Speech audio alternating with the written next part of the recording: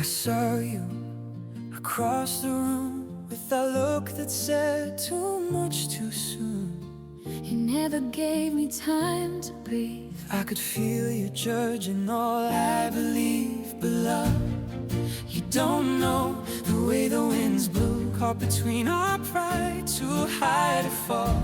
We're tangled in the walls we built. After all, is it all too much to ask for you to see? Chapter 1.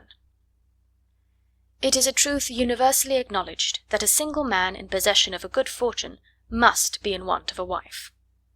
However little known the feelings or views of such a man may be on his first entering a neighbourhood, this truth is so well fixed in the minds of the surrounding families that he is considered the rightful property of some one or other of their daughters. "My dear Mr. Bennet," said his lady to him one day, "have you heard that Netherfield Park is let at last?" Mr. Bennet replied that he had not. "But it is," returned she, "for Mrs. Long has just been here, and she told me all about it." Mr. Bennet made no answer. "Do you not want to know who has taken it?" cried his wife impatiently. "You want to tell me, and I have no objection to hearing it." This was invitation enough.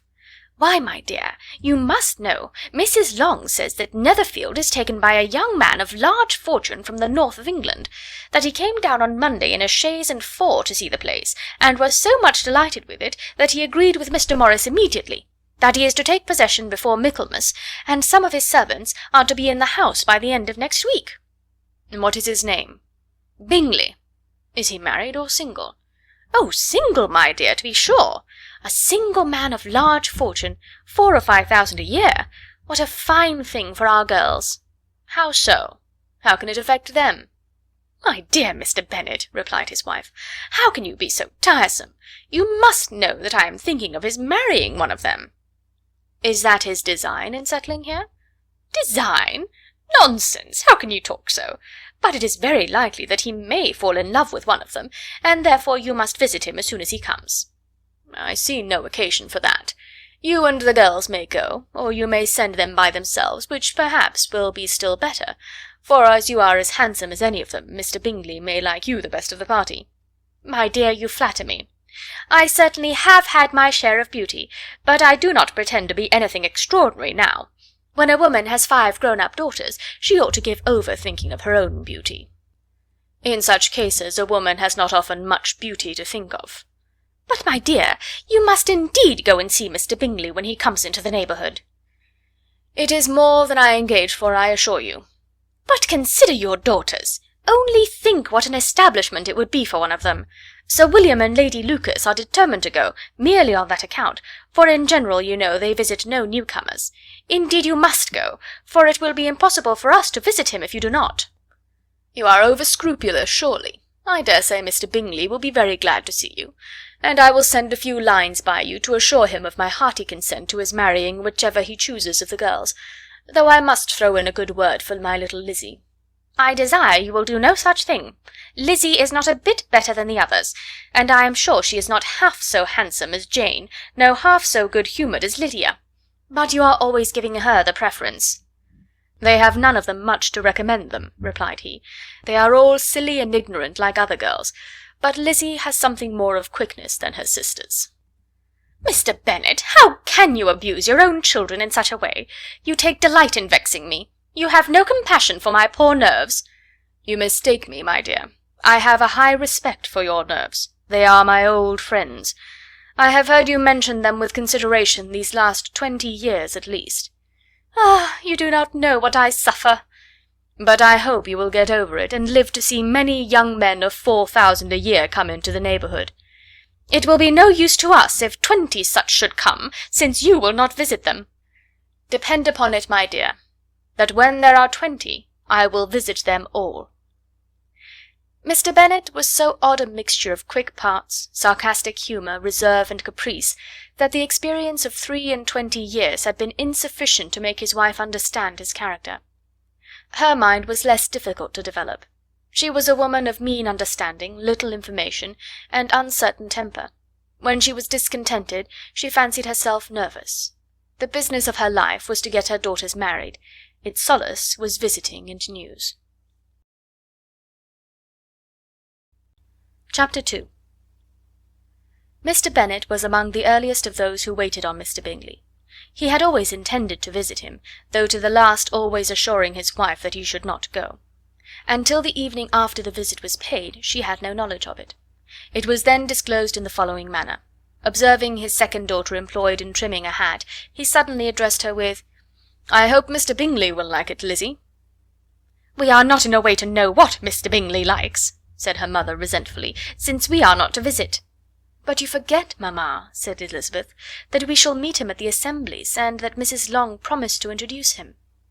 "I do not believe Mrs. Long will do any such thing. She has 2 nieces of her own. She is a selfish, hypocritical woman, and I have no opinion of her." "No more have I," said Mr. Bennet, "and I am glad to find that you do not depend on her serving you." Mrs. Bennet deigned not to make any reply, but, unable to contain herself, began scolding one of her daughters. "Don't keep coughing so, Kitty, for heaven's sake! Have a little compassion on my nerves, you tear them to pieces." "Kitty has no discretion in her coughs," said her father. "She times them ill." "I do not cough for my own amusement," replied Kitty fretfully. "When is your next ball to be, Lizzie?" "To-morrow fortnight." "Ay, so it is," cried her mother, "and Mrs. Long does not come back till the day before, so it will be impossible for her to introduce him, for she will not know him herself." "Then, my dear, you may have the advantage of your friend, and introduce Mr. Bingley to her." "Impossible, Mr. Bennet, impossible, when I am not acquainted with him myself. How can you be so teasing?" "I honour your circumspection. A fortnight's acquaintance is certainly very little. One cannot know what a man really is by the end of a fortnight. But if we do not venture, somebody else will, and after all Mrs. Long and her daughters must stand their chance, and therefore, as she would think it an act of kindness if you decline the office, I will take it on myself." The girls stared at their father. Mrs. Bennet said only, "Nonsense, nonsense!" "What can be the meaning of that emphatic exclamation?" cried he.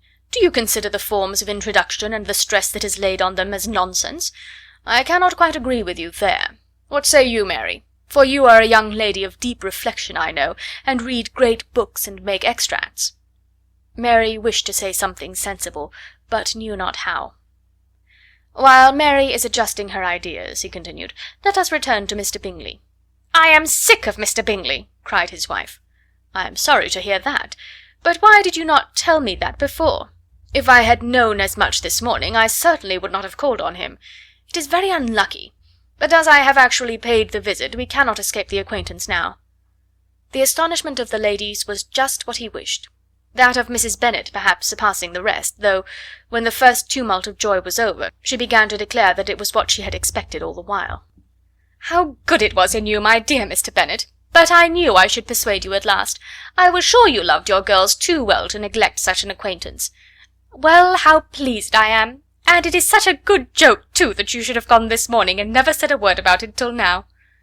"Now, Kitty, you may cough as much as you choose," said Mr. Bennet, and as he spoke he left the room, fatigued with the raptures of his wife.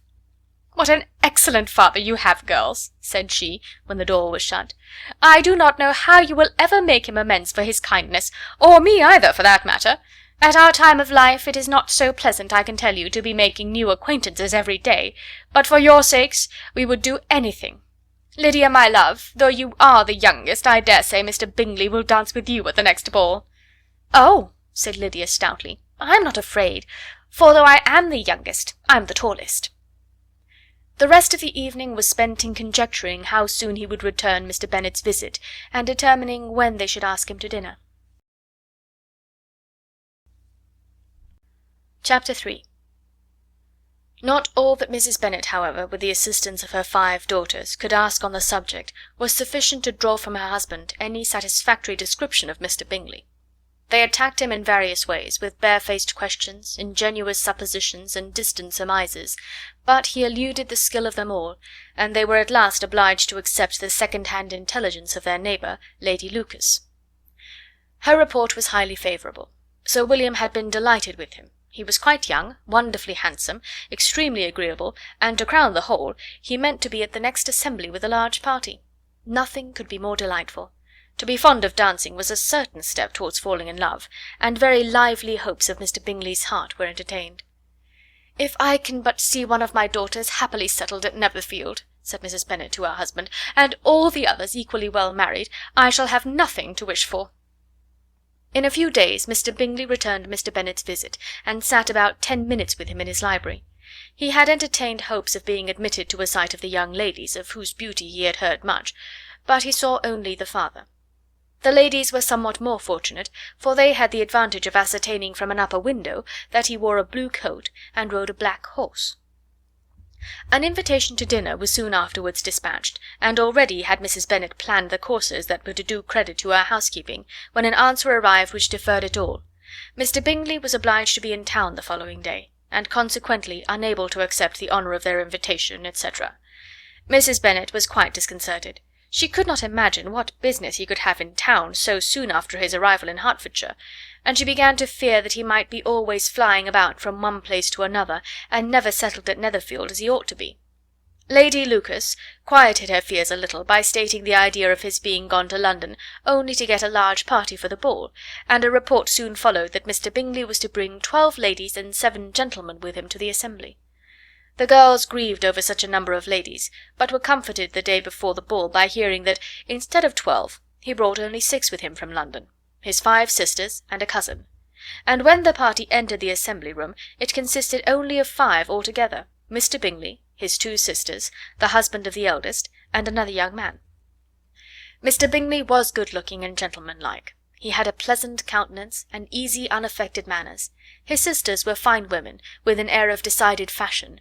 His brother-in-law, Mr. Hurst, merely looked the gentleman, but his friend Mr. Darcy soon drew the attention of the room by his fine, tall person, handsome features, noble mien, and the report which was in general circulation within 5 minutes after his entrance, of his having 10,000 a year. The gentlemen pronounced him to be a fine figure of a man, the ladies declared he was much handsomer than Mr. Bingley, and he was looked at with great admiration for about half the evening, till his manners gave a disgust which turned the tide of his popularity, for he was discovered to be proud, to be above his company, and above being pleased, and not all his large estate in Derbyshire could then save him from having a most forbidding, disagreeable countenance, and being unworthy to be compared with his friend. Mr. Bingley had soon made himself acquainted with all the principal people in the room. He was lively and unreserved, danced every dance, was angry that the ball closed so early, and talked of giving one himself at Netherfield. Such amiable qualities must speak for themselves. What a contrast between him and his friend! Mr. Darcy danced only once with Mrs. Hurst, and once with Miss Bingley, declined being introduced to any other lady, and spent the rest of the evening in walking about the room, speaking occasionally to one of his own party. His character was decided. He was the proudest, most disagreeable man in the world, and everybody hoped that he would never come there again. Amongst the most violent against him was Mrs. Bennet, whose dislike of his general behaviour was sharpened into particular resentment by his having slighted one of her daughters. Elizabeth Bennet had been obliged, by the scarcity of gentlemen, to sit down for 2 dances, and during part of that time Mr. Darcy had been standing near enough for her to hear a conversation between him and Mr. Bingley, who came from the dance for a few minutes to press his friend to join it. "Come, Darcy," said he, "I must have you dance. I hate to see you standing about by yourself in this stupid manner. You had much better dance." "I certainly shall not. You know how I detest it, unless I am particularly acquainted with my partner. At such an assembly as this it would be insupportable. Your sisters are engaged, and there is not another woman in the room whom it would not be a punishment to me to stand up with." "I would not be so fastidious as you are," cried Mr. Bingley, "for a kingdom. Upon my honour, I never met with so many pleasant girls in my life as I have this evening, and there are several of them, you see, uncommonly pretty." "You are dancing with the only handsome girl in the room," said Mr. Darcy, looking at the eldest Miss Bennet. "Oh, she is the most beautiful creature I ever beheld. But there is one of her sisters sitting down just behind you, who is very pretty, and I dare say very agreeable. Do let me ask my partner to introduce you." "Which do you mean?" And turning round, he looked for a moment at Elizabeth, till catching her eye, he withdrew his own and coldly said, "She is tolerable, but not handsome enough to tempt me. I am in no humour at present to give consequence to young ladies who are slighted by other men. You had better return to your partner and enjoy her smiles, for you are wasting your time with me." Mr. Bingley followed his advice. Mr. Darcy walked off, and Elizabeth remained with no very cordial feelings toward him. She told the story, however, with great spirit among her friends, for she had a lively, playful disposition which delighted in anything ridiculous. The evening altogether passed off pleasantly to the whole family. Mrs. Bennet had seen her eldest daughter much admired by the Netherfield party. Mr. Bingley had danced with her twice, and she had been distinguished by his sisters. Jane was as much gratified by this as her mother could be, though in a quieter way. Elizabeth felt Jane's pleasure. Mary had heard herself mentioned to Miss Bingley as the most accomplished girl in the neighbourhood, and Catherine and Lydia had been fortunate enough never to be without partners, which was all that they had yet learnt to care for at a ball. They returned therefore in good spirits to Longbourn, the village where they lived, and of which they were the principal inhabitants. They found Mr. Bennet still up. With a book he was regardless of time, and on the present occasion he had a good deal of curiosity as to the events of an evening which had raised such splendid expectations. He had rather hoped that his wife's views on the stranger would be disappointed, but he soon found out that he had a different story to hear. "Oh, my dear Mr. Bennet," as she entered the room, "we have had a most delightful evening, a most excellent ball. I wish you had been there. Jane was so admired, nothing could be like it. Everybody said how well she looked, and Mr. Bingley thought her quite beautiful and danced with her twice. Only think of that, my dear! He actually danced with her twice, and she was the only creature in the room that he asked a second time. First of all he asked Miss Lucas. I was so vexed to see him stand up with her. But, however, he did not admire her at all. Indeed, nobody can, you know, and he seemed quite struck with Jane as she was going down the dance. So he inquired who she was, and got introduced, and asked her for the two next. Then the 2/3 he danced with Miss King, and the 2/4 with Maria Lucas, and the 2/5 with Jane again, and the 2/6 with Lizzie, and the Boulanger— "If he had had any compassion for me," cried her husband impatiently, "he would not have danced half so much. For God's sake say no more of his partners. Oh, that he had sprained his ankle in the first place." "Oh, my dear, I am quite delighted with him. He is so excessively handsome, and his sisters are charming women. I never in my life saw anything more elegant than their dresses.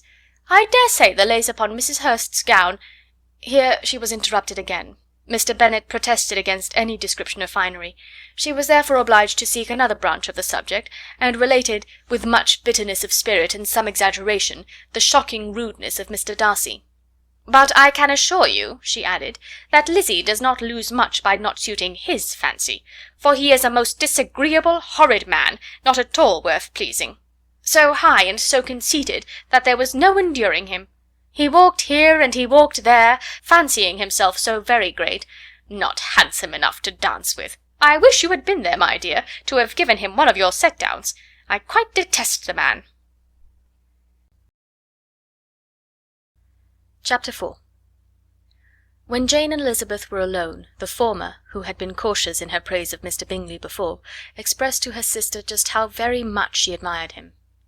"He is just what a young man ought to be," said she, "sensible, good-humoured, lively, and I never saw such happy manners. So much ease, with such perfect good breeding." "He is also handsome," replied Elizabeth, "which a young man ought likewise to be, if he possibly can. His character is thereby complete." "I was very much flattered by his asking me to dance a second time. I did not expect such a compliment." "Did not you? I did for you. But that is one great difference between us. Compliments always take you by surprise, and me never. What could be more natural than his asking you again? He could not help seeing that you were about 5 times as pretty as every other woman in the room. No thanks to his gallantry for that. Well, he certainly is very agreeable, and I give you leave to like him. You have liked many a stupider person." "Dear Lizzie." "Oh, you are a great deal too apt, you know, to like people in general. You never see a fault in anybody. All the world are good and agreeable in your eyes. I never heard you speak ill of a human being in your life." "I would not wish to be hasty in censuring anyone, but I always speak what I think." "I know you do, and it is that which makes the wonder. With your good sense, to be so honestly blind to the follies and nonsense of others. Affectation of candour is common enough, one meets with it everywhere, but to be candid without ostentation or design, to take the good of everybody's character and make it still better, and say nothing of the bad, belongs to you alone. And so you like this man's sisters too, do you? Their manners are not equal to his." "Certainly not, at first, but they are very pleasing women when you converse with them. Miss Bingley is to live with her brother and keep his house, and I am much mistaken if we shall not find a very charming neighbour in her." Elizabeth listened in silence, but was not convinced. Their behaviour at the assembly had not been calculated to please in general, and with more quickness of observation and less pliancy of temper than her sister, and with a judgment too unassailed by any attention to herself, she was very little disposed to approve of them. They were in fact very fine ladies, not deficient in good humour when they were pleased, nor in the power of making themselves agreeable when they chose it, but proud and conceited. They were rather handsome, had been educated in one of the first private seminaries in town, had a fortune of £20,000, were in the habit of spending more than they ought, and of associating with people of rank, and were therefore in every respect entitled to think well of themselves and meanly of others. They were of a respectable family in the north of England, a circumstance more deeply impressed on their memories than that their brother's fortune and their own had been acquired by trade. Mr. Bingley inherited property to the amount of nearly £100,000 from his father, who had intended to purchase an estate, but did not live to do it. Mr. Bingley intended it likewise, and sometimes made choice of his county, but as he was now provided with a good house and the liberty of a manor, it was doubtful to many of those who best knew the easiness of his temper whether he might not spend the remainder of his days at Netherfield, and leave the next generation to purchase. His sisters were anxious for his having an estate of his own, but though he was now only established as a tenant, Miss Bingley was by no means unwilling to preside at his table, nor was Mrs. Hurst, who had married a man of more fashion than fortune, less disposed to consider his house as her home when it suited her. Mr. Bingley had not been of age 2 years when he was tempted by an accidental recommendation to look at Netherfield House. He did look at it, and into it, for almost half an hour, was pleased with the situation and the principal rooms, satisfied with what the owner said in its praise, and took it immediately. Between him and Darcy there was a very steady friendship, in spite of great opposition of character. Bingley was endeared to Darcy by the easiness, openness, and ductility of his temper, though no disposition could offer a greater contrast to his own, and though with his own he never appeared dissatisfied. On the strength of Darcy's regard Bingley had the firmest reliance, and of his judgment the highest opinion. In understanding Darcy was the superior. Bingley was by no means deficient, but Darcy was clever. He was at the same time haughty, reserved, and fastidious, and his manners, though well bred, were not inviting. In that respect his friend had greatly the advantage. Bingley was sure of being liked wherever he appeared. Darcy was continually giving offence. The manner in which they spoke of the Meryton assembly was sufficiently characteristic. Bingley had never met with more pleasant people or prettier girls in his life. Everybody had been most kind and attentive to him, there had been no formality, no stiffness, he had soon felt acquainted with all the room, and as to Miss Bennet, he could not conceive an angel more beautiful. Darcy, on the contrary, had seen a collection of people in whom there was little beauty and no fashion, for none of whom he had felt the smallest interest, and from none received either attention or pleasure. Miss Bennet he acknowledged to be pretty, but she smiled too much. Mrs. Hurst and her sister allowed it to be so, but still they admired her and liked her, and pronounced her to be a sweet girl, and one whom they would not object to know more of. Miss Bennet was therefore established as a sweet girl, and their brother felt authorized by such commendation to think of her as he chose. Chapter 5. Within a short walk of Longbourn lived a family with whom the Bennets were particularly intimate. Sir William Lucas had been formerly in trade in Meryton, where he had made a tolerable fortune, and risen to the honour of knighthood by an address to the king during his mayoralty. The distinction had perhaps been felt too strongly. It had given him a disgust to his business, and to his residence in a small market town, and in quitting them both, he had removed with his family to a house about a mile from Meryton, denominated from that period Lucas Lodge, where he could think with pleasure of his own importance, and, unshackled by business, occupy himself solely in being civil to all the world.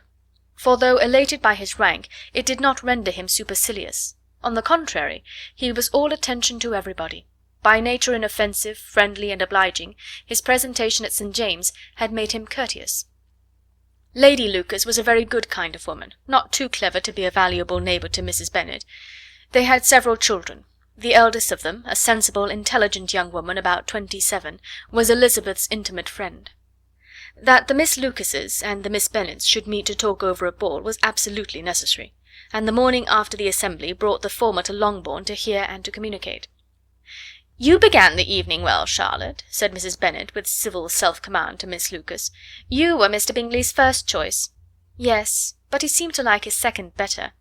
Oh, you mean Jane, I suppose, because he danced with her twice. To be sure, that did seem as if he admired her. Indeed, I rather believe he did. I heard something about it, but I hardly know what. Something about Mr. Robinson. Perhaps you mean what I overheard between him and Mr. Robinson. Did not I mention it to you? Mr. Robinson's asking him how he liked our Meryton assemblies, and whether he did not think there were a great many pretty women in the room, and which he thought the prettiest, and his answering immediately to the last question, "Oh, the eldest Miss Bennet, beyond a doubt. There cannot be two opinions on that point." "'Pon my word! Well, that is very decided indeed. That does seem as if— But, however, it may all come to nothing, you know." "My overhearings were more to the purpose than yours, Eliza," said Charlotte.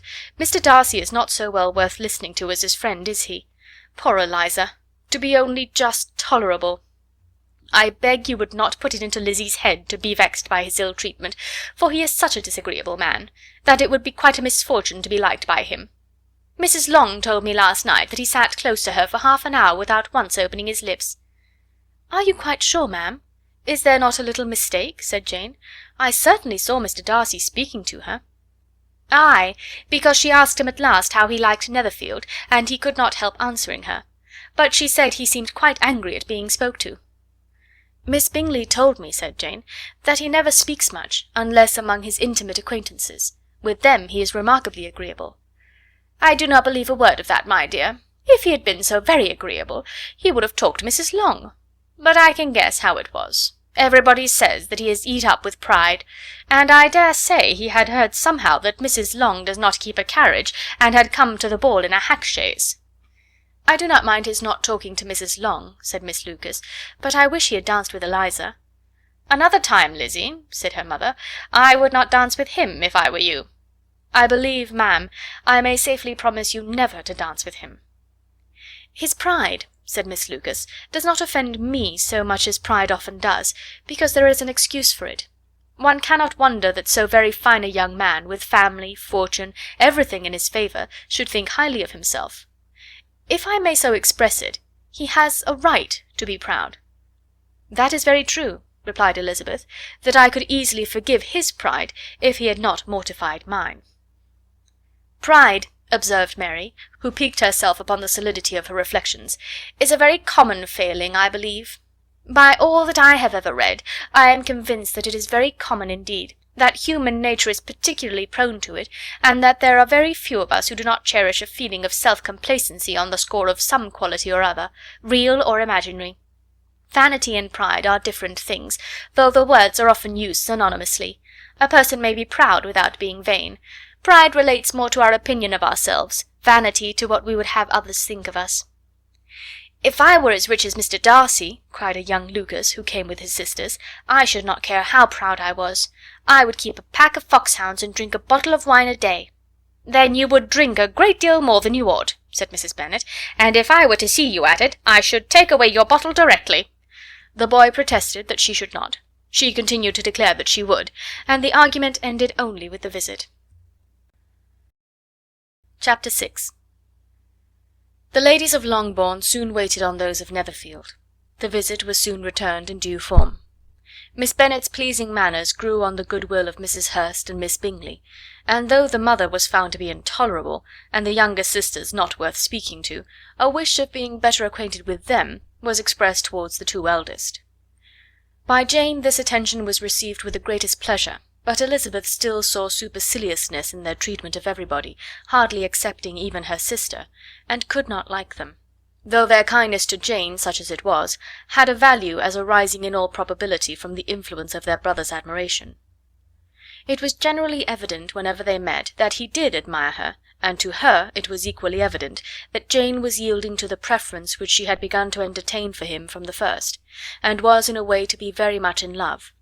But she considered with pleasure that it was not likely to be discovered by the world in general, since Jane united, with great strength of feeling, a composure of temper and a uniform cheerfulness of manner which would guard her from the suspicions of the impertinent. She mentioned this to her friend Miss Lucas.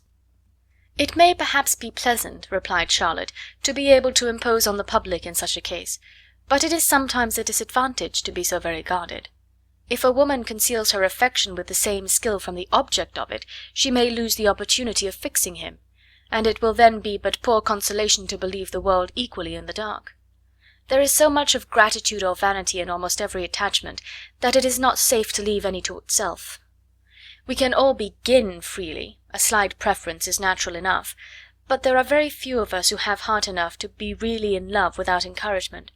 In 9 cases out of 10, a woman had better show more affection than she feels. Bingley likes your sister undoubtedly, but he may never do more than like her if she does not help him on. But she does help him on, as much as her nature will allow. If I can perceive her regard for him, he must be a simpleton indeed not to discover it too. Remember, Eliza, that he does not know Jane's disposition as you do. But if a woman is partial to a man and does not endeavour to conceal it, he must find it out. Perhaps he must, if he sees enough of her, but though Bingley and Jane meet tolerably often, it is never for many hours together, and as they always see each other in large mixed parties, it is impossible that every moment should be employed in conversing together. Jane should therefore make the most of every half-hour in which she can command his attention. When she is secure of him, there will be more leisure for falling in love as much as she chooses. "Your plan is a good one," replied Elizabeth, "where nothing is in question but the desire of being well married, and if I were determined to get a rich husband, or any husband, I dare say I should adopt it. But these are not Jane's feelings. She is not acting by design.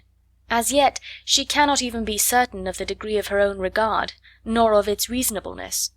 She has known him only a fortnight. She danced 4 dances with him at Meryton, she saw him one morning at his own house, and has since dined with him in company 4 times.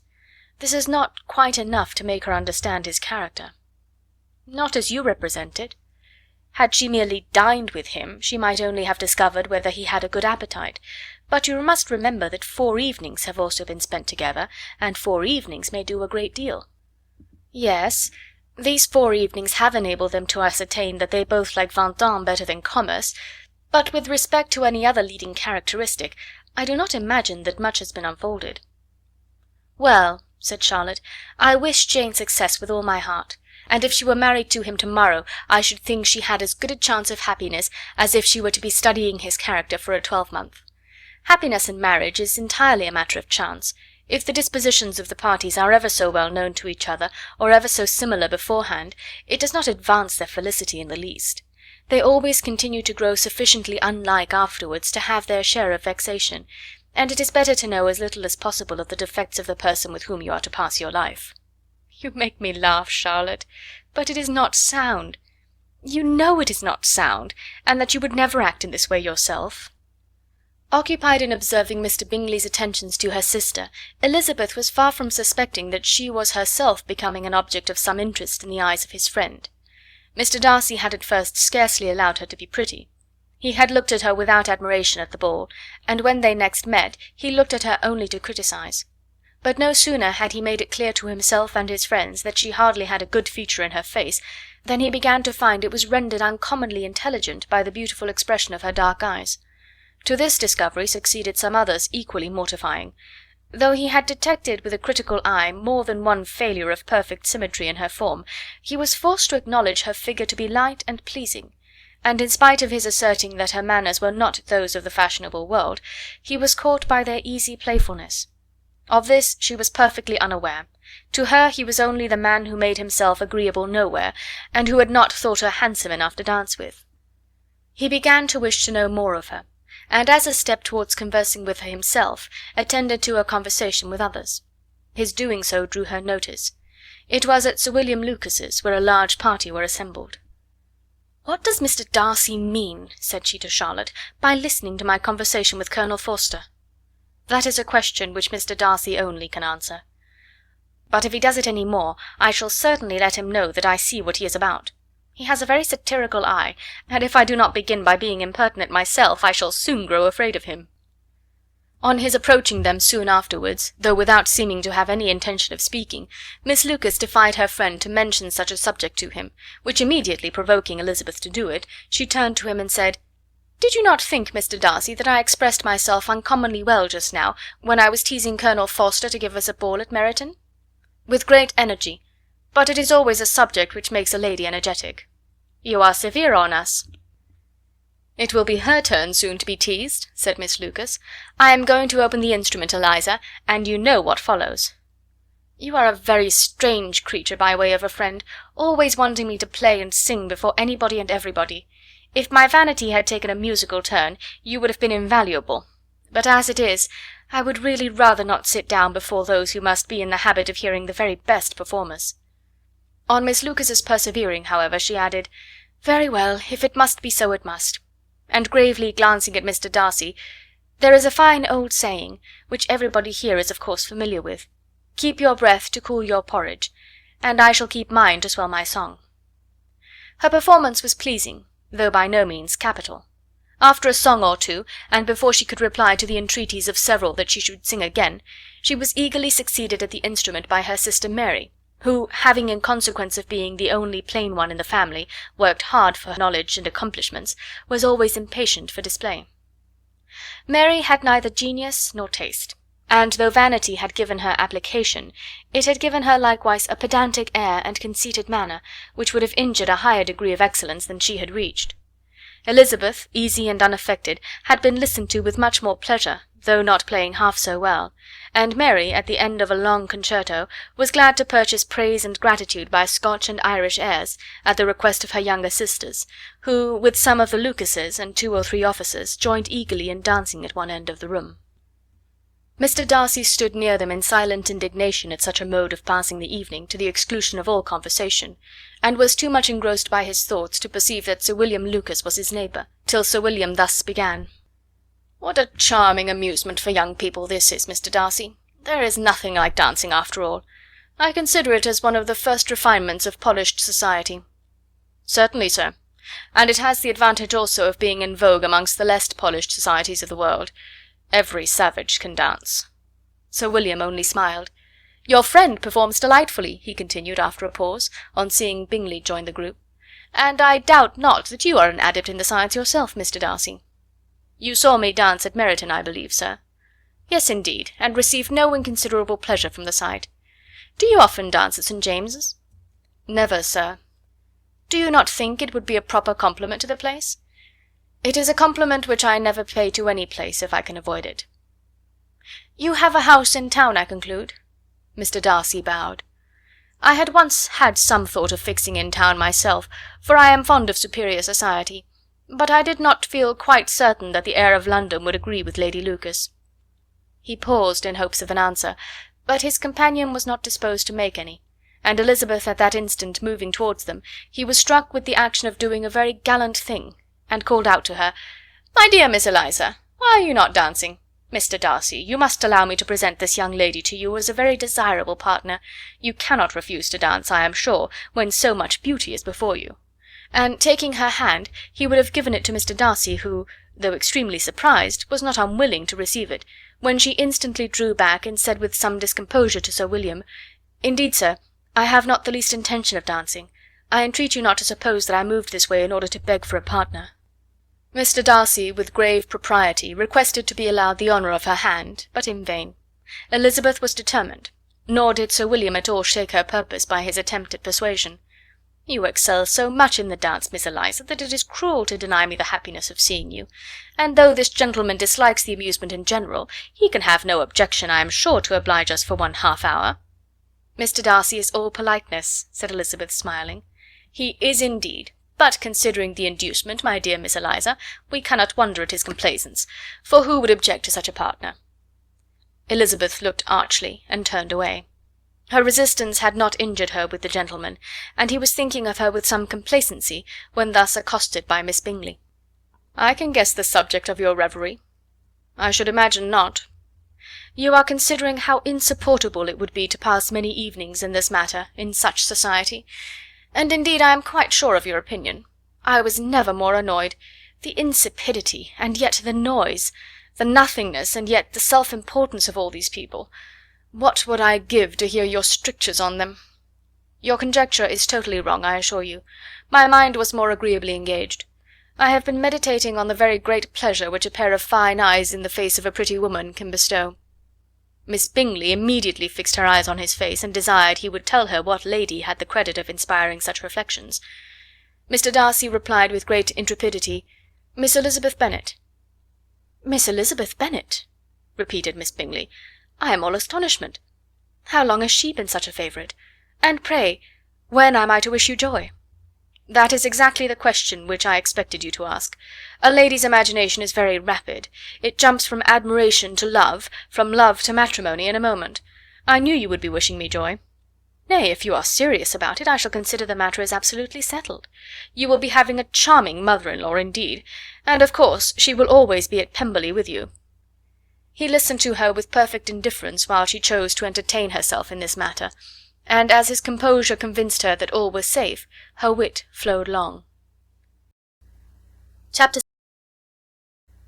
7. Mr. Bennet's property consisted almost entirely in an estate of 2,000 a year, which, unfortunately for his daughters, was entailed, in default of heirs male, on a distant relation. And their mother's fortune, though ample for her situation in life, could but ill supply the deficiency of his. Her father had been an attorney in Meryton, and had left her £4,000. She had a sister married to a Mr. Phillips, who had been a clerk to their father and succeeded him in the business, and a brother settled in London in a respectable line of trade. The village of Longbourn was only 1 mile from Meryton, a most convenient distance for the young ladies, who were usually tempted thither 3 or 4 times a week to pay their duty to their aunt and to a milliner's shop just over the way. The 2 youngest of the family, Catherine and Lydia, were particularly frequent in these attentions. Their minds were more vacant than their sisters', and when nothing better offered, a walk to Meryton was necessary to amuse their morning hours and furnish conversation for the evening. And however bare of news the country in general might be, they always contrived to learn some from their aunt. At present, indeed, they were well supplied with both news and happiness by the recent arrival of a militia regiment in the neighbourhood. It was to remain the whole winter, and Meryton was the headquarters. Their visits to Mrs. Phillips were now productive of the most interesting intelligence. Every day added something to their knowledge of the officers' names and connections. Their lodgings were not long a secret, and at length they began to know the officers themselves. Mr. Phillips visited them all, and this opened to his nieces a store of felicity unknown before. They could talk of nothing but officers, and Mr. Bingley's large fortune, the mention of which gave animation to their mother, was worthless in their eyes when opposed to the regimentals of an ensign. After listening one morning to their effusions on this subject, Mr. Bennet coolly observed, "From all that I can collect by your manner of talking, you must be 2 of the silliest girls in the country. I have suspected it some time, but I am now convinced." Catherine was disconcerted and made no answer, but Lydia, with perfect indifference, continued to express her admiration of Captain Carter, and her hope of seeing him in the course of the day, as he was going the next morning to London. "I am astonished, my dear," said Mrs. Bennet, "that you should be so ready to think your own children silly. If I wish to think slightingly of anybody's children, it should not be my own, however. If my children are silly, I must hope to always be sensible of it." "Yes, but as it happens, they are all of them very clever." "This is the only point, I flatter myself, on which we do not agree. I had hoped that our sentiments coincided in every particular, but I must so far differ from you as to think our 2 youngest daughters uncommonly foolish." "My dear Mr. Bennet, you must not expect such girls to have the sense of their father and mother. When they get to our age, I dare say they will not think about officers any more than we do. I remember the time when I liked a red coat myself very well, and indeed so I do still at my heart. And if a smart young colonel with 5,000 or 6,000 a year should want one of my girls, I shall not say nay to him. And I thought Colonel Foster looked very becoming the other night at Sir William's in his regimentals." "Mamma," cried Lydia, "my aunt says that Colonel Foster and Captain Carter do not go so often to Miss Watson's as they did when they first came. She sees them now very often standing in Clark's library." Mrs. Bennet was prevented replying by the entrance of the footman with a note for Miss Bennet. It came from Netherfield, and the servant waited for an answer. Mrs. Bennet's eyes sparkled with pleasure, and she was eagerly calling out while her daughter read, "Well, Jane, who is it from? What is it about? What does he say? Well, Jane, make haste and tell us. Make haste, my love." "It is from Miss Bingley," said Jane, and then read it aloud. "My dear friend, if you are not so compassionate as to dine to-day with Louisa and me, we shall be in danger of hating each other for the rest of our lives, for a whole day's tete-a-tete between 2 women can never end without a quarrel. Come as soon as you can on receipt of this. My brother and the gentlemen are to dine with the officers. Yours ever, Caroline Bingley." "With the officers!" cried Lydia. "I wonder my aunt did not tell us of that." "Dining out," said Mrs. Bennet. "That is very unlucky." "Can I have the carriage?" said Jane. "No, my dear, you had better go on horseback, because it seems likely to rain, and then you must stay all night." "That would be a good scheme," said Elizabeth, "if you were sure that they would not offer to send her home." "Oh, but the gentlemen will have Mr. Bingley's chaise to go to Meryton, and the Hursts have no horses to theirs." "I had much rather go in the coach." "But, my dear, your father cannot spare the horses, I am sure. They are wanted in the farm, Mr. Bennet, are they not?" "They are wanted in the farm much oftener than I can get them." "But if you have got them to-day," said Elizabeth, "my mother's purpose will be answered." She did at last extort from her father an acknowledgment that the horses were engaged. Jane was therefore obliged to go on horseback, and her mother attended her to the door with many cheerful prognostics of a bad day. Her hopes were answered. Jane had not been gone long before it rained hard. Her sisters were uneasy for her, but her mother was delighted. The rain continued the whole evening without intermission. Jane certainly could not come back. "This was a lucky idea of mine indeed," said Mrs. Bennet more than once, as if the credit of making it rain were all her own. Till the next morning, however, she was not aware of all the felicity of her contrivance. Breakfast was scarcely over when a servant from Netherfield brought the following note for Elizabeth. "My dearest Lizzie, I find myself very unwell this morning, which I suppose is to be imputed to my getting wet through yesterday. My kind friends will not hear of my returning till I am better. They insist also on my seeing Mr. Jones, therefore do not be alarmed if you should hear of his having been to me, and, excepting a sore throat and headache, there is not much the matter with me. Yours, etc. "Well, my dear," said Mr. Bennet, when Elizabeth had read the note aloud, "if your daughter should have a dangerous fit of illness, if she should die, it would be a comfort to know that it was all in pursuit of Mr. Bingley and under your orders." "Oh, I am not afraid of her dying. People do not die of little trifling colds. She will be taken good care of. As long as she stays there, it is all very well. I would go and see her if I could have the carriage." Elizabeth, feeling really anxious, was determined to go to her, though the carriage was not to be had, and as she was no horsewoman, walking was her only alternative. She declared her resolution.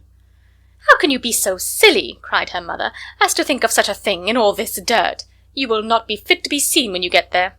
"I shall be very fit to see Jane, which is all I want." "Is this a hint to me, Lizzie," said her father, "to send for the horses?"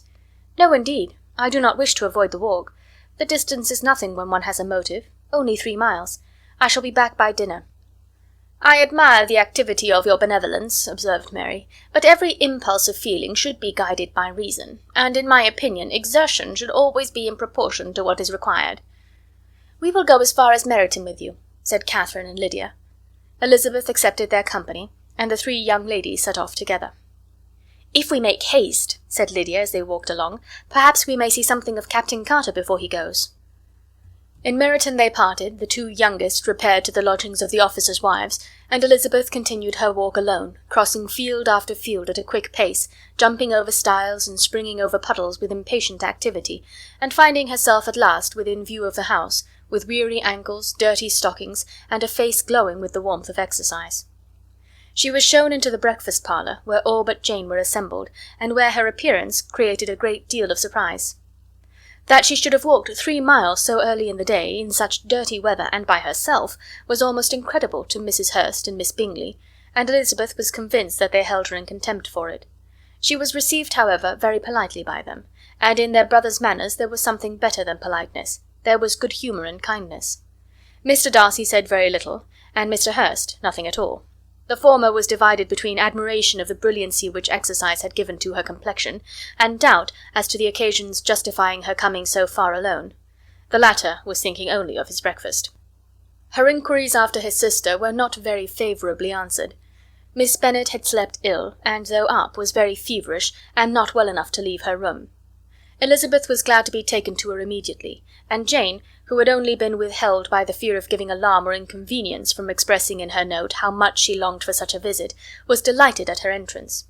She was not equal, however, to much conversation, and when Miss Bingley left them together, could attempt little beside expressions of gratitude for the extraordinary kindness she was treated with. Elizabeth silently attended her. When breakfast was over they were joined by the sisters, and Elizabeth began to like them herself when she saw how much affection and solicitude they showed for Jane. The apothecary came, and having examined his patient, said, as might be supposed, that she had caught a violent cold, and that they must endeavour to get the better of it, advised her to return to bed, and promised her some draughts. The advice was followed readily, for the feverish symptoms increased, and her head ached acutely. Elizabeth did not quit her room for a moment, nor were the other ladies often absent. The gentlemen being out, they had, in fact, nothing to do elsewhere. When the clock struck 3, Elizabeth felt that she must go, and very unwillingly said so. Miss Bingley offered her the carriage, and she only wanted a little pressing to accept it, when Jane testified such concern in parting with her, that Miss Bingley was obliged to convert the offer of the chaise to an invitation to remain at Netherfield for the present. Elizabeth most thankfully consented, and a servant was dispatched to Longbourn to acquaint the family with her stay, and bring back a supply of clothes. Chapter 8. At 5 o'clock the two ladies retired to dress, and at 6:30 Elizabeth was summoned to dinner. To the civil inquiries which then poured in, and amongst which she had the pleasure of distinguishing the much superior solicitude of Mr. Bingley's, she could not make a very favourable answer. Jane was by no means better. The sisters, on hearing this, repeated 3 or 4 times how much they were grieved, how shocking it was to have a bad cold, and how excessively they disliked being ill themselves, and then thought no more of the matter, and their indifference towards Jane, when not immediately before them, restored Elizabeth to the enjoyment of all her former dislike. Their brother, indeed, was the only one of the party whom she could regard with any complacency. His anxiety for Jane was evident, and his attentions to herself most pleasing, and they prevented her feeling herself so much an intruder as she believed she was considered by the others. She had very little notice from any but him. Miss Bingley was engrossed by Mr. Darcy, her sister scarcely less so, and as for Mr. Hurst, by whom Elizabeth sat, he was an indolent man, who lived only to eat, drink, and play at cards, who, when he found her to prefer a plain dish to a ragout, had nothing to say to her. When dinner was over, she returned directly to Jane, and Miss Bingley began abusing her as soon as she was out of the room. Her manners were pronounced to be very bad indeed, a mixture of pride and impertinence. She had no conversation, no style, no beauty. Mrs. Hurst thought the same, and added, "She has nothing, in short, to recommend her, but being an excellent walker. I shall never forget her appearance this morning. She really looked almost wild." "She did indeed, Louisa. I could hardly keep my countenance. Very nonsensical to come at all. Why must she be scampering about the country because her sister had a cold? Her hair, so untidy, so blousy. Yes, and her petticoat. I hope you saw her petticoat, 6 inches deep in mud, I am absolutely certain, and the gown which had been let down to hide it not doing its office." "Your picture may be very exact, Louisa," said Bingley, "but this was all lost upon me. I thought Miss Elizabeth Bennet looked remarkably well when she came into the room this morning. Her dirty petticoat quite escaped my notice." "You observed it, Mr. Darcy, I am sure," said Miss Bingley, "and I am inclined to think that you would not wish to see your sister make such an exhibition." "Certainly not." "To walk 3 miles, or 4 miles, or 5 miles, or whatever it is, above her ankles in dirt, and alone, quite alone, what could she mean by it?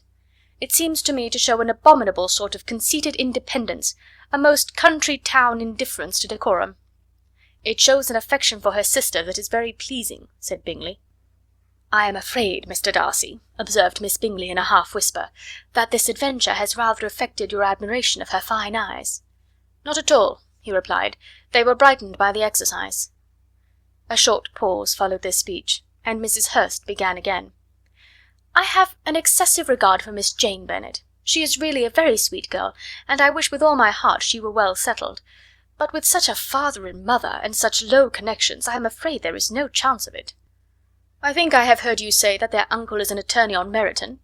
"Yes, and they have another who lives somewhere near Cheapside." "That is capital," added her sister, and they both laughed heartily. "If they had uncles enough to fill all Cheapside," cried Bingley, "it would not make them one jot less agreeable." "But it must very materially lessen their chance of marrying men of any consideration in the world," replied Darcy. To this speech Bingley made no answer, but his sisters gave it their hearty assent, and indulged their mirth for some time at the expense of their dear friend's vulgar relations. With a renewal of tenderness, however, they returned to her room on leaving the dining-parlour, and sat with her till summoned to coffee.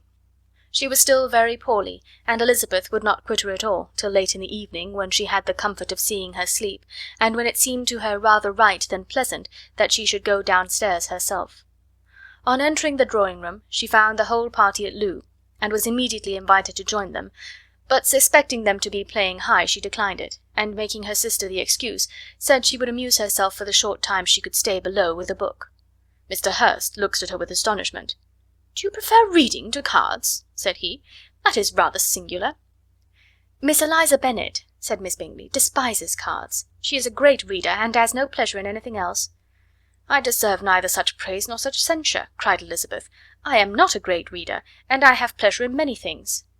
"In nursing your sister, I am sure you have pleasure," said Bingley, "and I hope it will soon be increased by seeing her quite well."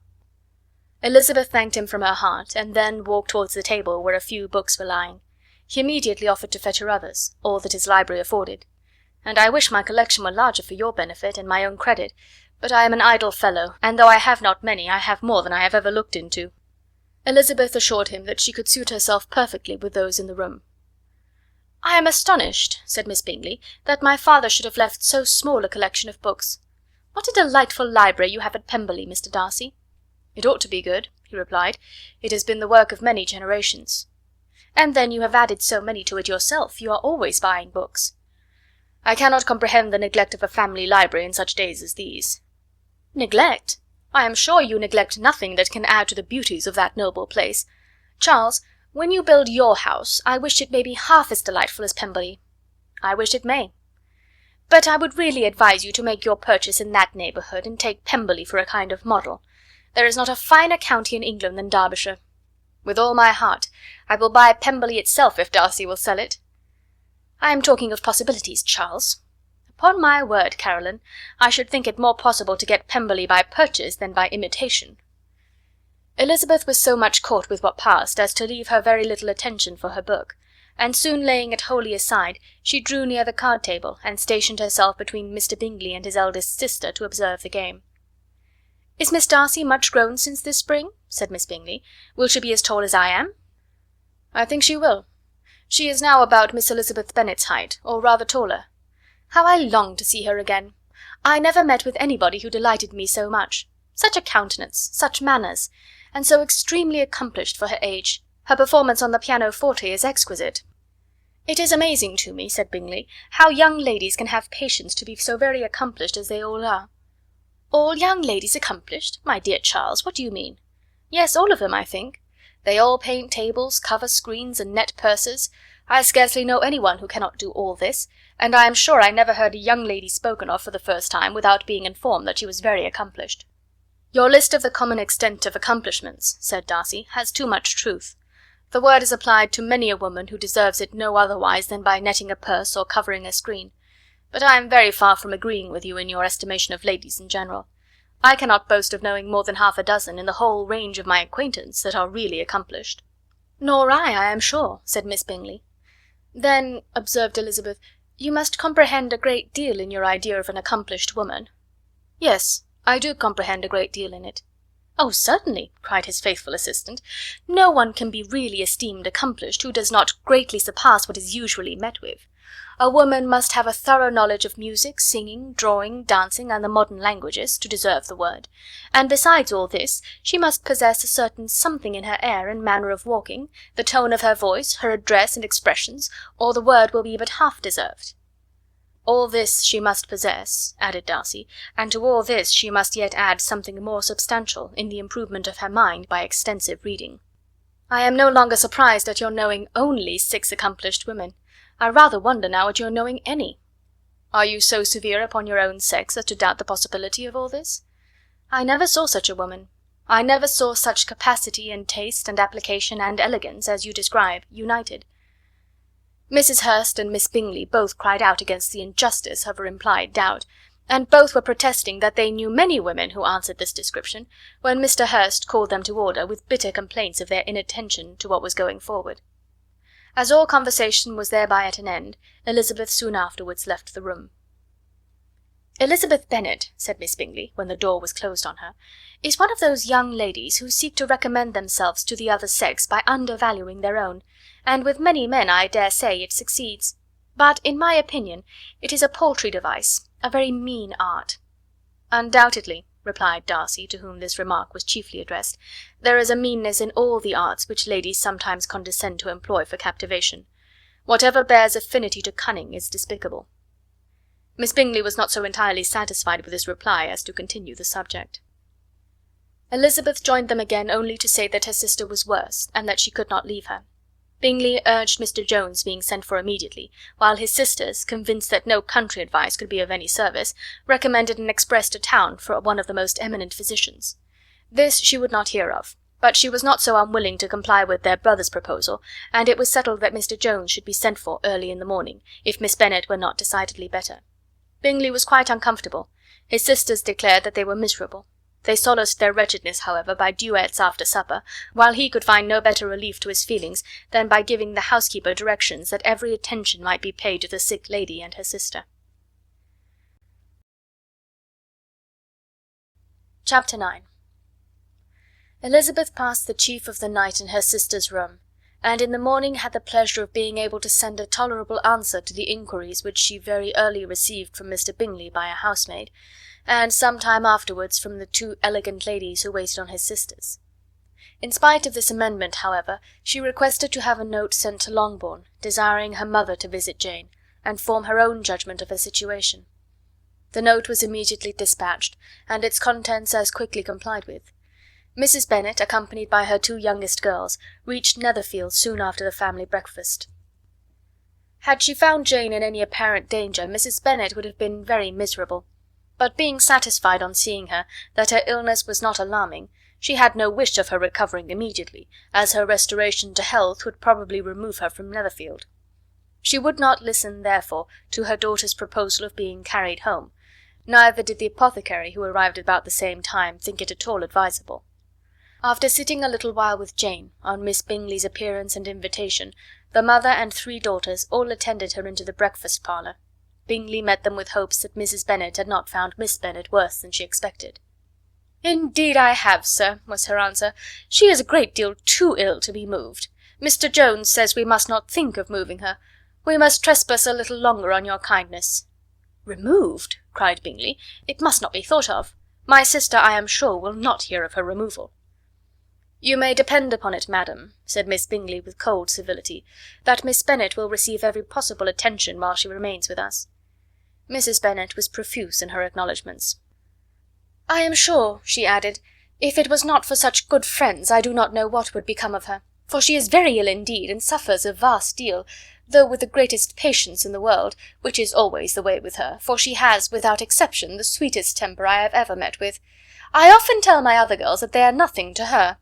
You have a sweet room here, Mr. Bingley, and a charming prospect over the gravel walk. I do not know a place in the country that is equal to Netherfield.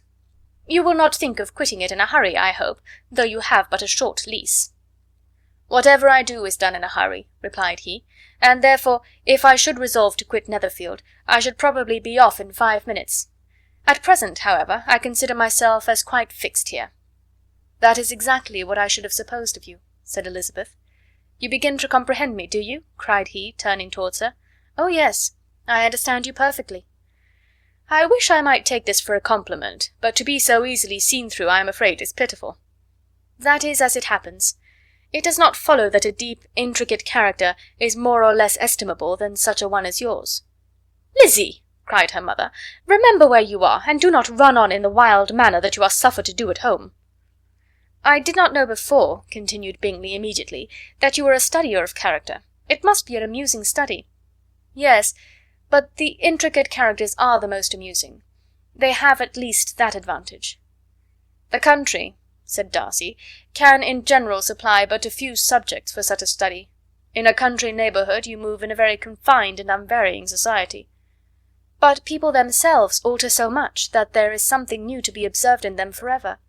"Yes, indeed," cried Mrs. Bennet, offended by his manner of mentioning a country neighbourhood. "I assure you there is quite as much of that going on in the country as in town." Everybody was surprised, and Darcy, after looking at her for a moment, turned silently away. Mrs. Bennet, who fancied she had gained a complete victory over him, continued her triumph. "I cannot see that London has any great advantage over the country, for my part, except the shops and public places. The country is a vast deal pleasanter, is it not, Mr. Bingley?" "When I am in the country," he replied, "I never wish to leave it, and when I am in town it is pretty much the same. They have each their advantages, and I can be equally happy in either." "Ay, that is because you have the right disposition, but that gentleman," looking at Darcy, "seemed to think the country was nothing at all." "Indeed, mamma, you are mistaken," said Elizabeth, blushing for her mother. "You quite mistook Mr. Darcy. He only meant that there was not such a variety of people to be met with in the country as in the town, which you must acknowledge to be true." "Certainly, my dear, nobody said there were. But as to not meeting with many people in this neighbourhood, I believe there are few neighbourhoods larger. I know we dine with 24 families." Nothing but concern for Elizabeth could enable Bingley to keep his countenance. His sister was less delicate, and directed her eyes towards Mr. Darcy with a very expressive smile. Elizabeth, for the sake of saying something that might turn her mother's thoughts, now asked her if Charlotte Lucas had been at Longbourn since her coming away. "Yes, she called yesterday with her father. What an agreeable man Sir William is, Mr. Bingley, is not he? So much the man of fashion, so genteel and easy. He had always something good to say to everybody. That is my idea of good breeding. And those persons who fancy themselves very important and never open their mouths quite mistake the matter." "Did Charlotte dine with you?" "No, she would go home. I fancy she was wanted about the mince pies. For my part, Mr. Bingley, I always keep servants that can do their own work. My daughters are brought up very differently, but everybody is to judge for themselves, and the Lucases are a very good sort of girls, I assure you. It is a pity they are not handsome. Not that I think Charlotte so very plain, but then she is our particular friend." "She seems a very pleasant young woman." "Oh dear, yes. But you must own she is very plain. Lady Lucas herself has often said so, and envied me Jane's beauty. I do not like to boast of my own child, but to be sure Jane, one does not often see anybody better looking." "It is what everybody says. I do not trust my own partiality. When she was only 15 there was a man at my brother Gardiner's in town so much in love with her that my sister-in-law was sure he would make her an offer before we came away. But, however, he did not. Perhaps he thought her too young. However, he wrote some verses on her, and very pretty they were." "And so ended his affection," said Elizabeth impatiently. "There has been many a one, I fancy, overcome in the same way. I wonder who first discovered the efficacy of poetry in driving away love." "I have been used to consider poetry as the food of love," said Darcy.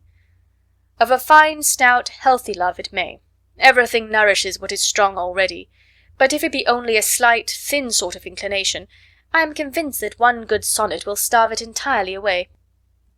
Darcy only smiled, and the general pause which ensued made Elizabeth tremble lest her mother should be exposing herself again. She longed to speak, but could think of nothing to say, and after a short silence Mrs. Bennet began repeating her thanks to Mr. Bingley for his kindness to Jane, with an apology for troubling him also with Lizzie. Mr. Bingley was unaffectedly civil in his answer, and forced his younger sister to be civil also, and say what the occasion required. She performed her part indeed without much graciousness, but Mrs. Bennet was satisfied, and soon afterwards ordered her carriage. Upon this signal the youngest of her daughters put herself forward. The two girls had been whispering to each other during the whole visit, and the result of it was that the youngest should tax Mr. Bingley with having promised on his first coming into the country to give a ball at Netherfield. Lydia was a stout, well-grown girl of 15, with a fine complexion and good-humoured countenance, a favourite with her mother, whose affection had brought her into public at an early age. She had high animal spirits, and a sort of natural self-consequence, which the attention of the officers, to whom her uncle's good dinners and her own easy manners recommended her, had increased into assurance. She was very equal, therefore, to address Mr. Bingley on the subject of the ball, and abruptly reminded him of his promise, adding that it would be the most shameful thing in the world if he did not keep it. His answer to this sudden attack was delightful to their mother's ear. "I am perfectly ready, I assure you, to keep my engagement, and when your sister is recovered you shall, if you please, name the very day of the ball. But you would not wish to be dancing when she is ill." Lydia declared herself satisfied. "Oh, yes! It would be much better to wait till Jane was well, and by that time most likely Captain Carter would be at Meryton again. And when you have given your ball," she added, "I shall insist on their giving one also. I shall tell Colonel Forster that it will be quite a shame if he does not." Mrs. Bennet and her daughters then departed, and Elizabeth returned instantly to Jane, leaving her own and her relations' behaviour to the remarks of the two ladies and Mr. Darcy. the latter of whom, however, could not be prevailed on to join in their censure of her, in spite of all Miss Bingley's witticisms on fine eyes. Chapter 10. The day passed much as the day before had done. Mrs. Hurst and Miss Bingley had spent some hours of the morning with the invalid, who continued, though slowly, to mend, and in the evening Elizabeth joined their party in the drawing-room. The loo table, however, did not appear. Mr. Darcy was writing, and Miss Bingley, seated near him, was watching the progress of his letter, and repeatedly calling off his attention by messages to his sister. Mr. Hurst and Mr. Bingley were at piquet, and Mrs. Hurst was observing their game. Elizabeth took up some needlework, and was sufficiently amused in attending to what passed between Darcy and his companion. The perpetual commendations of the lady, either on his handwriting, or on the evenness of his lines, or on the length of his letter, with the perfect unconcern with which her praises were received, formed a curious dialogue, and was exactly in union with her opinion of each. "How delighted Miss Darcy will be to receive such a letter!" He made no answer. "You write uncommonly fast." "You are mistaken, I write rather slowly." "How many letters you must have occasion to write in the course of a year! Letters of business, too. How odious I should think them!" "It is fortunate, then, that they fall to my lot instead of yours." "Pray tell your sister that I long to see her." "I have already told her so once, by your desire." "I am afraid you do not like your pen. Let me mend it for you. I mend pens remarkably well." "Thank you, but I always mend my own." "How can you contrive to write so even?" He was silent. "Tell your sister I am delighted to hear of her improvement on the harp, and pray let her know that I am quite in raptures with her beautiful little design for a table, and I think it infinitely superior to Miss Grantley's." "Will you give me leave to defer your raptures till I write again? At present I have not room to do them justice." "Oh, it is of no consequence. I shall see her in January. But do you always write such charming long letters to her, Mr. Darcy?" "They are generally long, but whether always charming it is not for me to determine." "It is a rule with me, that a person who can write a long letter with ease cannot write ill." "That will not do for a compliment to Darcy, Caroline," cried her brother, "because he does not write with ease. He studies too much for words of 4 syllables. Do not you, Darcy?" "My style of writing is very different from yours."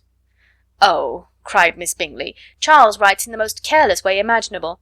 He leaves out half his words and blots the rest." "My ideas flow so rapidly that I have not time to express them, by which means my letters sometimes convey no ideas at all to my correspondents." "Your humility, Mr. Bingley," said Elizabeth, "must disarm reproof." "Nothing is more deceitful," said Darcy, "than the appearance of humility. It is often only carelessness of opinion, and sometimes an indirect boast." "And which of the two do you call my little recent piece of modesty?" "The indirect boast. For you are really proud of your defects in writing, because you consider them as proceeding from a rapidity of thought and carelessness of execution, which, if not estimable, you think at least highly interesting. The power of doing anything with quickness is always prized much by the possessor, and often without any attention to the imperfection of the performance. When you told Mrs. Bennet this morning that if you ever resolved upon quitting Netherfield you should be gone in 5 minutes, you meant it to be a sort of panegyric, of compliment to yourself. And yet what is there so very laudable in the precipitance which must leave very necessary business undone, and can be of no real advantage to yourself or any one else?" "Nay," cried Bingley, "this is too much, to remember at night all the foolish things that were said in the morning.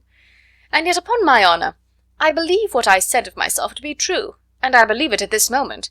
At least, therefore, I did not assume the character of needless precipitance merely to show off before the ladies." "I dare say you believed it, but I am by no means convinced that you would have gone with such celerity. Your conduct would be quite as dependent on chance as that of any man I know, and if, as you were mounting your horse, a friend were to say, 'Bingley, you had better stay till next week,' you would probably do it. You would probably not go, and, at another word, might stay a month." "You have only proved by this," cried Elizabeth, "that Mr. Bingley did not do justice to his own disposition. You have shown him off now much more than he did himself."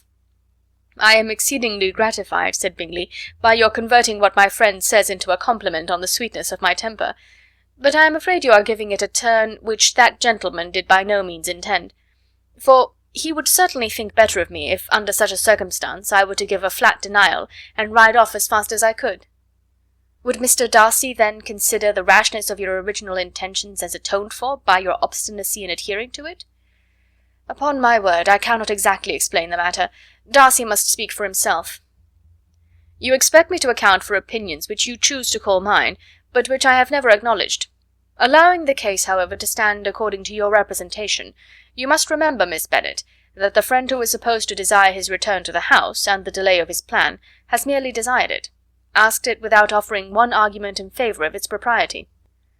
To yield readily, easily to the persuasion of a friend is no merit with you. To yield without conviction is no compliment to the understanding of either. You appear to me, Mr. Darcy, to allow nothing for the influence of friendship and affection. A regard for the requester would often make one yield readily to a request without waiting for arguments to reason one into it. I am not particularly speaking of such a case as you have supposed about Mr. Bingley. We may as well wait, perhaps, till the circumstance occurs before we discuss the discretion of his behaviour thereupon. But in general and ordinary cases between friend and friend, where one of them is desired by the other to change a resolution of no very great moment, should you think ill of that person for complying with the desire without waiting to be argued into it? Will it not be advisable, before we proceed on this subject, to arrange with rather more precision the degree of importance which is to appertain to this request, as well as the degree of intimacy subsisting between the parties? By all means, cried Bingley. Let us hear all the particulars, not forgetting their comparative height and size, for that will have more weight in the argument, Miss Bennet, than you may be aware of. I assure you that if Darcy were not such a great tall fellow in comparison with myself, I should not pay him half so much deference. I declare I do not know a more awful object than Darcy on particular occasions, and in particular places. At his own house especially, and of a Sunday evening, when he has nothing to do. Mr. Darcy smiled, but Elizabeth thought she could perceive that he was rather offended, and therefore checked her laugh. Miss Bingley warmly resented the indignity he had received, in an expostulation with her brother for talking such nonsense. "I see your design, Bingley," said his friend. "You dislike an argument, and want to silence this." "Perhaps I do. Arguments are too much like disputes. If you and Miss Bennet will defer yours till I am out of the room, I shall be very thankful, and then you may say whatever you like of me." "What you ask," said Elizabeth, "is no sacrifice on my side, and Mr. Darcy had much better finish his letter." Mr. Darcy took her advice, and did finish his letter. When that business was over, he applied to Miss Bingley and Elizabeth for an indulgence of some music. Miss Bingley moved with some alacrity to the pianoforte, and, after a polite request that Elizabeth would lead the way, which the other as politely and more earnestly negatived, she seated herself. Mrs. Hurst sang with her sister, and while they were thus employed, Elizabeth could not help observing, as she turned over some music books that lay on the instrument, how frequently Mr. Darcy's eyes were fixed on her. She hardly knew how to suppose that she could be an object of admiration to so great a man, and yet that he should look at her because he disliked her was still more strange. She could only imagine, however, at last, that she drew his notice because there was something more wrong and reprehensible, according to his ideas of right, than in any other person present. The supposition did not pain her. She liked him too little to care for his approbation. After playing some Italian songs, Miss Bingley varied the charm by a lively Scotch air, and soon afterwards Mr. Darcy, drawing near Elizabeth, said to her, "Do not you feel a great inclination, Miss Bennet, to seize such an opportunity of dancing a reel?" She smiled, but made no answer. He repeated the question with some surprise at her silence. "Oh," said she, "I heard you before, but I could not immediately determine what to say in reply. You wanted me, I know, to say yes, that you might have the pleasure of despising my taste, but I always delight in overthrowing those kind of schemes, and cheating a person of their premeditated contempt. I have therefore made up my mind to tell you that I do not want to dance a reel at all. And now despise me if you dare." "Indeed I do not dare." Elizabeth, having rather expected to affront him, was amazed at his gallantry, but there was a mixture of sweetness and archness in her manner which made it difficult for her to affront anybody, and Darcy had never been so bewitched by any woman as he was by her. He really believed that, were it not for the inferiority of her connections, he should be in some danger. Miss Bingley saw or suspected enough to be jealous, and her great anxiety for the recovery of her dear friend Jane received some assistance from her desire of getting rid of Elizabeth. She often tried to provoke Darcy into disliking her guest by talking of their supposed marriage, and planning his happiness in such an alliance. "I hope," said she, as they were walking together in the shrubbery the next day, "you will give your mother-in-law a few hints, when this desirable event takes place, as to the advantage of holding her tongue, and if you can compass it, do cure the younger girls of running after officers. And if I may mention so delicate a subject, endeavour to check that little something bordering on conceit and impertinence which your lady possesses." "Have you anything else to propose for my domestic felicity?" "Oh, yes. Do let the portraits of your uncle and aunt Phillips be placed in the gallery at Pemberley. Put them next to your great-uncle the judge. They are in the same profession, you know, only in different lines. As for your Elizabeth's picture, you must not have it taken, for what painter could do justice to those beautiful eyes?" "It would not be easy indeed to catch their expression, but their colour and shape, and the eyelashes, so remarkably fine, might be copied." At that moment they were met from another walk by Mrs. Hurst and Elizabeth herself. "I did not know that you intended to walk," said Miss Bingley, in some confusion, lest they had been overheard. "You used us abominably ill," answered Mrs. Hurst, "running away without telling us that you were coming out." Then, taking the disengaged arm of Mr. Darcy, she left Elizabeth to walk by herself. The path just admitted 3. Mr. Darcy felt their rudeness, and immediately said, "This walk is not wide enough for our party. We had better go into the avenue." But Elizabeth, who had not the least inclination to remain with them, laughingly answered, "No, no, stay where you are. You are charmingly grouped, and appear to uncommon advantage. The picturesque would be spoiled by admitting a 4th. Good-bye." She then ran gaily off, rejoicing, as she rambled about, in the hope of being at home again in a day or 2.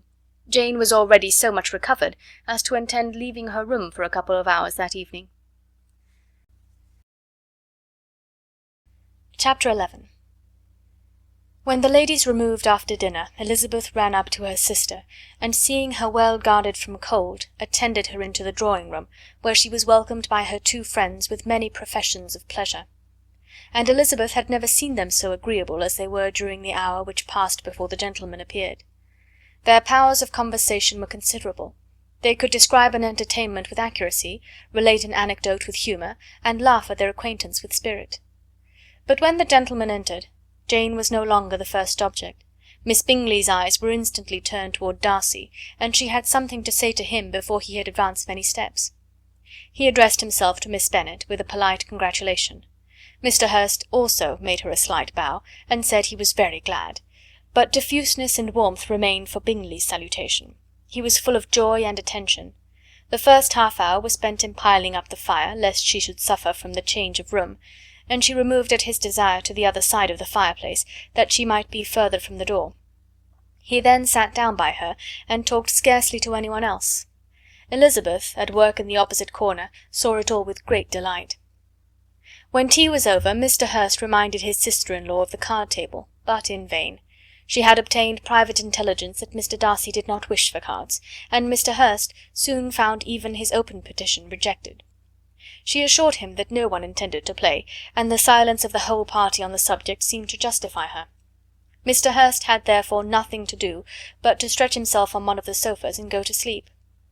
Darcy took up a book, Miss Bingley did the same, and Mrs. Hurst, principally occupied in playing with her bracelets and rings, joined now and then in her brother's conversation with Miss Bennet. Miss Bingley's attention was quite as much engaged in watching Mr. Darcy's progress through his book as in reading her own, and she was perpetually either making some inquiry or looking at his page. She could not win him, however, to any conversation. He merely answered her question and read on. At length, quite exhausted by the attempt to be amused with her own book, which she had only chosen because it was the second volume of his, she gave a great yawn and said, "How pleasant it is to spend an evening in this way! I declare, after all, there is no enjoyment like reading. How much sooner one tires of anything than of a book! When I have a house of my own, I shall be miserable if I have not an excellent library." No one made any reply. She then yawned again, threw aside her book, and cast her eyes round the room in quest for some amusement, when, hearing her brother mentioning a ball to Miss Bennet, she turned suddenly towards him and said, "By the by, Charles, are you really serious in meditating a dance at Netherfield? I would advise you, before you determine on it, to consult the wishes of the present party.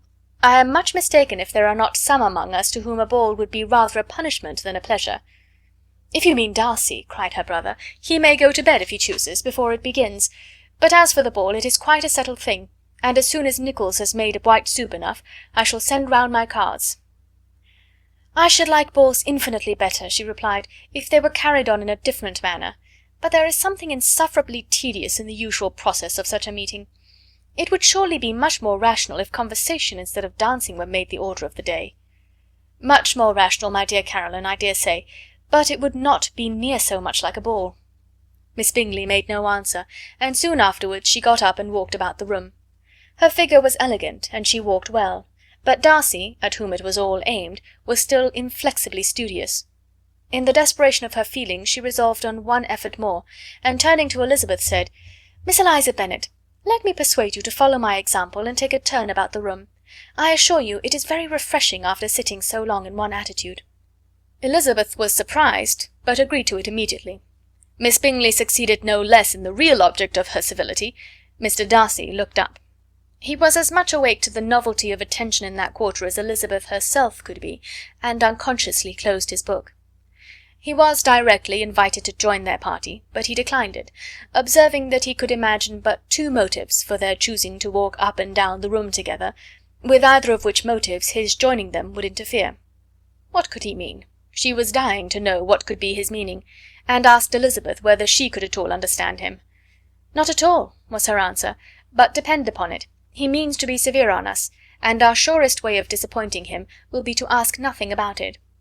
Miss Bingley, however, was incapable of disappointing Mr. Darcy in anything, and persevered therefore in requiring an explanation of his two motives. "I have not the smallest objection to explaining them," said he, as soon as she allowed him to speak. "You either choose this method of passing the evening because you are in each other's confidence, and have secret affairs to discuss, or because you are conscious that your figures appear to the greatest advantage in walking. If the first, I would be completely in your way, and if the second, I can admire you much better as I sit by the fire." "Oh, shocking!" cried Miss Bingley. "I never heard anything so abominable. How shall we punish him for such a speech?" "Nothing so easy, if you have but the inclination," said Elizabeth. "We can all plague and punish one another.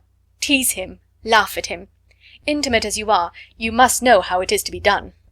"But upon my honour I do not. I do assure you that my intimacy has not yet taught me that. Tease calmness of temper and presence of mind? No, no, I feel he may defy us there. And as to laughter, we will not expose ourselves, if you please, by attempting to laugh without a subject. Mr. Darcy may hug himself." "Mr. Darcy is not to be laughed at?" cried Elizabeth.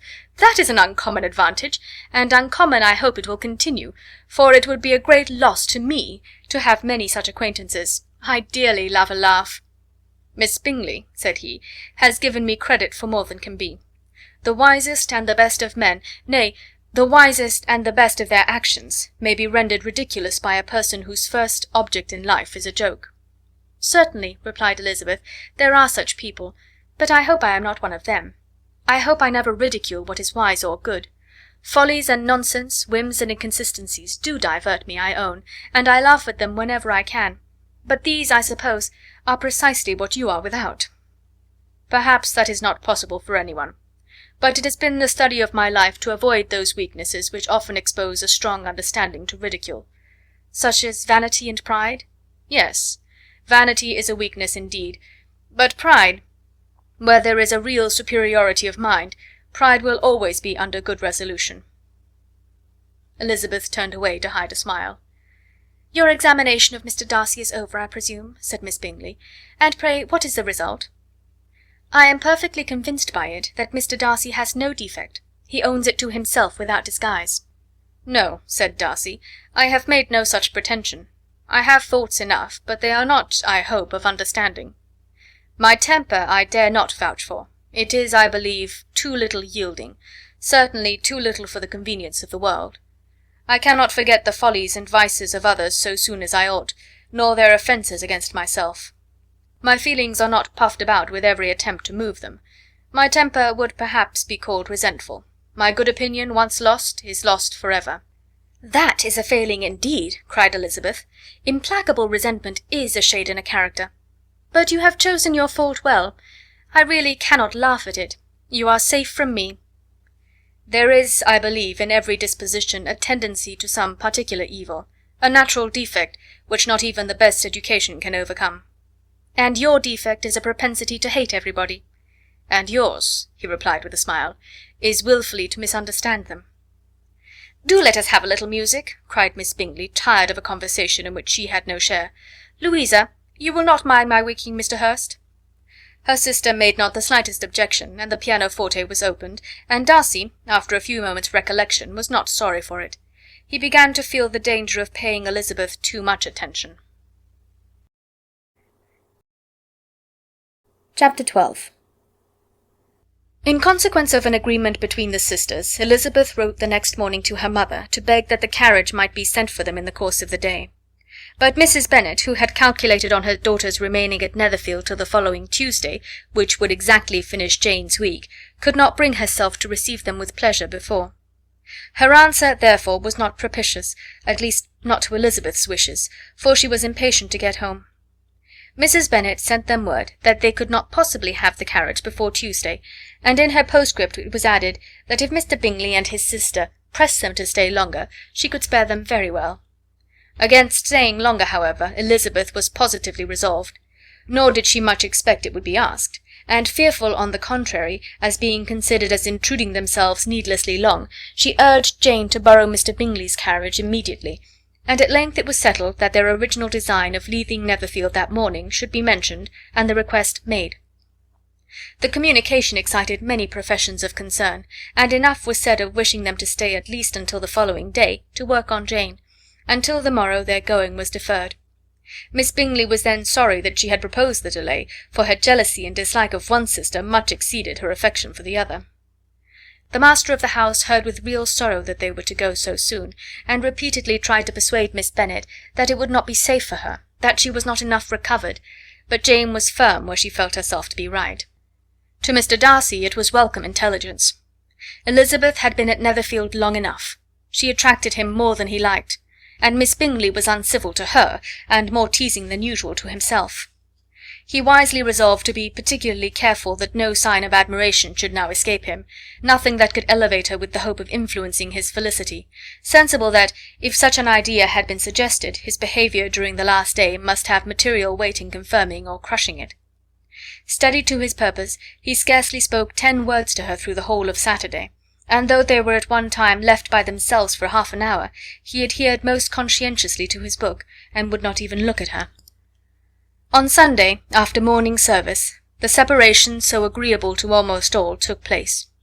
Miss Bingley's civility to Elizabeth increased at last very rapidly, as well as her affection for Jane, and when they parted, after assuring the latter of the pleasure it would give her to see her either at Longbourn or Netherfield, and embracing her most tenderly, she even shook hands with the former. Elizabeth took leave of the whole party in the liveliest spirits. They were not welcomed home very cordially by their mother. Mrs. Bennet wondered at their coming, and thought them very wrong to give so much trouble, and was sure Jane would have caught cold again. But their father, though very laconic in his expressions of pleasure, was really glad to see them. He had felt their importance in the family circle. The evening conversation, when they were all assembled, had lost much of its animation, and almost all its sense, by the absence of Jane and Elizabeth. They found Mary, as usual, deep in the study of thorough base and human nature, and had some new extracts to admire, and some new observations of threadbare morality to listen to. Catherine and Lydia had information for them of a different sort. Much had been done, and much had been said in the regiment since the preceding Wednesday. Several of the officers had dined lately with their uncle, a private had been flogged, and it had actually been hinted that Colonel Forster was going to be married.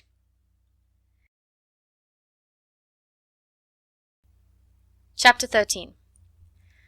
"I hope, my dear," said Mr. Bennet to his wife, as they were at breakfast the next morning, "that you have ordered a good dinner to-day, because I have reason to expect an addition to our family party." "Who do you mean, my dear? I know of nobody that is coming, I am sure, unless Charlotte Lucas should happen to call in, and I am sure my dinners are good enough for her. I do not believe she often sees such at home." "The person of whom I speak is a gentleman and a stranger." Mrs. Bennet's eyes sparkled.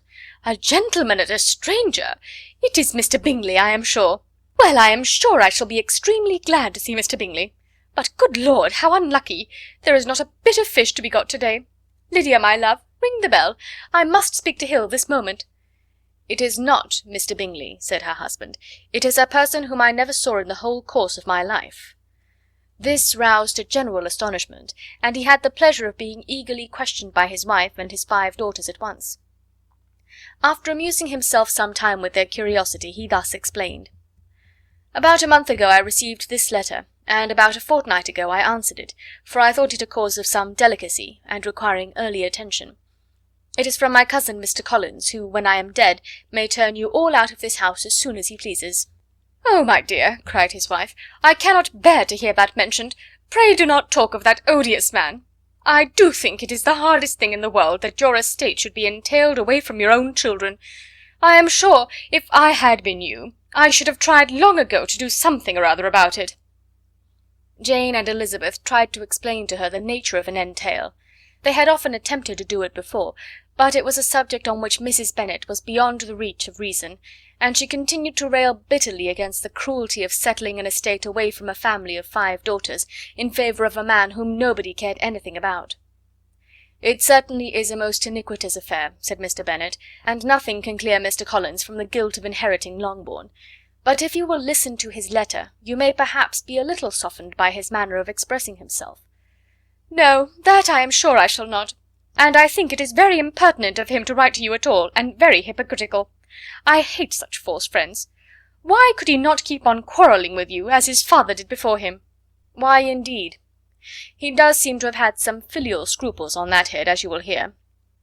Hunsford, near Westerham, Kent, 15th October.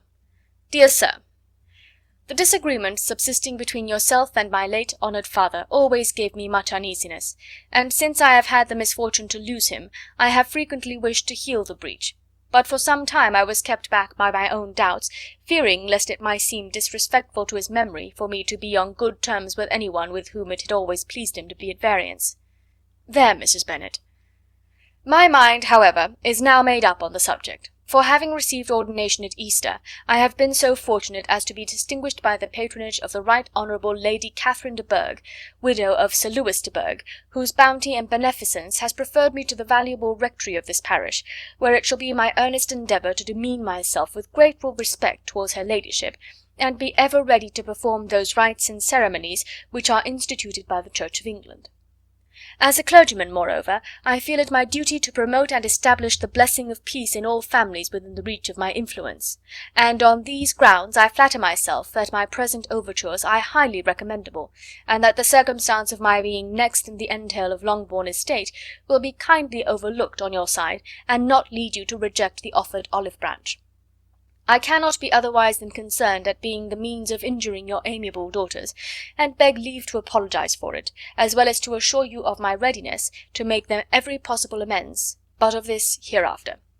If you should have no objection to receive me into your house, I propose myself the satisfaction of waiting on you and your family, Monday, November 18th, by 4 o'clock, and shall probably trespass on your hospitality till the Saturday sennight following, which I can do without any inconvenience, as Lady Catherine is far from objecting to my occasional absence on a Sunday, provided that some other clergyman is engaged to do the duty of the day.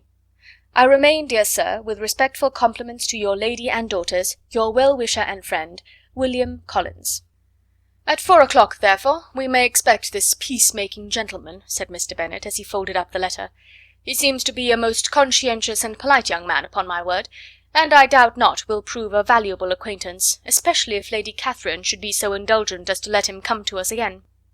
There is some sense in what he says about the girls, however, and if he is disposed to make them any amends, I shall not be the person to discourage him. Though it is difficult, said Jane, to guess in what way he can mean to make us the atonement he thinks our due, the wish is certainly to his credit. Elizabeth was chiefly struck by his extraordinary deference for Lady Catherine, and his kind intention of christening, marrying, and burying his parishioners whenever it were required. "He must be an oddity, I think," said she. "I cannot make him out. There is something very pompous in his style. And what can he mean by apologizing for being next in the entail? We cannot suppose he would help it if he could. Could he be a sensible man, sir?" "No, my dear, I think not. I have great hopes of finding him quite the reverse. There is a mixture of servility and self-importance in his letter, which promises well. I am impatient to see him."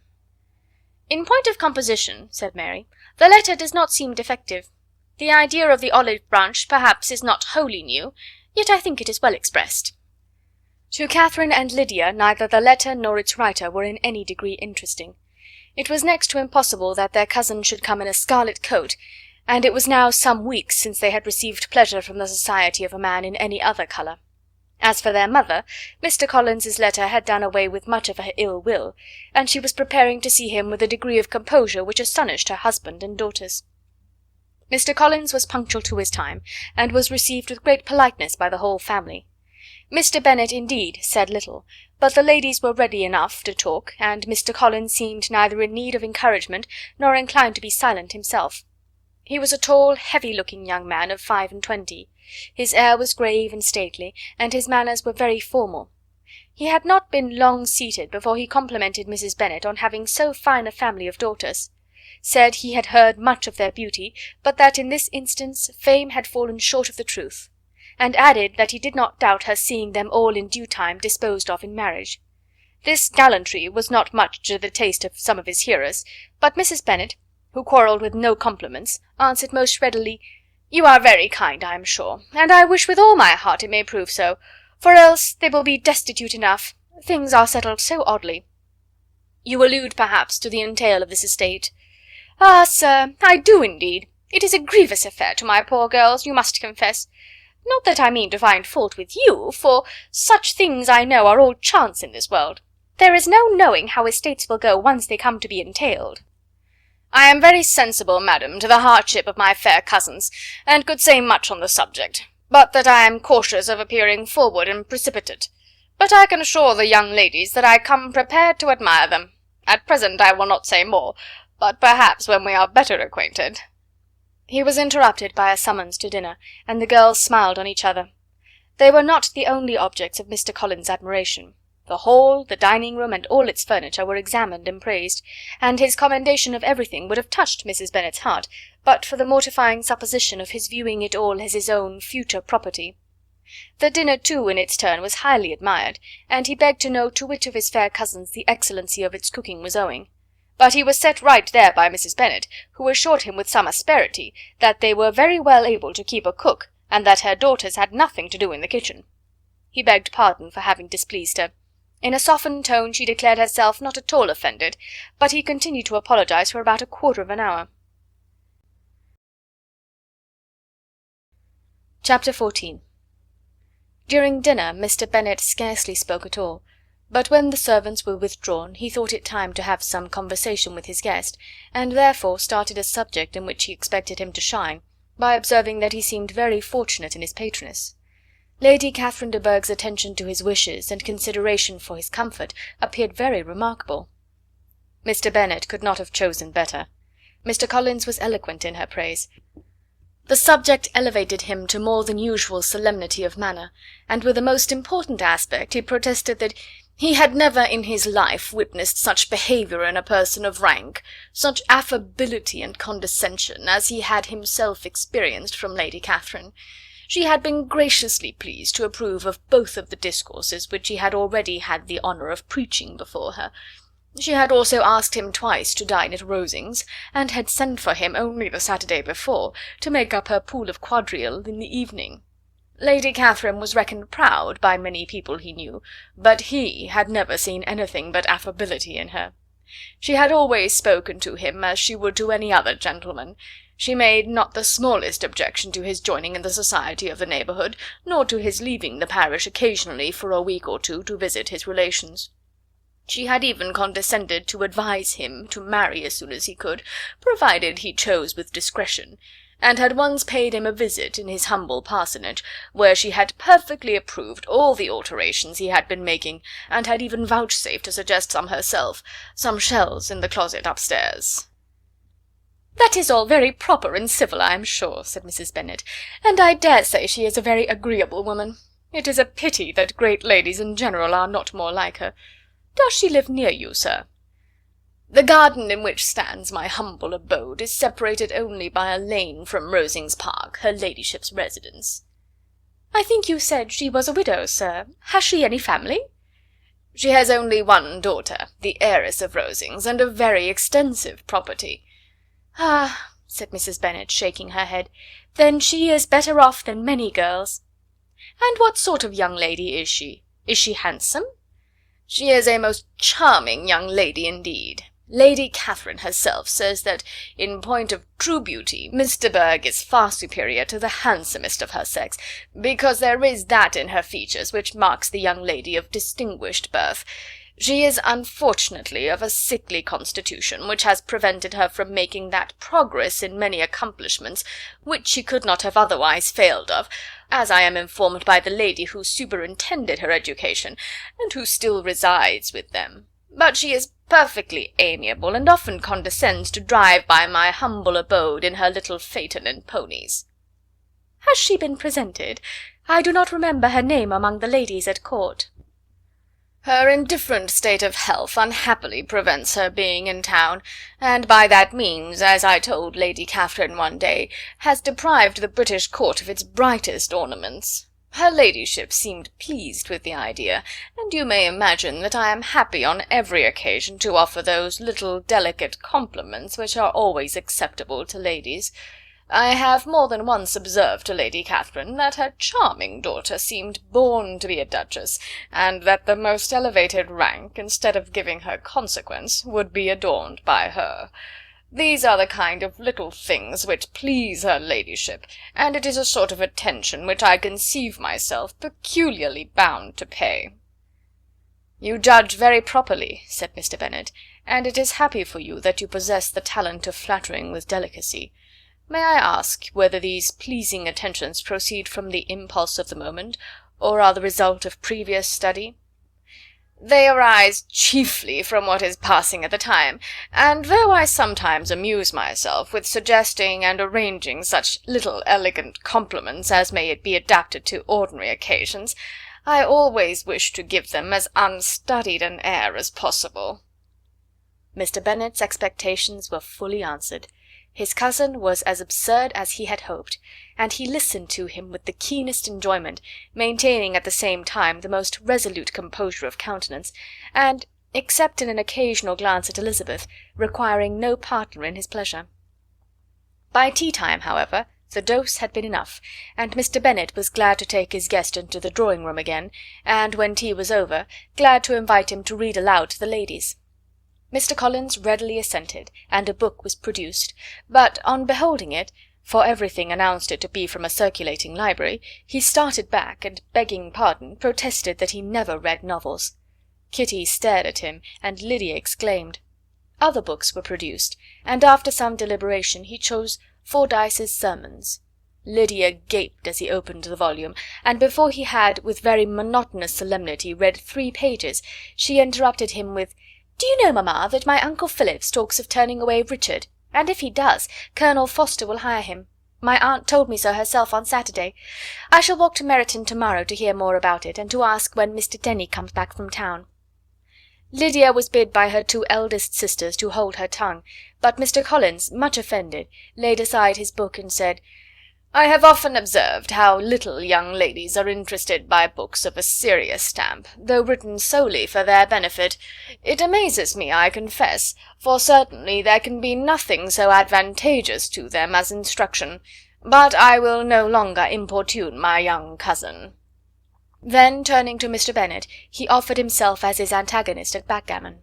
Mr. Bennet accepted the challenge, observing that he acted very wisely in leaving the girls to their own trifling amusements.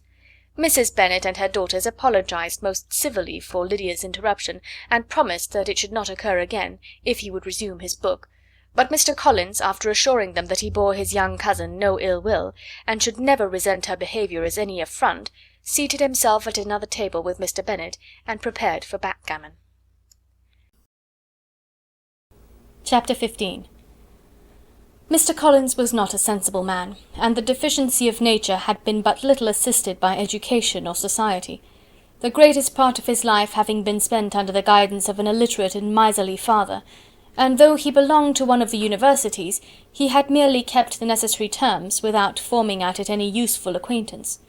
The subjection in which his father had brought him up had given him originally great humility of manner, but it was now a good deal counteracted by the self-conceit of a weak head, living in retirement, and the consequential feelings of early and unexpected prosperity.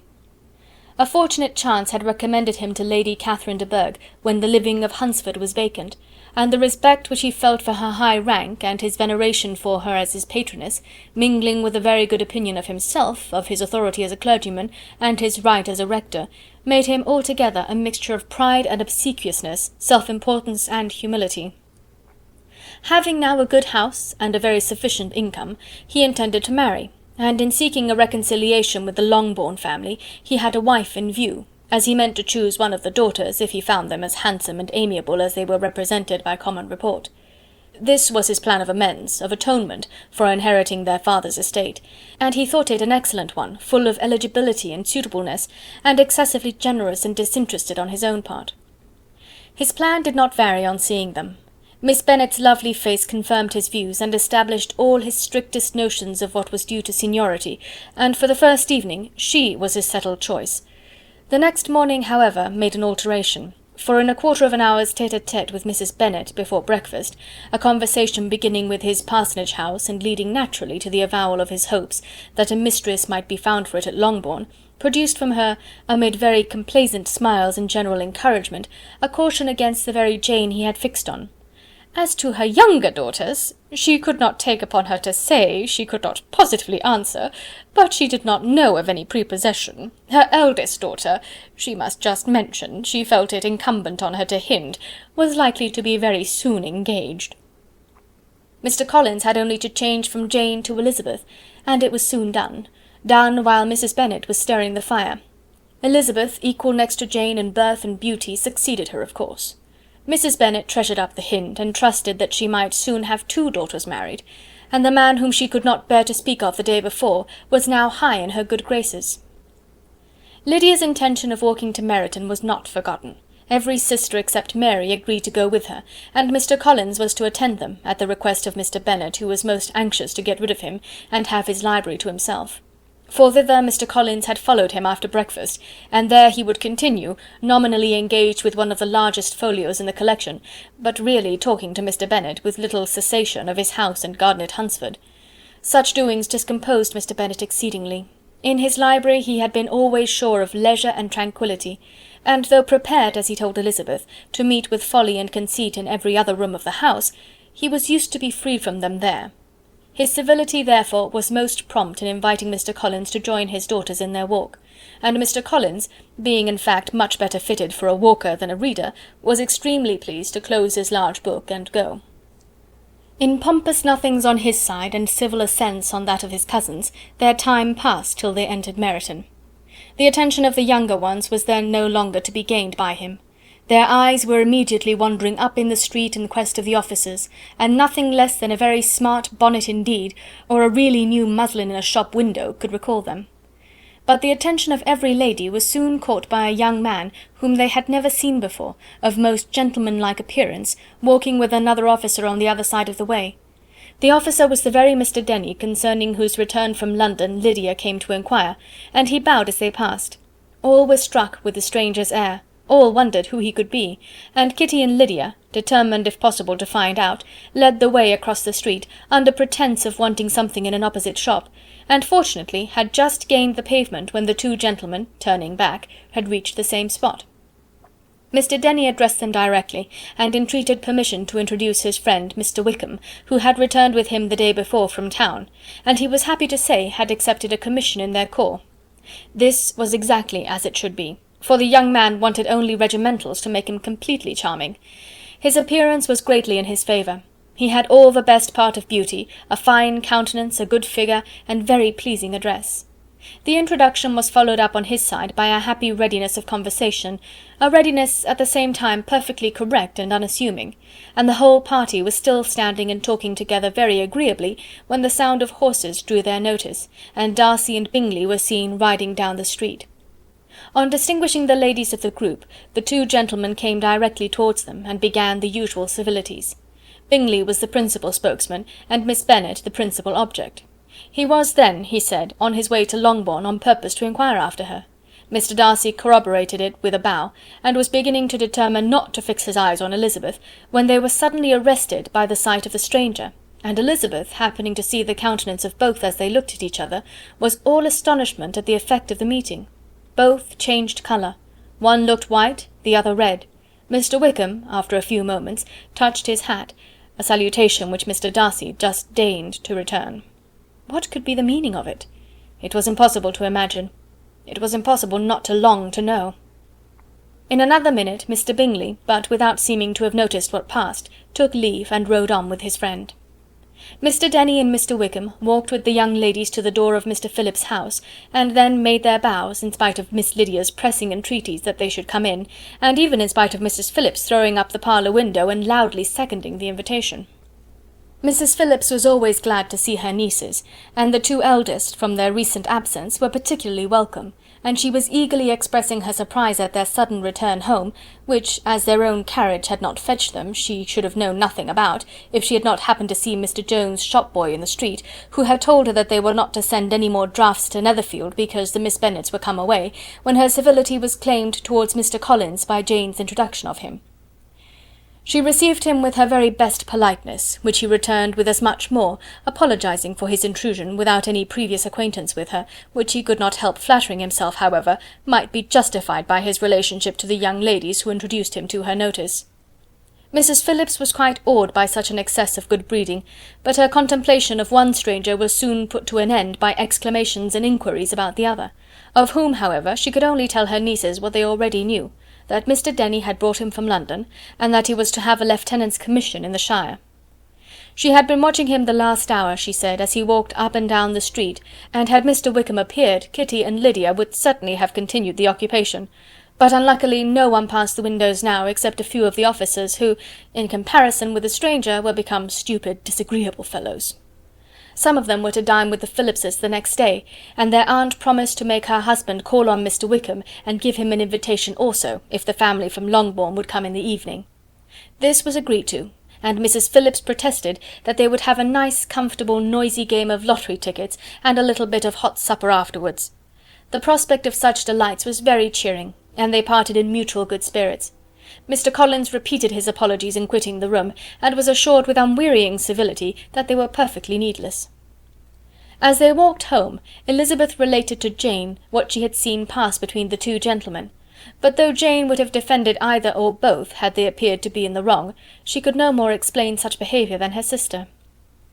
Mr. Collins, on his return, highly gratified Mrs. Bennet by admiring Mrs. Phillips's manners and politeness. He protested that, except Lady Catherine and her daughter, he had never seen a more elegant woman, for she had not only received him with the utmost civility, but even pointedly included him in her invitation for the next evening, although utterly unknown to her before. Something, he supposed, might be attributed to his connection with them, but yet he had never met with so much attention the whole course of his life. Chapter 16. As no objection was made to the young people's engagement with their aunt, and all Mr. Collins' scruples of leaving Mr. and Mrs. Bennet for a single evening during his visit were most steadily resisted, the coach conveyed him and his 5 cousins at a suitable hour to Meryton, and the girls had the pleasure of hearing, as they entered the drawing-room, that Mr. Wickham had accepted their uncle's invitation, and was then in the house. When this information was given, and they had all taken their seats, Mr. Collins was at leisure to look around him and admire, and he was so much struck with the size and furniture of the apartment, that he declared he might almost have supposed himself in the small summer breakfast parlour at Rosings, a comparison that did not at first convey much gratification, but when Mrs. Phillips understood from him what Rosings was, and who was its proprietor, when she had listened to the description of only one of Lady Catherine's drawing-rooms, and found that the chimney-piece alone had cost £800, she felt all the force of the compliment, and would hardly have resented a comparison with the housekeeper's room.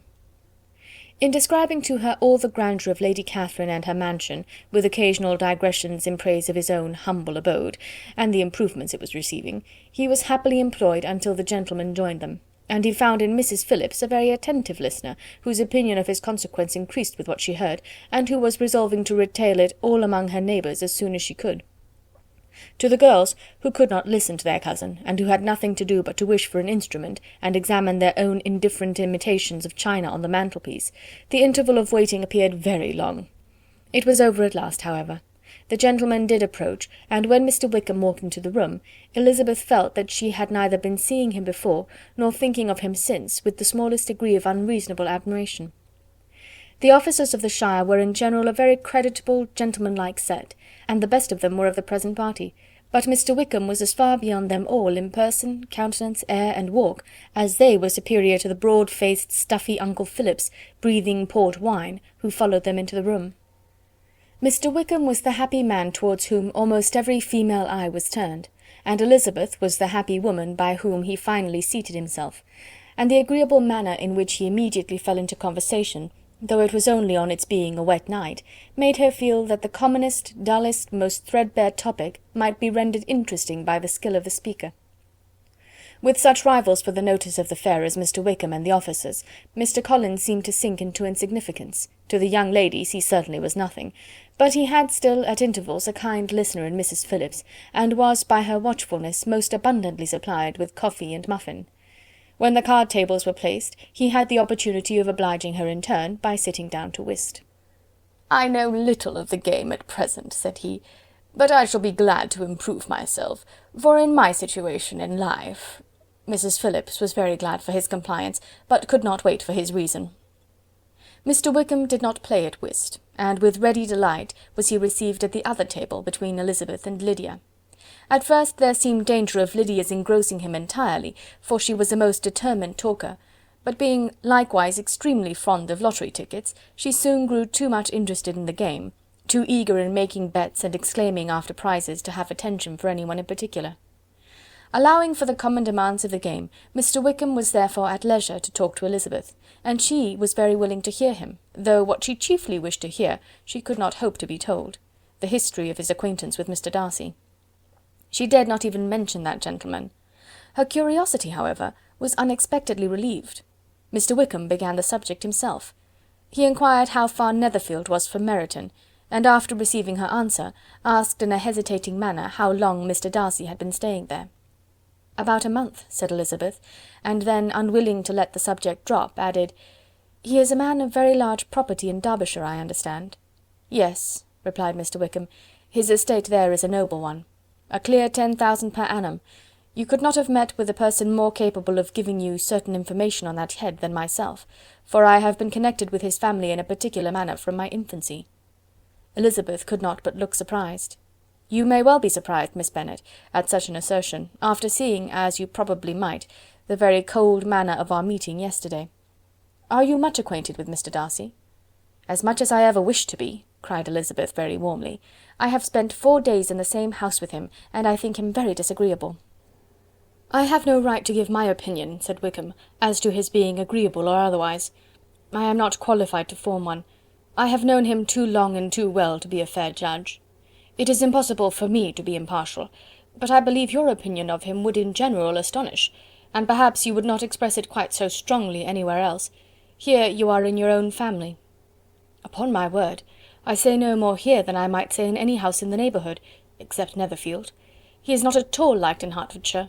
Everybody is disgusted with his pride. You will not find him more favourably spoken of by any one."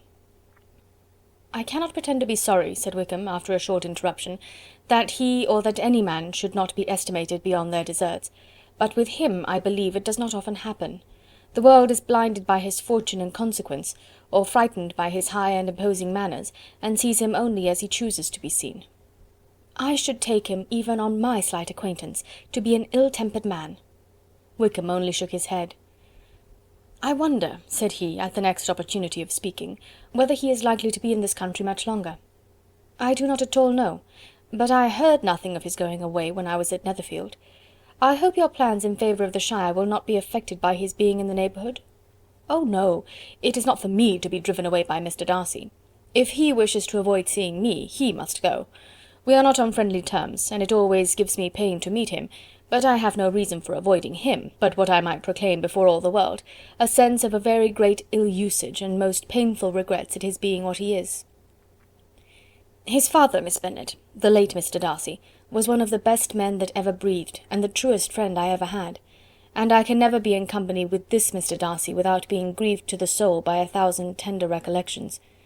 His behaviour to myself has been scandalous, but I verily believe I could forgive him anything and everything, rather than his disappointing the hopes and disgracing the memory of his father." Elizabeth found the interest of the subject increase, and listened with all her heart. but the delicacy of it prevented further inquiry.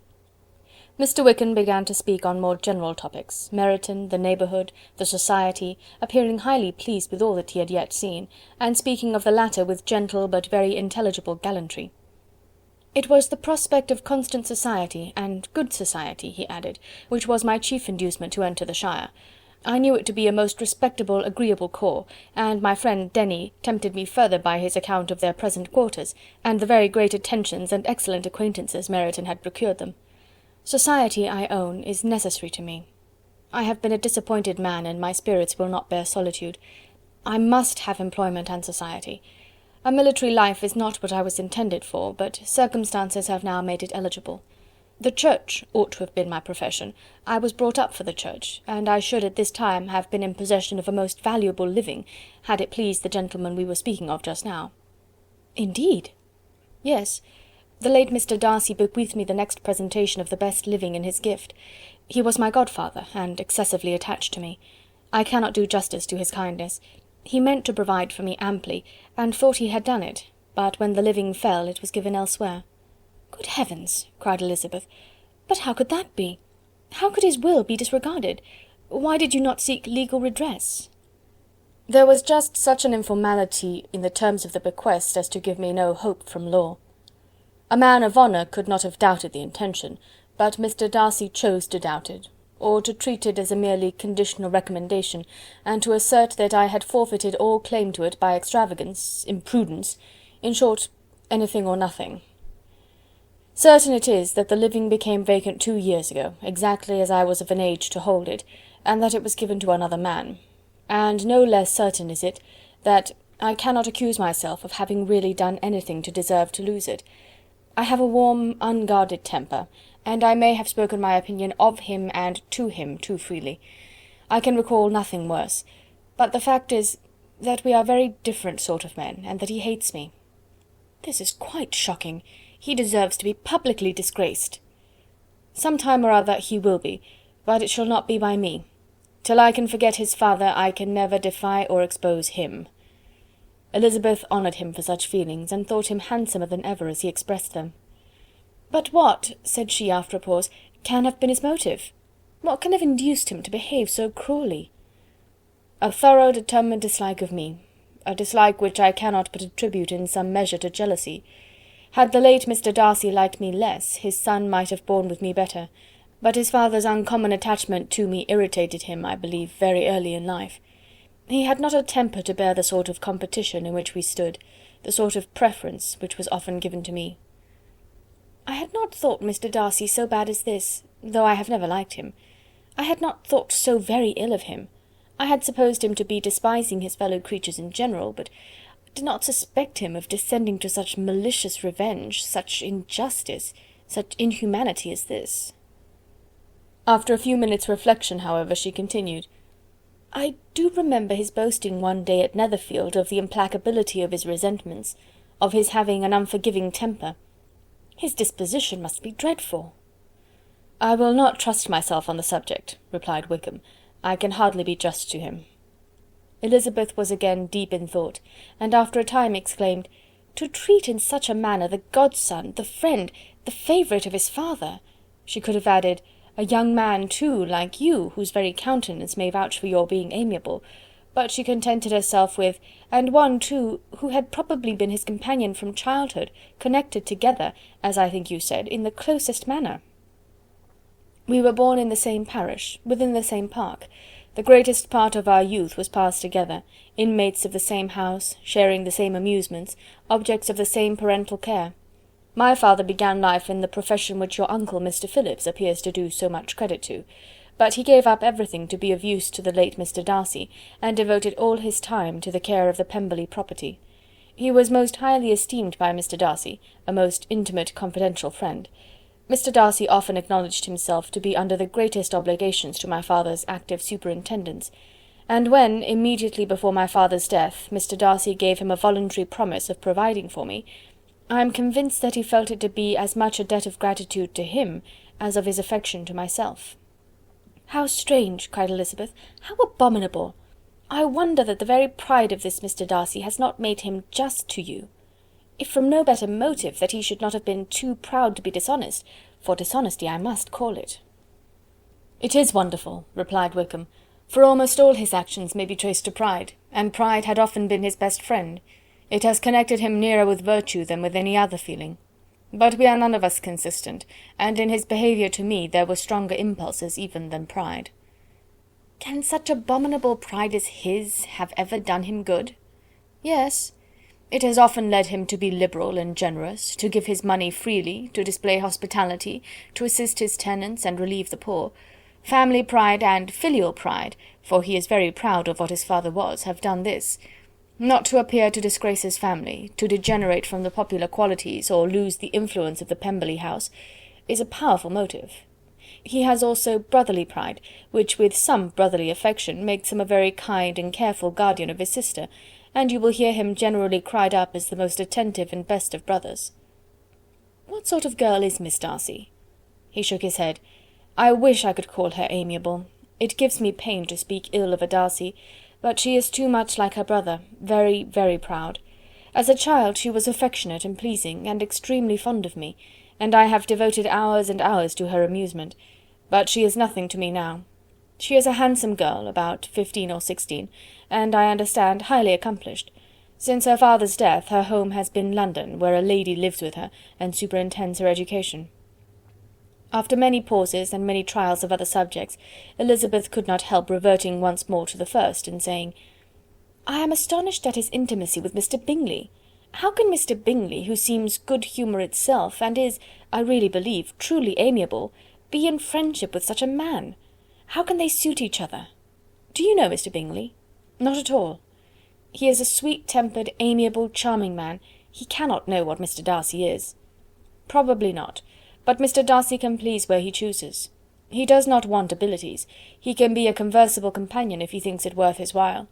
Among those who are at all his equals in consequence, he is a very different man from what he is to the less prosperous. His pride never deserts him, but with the rich he is liberal-minded, just, sincere, rational, honourable, and perhaps agreeable, allowing something for fortune and figure."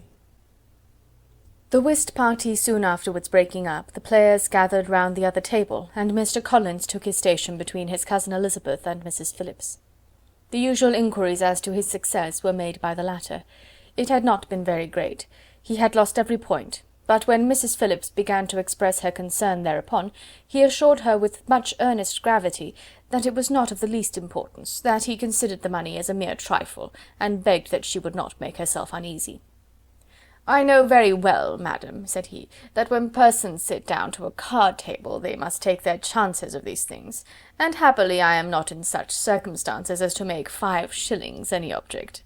There are undoubtedly many who could not say the same, but, thanks to Lady Catherine de Bourgh, I am removed far beyond the necessity of regarding little matters." Mr. Wickham's attention was caught, and, after observing Mr. Collins for a few moments, he asked Elizabeth in a low voice whether her relation was very intimately acquainted with the family of de Bourgh. "Lady Catherine de Bourgh," she replied, "has very lately given him a living. I hardly know how Mr. Collins was first introduced to her notice, but he certainly has not known her long. You know, of course, that Lady Catherine de Bourgh and Lady Anne Darcy were sisters, consequently that she is aunt to the present Mr. Darcy." "No, indeed I did not. I knew nothing at all of Lady Catherine's connections. I never heard of her existence till the day before yesterday." "Her daughter, Miss de Bourgh, will have a very large fortune, and it is believed that she and her cousin will unite the 2 estates." This information made Elizabeth smile as she thought of poor Miss Bingley. Vain indeed must be all her attentions, vain and useless her affection for his sister and her praise of himself, if he were already self-destined for another. "Mr. Collins," said she, "speaks highly both of Lady Catherine and her daughter, but from some particulars that he has related of her ladyship, I suspect his gratitude misleads him, and that in spite of her being his patroness, she is an arrogant, conceited woman." "I believe her to be both in a great degree," replied Wickham. "I have not seen her for many years, but I very well remember that I never liked her, and that her manners were dictatorial and insolent. She has the reputation of being remarkably sensible and clever, but I rather believe she derives part of her abilities from her rank and fortune, part from her authoritative manner, and the rest from the pride for her nephew, who chooses that every one connected with him should have an understanding of the first class. Elizabeth allowed that he had given a very rational account of it, and they continued talking together with mutual satisfaction till supper put an end to cards, and gave the rest of the ladies their share of Mr. Wickham's attentions. There could be no conversation in the noise of Mrs. Phillips's supper party, but his manners recommended him to everybody. Whatever he said was said well, and whatever he did, done gracefully. Elizabeth went away with her head full of him. She could think of nothing but of Mr. Wickham, and of what he had told her, all the way home, but there was not time for her even to mention his name as they went, for neither Lydia nor Mr. Collins were once silent. Lydia talked incessantly of lottery tickets, of the fish she had lost and the fish she had won, and Mr. Collins, in describing the civility of Mr. and Mrs. Phillips, protesting that he did not in the least regard his losses at whist, enumerating all the dishes at supper, and repeatedly fearing that he crowded his cousins, had more to say than he could well manage before the carriage stopped at Longbourn House.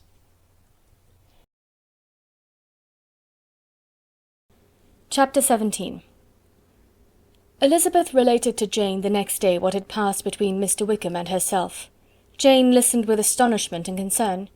She knew not how to believe that Mr. Darcy could be so unworthy of Mr. Bingley's regard, and yet it was not in her nature to question the veracity of a young man of such amiable appearance as Wickham. The possibility of his having endured such unkindness was enough to interest all her tender feelings, and nothing remained therefore to be done but to think well of them both, to defend the conduct of each, and throw into the account of accident or mistake whatever could not be otherwise explained. "They have both," said she, "been deceived, I dare say, in some way or other, of which we can form no idea. Interested people have perhaps misrepresented each to the other. It is, in short, impossible for us to conjecture the causes or circumstances which may have alienated them, without actual blame on either side." "Very true indeed. And now, my dear Jane, what have you got to say on behalf of the interested people who have probably been concerned in the business? Do clear them too, or we shall be obliged to think ill of somebody." "Laugh as much as you choose, but you will not laugh me out of my opinion. My dearest Lizzy, do but consider in what a disgraceful light it places Mr. Darcy, to be treating his father's favourite in such a manner, one whom his father had promised to provide for. It is impossible. No man of common humanity, no man who had any value for his character, could be capable of it. Can his most intimate friends be so excessively deceived in him? Oh no. I can much more easily believe Mr. Bingley's being imposed on, than that Mr. Wickham should invent such a history of himself as he gave me last night. Names, facts, everything mentioned without ceremony. If it be not so, let Mr. Darcy contradict it. Besides, there was truth in his looks. It is difficult indeed. It is distressing. One does not know what to think. I beg your pardon, one knows exactly what to think. But Jane could think with certainty on only one point, that Mr. Bingley, if he had been imposed on, would have much to suffer when the affair became public. The two young ladies were summoned from the shrubbery where this conversation passed, by the arrival of the very persons of whom they had been speaking. Mr. Bingley and his sisters came to give their personal invitation for the long-expected ball at Netherfield, which was fixed for the following Tuesday. The two ladies were delighted to see their dear friend again, called it an age since they had met, and repeatedly asked what she had been doing with herself since their separation. To the rest of the family they paid little attention, avoiding Mrs. Bennet as much as possible, saying not much to Elizabeth, and nothing at all to the others. They were soon gone again, rising from their seats with an activity which took their brother by surprise, and hurrying off as if eager to escape from Mrs. Bennet's civilities. The prospect of the Netherfield ball was extremely agreeable to every female of the family. Mrs. Bennet chose to consider it as given in compliment to her eldest daughter, and was particularly flattered by receiving the invitation from Mr. Bingley himself, instead of a ceremonious card. Jane pictured to herself a happy evening in the society of her two friends, and the attentions of their brother, and Elizabeth thought with pleasure of dancing a great deal with Mr. Wickham, and of seeing a confirmation of everything in Mr. Darcy's look and behaviour. The happiness anticipated by Catherine and Lydia depended less on any single event, or any particular person, for though they each, like Elizabeth, meant to dance half the evening with Mr. Wickham, he was by no means the only partner who could satisfy them, and a ball was, at any rate, a ball, and even Mary could assure her family that she had no disinclination for it.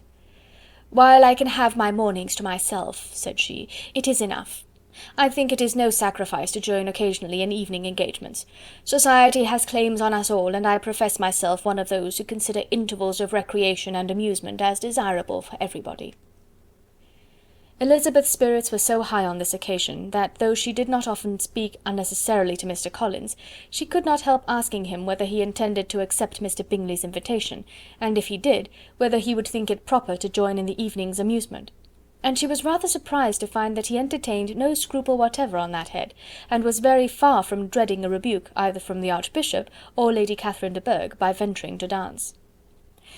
"I am by no means of the opinion, I assure you," said he, "that a ball of this kind, given by a young man of character to respectable people, can have any evil tendency, and I am so far from objecting to dancing myself, that I shall hope to be honoured with the hands of all my fair cousins in the course of the evening, and I take this opportunity of soliciting yours, Miss Elizabeth, for the first 2 dances especially. A preference which I trust my cousin Jane will attribute to the right cause, and not to any disrespect for her." Elizabeth felt herself completely taken in. She had fully proposed being engaged by Mr. Wickham for those very dances, and to have Mr. Collins instead! Her liveliness had never been worse timed. There was no help for it, however. Mr. Wickham's happiness and her own were perforce delayed a little longer, and Mr. Collins' proposal accepted with as good a grace as she could. She was not the better pleased with his gallantry from the idea it suggested of something more. It now first struck her that she was selected from among her sisters as worthy of being mistress of Hunsford Parsonage, and of assisting to form a quadrille table at Rosings, in the absence of more eligible visitors. The idea soon reached to conviction, as she observed his increasing civilities toward herself, and heard his frequent attempt at a compliment on her wit and vivacity, and though more astonished than gratified herself by this effect of her charms, it was not long before her mother gave her to understand that the probability of their marriage was extremely agreeable to her. Elizabeth, however, did not choose to take the hint, being well aware that a serious dispute must be the consequence of any reply.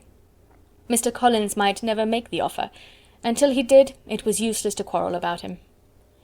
If there had not been a Netherfield ball to prepare for and talk of, the younger Miss Bennets would have been in a very pitiable state at this time, for from the day of the invitation to the day of the ball, there was such a succession of rain as prevented their walking to Meryton once. No aunt, no officers, no news could be sought after. The very shoe-roses for Netherfield were got by proxy. Even Elizabeth might have found some trial of her patience in weather which totally suspended the improvement of her acquaintance with Mr. Wickham, and nothing less than a dance on Tuesday could have made such a Friday, Saturday, Sunday, and Monday endurable to Kitty and Lydia. Chapter 18. Till Elizabeth entered the drawing-room at Netherfield, and looked in vain for Mr. Wickham among the cluster of red coats there assembled, a doubt of his being present had never occurred to her. The certainty of meeting him had not been checked by any of those recollections that might not unreasonably have alarmed her. She had dressed with more than usual care, and prepared in the highest spirits for the conquest of all that remained unsubdued of his heart, trusting that it was not more than might be won in the course of the evening. But in an instant arose the dreadful suspicion of his being purposely omitted for Mr. Darcy's pleasure in the Bingleys' invitation to the officers, and though this was not exactly the case, the absolute fact of his absence was pronounced by his friend Denny, to whom Lydia eagerly applied, and who told them that Wickham had been obliged to go to town on business the day before, and was not yet returned, adding with a significant smile, "I do not imagine his business would have called him away just now, if he had not wanted to avoid a certain gentleman here." This part of his intelligence, though unheard by Lydia, was caught by Elizabeth, and as it assured her that Darcy was not less answerable for Wickham's absence than if her first surmise had been just, every feeling of displeasure against the former was so sharpened by immediate disappointment, that she could hardly reply with tolerable civility to the polite inquiries which he directly afterwards approached to make. Attendance, forbearance, patience with Darcy, was injury to Wickham. She was resolved against any sort of conversation with him, and turned away with a degree of ill humour which she could not wholly surmount even in speaking to Mr. Bingley, whose blind partiality provoked her. But Elizabeth was not formed for ill humour, and though every prospect of her own was destroyed for the evening, it could not dwell long on her spirits, and having told all her griefs to Charlotte Lucas, whom she had not seen for a week, she was soon able to make a voluntary transition to the oddities of her cousin, and to point him out to her particular notice. The first 2 dances, however, brought a return of distress. They were dances of mortification. Mr. Collins, awkward and solemn, apologising instead of attending, and often moving wrong without being aware of it, gave her all the shame and misery which a disagreeable partner for a couple of dances can give. The moment of her release from him was ecstasy. She danced next with an officer, and had the refreshment of talking of Wickham, and of hearing that he was universally liked. When those dances were over, she returned to Charlotte Lucas, and was in conversation with her when she found herself suddenly addressed by Mr. Darcy, who took her so much by surprise in his application for her hand, that, without knowing what she did, she accepted him. He walked away again immediately, and she was left to fret over her own want of presence of mind. Charlotte tried to console her.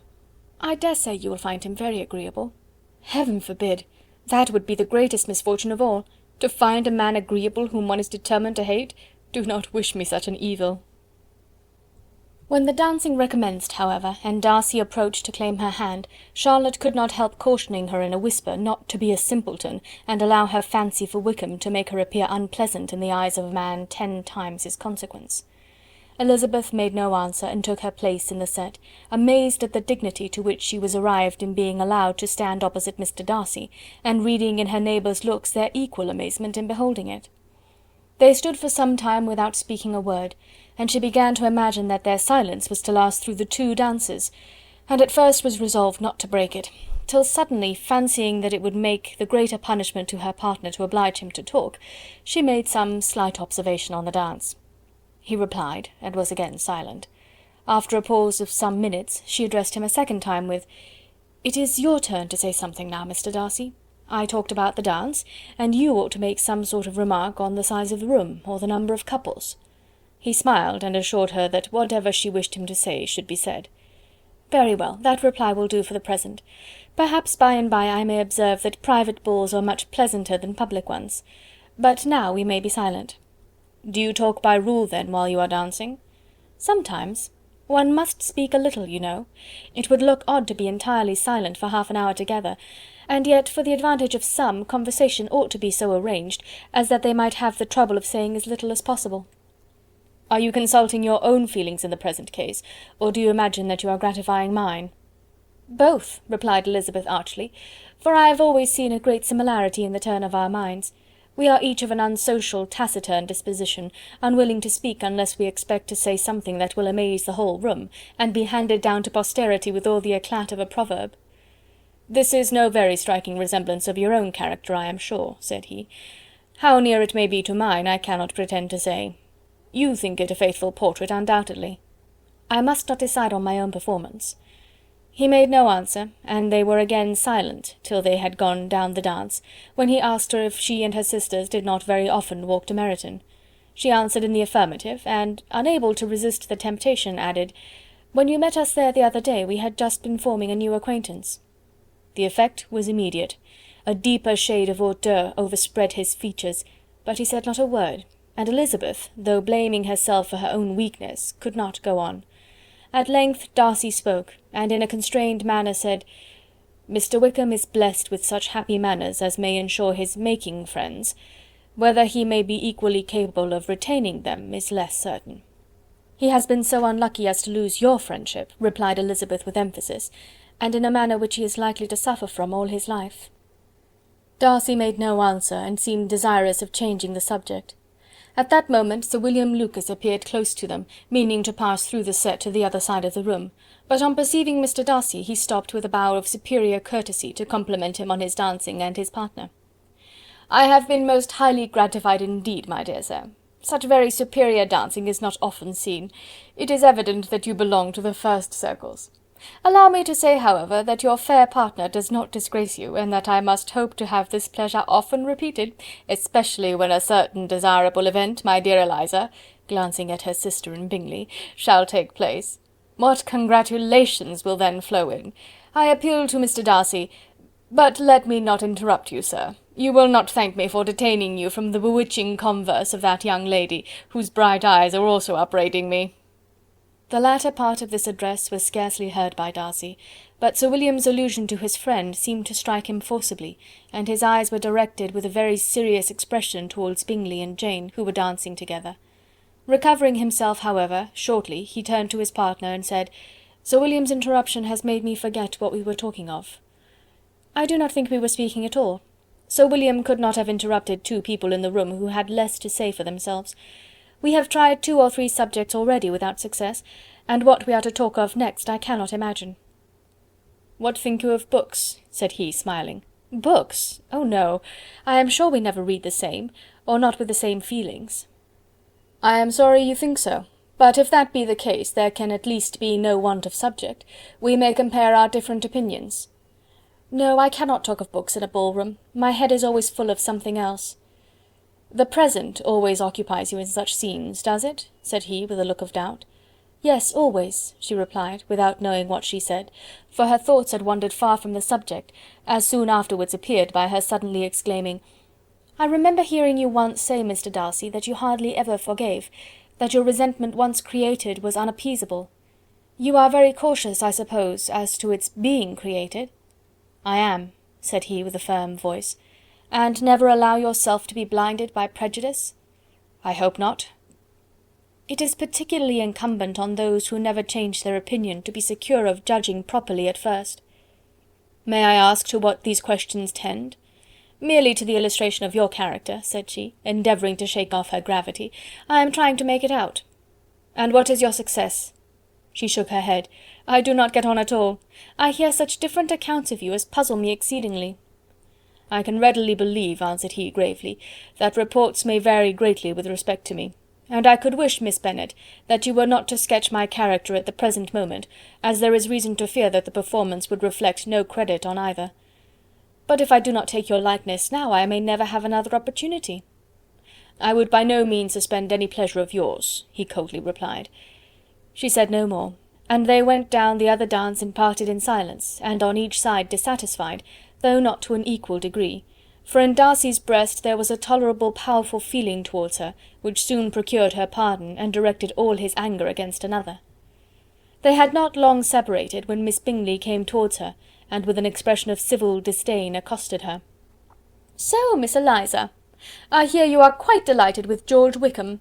Your sister has been talking to me about him, and asking me 1,000 questions, and I find that the young man quite forgot to tell you, among his other communication, that he was the son of old Wickham, the late Mr. Darcy's steward.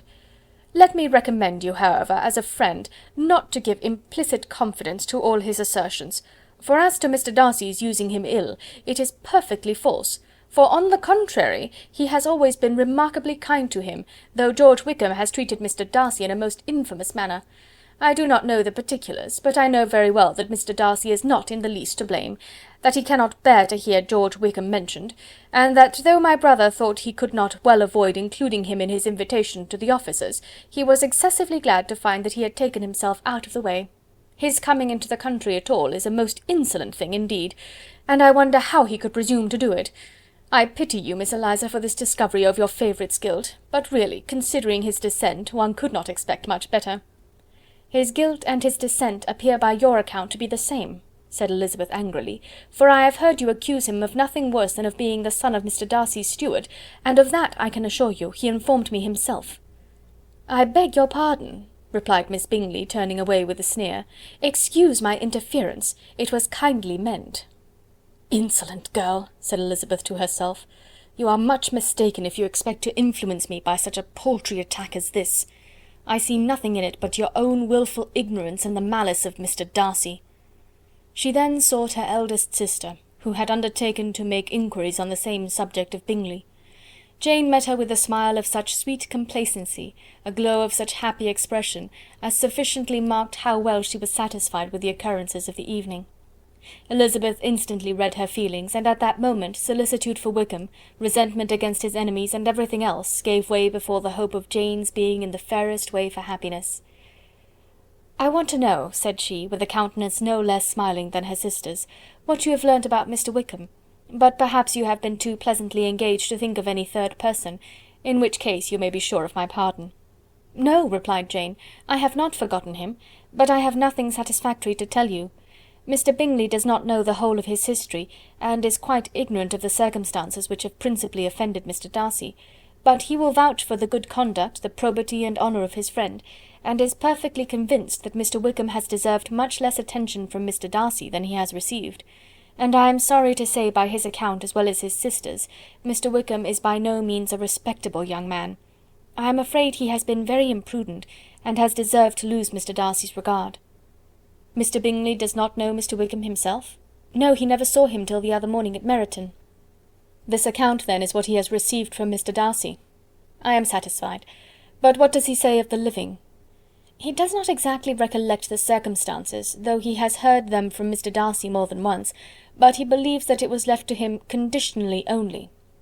"I have not a doubt of Mr. Bingley's sincerity," said Elizabeth warmly, "but you must excuse my not being convinced by assurances only. Mr. Bingley's defence of his friend was a very able one, I dare say, but since he is unacquainted with several parts of the story, and has learnt the rest from that friend himself, I shall venture to still think of both gentlemen as I did before." She then changed the discourse to one more gratifying to each, and on which there could be no difference of sentiment.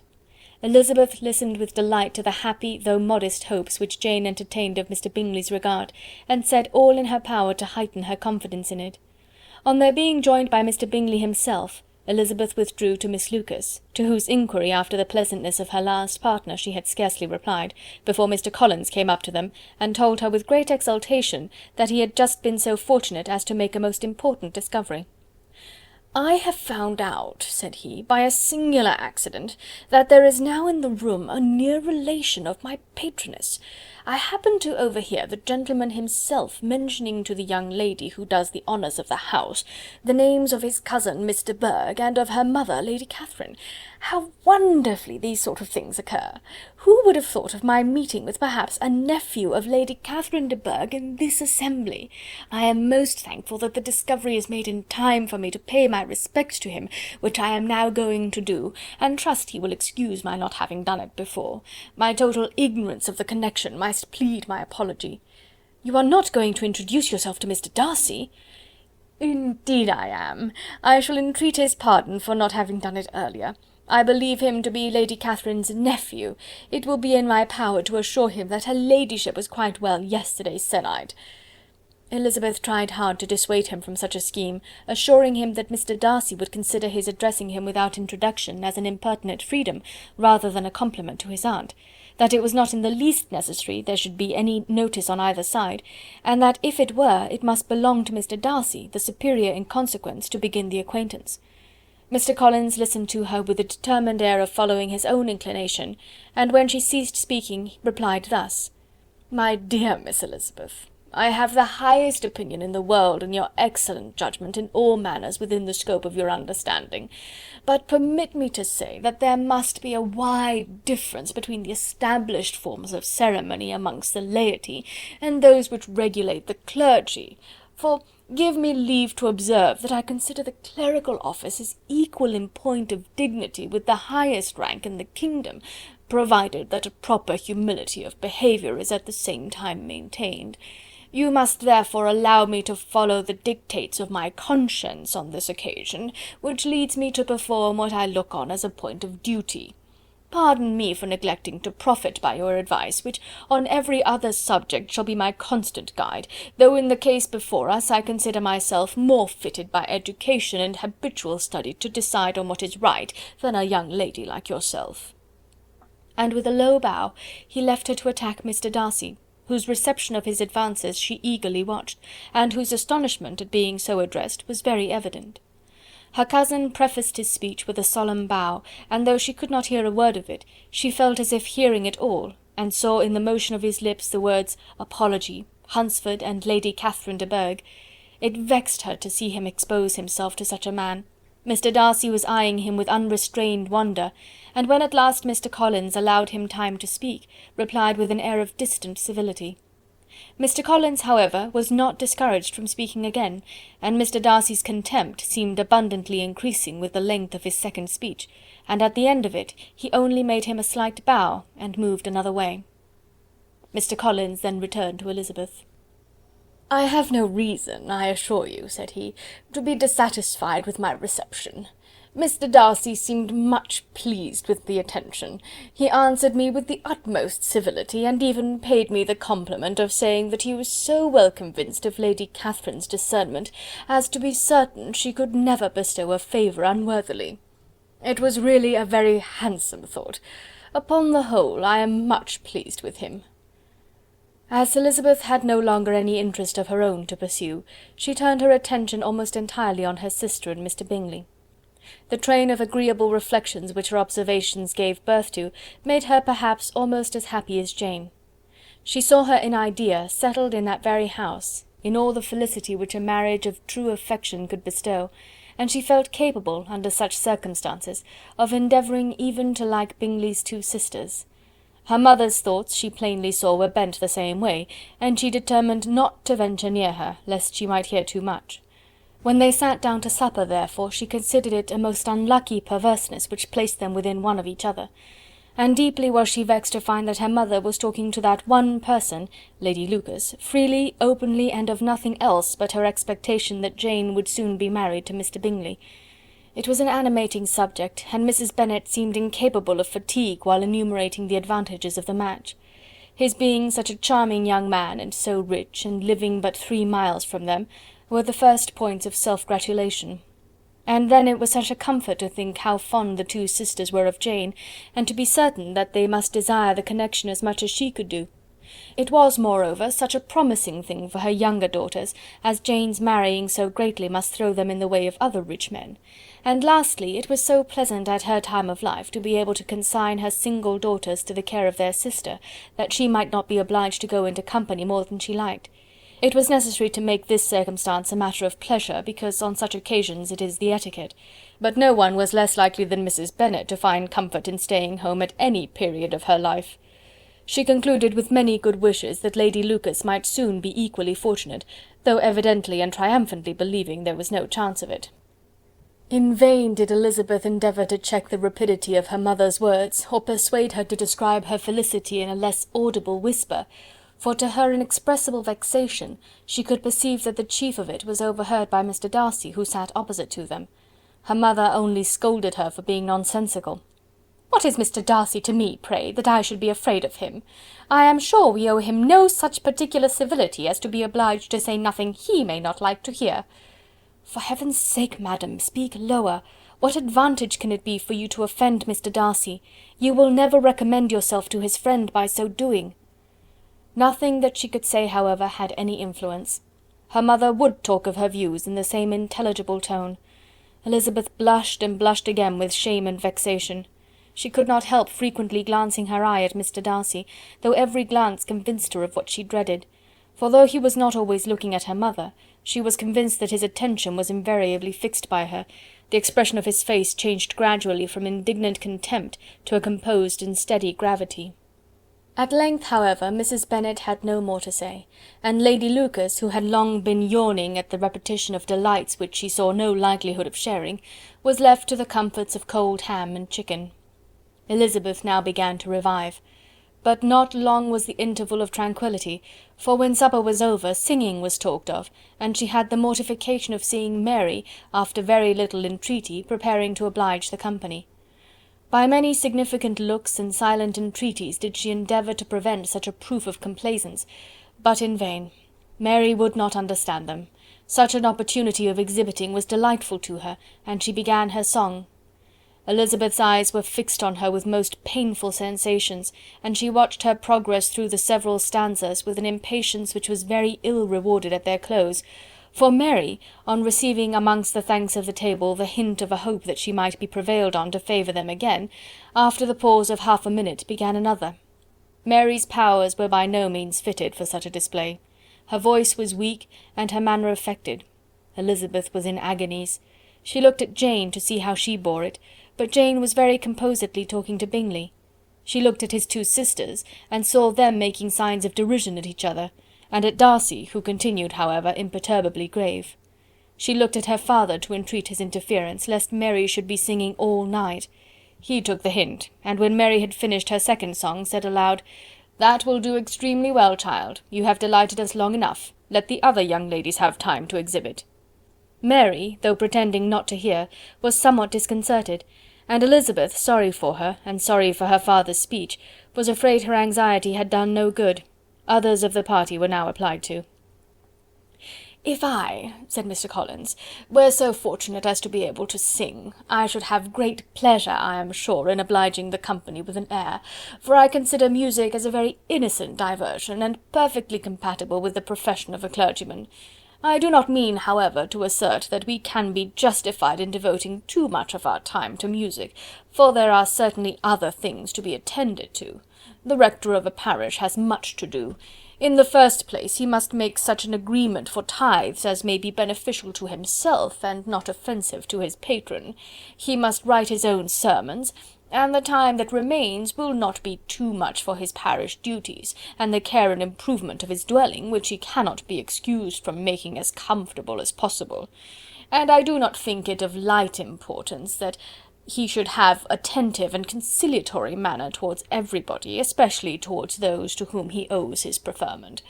I cannot acquit him of that duty, nor could I think well of the man who should omit an occasion of testifying his respect towards anybody connected with the family." And with a bow to Mr. Darcy he concluded his speech, which had been spoken so loud as to be heard by half the room. Many stared, many smiled, but no one looked more amused than Mr. Bennet himself, while his wife seriously commended Mr. Collins for having spoken so sensibly, and observed in a half whisper to Lady Lucas that he was a remarkably clever, good kind of young man. To Elizabeth it appeared that, had her family made an agreement to expose themselves as much as they could during the evening, it would have been impossible for them to play their parts with more spirit or finer success, and happy did she think it for Bingley and her sister that some of the exhibition had escaped his notice, and that his feelings were not of a sort to be much distressed by the folly which he must have witnessed. That his two sisters and Mr. Darcy, however, should have such an opportunity of ridiculing her relations was bad enough, and she could not determine whether the silent contempt of the gentlemen or the insolent smiles of the ladies were more intolerable. The rest of the evening brought her little amusement. She was teased by Mr. Collins, who continued most perseveringly by her side, and though he could not prevail on her to dance with him again, put it out of her power to dance with others. In vain did she entreat him to stand up with somebody else, and offered to introduce him to any young lady in the room. He assured her that as to dancing he was perfectly indifferent to it, that his chief object was by delicate attentions to recommend himself to her, and that he should therefore make a point of remaining close to her the whole evening. There was no arguing upon such a project. She owed her greatest relief to her friend Miss Lucas, who often joined them, and good-naturedly engaged Mr. Collins' conversation to herself. She was at least free from the offence of Mr. Darcy's further notice.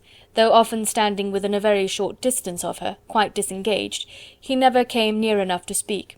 She felt it to be the probable consequence of her allusions to Mr. Wickham, and rejoiced in it. The Longbourn party were the last of all the company to depart, and by a manoeuvre of Mrs. Bennet had to wait for their carriage a quarter of an hour after everybody else was gone, which gave them time to see how heartily they were wished away by some of the family. Mrs. Hurst and her sister scarcely opened their mouths, except to complain of fatigue, and were evidently impatient to have the house to themselves. They repulsed every attempt of Mrs. Bennet at conversation, and by so doing threw a languor over the whole party, which was very little relieved by the long speeches of Mr. Collins, who was complimenting Mr. Bingley and his sisters on the elegance of their entertainment, and the hospitality and politeness which had marked their behaviour to their guests. Darcy said nothing at all. Mr. Bennet, in equal silence, was enjoying the scene. Mr. Bingley and Jane were standing together, a little detached from the rest, and talked only to each other. Elizabeth preserved as steady a silence as either Mrs. Hurst or Miss Bingley, and even Lydia was too much fatigued to utter more than the occasional exclamation of "Lord, how tired I am!" accompanied by a violent yawn. When at length they arose to take leave, Mrs. Bennet was most pressingly civil in her hope of seeing the whole family soon at Longbourn, and addressed herself especially to Mr. Bingley, to assure him how happy he would make them by eating a family dinner with them at any time, without the ceremony of a formal invitation. Bingley was all grateful pleasure, and he readily engaged for taking the earliest opportunity of waiting on her, after his return from London, whither he was obliged to go the next day for a short time.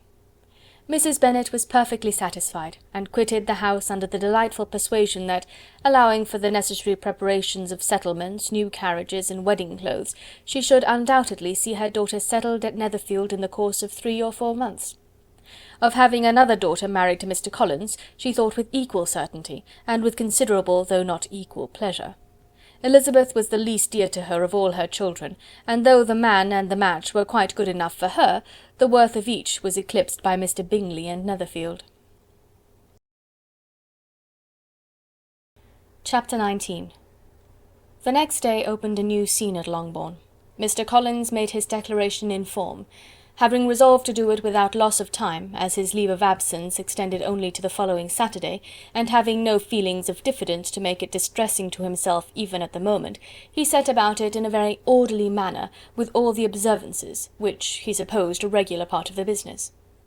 On finding Mrs. Bennet, Elizabeth, and one of the younger girls together, soon after breakfast, he addressed the mother in these words: "May I hope, madam, that for your interest with your fair daughter Elizabeth, when I solicit for the honour of a private audience with her in the course of this morning?" Before Elizabeth had time for anything but a blush of surprise, Mrs. Bennet answered instantly, "Oh dear, yes, certainly. I am sure Lizzie will be very happy. I am sure she can have no objection. Come, Kitty, I want you upstairs." And gathering her work together, she was hastening away, when Elizabeth called out, "Dear madam, do not go. I beg you will not go. Mr. Collins must excuse me. He can have nothing to say to me that anybody need not hear. I am going away myself." "No, no, nonsense, Lizzie. I desire you to stay where you are." And upon Elizabeth seeming really, with vexed and embarrassed looks about to escape, she added, "Lizzie, I insist upon your staying and hearing Mr. Collins." Elizabeth would not oppose such an injunction, and a moment's consideration making her also sensible that it would be wisest to get it over as soon and as quietly as possible, she sat down again and tried to conceal by incessant employment the feelings which were divided between distress and diversion. Mrs. Bennet and Kitty walked off, and as soon as they were gone, Mr. Collins began. "Believe me, my dear Miss Elizabeth, that your modesty, so far from doing you any disservice, rather adds to your other perfections. You would have been less amiable in my eyes, had there not been this little unwillingness, but allow me to assure you that I have your respected mother's permission for this address. You can hardly doubt the purport of my discourse, however your natural delicacy may lead you to dissemble. My attentions have been too marked to be mistaken. Almost as soon as I entered the house, I singled you out as the companion of my future life. But before I am run away with by my feelings on this subject, perhaps it would be advisable for me to state my reasons for marrying, and moreover for coming into Hertfordshire with the design of selecting a wife, as I certainly did." The idea of Mr. Collins, with all his solemn composure, being run away with by his feelings, made Elizabeth so near laughing that she could not use the short pause he allowed in any attempt to stop him further, and he continued: "My reasons for marrying are, first, that I think it a right thing for every clergyman in easy circumstances, like myself, to set the example of matrimony in his parish. Secondly, that I am convinced that it will add very greatly to my happiness, and thirdly, which perhaps I ought to have mentioned earlier, that it is the particular advice and recommendation of the very noble lady whom I have the honour of calling patroness. Twice has she condescended to give me her opinion, unasked too, on this subject, and it was but the very Saturday night before I left Hunsford, between our pools at quadrille, while Mrs. Jenkinson was arranging Mr. Berg's footstool, that she said, 'Mr. Collins, you must marry. A clergyman like you must marry. Choose properly. Choose a gentlewoman for my sake, and for your own, let her be an active, useful sort of person, not brought up high, but able to make a small income go a good way. This is my advice. Find such a woman as soon as you can, bring her to Hunsford, and I will visit her. Allow me, by the way, to observe, my fair cousin, that I do not reckon the notice and kindness of Lady Catherine de Bourgh as among the least of the advantages in my power to offer. You will find her manners beyond anything I can describe, and your wit and vivacity, I think, must be acceptable to her, especially when tempered with the silence and respect which her rank will inevitably excite. Thus much for my general intention in favour of matrimony. It remains to be told why my views were directed towards Longbourn instead of my own neighbourhood, where I can assure you there are many amiable young women. But the fact is that, being as I am to inherit this estate after the death of your honoured father, who, however, may live many years longer, I could not satisfy myself without resolving to choose a wife from among his daughters, that the loss to them might be as little as possible when the melancholy event takes place, which, however, as I have already said, may not be for several years. This has been my motive, fair cousin, and I flatter myself it will not sink me in your esteem. And now nothing remains for me but to assure you in the most animated language of the violence of my affection. To fortune I am perfectly indifferent, and shall make no demand of that nature on your father, since I am well aware that it could not be complied with, and that £1,000 in the 4 per cents, which will not be yours till after your mother's decease, is all that you may ever be entitled to. On that head, therefore, I shall be uniformly silent, and you may assure yourself that no ungenerous reproach shall ever pass my lips when we are married." It was absolutely necessary to interrupt him now. "You are too hasty, sir," she cried. "You forget that I have made no answer. Let me do it without further loss of time. Accept my thanks for the compliment you are paying me. I am very sensible of the honour of your proposals, but it is impossible for me to do otherwise than to decline them."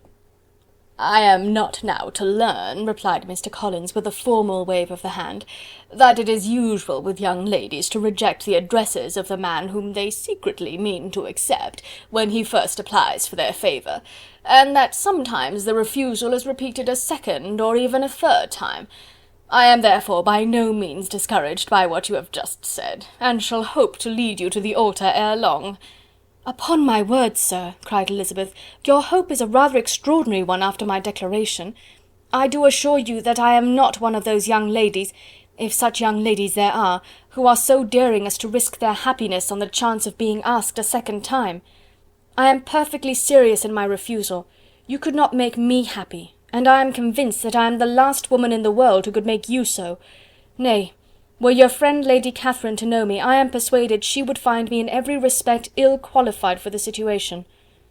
"Were it certain that Lady Catherine would think so," said Mr. Collins very gravely, "but I cannot imagine that her ladyship would at all disapprove of you, and you may be certain when I have the honour of seeing her again, I shall speak in the very highest terms of your modesty, economy, and other amiable qualification." "Indeed, Mr. Collins, all praise of me will be unnecessary. You must give me leave to judge for myself, and pay me the compliment of believing what I say. I wish you very happy and very rich, and by refusing your hand, do all in my power to prevent your being otherwise. In making me the offer, you must have satisfied the delicacy of your feelings with regard to my family, and may take possession of Longbourn estate whenever it falls, without any self-reproach. This matter may be considered, therefore, as finally settled." And rising as she thus spoke, she would have quitted the room, had Mr. Collins not thus addressed her. "When I do myself the honour of speaking to you next on the subject, I shall hope to receive a more favourable answer than you have now given me, though I am far from accusing you of cruelty at present, because I know it to be the established custom of your sex to reject a man on the first application, and perhaps you have even now said as much to encourage my suit as would be consistent with the true delicacy of the female character." "Really, Mr. Collins," cried Elizabeth with some warmth, "you puzzle me exceedingly. If what I have hitherto said can appear to you in the form of encouragement, I know not how to express my refusal in such a way as to convince you of its being one." "You must give me leave to flatter myself, my dear cousin, that your refusal of my addresses is merely words of course. My reasons for believing it are briefly these. It does not appear to me that my hand is unworthy of your acceptance, or that the establishment I can offer would be any other than highly desirable. My situation in life, my connections with the family of de Bourgh, and my relationship to your own, are circumstances highly in my favour, and you should take it into further consideration that in spite of your manifold attractions, it is by no means certain that another offer of marriage may ever be made you. Your portion is unhappily so small that it will in all likelihood undo the effects of your loveliness and amiable qualifications. As I must therefore conclude that you are not serious in your rejection of me, I shall choose to attribute it to your wish of increasing my love by suspense, according to the usual practice of elegant females. I do assure you, sir, that I have no pretensions whatever to that kind of elegance which consists in tormenting a respectable man. I would rather be paid the compliment of being believed sincere. I thank you again and again for the honour you have done me in your proposals, but to accept them is absolutely impossible. My feelings in every respect forbid it. Can I speak plainer? Do not consider me now as an elegant female intending to plague you, but as a rational creature speaking the truth from her heart."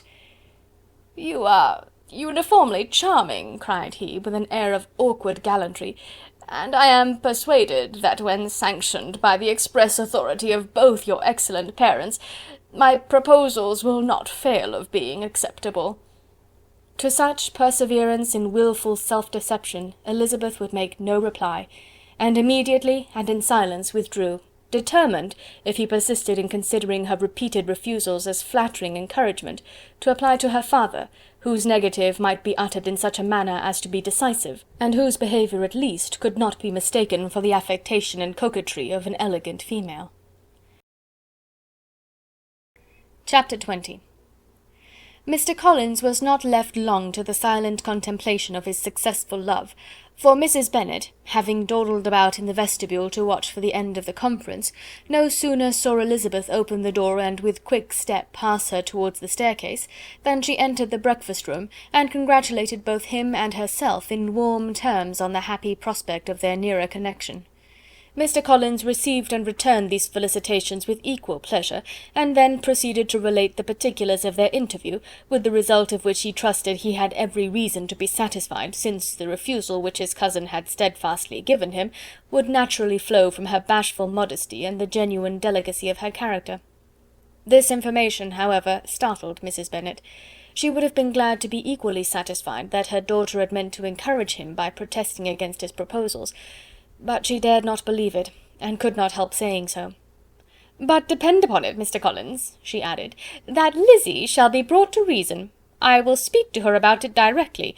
She is a very headstrong, foolish girl, and does not know her own interest, but I will make her know it." "Pardon me for interrupting you, madam," cried Mr. Collins, "but if she is really headstrong and foolish, I know not whether she would altogether be a desirable wife to a man in my situation, who naturally looks for happiness in the marriage state. If therefore she actually persists in rejecting my suit, perhaps it were better not to force her into accepting me, because if liable to such defects of temper, she could not contribute much to my felicity." "Sir, you quite misunderstand me," said Mrs. Bennet, alarmed. "Lizzie is only headstrong in such matters as these. In everything else she is as good-natured a girl as ever lived. I will go directly to Mr. Bennet, and we shall very soon settle it with her, I am sure." She would not give him time to reply, but hurrying instantly to her husband, called out as she entered the library, "Oh, Mr. Bennet, you are wanted immediately. We are all in an uproar. You must come and make Lizzie marry Mr. Collins, for she vows she will not have him, and if you do not make haste, he will change his mind and not have her." Mr. Bennet raised his eyes from his book as she entered, and fixed them on her face with a calm unconcern which was not in the least altered by her communication. "I have not the pleasure of understanding you," said he, when she had finished her speech. "Of what are you talking?" "Of Mr. Collins and Lizzie. Lizzie declares she will not have Mr. Collins, and Mr. Collins begins to say that he will not have Lizzie." "And what am I to do on the occasion? It seems a hopeless business." "Speak to Lizzie about it yourself. Tell her that you insist upon her marrying him." "Let her be called down. She shall hear my opinion." Mrs. Bennet rang the bell, and Miss Elizabeth was summoned to the library. "Come here, child," cried her father as she appeared. "I have sent for you on an affair of importance. I understand that Mr. Collins has made you an offer of marriage. Is it true?" Elizabeth replied that it was. "Very well. And this offer of marriage you have refused?" "I have, sir." "Very well. We now come to the point. Your mother insists upon your accepting it. Is it not so, Mrs. Bennet?" "Yes, or I will never see her again." "An unhappy alternative is before you, Elizabeth. From this day you must be a stranger to one of your parents.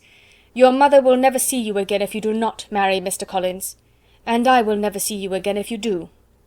Elizabeth could not but smile at such a conclusion of such a beginning, but Mrs. Bennet, who had persuaded herself that her husband regarded the affair as she wished, was excessively disappointed. "What do you mean, Mr. Bennet, in talking this way? You promised me to insist upon her marrying him." "My dear," replied her husband, "I have two small favours to request. First, that you will allow me the free use of my understanding on the present occasion, and secondly, of my room. I shall be glad to have the library to myself as soon as may be." Not yet, however, in spite of her disappointment in her husband, did Mrs. Bennet give up the point. She talked to Elizabeth again and again, coaxed and threatened her by turns. She endeavoured to secure Jane in her interest, but Jane, with all possible mildness, declined interfering, and Elizabeth, sometimes with real earnestness and sometimes with playful gaiety, replied to her attacks. Though her manner varied, however, her determination never did. Mr. Collins, meanwhile, was meditating in solitude on what had passed. He thought too well of himself to comprehend on what motives his cousin could refuse him, and though his pride was hurt, he suffered in no other way. His regard for her was quite imaginary, and the possibility of her deserving her mother's reproach prevented his feeling any regret. While the family were in this confusion, Charlotte Lucas came to spend the day with them. She was met in the vestibule by Lydia, who, flying to her, cried in a half-whisper, "I am glad you are come, for there is such fun here. What do you think has happened this morning? Mr. Collins has made an offer to Lizzie, and she will not have him."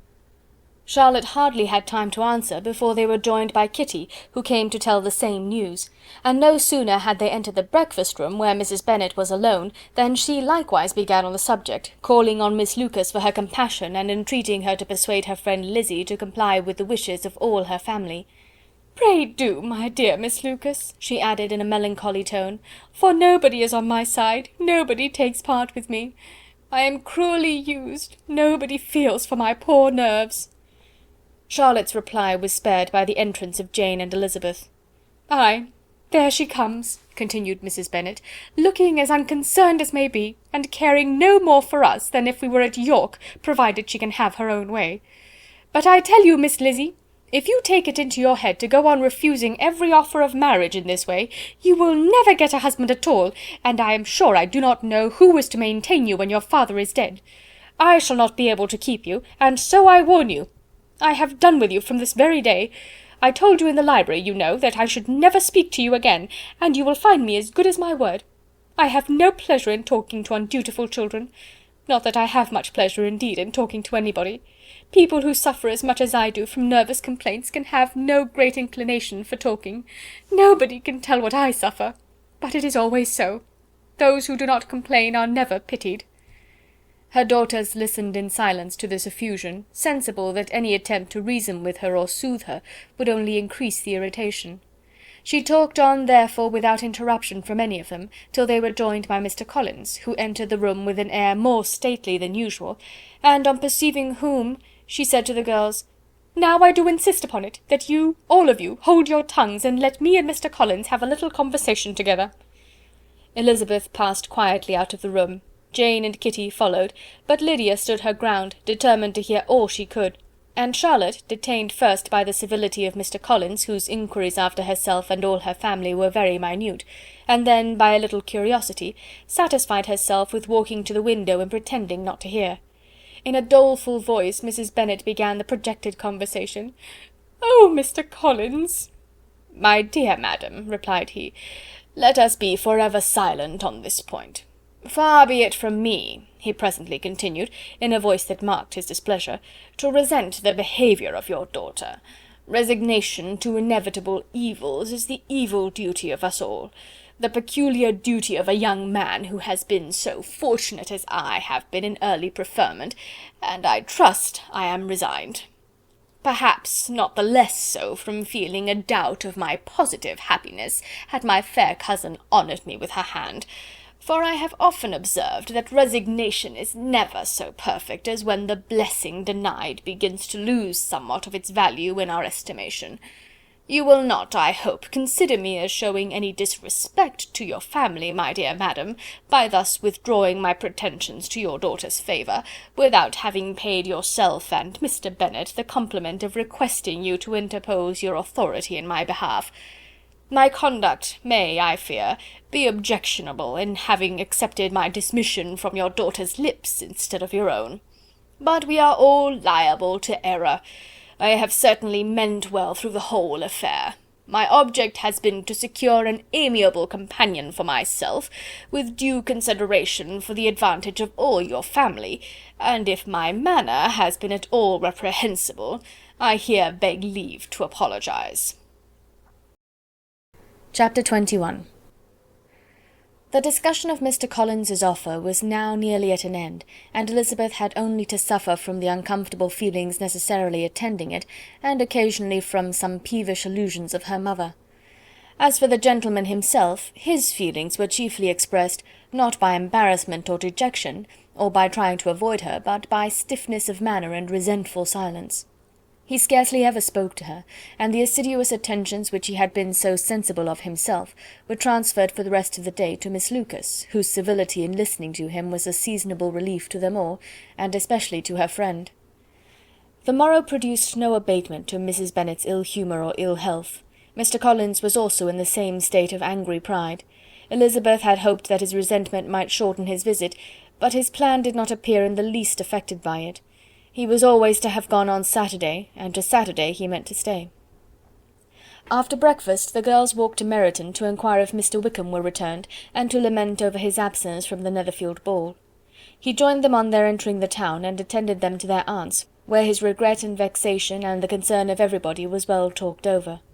To Elizabeth, however, he voluntarily acknowledged that the necessity of his absence had been self-imposed. "I found," said he, as the time drew near, "that I had better not meet Mr. Darcy, that to be in the same room, the same party with him for so many hours together, might be more than I could bear, and that scenes might arise unpleasant to more than myself." She highly approved his forbearance, and they had leisure for a full discussion of it, and for all the commendation which they civilly bestowed on each other, as Wickham and another officer walked back with them to Longbourn, and during the walk he particularly attended to her. His accompanying them was a double advantage. She felt all the compliment it offered to herself, and it was most acceptable as an occasion of introducing him to her father and mother. Soon after their return a letter was delivered to Miss Bennet. It came from Netherfield. The envelope contained a sheet of elegant, little hot-pressed paper, well covered with the lady's fair flowing hand, and Elizabeth saw her sister's countenance change as she read it, and saw her dwelling intently on some particular passages.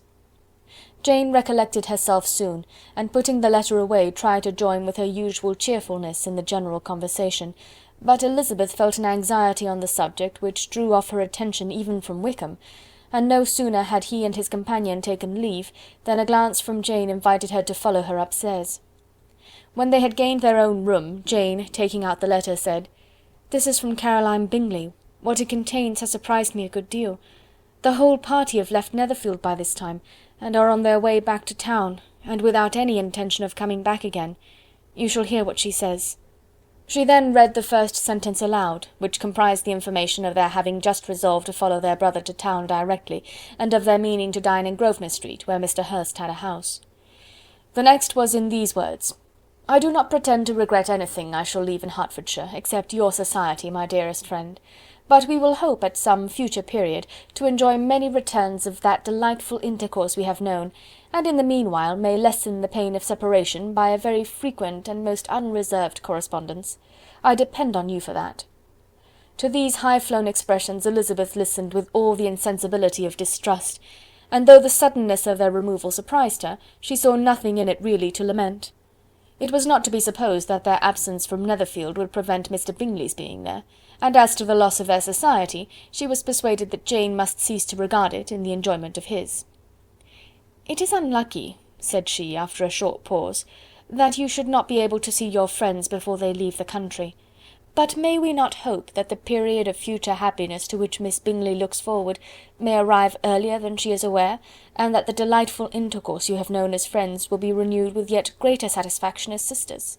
Mr. Bingley will not be detained in London by them.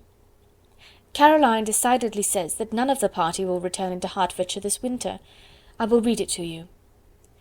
When my brother left us yesterday, he imagined that the business which took him to London might be concluded in 3 or 4 days, but as we are certain it cannot be so, and at the same time convinced that when Charles gets to town he will be in no hurry to leave it again, we have determined on following him thither, that he may not be obliged to spend his vacant hours in a comfortless hotel.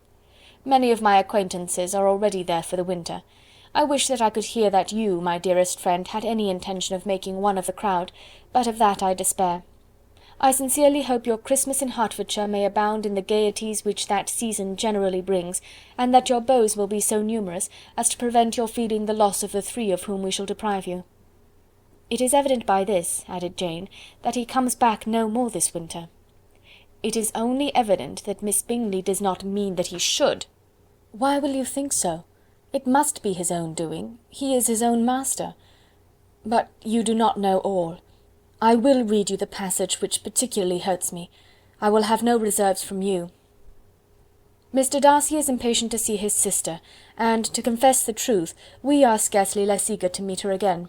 I really do not think Georgiana Darcy has her equal for beauty, elegance, and accomplishments, and the affection she inspires in Louisa and myself is heightened into something still more interesting from the hope we dare entertain of her being hereafter our sister.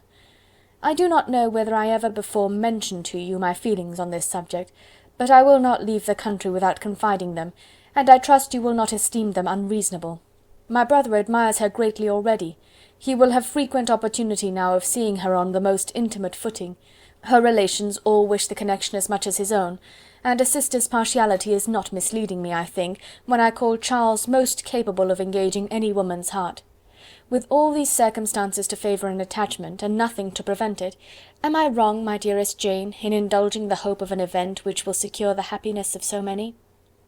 What do you think of this sentence, my dear Lizzy? Said Jane as she finished it. Is it not clear enough? Does it not expressly declare that Caroline neither expects nor wishes me to be her sister, that she is perfectly convinced of her brother's indifference, and that, if she suspects the nature of my feelings for him, she means most kindly to put me on my guard? Can there be any other opinion on the subject? Yes, there can, for mine is totally different. Will you hear it? Most willingly. You shall have it in a few words. Miss Bingley sees that her brother is in love with you, and wants him to marry Miss Darcy. She follows him to town in hope of keeping him there, and tries to persuade you that he does not care about you. Jane shook her head. Indeed, Jane, you ought to believe me. No one who has ever seen you together can doubt his affection. Miss Bingley, I am sure, cannot. She is not such a simpleton. Could she have seen half as much love in Mr. Darcy for herself, she would have ordered her wedding clothes. But the case is this. We are not rich enough or grand enough for them, and she is the more anxious to get Miss Darcy for her brother, from the notion that when there has been one intermarriage, she may have less trouble in achieving a second, in which there is certainly more ingenuity, and I dare say it would succeed, if Mr. Berg were out of the way. But, my dearest Jane, you cannot seriously imagine that because Miss Bingley tells you her brother greatly admires Miss Darcy, he is in the smallest degree less sensible of your merit than when he took leave of you on Tuesday, or that it will be in her power to persuade him that, instead of being in love with you, he is very much in love with her friend. If we thought alike of Miss Bingley, replied Jane, your representation of all this might make me quite easy, but I know the foundation is unjust. Caroline is incapable of wilfully deceiving anyone, and all that I can hope in this case is that she is deceiving herself. That is right. You could not have started a more happy idea, since you will not take comfort in mine. Believe her to be deceived by all means. You have now done your duty by her, and must fret no longer. But, my dear sister, can I be happy, even supposing the best, in accepting a man whose sisters and friends are all wishing him to marry elsewhere? You must decide for yourself, said Elizabeth, and if upon mature deliberation you find that the misery of disobliging his 2 sisters is more than equivalent to the happiness of being his wife, I advise you by all means to refuse him. How can you talk so? Said Jane, faintly smiling. You must know that though I should be exceedingly grieved at their disapprobation, I could not hesitate. I did not think you would, and that being the case, I cannot consider your situation with much compassion. But if he returns no more this winter, my choice will never be required. 1,000 things may arise in 6 months. The idea of his returning no more Elizabeth treated with the utmost contempt. It appeared to her merely the suggestion of Caroline's interested wishes, and she could not for a moment suppose that those wishes, however openly or artfully spoken, could influence a young man so totally independent of everyone. She represented to her sister as forcibly as possible what she felt on the subject, and had soon the pleasure of seeing its happy effect. Jane's temper was not desponding, and she was gradually led to hope, though the diffidence of affection sometimes overcame the hope, that Bingley would return to Netherfield and answer every wish of her heart.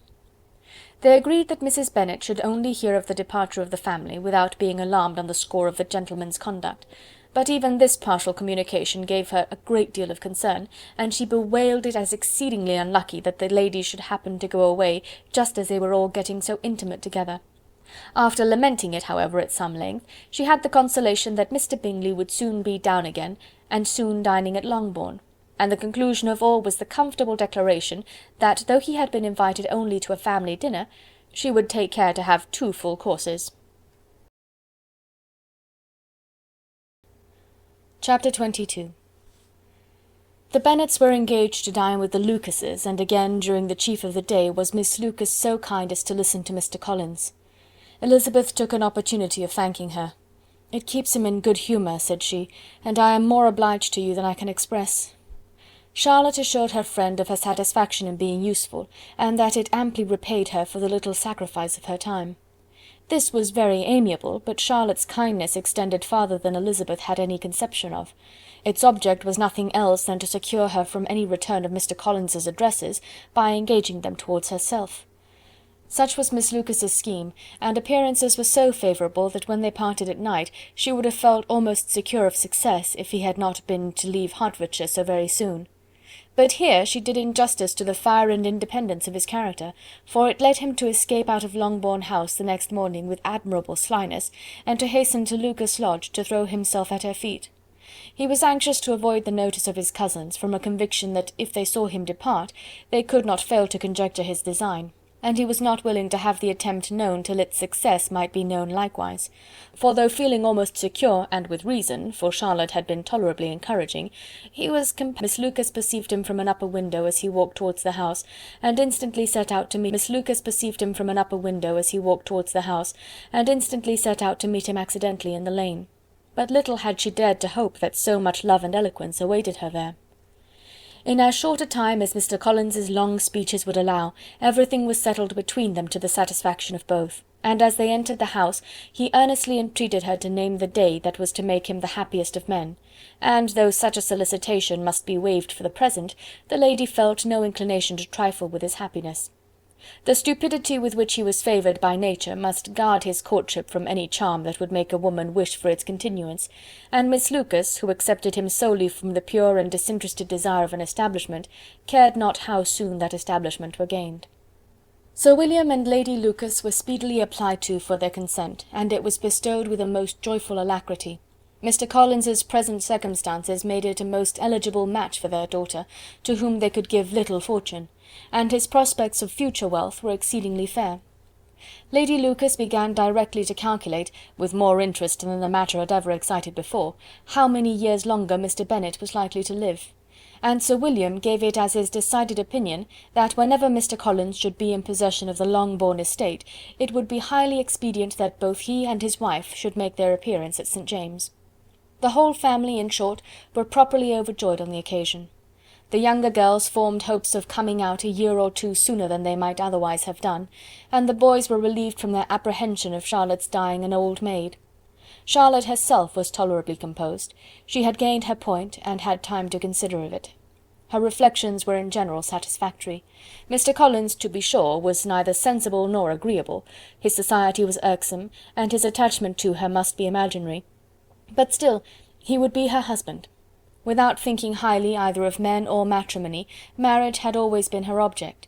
It was the only provision for well-educated young women of small fortune, and however uncertain of giving happiness, must be their pleasantest preservative from want. This preservative she had now obtained, and at the age of 27, without having ever been handsome, she felt all the good luck of it. The least agreeable circumstance in the business was the surprise it must occasion to Elizabeth Bennet, whose friendship she valued beyond that of any other person.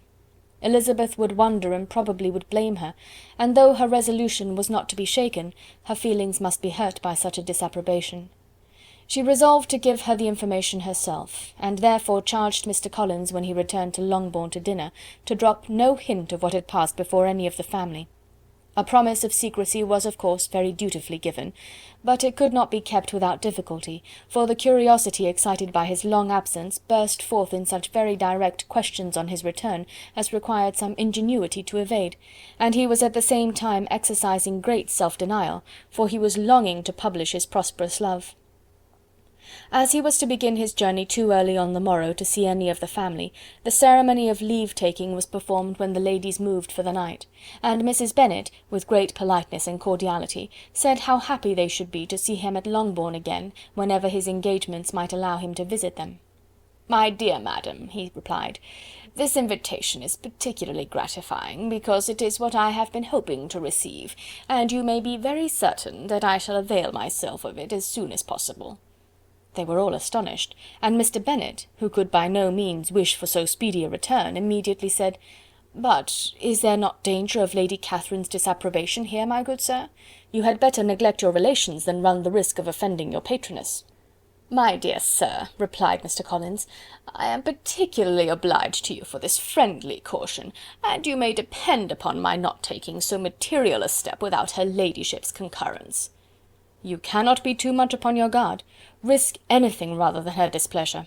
And if you find it likely to be raised by your coming to us again, which I should think exceedingly probable, stay quietly at home, and be satisfied that we shall take no offence."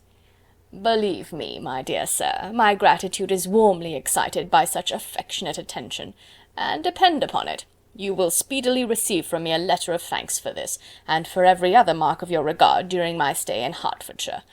As for my fair cousins, though my absence may not be long enough to render it necessary, I shall now take the liberty of wishing them health and happiness, not excepting my cousin Elizabeth."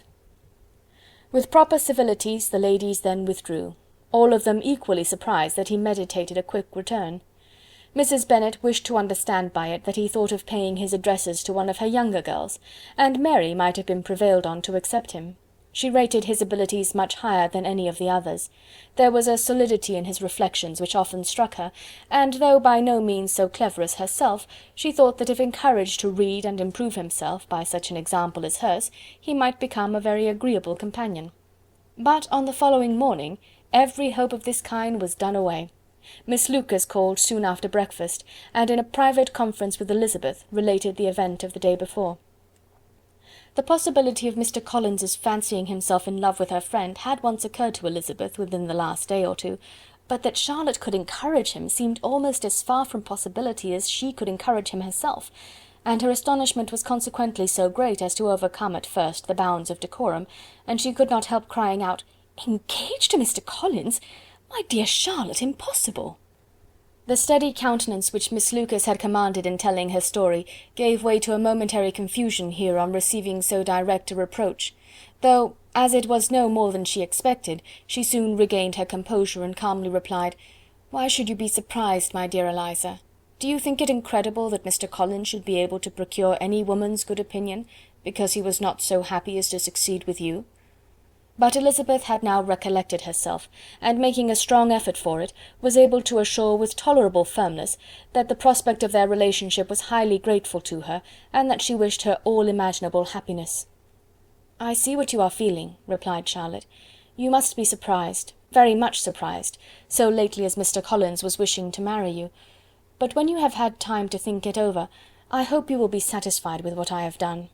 I am not romantic, you know, I never was.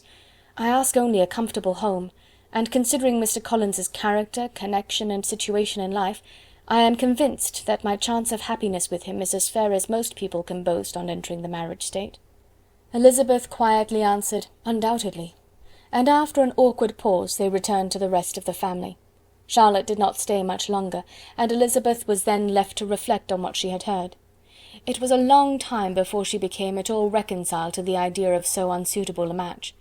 The strangeness of Mr. Collins's making 2 offers of marriage within 3 days was nothing in comparison of his being now accepted.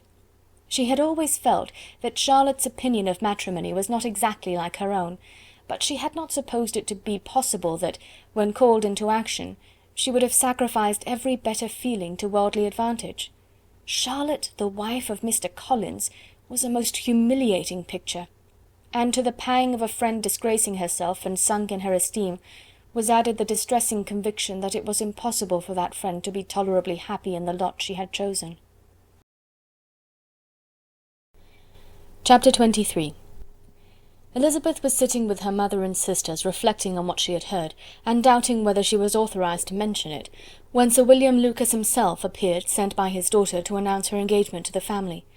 With many compliments to them, and much self-gratulation on the prospect of a connection between the 2 houses, he unfolded the matter to an audience not merely wondering but incredulous, for Mrs. Bennet, with more perseverance than politeness, protested he must be entirely mistaken, and Lydia, always unguarded and often uncivil, boisterously exclaimed, "Good Lord, Sir William, how can you tell such a story? Do not you know that Mr. Collins wants to marry Lizzie?" Nothing less than the complaisance of a courtier could have borne without anger such treatment, but Sir William's good breeding carried him through it all, and though he begged leave to be positive as to the truth of his information, he listened to all their impertinence with the most forbearing courtesy. Elizabeth, feeling it incumbent on her to relieve him from so unpleasant a situation, now put herself forward to confirm his account, by mentioning her prior knowledge of it from Charlotte herself, and endeavoured to put a stop to the exclamations of her mother and sisters by the earnestness of her congratulations to Sir William, in which she was readily joined by Jane, and by making a variety of remarks on the happiness that might be expected from the match, the excellent character of Mr. Collins, and the convenient distance of Hunsford from London. Mrs. Bennet was in fact too much overpowered to say a great deal while Sir William remained, but no sooner had he left them than her feelings found a rapid vent. In the first place, she persisted in disbelieving the whole of the matter. Secondly, she was very sure that Mr. Collins had been taken in. Thirdly, she trusted that they would never be happy together, and fourthly, that the match might be broken off. 2 inferences, however, were plainly deduced from the whole. One, that Elizabeth was the real cause of the mischief, and the other, that she herself had been barbarously misused by them all, and on these 2 points she principally dwelt during the rest of the day. Nothing could console and nothing could appease her, nor did that day wear out her resentment. A week elapsed before she could see Elizabeth without scolding her, a month passed before she could speak to Sir William or Lady Lucas without being rude, and many months were gone before she could at all forgive their daughter. Mr. Bennet's emotions were much more tranquil on the occasion, and such as he did experience he pronounced to be of a most agreeable sort, for it gratified him, he said, to discover that Charlotte Lucas, whom he had used to think tolerably sensible, was as foolish as his wife, and more foolish than his daughter. Jane confessed herself a little surprised at the match, but she said less of her astonishment than of her earnest desire for their happiness, nor could Elizabeth persuade her to consider it as improbable. Kitty and Lydia were far from envying Miss Lucas, for Mr. Collins was only a clergyman, and it affected them in no other way than as a piece of news to spread at Meryton. Lady Lucas could not be insensible of triumph on being able to retort on Mrs. Bennet the comfort of having a daughter well married, and she called at Longbourn rather oftener than usual to say how happy she was, though Mrs. Bennet's sour looks and ill-natured remarks might have been enough to drive happiness away.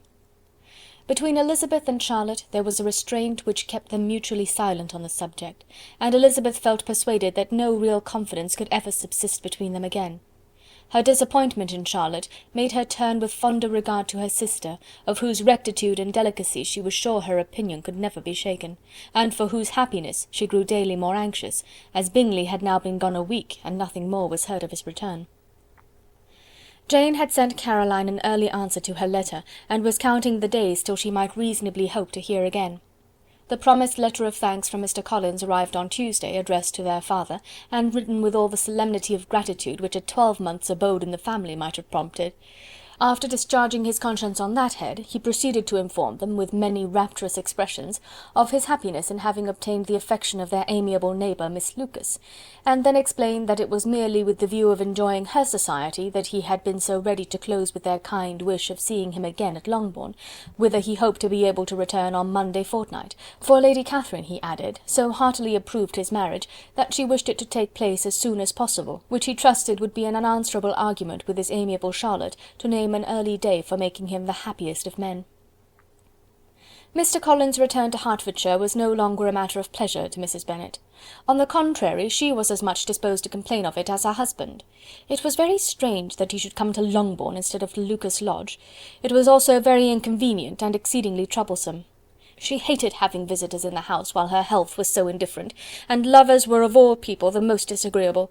Such were the gentle murmurs of Mrs. Bennet, and they gave way only to the greater distress of Mr. Bingley's continued absence. Neither Jane nor Elizabeth were comfortable on this subject.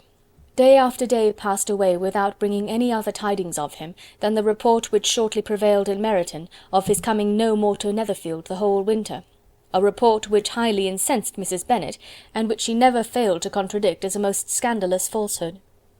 Even Elizabeth began to fear, not that Bingley was indifferent, but that his sisters would be successful in keeping him away. Unwilling as she was to admit an idea so destructive of Jane's happiness, and so dishonourable to the stability of her lover, she could not prevent its frequent occurring. The united efforts of his two unfeeling sisters and of his overpowering friend, assisted by the attractions of Miss Darcy and the amusements of London, might be too much, she feared, for the strength of his attachment. As for Jane, her anxiety under this suspense was, of course, more painful than Elizabeth's, but whatever she felt she was desirous of concealing, and between herself and Elizabeth, therefore, the subject was never alluded to. But as no such delicacy restrained her mother, an hour seldom passed in which she did not talk of Bingley, express her impatience for his arrival, or even require Jane to confess that if he did not come back she would think herself very ill-used. It needed all Jane's steady mildness to bear these attacks with tolerable tranquillity. Mr. Collins returned most punctually on Monday fortnight, but his reception at Longbourn was not quite so gracious as it had been on his first introduction. He was too happy, however, to need much attention, and luckily for the others, the business of love-making relieved them from a great deal of his company. The chief of every day was spent by him at Lucas Lodge, and he sometimes returned to Longbourn only in time to make an apology for his absence before the family went to bed. Mrs. Bennet was really in a most pitiable state. The very mention of anything concerning the match threw her into an agony of ill humour, and wherever she went she was sure of hearing it talked of. The sight of Miss Lucas was odious to her. As her successor in that house, she regarded her with jealous abhorrence. Whenever Charlotte came to see them, she concluded her to be anticipating the hour of possession, and whenever she spoke in a low voice to Mr. Collins, was convinced that they were talking of the Longbourn estate, and resolving to turn herself and her daughters out of the house as soon as Mr. Bennet were dead. She complained bitterly of all this to her husband. "Indeed, Mr. Bennet," said she, "it is very hard to think that Charlotte Lucas should ever be mistress of this house, that I should be forced to make way for her, and live to see her take her place in it." "My dear, do not give way to such gloomy thoughts. Let us hope for better things. Let us flatter ourselves that I may be the survivor." This was not very consoling to Mrs. Bennet, and therefore, instead of making any answer, she went on as before. "I cannot bear to think that they should have all this estate. If it was not for the entail, I should not mind it." "What should not you mind?" "I should not mind anything at all." "Let us be thankful that you are preserved from a state of such insensibility." "I never can be thankful, Mr. Bennet, for anything about the entail. How anyone could have the conscience to entail away an estate from one's own daughters, I cannot understand, and all for the sake of Mr. Collins, too. Why should he have it more than anybody else?" "I leave it to yourself to determine," said Mr. Bennet. Chapter 24. Miss Bingley's letter arrived and put an end to doubt. The very first sentence conveyed the assurance of their being all settled in London for the winter, and concluded with her brother's regret at not having had time to pay his respects to his friends in Hertfordshire before he left the country. Hope was over, entirely over, and when Jane could attend to the rest of the letter, she found little, except the professed affection of the writer, that could give her any comfort. Miss Darcy's praise occupied the chief of it, her many attractions were again dwelt on, and Caroline boasted joyfully of their increasing intimacy, and ventured to predict the accomplishment of the wishes which had been unfolded in her former letter. She wrote also with great pleasure of her brother's being an inmate of Mr. Darcy's house, and mentioned with rapture some plans of the latter with regard to new furniture. Elizabeth, to whom Jane very soon communicated the chief of all this, heard it in silent indignation. Her heart was divided between concern for her sister and resentment against all others. To Caroline's assertion of her brother's being partial to Miss Darcy she paid no credit. That he was really fond of Jane she doubted no more than she had ever done, and much as she had always been disposed to like him, she could not think without anger, hardly without contempt, on that easiness of temper, that want of proper resolution which now made him the slave of his designing friends, and led him to sacrifice his own happiness to the caprice of their inclination. Had his own happiness, however, been the only sacrifice, he might have been allowed to sport with it in whatever manner he thought best, but her sister's was involved in it, as she thought he must be sensible himself. It was a subject, in short, on which reflection would be long indulged, and must be unavailing. She could think of nothing else, and yet, whether Bingley's regard had really died away, or were suppressed by his friend's interference, whether he had been aware of Jane's attachment, or whether it had escaped his observation, whatever were the case, though her opinion of him must be materially affected by the difference, her sister's situation remained the same, her peace equally wounded. A day or two passed before Jane had the courage to speak of her feelings to Elizabeth, but at last, on Mrs. Bennet's leaving them together, after a longer irritation than usual about Netherfield and its master, she could not help saying, "Oh, that my dear mother had more command over herself!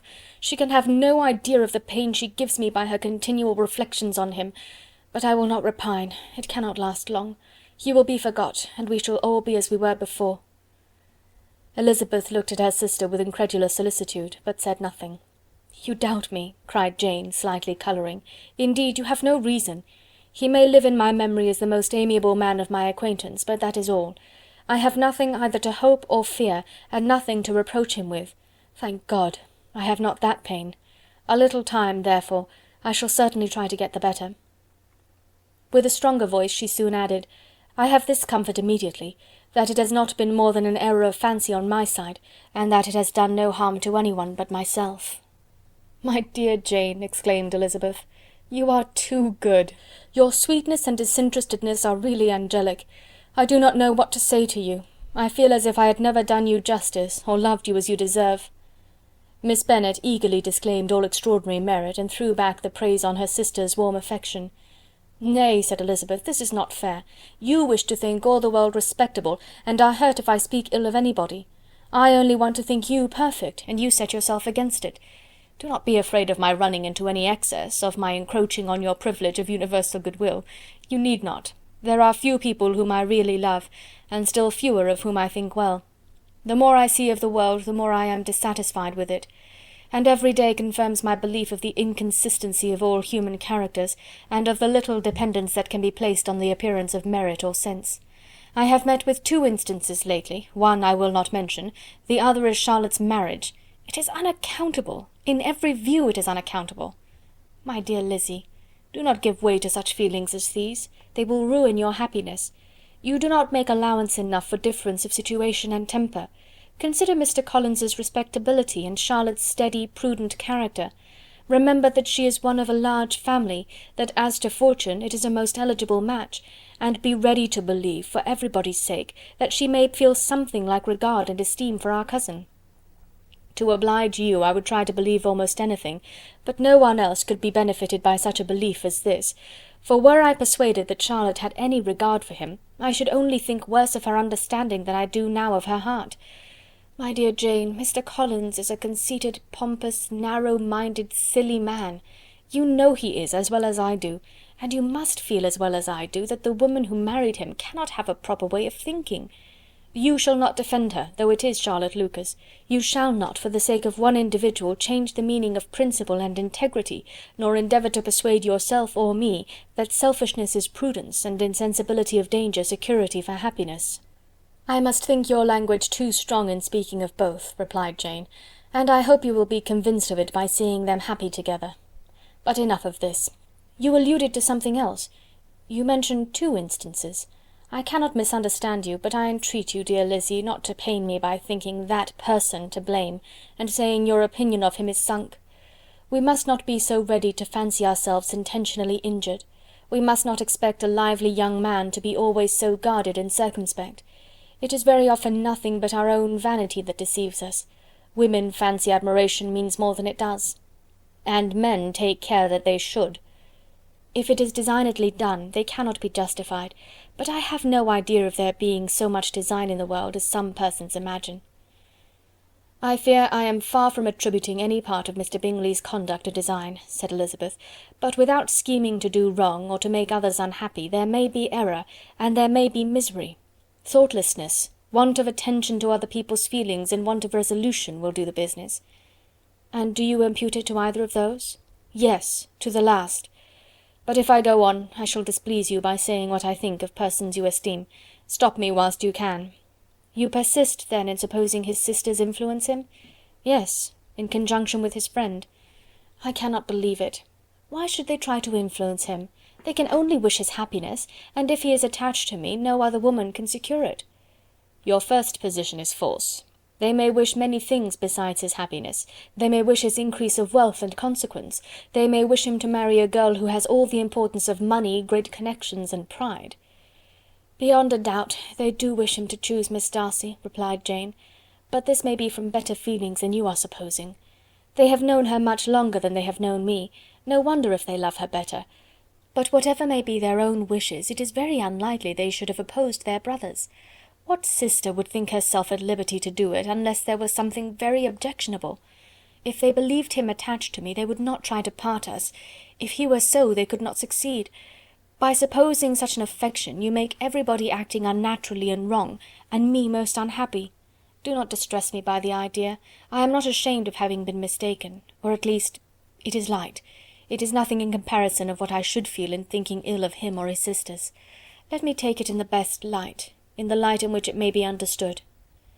Elizabeth could not oppose such a wish, and from this time Mr. Bingley's name was scarcely ever mentioned between them.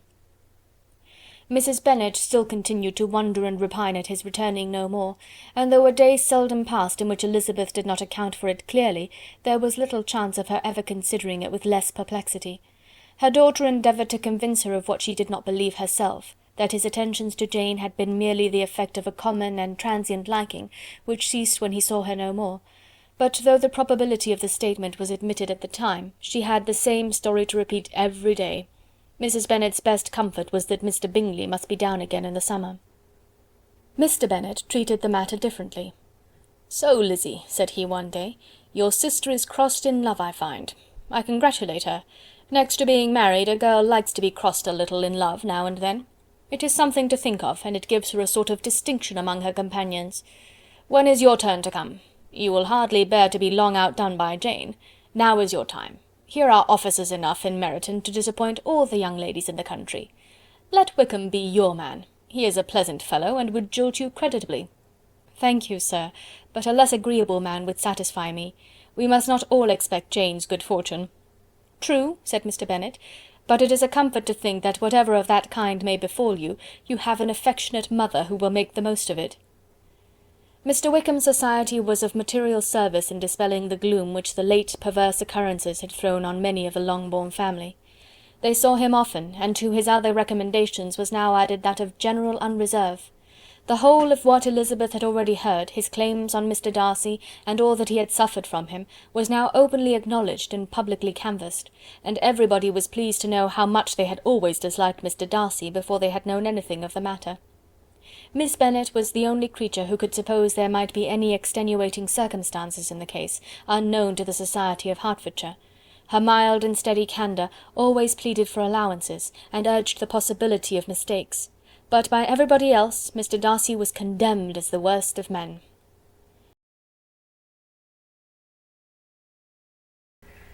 Chapter 25. After a week spent in professions of love and schemes of felicity, Mr. Collins was called from his amiable Charlotte by the arrival of Saturday. The pain of separation, however, might be alleviated on his side by preparations for the reception of his bride, as he had reason to hope that shortly after his return into Hertfordshire the day would be fixed that was to make him the happiest of men.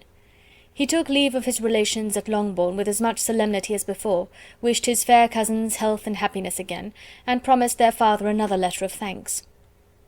On the following Monday Mrs. Bennet had the pleasure of receiving her brother and his wife, who came as usual to spend the Christmas at Longbourn.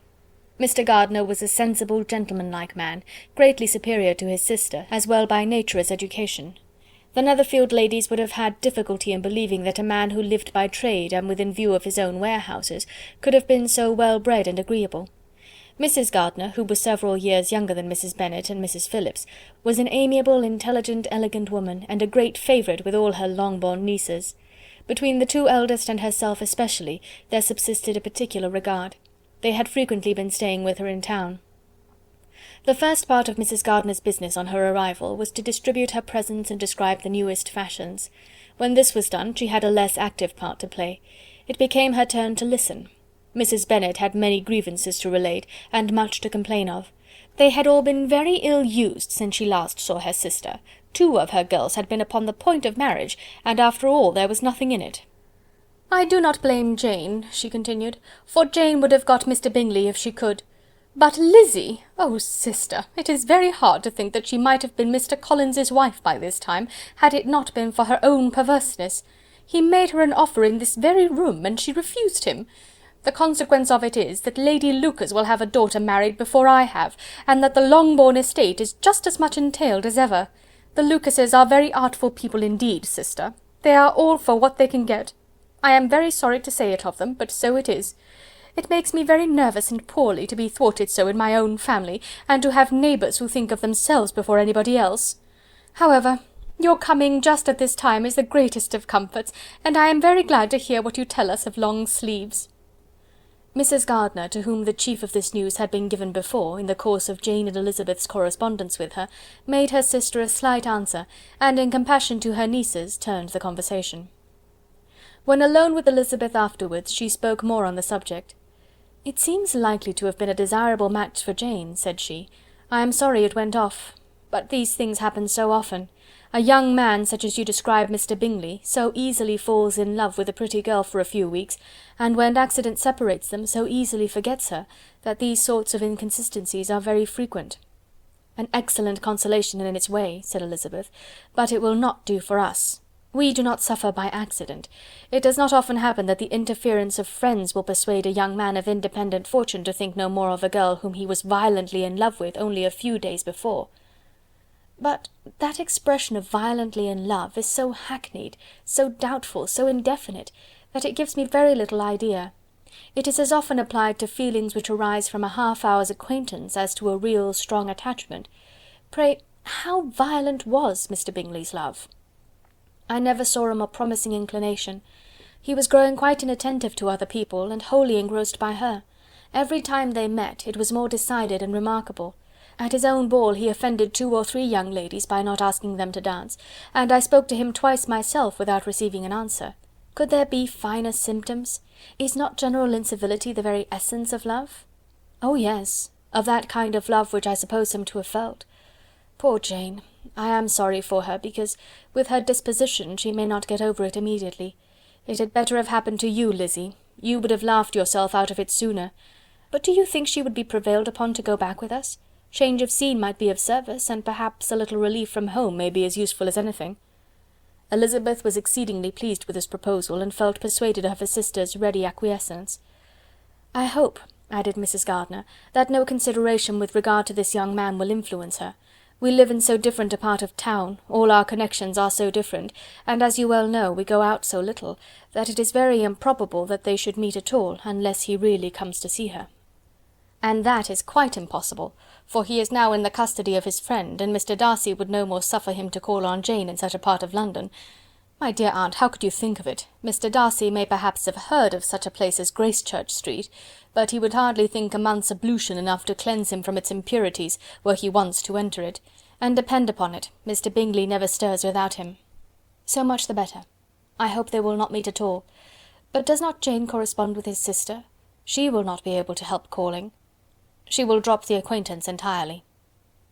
But in spite of the certainty in which Elizabeth affected to place this point, as well as the still more interesting one of Bingley's being withheld from seeing Jane, she felt a solicitude on the subject which convinced her, on examination, that she did not consider it entirely hopeless. It was possible, and sometimes she thought it probable, that his affection might be reanimated, and the influence of his friend successfully combated by the more natural influence of Jane's attractions. Miss Bennet accepted her aunt's invitation with pleasure, and the Bingleys were no otherwise in her thoughts at the same time than as she hoped by Caroline's not living in the same house with her brother she might occasionally spend a morning with her without any danger of seeing him. The Gardiners stayed a week at Longbourn, and what with the Phillipses, the Lucases, and the officers, there was not a day without its engagement. Mrs. Bennet had so carefully provided for the entertainment of her brother and sister that they did not once sit down to a family dinner. When the engagement was for home, some of the officers always made part of it, of which officers Mr. Wickham was sure to be one, and on these occasions Mrs. Gardiner, rendered suspicious by Elizabeth's warm commendation, narrowly observed them both. Without supposing them, from what she saw, to be very seriously in love, their preference of each other was plain enough to make her a little uneasy, and she resolved to speak to Elizabeth on the subject before she left Hertfordshire, and represent to her the imprudence of encouraging such an attachment. To Mrs. Gardiner, Wickham had one means of affording pleasure, unconnected with his general powers. About 10 or a dozen years ago, before her marriage, she had spent a considerable time in that very part of Derbyshire to which he belonged. They had, therefore, many acquaintances in common, and though Wickham had been little there since the death of Darcy's father, it was yet in his power to give her fresher intelligence of her former friends than she had been in the way of procuring. Mrs. Gardiner had seen Pemberley, and known the late Mr. Darcy by character perfectly well. Here, consequently, was an inexhaustible subject of discourse, in comparing her recollection of Pemberley with the minute description which Wickham could give, and in bestowing her tribute of praise on the character of its late possessor, she was delighting both him and herself. On being made acquainted with the present Mr. Darcy's treatment of him, she tried to remember some of that gentleman's reputed disposition when quite a lad, which might agree with it, and was confident at last that she recollected having heard Mr. Fitzwilliam Darcy formerly spoken of as a very proud, ill-natured boy. Chapter 26. Mrs. Gardiner's caution to Elizabeth was punctually and kindly given on the first favourable opportunity of speaking to her alone. After honestly telling her what she thought, she thus went on. "You are too sensible a girl, Lizzy, to fall in love merely because you are warned against it, and therefore I am not afraid of speaking openly. Seriously, I would have you be on your guard. Do not involve yourself, or endeavour to involve him in an affection which the want of fortune would make so very imprudent. I have nothing to say against him. He is a most interesting young man, and if he had the fortune he ought to have, I should think you could not do better. But as it is, you must not let your fancy run away with you. You have sense, and we all expect you to use it. Your father would depend on your resolution and good conduct, I am sure. You must not disappoint your father." "My dear aunt, this is being serious indeed." "Yes, and I hope to engage you to be serious likewise." "Well then, you need not be under any alarm. I will take care of myself and of Mr. Wickham too. He shall not be in love with me if I can prevent it." "Elizabeth, you are not serious now." "I beg your pardon, I will try again. At present I am not in love with Mr. Wickham. No, I certainly am not. But he is, beyond all comparison, the most agreeable man I ever saw, and if he becomes really attached to me, I believe it will be better that he should not. I see the imprudence of it. Oh, that abominable Mr. Darcy! My father's opinion of me does me the greatest honour, and I should be miserable to forfeit it. My father, however, is partial to Mr. Wickham. In short, my dear aunt, I should be very sorry to be the means of making any of you unhappy, but since we see every day that where there is affection young people are seldom withheld by immediate want of fortune from entering into engagements with each other, how can I promise to be wiser than so many of my fellow creatures if I am tempted, or how am I even to know that it would be wisdom to resist? All that I can promise you, therefore, is not to be in a hurry. I will not be in a hurry to believe myself his first object. When I am in company with him, I will not be wishing. In short, I will do my best. Perhaps it will be as well if you discourage his coming here so very often. At least, you should not remind your mother of inviting him." "As I did the other day," said Elizabeth with a conscious smile. "Very true. It will be wise in me to refrain from that. But do not imagine that he is always here so often.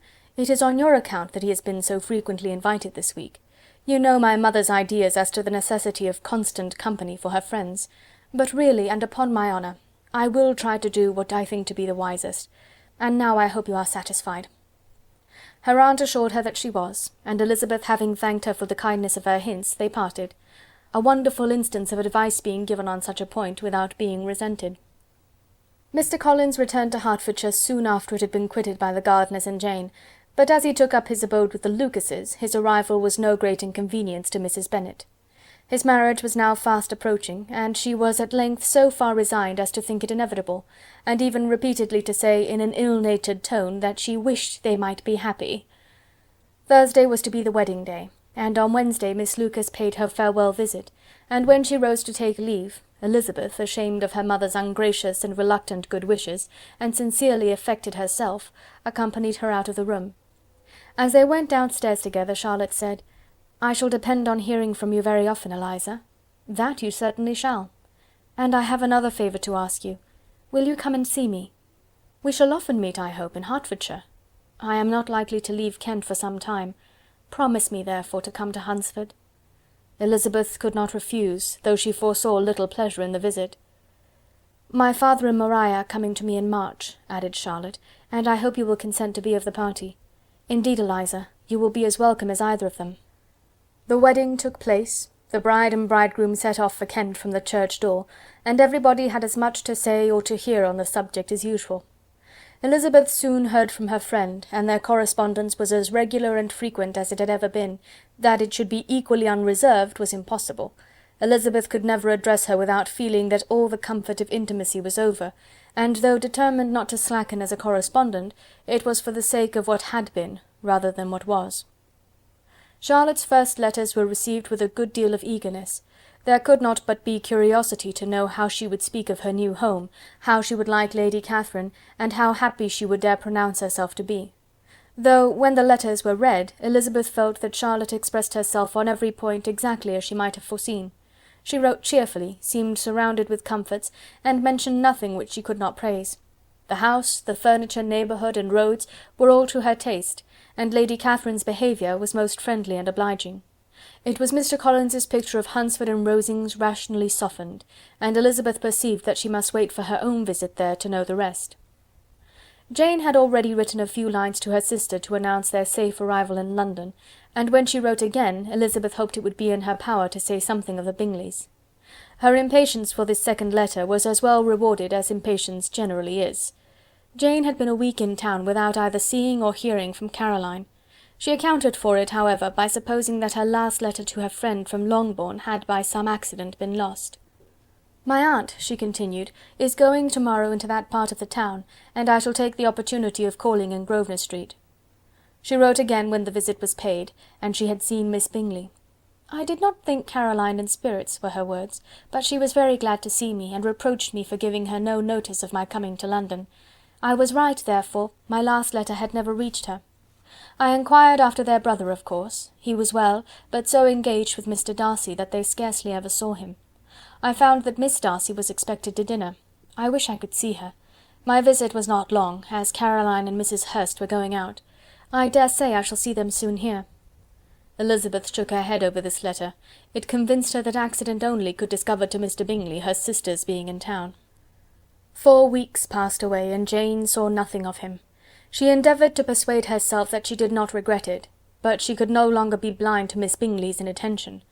After waiting at home every morning for a fortnight, and inventing every evening a fresh excuse for her, the visitor did at last appear, but the shortness of her stay, and yet more, the alteration of her manner, would allow Jane to deceive herself no longer. The letter which she wrote on this occasion to her sister will prove what she felt. "My dearest Lizzy will, I am sure, be incapable of triumphing in her better judgment at my expense, when I confess myself to have been entirely deceived in Miss Bingley's regard for me. But, my dear sister, though the event has proved you right, do not think me obstinate if I still assert that, considering what her behaviour was, my confidence was as natural as your suspicion. I do not at all comprehend her reason for wishing to be intimate with me, but if the same circumstances were to happen again, I am sure I should be deceived again. Caroline did not return my visit till yesterday, and not a note, not a line did I receive in the meantime. When she did come, it was very evident that she had no pleasure in it. She made a slight, formal apology for not calling before, said not a word of wishing to see me again, and was in every respect so altered a creature, that when she went away I was perfectly resolved to continue the acquaintance no longer. I pity, though I cannot help blaming her. She was very wrong in singling me out as she did. I can safely say that every advance to intimacy began on her side. But I pity her because she must feel that she has been acting wrong, and because I am very sure that anxiety for her brother is the cause of it. I need not explain myself farther, though we know this anxiety to be quite needless, yet if she feels it, it will easily account for her behaviour to me, and so deservedly dear as he is to his sister, whatever anxiety she must feel on his behalf is natural and amiable. I cannot but wonder, however, at her having any such fears now, because, if he had at all cared about me, we must have met long ago. He knows of my being in town, I am certain, from something she said herself, and yet it would seem, by her manner of talking, as if she wanted to persuade herself that he is really partial to Miss Darcy. I cannot understand it. If I were not afraid of judging harshly, I should be almost tempted to say that there is a strong appearance of duplicity in all this, but I will endeavour to banish every painful thought, and think only of what will make me happy. Your affection, and the invariable kindness of my dear uncle and aunt. Let me hear from you very soon. Miss Bingley said something of his never returning to Netherfield again, of giving up the house, but not with any certainty. We had better not mention it. I am extremely glad that you have such pleasant accounts from our friends at Hunsford. Pray go to see them with Sir William and Maria. I am sure you will be very comfortable there. Yours, etc. This letter gave Elizabeth some pain, but her spirits returned as she considered that Jane would no longer be duped, by the sister at least. All expectation from the brother was now absolutely over. She could not even wish for a renewal of his attentions. His character sunk on every review of it, and as a punishment for him, as well as a possible advantage to Jane, she seriously hoped that he might really soon marry Mr. Darcy's sister, as by Wickham's account she would make him abundantly regret what he had thrown away. Mrs. Gardiner about this time reminded Elizabeth of her promise concerning that gentleman, and required information, and Elizabeth had such to send as might rather give contentment to her aunt than to herself. His apparent partiality had subsided, his attentions were over, he was the admirer of someone else. Elizabeth was watchful enough to see it all, but she could see it and write of it without material pain. Her heart had been but slightly touched, and her vanity was satisfied with believing that she would have been his only choice, had fortune permitted it. The sudden acquisition of £10,000 was the most remarkable charm of the young lady to whom he was now rendering himself agreeable, but Elizabeth, less clear-sighted perhaps in this case than in Charlotte's, did not quarrel with him for his wish of independence. Nothing, on the contrary, could be more natural, and while able to suppose that it cost him a few struggles to relinquish her, she was ready to allow it a wise and desirable measure for both, and could very sincerely wish him happy. All this was acknowledged to Mrs. Gardiner, and after relating the circumstances she thus went on. I am now convinced, my dear aunt, that I have never been much in love, for had I really experienced that pure and elevating passion, I should at present detest his very name, and wish him all manner of evil. But my feelings are not only cordial towards him, they are even impartial towards Miss King. I cannot find out that I hate her at all, or that I am in the least unwilling to think her a very good sort of girl. There can be no love in all this. My watchfulness has been effectual, and though I certainly should be a more interesting object to all my acquaintances were I distractedly in love with him, I cannot say that I regret my comparative insignificance.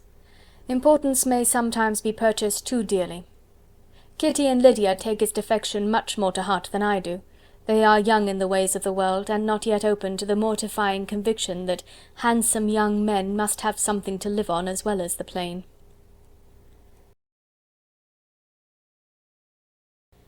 Chapter 27. With no greater events than these in the Longbourn family, and otherwise diversified by little beyond the walks to Meryton, sometimes dirty and sometimes cold, did January and February pass away. March was to take Elizabeth to Hunsford. She had not at first thought very seriously of going thither, but Charlotte, she soon found, was depending on the plan, and she gradually learned to consider it herself with greater pleasure as well as greater certainty. Absence had increased her desire of seeing Charlotte again, and weakened her disgust of Mr. Collins. There was novelty in the scheme, and as with such a mother and such uncompanionable sisters, home could not be faultless, a little change was not unwelcome for its own sake.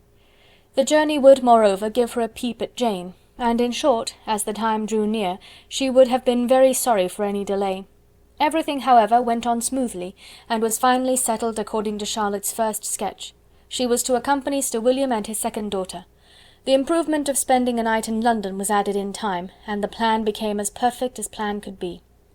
The only pain was in leaving her father, who would certainly miss her, and who, when it came to the point, so little liked her going, that he told her to write to him, and almost promised to answer her letter. The farewell between herself and Mr. Wickham was perfectly friendly, on his side even more. His present pursuit could not make him forget that Elizabeth had been the first to excite and to deserve his attention, the first to listen and to pity, the first to be admired; and in his manner of bidding her adieu, wishing her every enjoyment, reminding her of what she was to expect in Lady Catherine de Bourgh, and trusting their opinion of her, their opinion of everybody, would always coincide, there was a solicitude, an interest, which she felt must ever attach her to him with a most sincere regard; and she parted from him convinced that, whether married or single, he must always be her model of the amiable and pleasing. Her fellow travellers the next day were not of a kind to make her think him less agreeable. Sir William Lucas and his daughter Maria, a good-humoured girl, but as empty-headed as himself, had nothing to say that could be worth hearing, and were listened to with about as much delight as the rattle of the chaise. Elizabeth loved absurdities, but she had known Sir William's too long. He could tell her nothing new of the wonders of his presentation and knighthood, and his civilities were worn out, like his information. It was a journey of only 24 miles, and they began it so early as to be in Gracechurch Street by noon. As they drove to Mr. Gardiner's door, Jane was at a drawing-room window, watching their arrival. When they entered the passage, she was there to welcome them, and Elizabeth, looking earnestly in her face, was pleased to see it healthful and lovely as ever. On the stairs were a troop of little boys and girls, whose eagerness for their cousin's appearance would not allow them to wait in the drawing-room, and whose shyness, as they had not seen her for a 12-month, prevented their coming lower. All was joy and kindness. The day passed most pleasantly away, the morning and bustle and shopping, and the evening at one of the theatres. Elizabeth then contrived to sit by her aunt. Their first object was her sister, and she was more grieved than astonished to hear, in reply to her minute inquiries, that though Jane always struggled to support her spirits, there were periods of dejection. It was reasonable, however, to hope that they would not continue long. Mrs. Gardiner gave her the particulars also of Miss Bingley's visit in Gracechurch Street, and repeated conversations occurring at different times between Jane and herself, which proved that the former had, from her heart, given up the acquaintance. Mrs. Gardiner then rallied her niece on Wickham's desertion, and complimented her on bearing it so well. "But, my dear Elizabeth," she added, "what sort of girl is Miss King? I should be sorry to think our friend mercenary." "Pray, my dear aunt, what is the difference in matrimonial affairs between the mercenary and the prudent motive? Where does discretion end and avarice begin? Last Christmas you were afraid of his marrying me because it would be imprudent, and now, because he is trying to get a girl with only 10,000 pounds, you want to find out that he is mercenary. If you will only tell me what sort of girl Miss King is, I shall know what to think. She is a very good kind of girl, I believe. I know no harm of her. But he paid her not the smallest attention till her grandfather's death made her mistress of this fortune. No, what should he? If it were not allowable for him to gain my affections because I had no money, what occasion could there be for making love to a girl whom he did not care about, and who was equally poor? But there seems an indelicacy in directing his attentions toward her so soon after this event. A man in distressed circumstances has not time for all those elegant decorums which other people may observe. If she does not object to it, why should we? Her not objecting to it does not justify him. It only shows her being deficient in something herself, sense or feeling. "Well," cried Elizabeth, "have it as you choose. He shall be mercenary and she shall be foolish." "No, Lizzy, that is what I do not choose. I should be sorry, you know, to think ill of a young man who has lived so long in Derbyshire." "Oh, if that is all, I have a very poor opinion of young men who live in Derbyshire, and their intimate friends who live in Hertfordshire are not much better. I am sick of them all. Thank heaven, I am going tomorrow where I shall find a man who has not one agreeable quality, who has neither manner nor sense to recommend him. Stupid men are the only ones worth knowing after all." "Take care, Lizzy, that speech savours strongly of disappointment." Before they were separated by the conclusion of the play, she had the unexpected happiness of an invitation to accompany her uncle and aunt in a tour of pleasure which they proposed taking in the summer. "We have not determined how far it shall carry us," said Mrs. Gardiner, "but perhaps to the Lakes." No scheme could have been more agreeable to Elizabeth, and her acceptance of the invitation was most ready and grateful. "Oh, my dear, dear aunt," she rapturously cried, "what delight! What felicity! You give me fresh life and vigour. Adieu to disappointment and spleen. What are young men to rocks and mountains? Oh, what hours of transport we shall spend! And when we do return, it shall not be like other travellers, without being able to give one accurate idea of anything. We will know where we have gone, we will recollect what we have seen. Lakes, mountains, and rivers shall not be jumbled together in our imaginations, nor when we attempt to describe any particular scene, will we begin quarrelling about its relative situation. Let our first effusions be less insupportable than those of the generality of travellers." Chapter 28. Every object in the next day's journey was new and interesting to Elizabeth, and her spirits were in a state of enjoyment, for she had seen her sister looking so well as to banish all fear for her health, and the prospect of her northern tour was a constant source of delight. When they left the high road for the lane to Hunsford, every eye was in search of the parsonage, and every turning expected to bring it in view. The palings of Rosings Park was their boundary on one side. Elizabeth smiled at the recollection of all that she had heard of its inhabitants. At length the parsonage was discernible. The garden sloping to the road, the house standing in it, the green pales and the laurel hedge, everything declared they were arriving.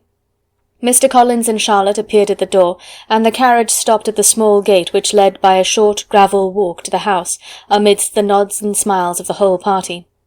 In a moment they were all out of the chaise, rejoicing at the sight of each other. Mrs. Collins welcomed her friend with the liveliest pleasure, and Elizabeth was more and more satisfied with coming when she found herself so affectionately received. She saw instantly that her cousin's manners were not altered by his marriage.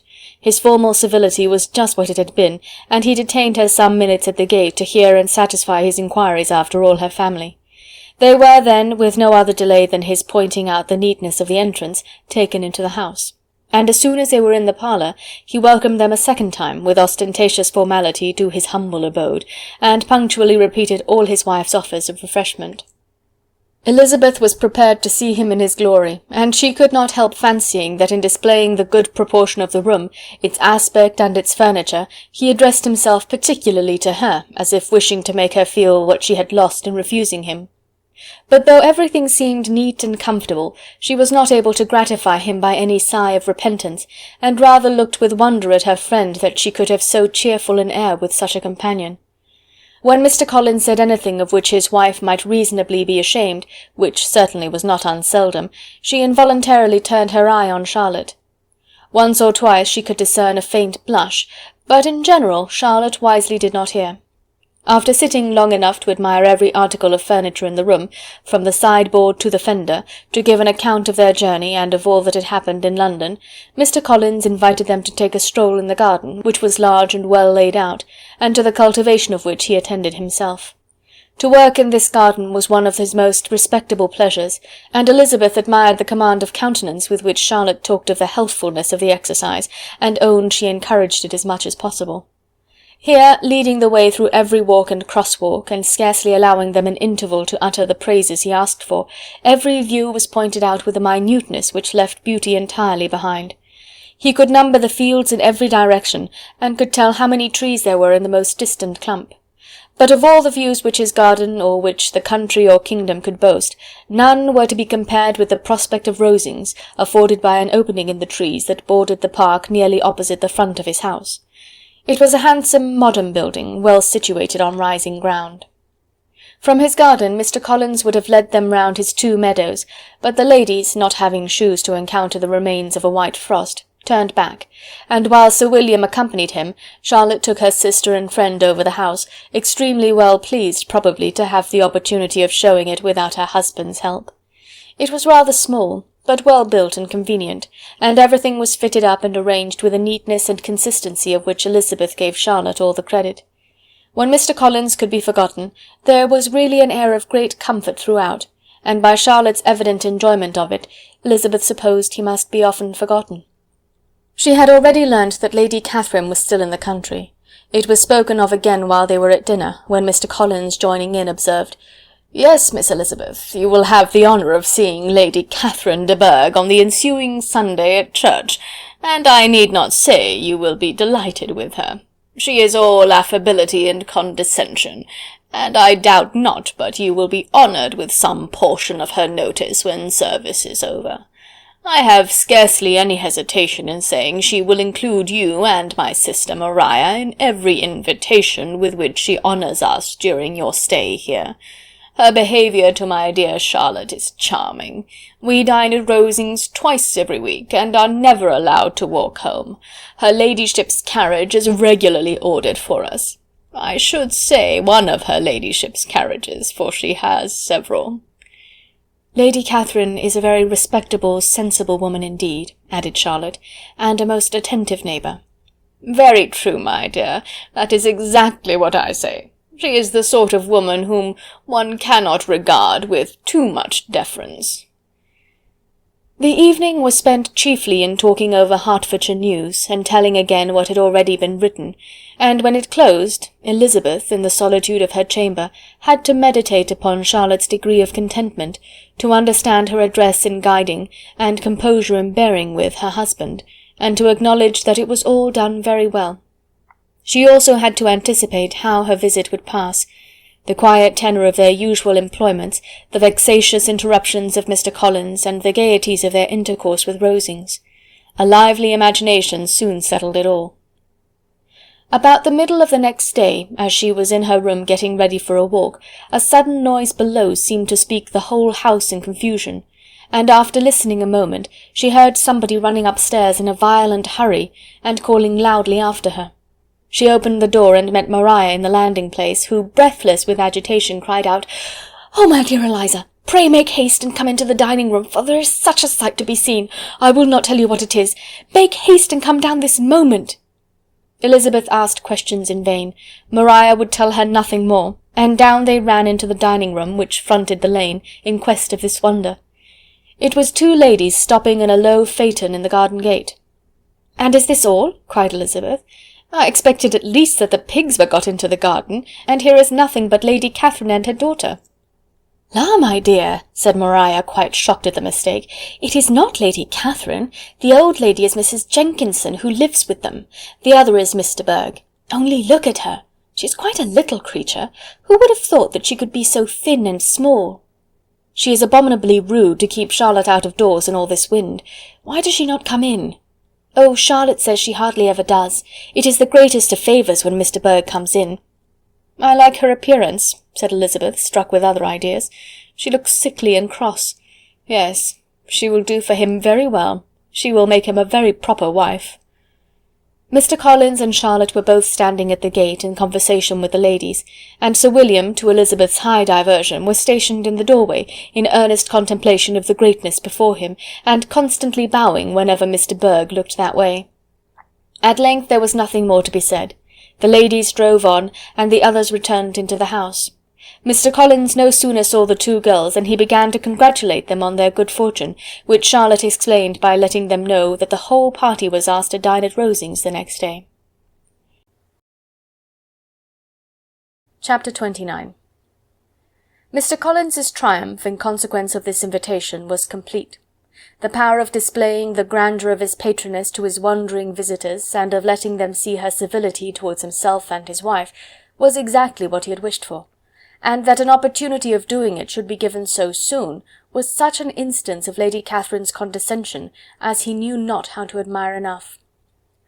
"I confess," said he, "that I should not have been at all surprised by her ladyship's asking us on Sunday to drink tea and spend the evening at Rosings. I rather expected, from my knowledge of her affability, that it would happen. But who could have foreseen such an attention as this?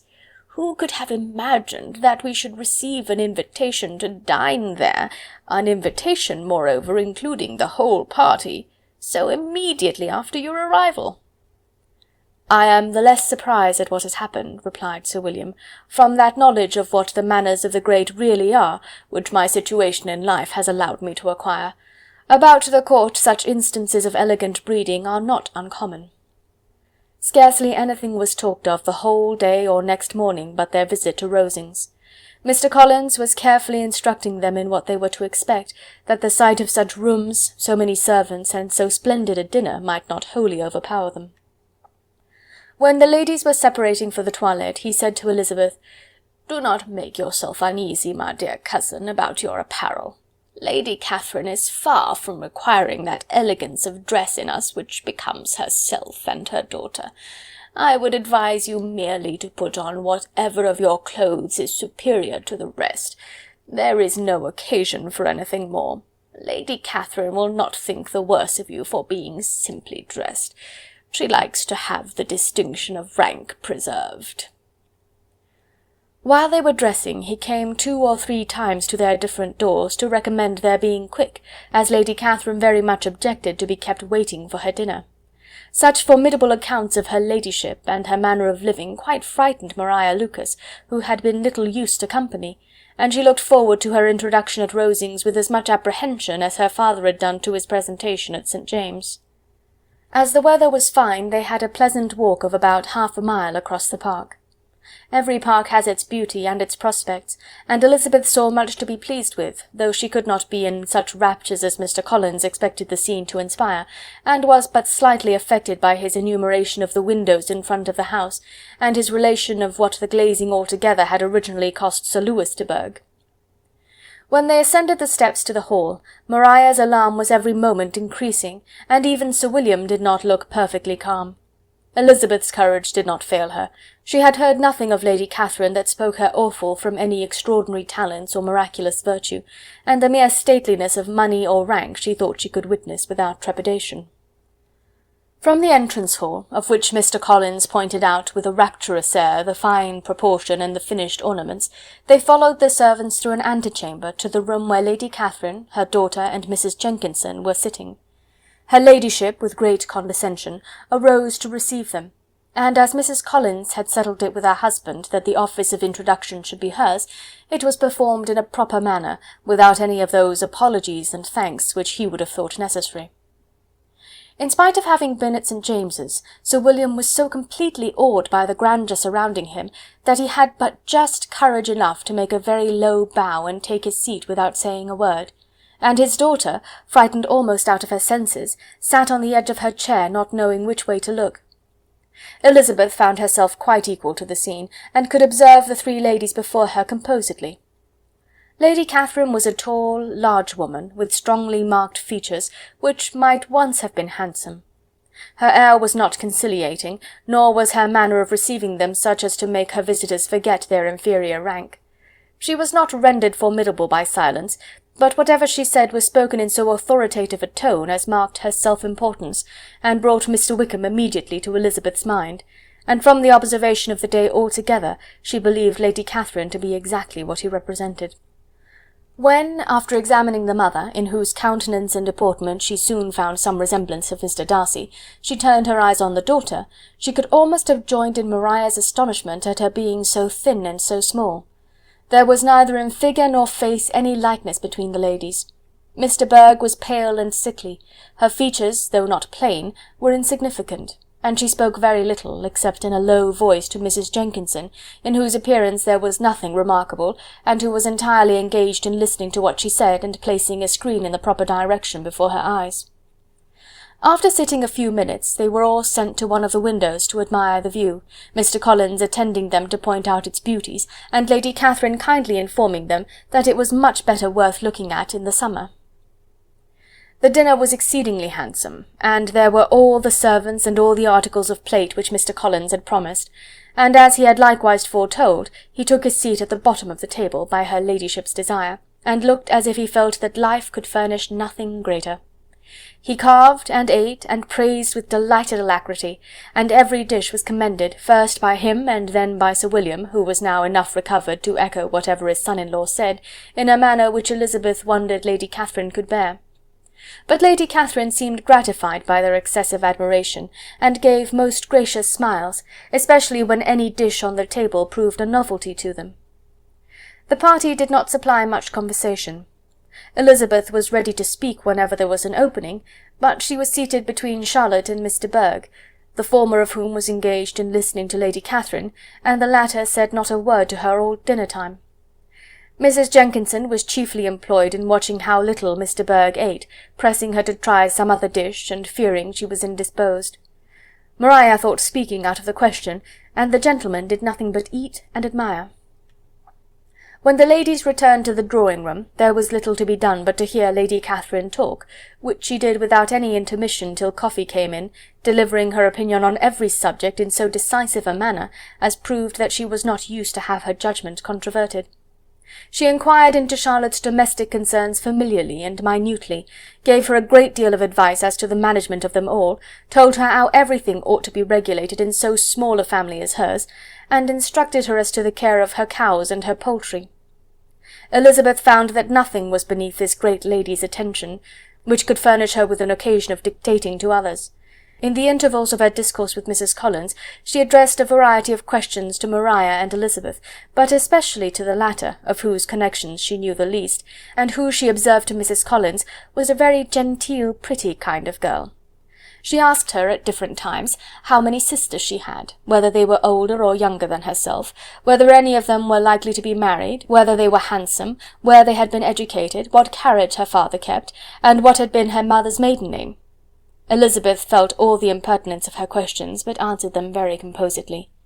Lady Catherine then observed, "Your father's estate is entailed on Mr. Collins, I think. For your sake," turning to Charlotte, "I am glad of it, but otherwise I see no occasion for entailing estates from the female line. It was not thought necessary in Sir Lewis de Bourgh's family. Do you play and sing, Miss Bennet?" "A little." "Oh, then some time or other we shall be happy to hear you. Our instrument is a capital one, probably superior to— You shall try it some day. Do your sisters play and sing?" "One of them does." "Why did not you all learn? You ought all to have learned. The Miss Webbs all play, and their father has not so good an income as yours. Do you draw?" "No, not at all." "What, none of you?" "Not one." "That is very strange. But I suppose you had no opportunity. Your mother should have taken you to town every spring for the benefit of masters." "My mother would have had no objection, but my father hates London." "Has your governess left you?" "We never had a governess." "No governess? How was that possible? 5 daughters brought up at home without a governess? I never heard of such a thing. Your mother must have been quite a slave to your education." Elizabeth could hardly help smiling as she assured her that had not been the case. "Then who taught you? Who attended to you? Without a governess you must have been neglected." "Compared with some families, I believe we were. But such of us as wished to learn never wanted the means. We were always encouraged to read, and had all the masters that were necessary. Those who chose to be idle certainly might." "Ay, no doubt. But that is what a governess will prevent, and if I had known your mother, I should have advised her most strenuously to engage one. I always say that nothing is to be done in education without steady and regular instruction, and nobody but a governess can give it. It is wonderful how many families I have been the means of supplying in that way. I am always glad to get a young person well placed out. 4 nieces of Mrs. Jenkinson are most delightfully situated through my means, and it was but the other day that I recommended another young person, who was merely accidentally mentioned to me, and the family are quite delighted with her. Mrs. Collins, did I tell you of Lady Metcalfe's calling yesterday to thank me? She finds Miss Pope a treasure. 'Lady Catherine,' said she, 'you have given me a treasure.' Are any of your younger sisters out, Miss Bennet?" "Yes, ma'am, all." "All? What, all 5 out at once? Very odd. And you only the second? The younger ones out before the elder ones are married? Your younger sisters must be very young." "Yes, my youngest is not 16. Perhaps she is full young to be much in company, but really, ma'am, I think it would be very hard upon younger sisters that they should not have their share of society and amusement, because the elder have not the means or inclination to marry early. The last-born has as good a right to the pleasures of youth as the first, and to be kept back on such a motive, I think it would not be very likely to promote sisterly affection or delicacy of mind." "Upon my word," said her ladyship, "you give your opinion very decidedly for so young a person. Pray, what is your age?"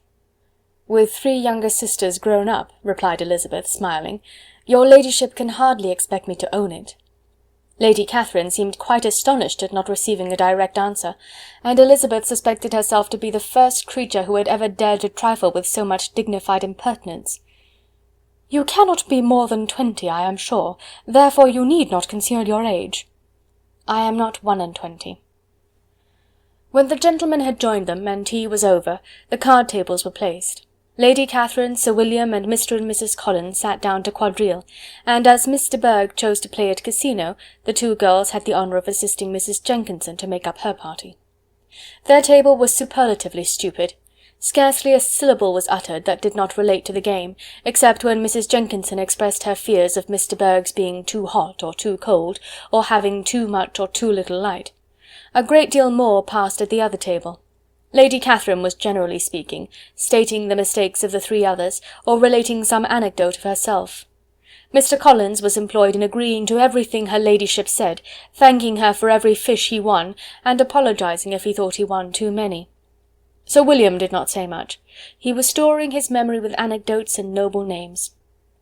When Lady Catherine and her daughter had played as long as they chose, the tables were broken up, the carriage was offered to Mrs. Collins, gratefully accepted and immediately ordered. The party then gathered round the fire to hear Lady Catherine determine what weather they were to have on the morrow. From these instructions they were summoned by the arrival of the coach, and with many speeches of thankfulness on Mr. Collins's side, and as many bows on Sir William's, they departed. As soon as they had driven from the door, Elizabeth was called on by her cousin to give her opinion of all that she had seen at Rosings, which, for Charlotte's sake, she made more favourable than it really was. But her commendation, though costing her some trouble, could by no means satisfy Mr. Collins, and he was very soon obliged to take her ladyship's praise into his own hands. Chapter 30. Sir William stayed only a week at Hunsford, but his visit was long enough to convince him of his daughter's being most comfortably settled, and of her possessing such a husband and such a neighbour as were not often met with. While Sir William was with them, Mr. Collins devoted his morning to driving him out in his gig and showing him the country, but when he went away the whole family returned to their usual employments, and Elizabeth was thankful to find that they did not see more of her cousin by the alteration, for the chief of the time between breakfast and dinner was now passed by him either at work in the garden, or in reading and writing, and looking out of the window in his own book-room, which fronted the road. The room in which the ladies sat was backwards. Elizabeth had at first rather wondered that Charlotte should not prefer the dining-parlour for common use. It was a better-sized room, and had a more pleasant aspect, but she soon saw that her friend had an excellent reason for what she did, for Mr. Collins would undoubtedly have been much less in his own apartment had they sat in one equally lively, and she gave Charlotte credit for the arrangement. From the drawing-room they could distinguish nothing in the lane, and were indebted to Mr. Collins for the knowledge of what carriages went along, and how often especially Miss de Bourgh drove by in her phaeton, which he never failed coming to inform them of, though it happened almost every day. She not infrequently stopped at the parsonage, and had a few minutes' conversation with Charlotte, but was scarcely ever prevailed upon to get out. Very few days passed in which Mr. Collins did not walk to Rosings, and not many in which his wife did not think it necessary to go likewise, and till Elizabeth recollected that there might be other family livings to be disposed of, she could not understand the sacrifice of so many hours. Now and then they were honoured with a call from her ladyship, and nothing escaped her observation that was passing in the room during these visits. She examined into their employments, looked at their work, and advised them to do it differently, found fault with the arrangement of the furniture, or detected the housemaid in negligence, and if she accepted any refreshment, seemed to do it only for the sake of finding out that Mrs. Collins's joints of meat were too large for her family. Elizabeth soon perceived that though this great lady was not in commission of the peace of the county, she was a most active magistrate in her own parish, the minutest concerns of which were carried to her by Mr. Collins, and whenever any of the cottagers were disposed to be quarrelsome, discontented, or too poor, she sallied forth into the village to settle their differences, silence their complaints, and scold them into harmony and plenty. The entertainment of dining at Rosings was repeated about twice a week, and allowing for the loss of Sir William and there being only one card-table in the evening, every such entertainment was the counterpart of the first. Their other engagements were few, as the style of living in the neighbourhood in general was beyond Mr. Collins's reach. This, however, was no evil to Elizabeth, and upon the whole she spent her time comfortably enough. There were half hours of pleasant conversation with Charlotte, and the weather was so fine for the time of year that she had often great enjoyment out of doors. Her favourite walk, and where she frequently went while the others were calling on Lady Catherine, was along the open grove which edged that side of the park, where there was a nice sheltered path, which no one seemed to value but herself, and where she felt beyond the reach of Lady Catherine's curiosity. In this quiet way the first fortnight of her visit soon passed away. Easter was approaching, and the week preceding it was to bring an addition to the family at Rosings, which in so small a circle must be important. Elizabeth had heard soon after her arrival that Mr. Darcy was expected there in the course of a few weeks, and though there were not many of her acquaintances whom she did not prefer, his coming would furnish one comparatively new to look at in their Rosings parties, and she might be amused in seeing how hopeless Miss Bingley's designs on him were by his behaviour to his cousin, for whom he was evidently destined by Lady Catherine, who talked of his coming with the greatest satisfaction, spoke of him in terms of the highest admiration, and seemed almost angry to find that he had already been frequently seen by Miss Lucas and herself. His arrival was soon known at the parsonage, for Mr. Collins was walking the whole morning within view of the lodges opening into Hunsford Lane, in order to have the earliest assurance of it, and after making his bow as the carriage turned into the park, hurried home with the great intelligence. On the following morning he hastened to Rosings to pay his respects. There were 2 nephews of Lady Catherine to require them, for Mr. Darcy had brought with him a Colonel Fitzwilliam, the younger son of his uncle Lord, and to the great surprise of all the party, when Mr. Collins returned, the gentleman accompanied him. Charlotte had seen them from her husband's room, crossing the road, and immediately running into the other told the girls what an honour they might expect, adding, "I may thank you, Eliza, for this piece of civility. Mr. Darcy would never have come so soon to wait upon me." Elizabeth had scarcely time to disclaim all right to the compliment before their approach was announced by the door-bell, and shortly afterwards the 3 gentlemen entered the room. Colonel Fitzwilliam, who led the way, was about 30, not handsome, but in person and address most truly the gentleman. Mr. Darcy looked just as he had been used to look in Hertfordshire, paid his compliments with his usual reserve to Mrs. Collins, and whatever might be his feelings toward her friend, met her with every appearance of composure. Elizabeth merely curtsied to him without saying a word.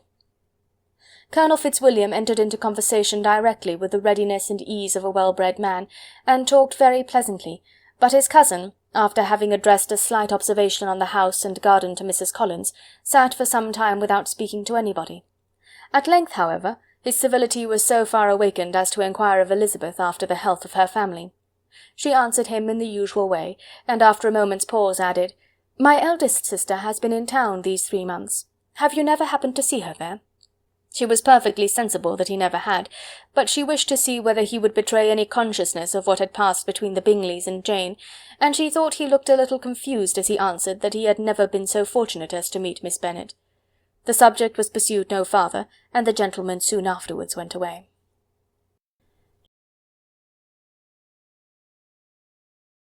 Chapter 31. Colonel Fitzwilliam's manners were very much admired at the parsonage, and the ladies all felt that he must add considerably to the pleasures of their engagements at Rosings. It was some days, however, before they received any invitation thither, for while there were visitors in the house they could not be necessary, and it was not till Easter Day, almost a week after the gentlemen's arrival, that they were honoured by such an attention, and then they were merely asked on leaving church to come there in the evening. For the last week they had seen very little of Lady Catherine or her daughter. Colonel Fitzwilliam had called at the parsonage more than once during the time, but Mr. Darcy they had seen only at church. The invitation was accepted, of course, and at a proper hour they joined the party in Lady Catherine's drawing-room. Her ladyship received them civilly, but it was plain that their company was by no means so acceptable as when she could get nobody else, and she was, in fact, almost engrossed by her nephews, speaking to them, especially to Darcy, much more than any other person in the room. Colonel Fitzwilliam seemed really glad to see them. Anything was a welcome relief to him at Rosings, and Mrs. Collins's pretty friend had moreover caught his fancy very much.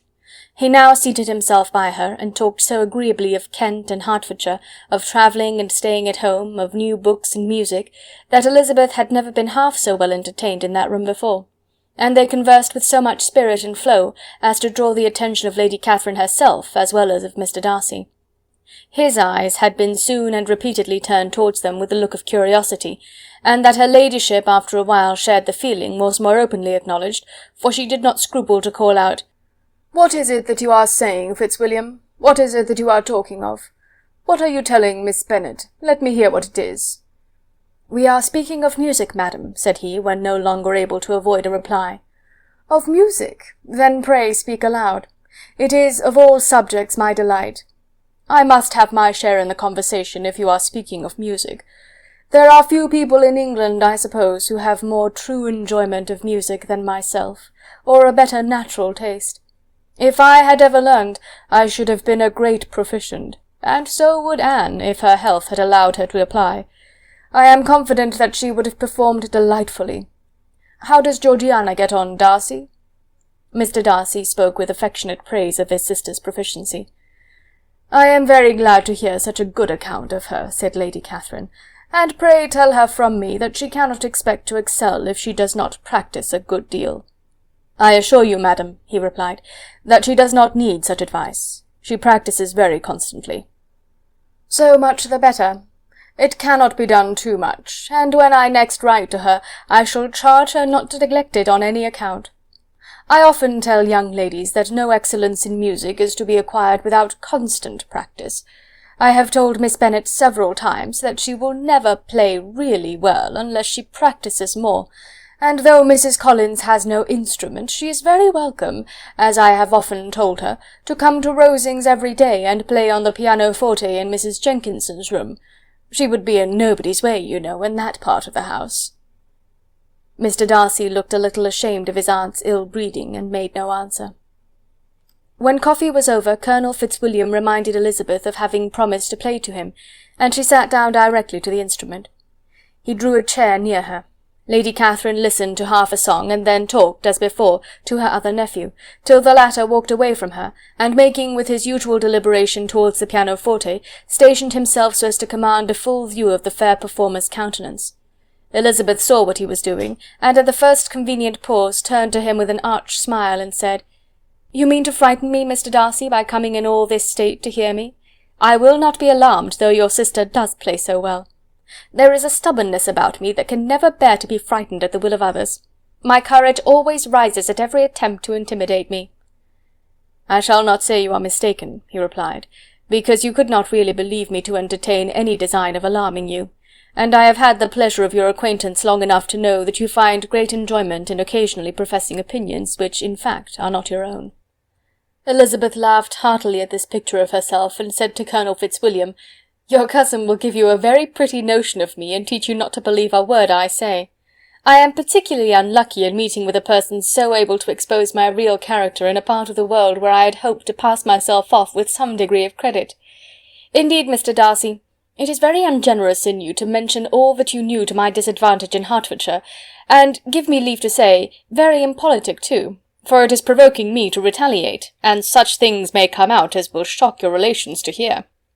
"I am not afraid of you," said he smilingly. "Pray let me hear what you have to accuse him of," cried Colonel Fitzwilliam. "I should like to know how he behaves among strangers." "You shall hear then, but prepare yourself for something very dreadful.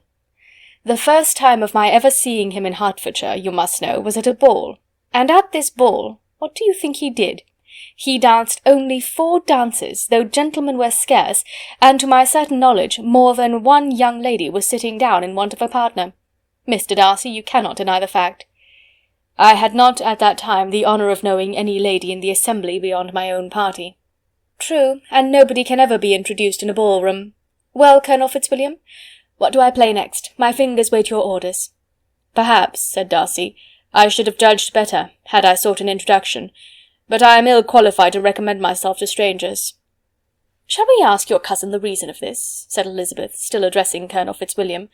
"Shall we ask him why a man of sense and education, and who has lived in the world, is ill qualified to recommend himself to strangers?" "I can answer your question," said Fitzwilliam, without applying to him. "It is because he will not give himself the trouble." "I certainly have not the talent which some people possess," said Darcy, "of conversing easily with those I have never seen before. I cannot catch their tone of conversation, or appear interested in their concerns, as I often see done." "My fingers," said Elizabeth, "do not move over this instrument in the masterly manner which I see many women's do. They have not the same force or rapidity, and do not produce the same expression. But then I have always supposed it to be my own fault, because I will not take the trouble of practising. It is not that I do not believe my fingers as capable as any other woman's of superior execution." Darcy smiled and said, "You are perfectly right. You have employed your time much better. No one admitted to the privilege of hearing you can think anything wanting. We neither of us perform to strangers." Here they were interrupted by Lady Catherine, who called out to know what they were talking of. Elizabeth immediately began playing again. Lady Catherine approached, and after listening for a few minutes, said to Darcy, "Miss Bennet would not play at all amiss if she practised more, and could have the advantage of a London master. She has a very good notion of fingering, though her taste is not equal to Anne's. Anne would have been a delightful performer, had her health allowed her to learn." Elizabeth looked at Darcy to see how cordially he assented to his cousin's praise, but neither at that moment nor at any other could she discern any symptom of love, and from the whole of his behaviour to Mr. Burke she derived this comfort for Miss Bingley, that he might have been just as likely to marry her had she been his relation.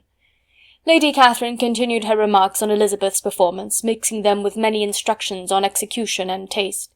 Elizabeth received them with all the forbearance of civility, and at the request of the gentleman remained at the instrument till her ladyship's carriage was ready to take them all home. Chapter 32. Elizabeth was sitting by herself the next morning and writing to Jane, while Mrs. Collins and Maria were gone on business into the village, when she was startled by a ring at the door, the certain signal of a visitor. As she had heard no carriage, she thought it not unlikely to be Lady Catherine, and under that apprehension was putting away her half-finished letter, that she might escape all impertinent questions, when the door opened, and to her very great surprise Mr. Darcy, and Mr. Darcy only, entered the room. He seemed astonished too on finding her alone, and apologized for his intrusion by letting her know that he had understood all the ladies were to be within. They then sat down, and when her inquiries after Rosings were made, seemed in danger of sinking into total silence. It was absolutely necessary, therefore, to think of something, and in this emergence recollecting when she had seen him last in Hertfordshire, and feeling curious to know what he would say on the subject of their hasty departure, she observed, "How very suddenly you all quitted Netherfield last November, Mr. Darcy. It must have been a most agreeable surprise to Mr. Bingley to see you all after him so soon, for if I recollect right, he went but the day before. He and his sisters were well, I hope, when you left London?" "Perfectly so, I thank you." She found that she was to receive no other answer, and after a short pause added, "I think I have understood that Mr. Bingley has not much idea of ever returning to Netherfield again." "I have heard him say so, but it is probable that he may spend very little of his time there in the future. He has many friends, and is at a time of life when friends and engagements are continually increasing." "If he means to be but little at Netherfield, it would be better for the neighbourhood that he should give up the place entirely, for then we might possibly get a settled family there. But perhaps Mr. Bingley did not take the house so much for the convenience of the neighbourhood as for his own, and we must expect him to keep it or quit it on the same principle." "I should not be surprised," said Darcy, "if he were to give it up as soon as any eligible purchase offers." Elizabeth made no answer. She was afraid of talking longer of his friend, and having nothing else to say, was now determined to leave the trouble of finding a subject to him. He took the hint, and soon began with, "This seems a very comfortable house. Lady Catherine, I believe, did a great deal to it when Mr. Collins first came to Hunsford." "I believe she did, and I am sure she could not have bestowed her kindness on a more grateful object." "Mr. Collins appears to be very fortunate in his choice of a wife." "Yes, indeed.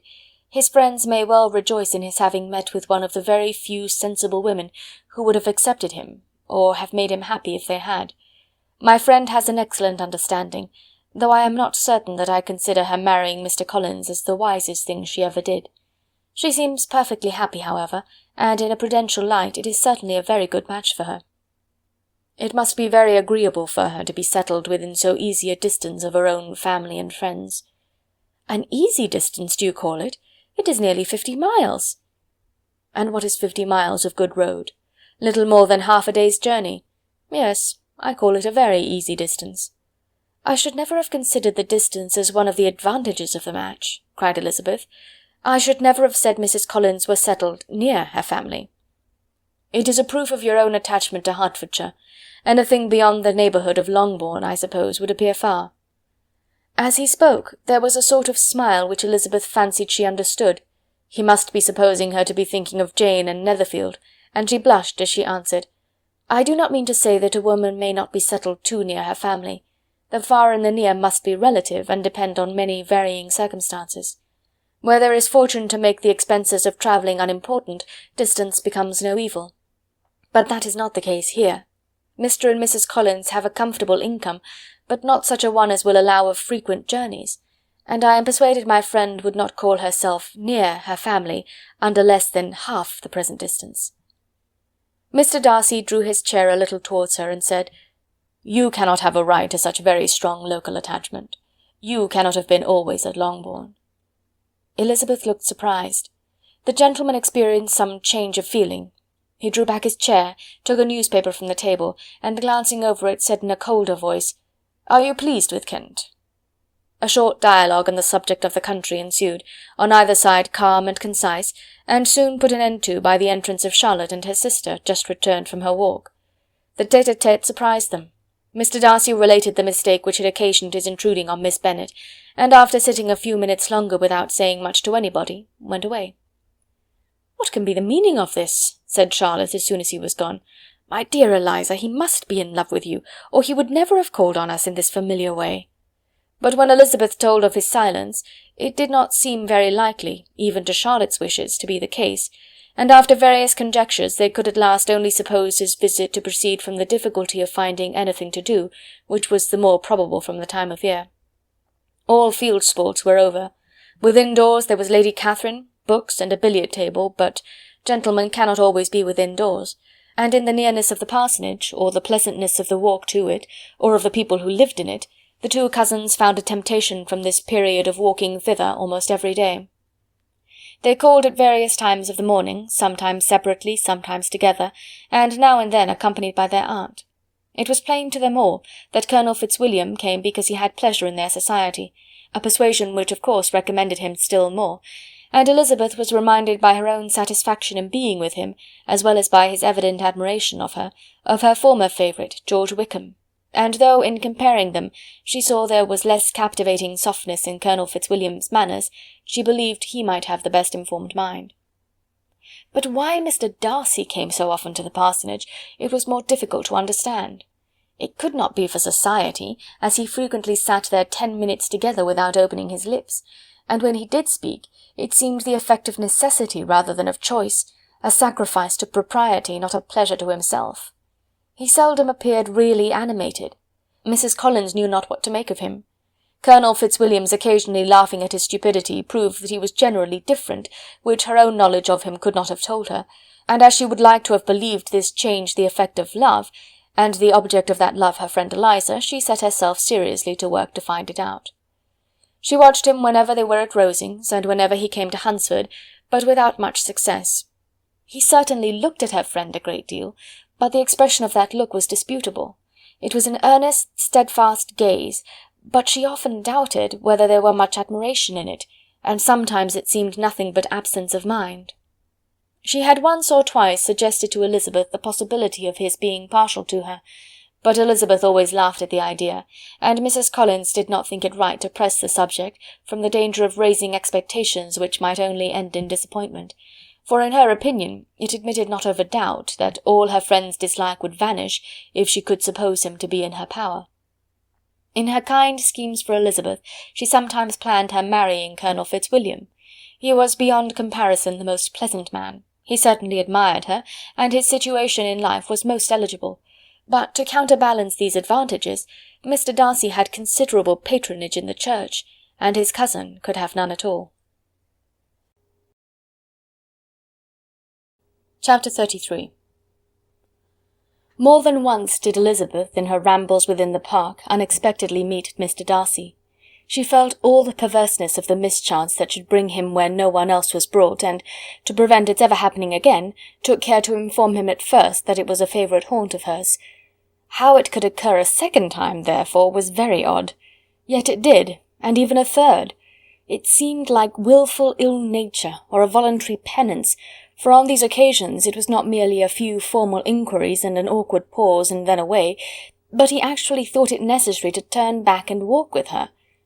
He never said a great deal, nor did she give herself the trouble of talking or of listening much, but it struck her in the course of their third rencontre that he was asking some odd, unconnected questions about her pleasure in being at Hunsford, her love of solitary walks, and her opinion of Mr. and Mrs. Collins's happiness, and that in speaking of Rosings and her not perfectly understanding the house, he seemed to expect that whenever she came into Kent again she would be staying there too.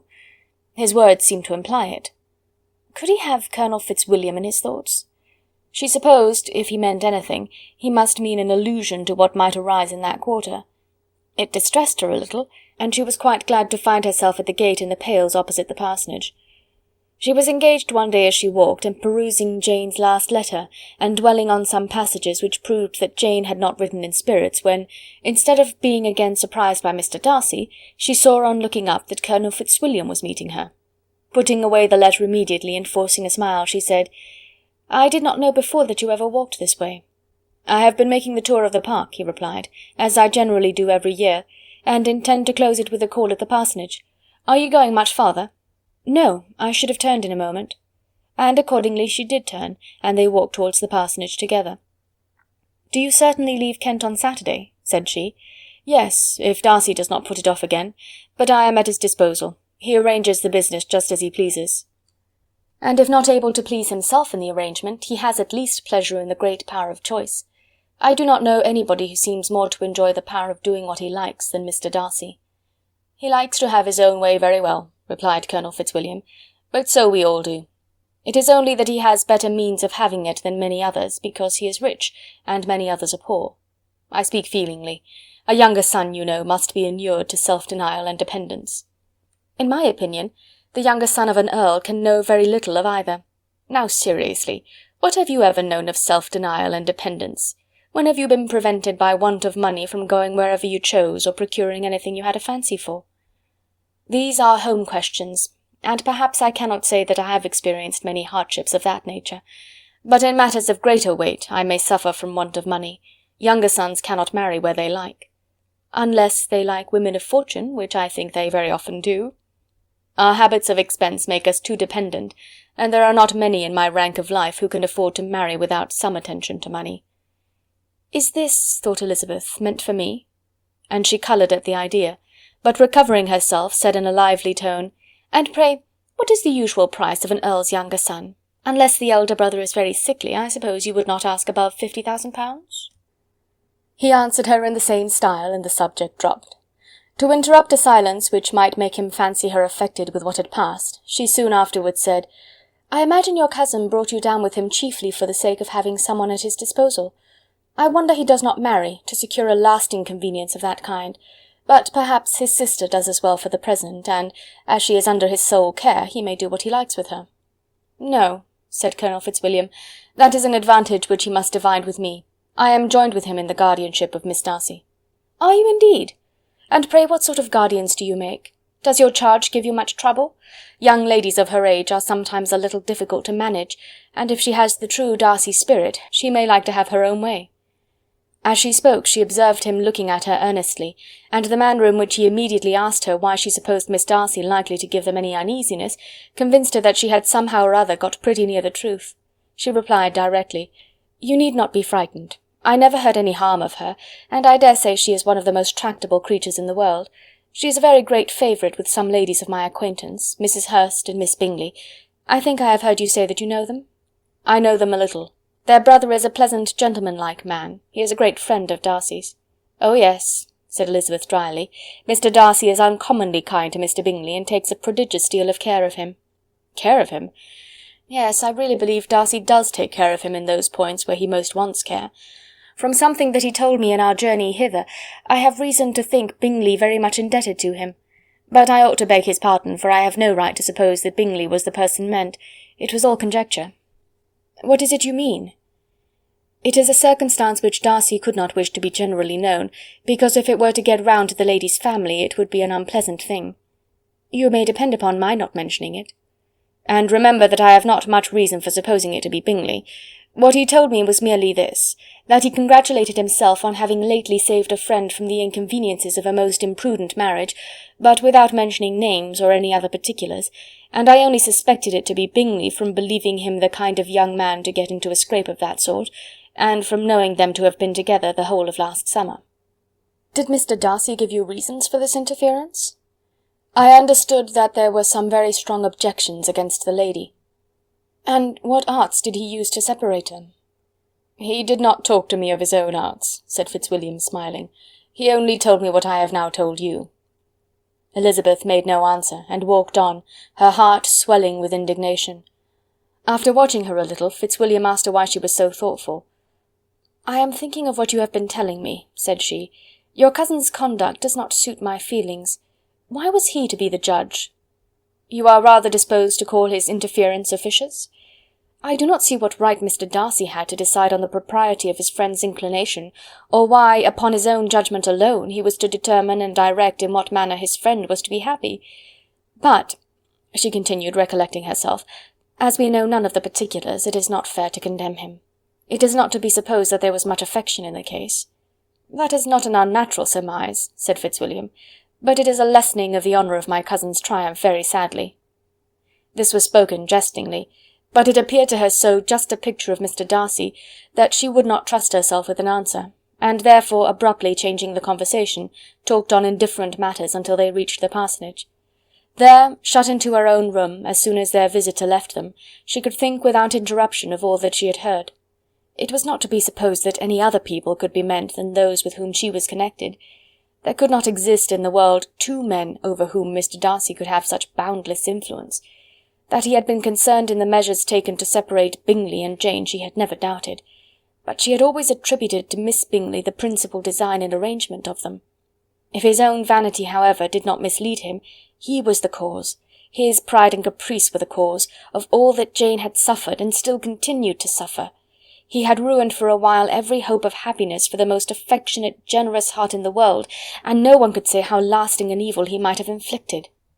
There were some very strong objections against the lady, were Colonel Fitzwilliam's words, and those strong objections probably were her having one uncle who was a country attorney, and another who was in business in London.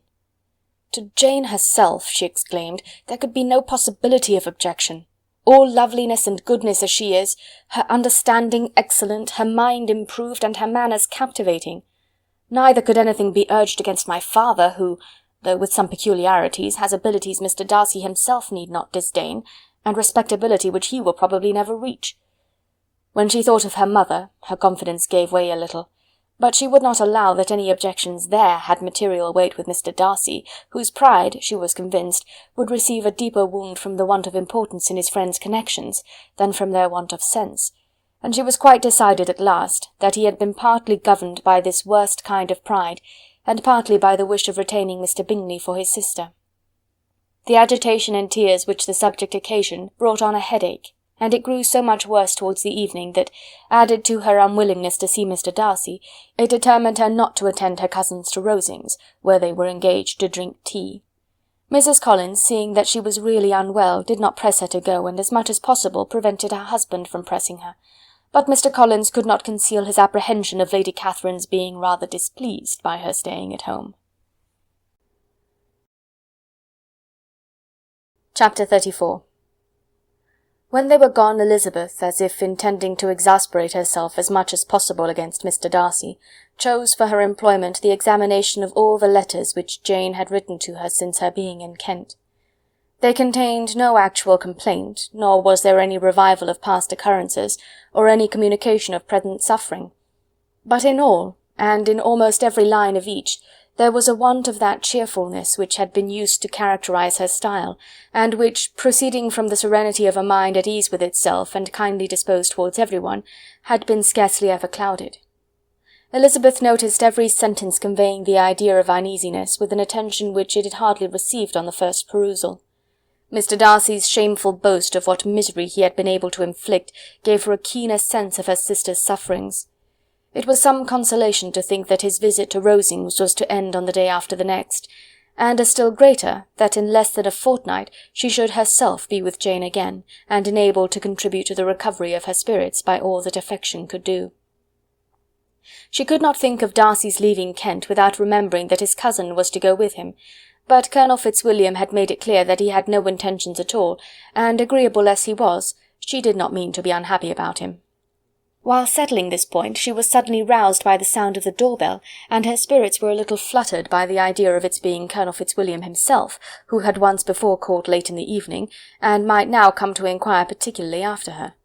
But this idea was soon banished, and her spirits were very differently affected when, to her utter amazement, she saw Mr. Darcy walk into the room. In an hurried manner he immediately began an inquiry after her health, imputing his visit to a wish of hearing that she were better. She answered him with cold civility. He sat down for a few moments, and then, getting up, walked about the room. Elizabeth was surprised, but said not a word. After a silence of several minutes he came towards her in an agitated manner, and thus began. "In vain I have struggled. It will not do. My feelings will not be repressed. You must allow me to tell you how ardently I admire and love you." Elizabeth's astonishment was beyond expression. She stared, coloured, doubted, and was silent. This he considered sufficient encouragement, and the avowal of all that he felt, and had long felt for her, immediately followed. He spoke well, but there were feelings besides those of the heart to be detailed, and he was not more eloquent on the subject of tenderness than of pride. His sense of her inferiority, of its being a degradation, of the family obstacles which had always opposed to inclination, were dwelt on with a warmth which seemed due to the consequence he was wounding, but was very unlikely to recommend his suit. In spite of her deeply rooted dislike, she could not be insensible to the compliment of such a man's affection, and though her intentions did not vary for an instant, she was at first sorry for the pain he was to receive, till, roused to resentment by his subsequent language, she lost all compassion in anger. She tried, however, to compose herself to answer him with patience when he should have done. He concluded with representing to her the strength of that attachment which, in spite of all his endeavours, he had found impossible to conquer, and with expressing his hope that it would now be rewarded by her acceptance of his hand. As he said this, she could easily see that he had no doubt of a favourable answer. He spoke of apprehension and anxiety, but his countenance expressed real security. Such a circumstance could only exasperate farther, and, when he ceased, the colour rose into her cheeks, and she said, "In cases such as these, it is, I believe, the established mode to express a sense of obligation for the sentiments avowed, however unequally they may be returned. It is natural that obligation should be felt, and if I could feel gratitude, I would now thank you. But I cannot. I have never desired your good opinion, and you have certainly bestowed it most unwillingly. I am sorry to have occasioned pain to anyone. It has been most unconsciously done, however, and I hope will be of short duration. The feelings which, you tell me, have long prevented the acknowledgment of your regard can have little difficulty in overcoming it after this explanation." Mr. Darcy, who was leaning against the mantelpiece with his eyes fixed on her face, seemed to catch her words with no less resentment than surprise. His complexion became pale with anger, and the disturbance of his mind was visible in every feature. He was struggling for the appearance of composure, and would not open his lips till he believed himself to have attained it. The pause was to Elizabeth's feelings dreadful. At length, with a voice of forced calmness, he said, "And this is all the reply which I am to have the honour of expecting? I might, perhaps, wish to be informed why, with so little endeavour at civility, I am thus rejected, but it is of small importance." "I might as well inquire," replied she, "why, with so evident a desire of offending and insulting me, you chose to tell me that you liked me against your will, against your reason, and even against your character. Was not this some excuse for incivility if I was uncivil? But I have other provocations. You know I have. Had not my feelings decided against you, had they been indifferent, or had they even been favourable, do you think that any consideration would tempt me to accept the man who has been the means of ruining, perhaps for ever, the happiness of a most beloved sister?" As she pronounced these words, Mr. Darcy changed colour, but the emotion was short, and he listened without attempting to interrupt her while she continued. "I have every reason in the world to think ill of you. No motive can excuse the unjust and ungenerous part you acted there. You dare not, you cannot deny, that you have been the principal, if not the only means of dividing them from each other, of exposing one to the censure of the world for caprice and instability, and the other to its derision for disappointed hopes, and involving them both in misery of the acutest kind." She paused, and saw with no slight indignation that he was listening with an air which proved him wholly unmoved by any feeling of remorse. He even looked at her with a smile of affected incredulity. "Can you deny that you have done it?" she repeated. With assumed tranquillity he then replied, "I have no wish of denying that I did everything in my power to separate my friend from your sister, or that I rejoice in my success. Towards him I have been kinder than towards myself." Elizabeth disdained the appearance of noticing this civil reflection, but its meaning did not escape, nor was it likely to conciliate her. "It is not merely this affair," she continued, "on which my dislike is founded. Long before it had taken place my opinion of you was decided. Your character was unfolded in the recital which I received many months ago from Mr. Wickham. On this subject what can you have to say? In what imaginary act of friendship can you here defend yourself? Or under what misrepresentation can you here impose upon others?" "You take an eager interest in that gentleman's concerns," said Darcy, in a less tranquil tone, and with a heightened colour. "Who that knows what his misfortunes have been can help feeling an interest in him?" "His misfortunes!" repeated Darcy contemptuously. "Yes, his misfortunes have been great indeed." "And of your infliction," cried Elizabeth with energy. "You have reduced him to his present state of poverty, comparative poverty. You have withheld the advantages which you must know to have been designed for him. You have deprived the best years of his life of that independence which was no less his due than his desert. You have done all this, and yet you can treat the mention of his misfortune with contempt and ridicule." "And this," cried Darcy as he walked with quick steps across the room, "is your opinion of me? This is the estimation in which you hold me? I thank you for explaining it so fully. My faults, according to this calculation, are heavy indeed. But perhaps," added he, stopping in his walk and turning towards her, "these offences might have been overlooked, had not your pride been hurt by my honest confession of the scruples that had long prevented my forming any serious design. These bitter accusations might have been suppressed, had I, with greater policy, concealed my struggles, and flattered you into the belief of my being impelled by unqualified, unalloyed inclination. By reason, by reflection, by everything. But disguise of every sort is my abhorrence. Nor am I ashamed of the feelings I related. They were natural and just. Could you expect me to rejoice in the inferiority of your connections? To congratulate myself on the hope of relations whose condition in life is so decidedly beneath my own?" Elizabeth felt herself growing more angry every moment, yet she tried to the utmost to speak with composure when she said, "You are mistaken, Mr. Darcy, if you suppose that the mode of your declaration affected me in any other way than as it spared the concern which I might have felt in refusing you, had you behaved in a more gentlemanlike manner." She saw him start at this, but he said nothing, and she continued, "You could not have made the offer of your hand in any possible way that would have tempted me to accept it." Again his astonishment was obvious, and he looked at her with an expression of mingled incredulity and mortification. She went on, "From the very beginning, from the first moment, I may almost say, of my acquaintance with you, your manners, impressing me with the fullest belief of your arrogance, your conceit, and your selfish disdain of the feelings of others, were such as to form the groundwork of disapprobation on which succeeding events have built so immovable a dislike.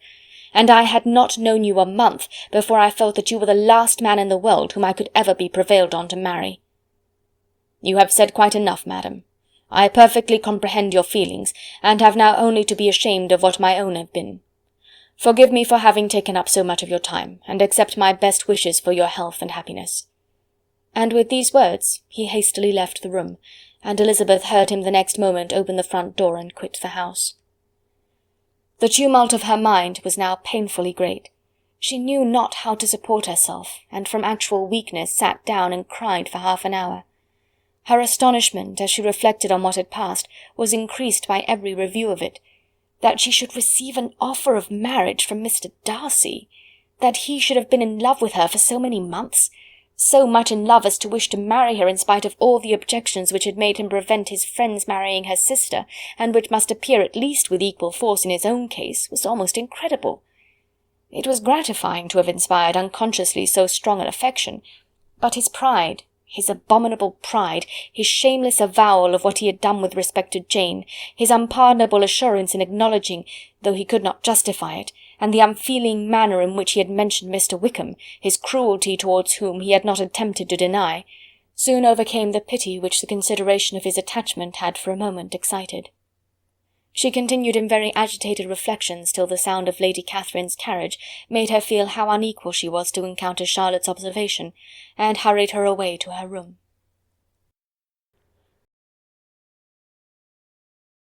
Chapter 35. Elizabeth awoke the next morning to the same thoughts and meditations which had at length closed her eyes. She could not yet recover from the surprise of what had happened. It was impossible to think of anything else, and totally indisposed for employment, she resolved soon after breakfast to indulge herself in air and exercise. She was proceeding directly to her favourite walk, when the recollection of Mr. Darcy's sometimes coming there stopped her, and instead of entering the park, she turned up the lane which led farther from the turnpike road. The park paling was still the boundary on one side, and she soon passed one of the gates into the ground. After walking 2 or 3 times along that part of the lane, she was tempted by the pleasantness of the morning to stop at the gates and look into the park. The 5 weeks which she had now passed in Kent had made a great difference in the country, and every day was adding to the verdure of the early trees. She was on the point of continuing her walk, when she caught a glimpse of a gentleman within the sort of grove which edged the park. He was moving that way, and fearful of its being Mr. Darcy, she was directly retreating. But the person who advanced was now near enough to see her, and stepping forward with eagerness pronounced her name. She had turned away, but on hearing herself called, though in a voice which proved it to be Mr. Darcy, she moved again towards the gate. He had by that time reached it also, and holding out a letter, which she instinctively took, said, with a look of haughty composure, "I have been walking in the grove some time in the hope of meeting you. Will you do me the honour of reading that letter?" And then, with a slight bow, turned again into the plantation, and was soon out of sight. With no expectation of pleasure, but with the strongest curiosity, Elizabeth opened the letter, and to her still increasing wonder, perceived an envelope containing 2 sheets of letter paper, written quite through in a very close hand. The envelope itself was likewise full. Pursuing her way along the lane, she then began it. It was dated from Rosings at 8 o'clock in the morning, and was as follows: "Be not alarmed, madam, on receiving this letter, by the apprehension of its containing any repetitions of those sentiments or renewal of those offers, which were last night so disgusting to you. I write without any intention of paining you, or humbling myself, by dwelling on wishes which, for the happiness of both, cannot be too soon forgotten, and the effort which the formation and the perusal of this letter must occasion, should have been spared, had not my character required it to be written and read. You must therefore pardon the freedom with which I demand your attention. Your feelings, I know, will bestow it unwillingly, but I demand it of your justice. 2 offences of a very different nature, and by no means of equal magnitude, you laid last night to my charge. The first mentioned was that, regardless of the sentiments of either, I had detached Mr. Bingley from your sister, and the other, that I had, in defiance of various claims, in defiance of honour and humanity, ruined the immediate prosperity and blasted the prospects of Mr. Wickham. Wilfully and wantonly to have thrown off the companion of my youth, the acknowledged favourite of my father, a young man who had scarcely any other dependence than on our patronage, and who had been brought up to expect its exertion, would be a depravity to which the separation of 2 young persons, whose affection could be the growth of only a few weeks, could bear no comparison. But from the severity of that blame which was last night so liberally bestowed, respecting each circumstance, I shall hope to be in the future secured, when the following account of my actions and their motives has been read. If, in the explanation of them, which is due to myself, I am under the necessity of relating feelings which may be offensive to yours, I can only say that I am sorry. The necessity must be obeyed, and further apology would be absurd. I had not been long in Hertfordshire before I saw, in common with others, that Bingley preferred your elder sister to any other young woman in the country. But it was not till the evening of the dance at Netherfield that I had any apprehension of his feeling a serious attachment. I had often seen him in love before. At that ball, while I had the honour of dancing with you, I was first made acquainted by Sir William Lucas's accidental information that Bingley's attentions to your sister had given rise to a general expectation of their marriage. He spoke of it as a certain event, of which the time alone could be undecided. From that moment I observed my friend's behaviour attentively, and I could then perceive that his partiality for Miss Bennet was beyond what I had ever witnessed in him. Your sister I also watched. Her look and manners were open, cheerful, and engaging as ever, but without any symptom of peculiar regard, and I remained convinced, from the evening scrutiny, that though she received his attentions with pleasure, she did not invite them by any participation of sentiment. If you have not been mistaken here, I must have been in error. Your superior knowledge of your sister must make the latter probable. If it be so, if I have been misled by such error to inflict pain on her, your resentment has not been unreasonable. But I shall not scruple to assert that the serenity of your sister's countenance and air was such as might have given the most acute observer a conviction that, however amiable her temper, her heart was not likely to be easily touched. That I was desirous of believing her indifferent is certain, but I will venture to say that my investigation and decisions are not usually influenced by my hopes or fears. I did not believe her to be indifferent because I wished it. I believed it on impartial conviction as truly as I wished it in reason. My objections to the marriage were not merely those which I last night acknowledged to have the utmost force of passion to put aside, in my own case. The want of connection could not be so great an evil to my friend as to me. But there were other causes of repugnance, causes which, though still existing, and existing to an equal degree in both instances, I had myself endeavoured to forget, because they were not immediately before me. These causes must be stated, though briefly.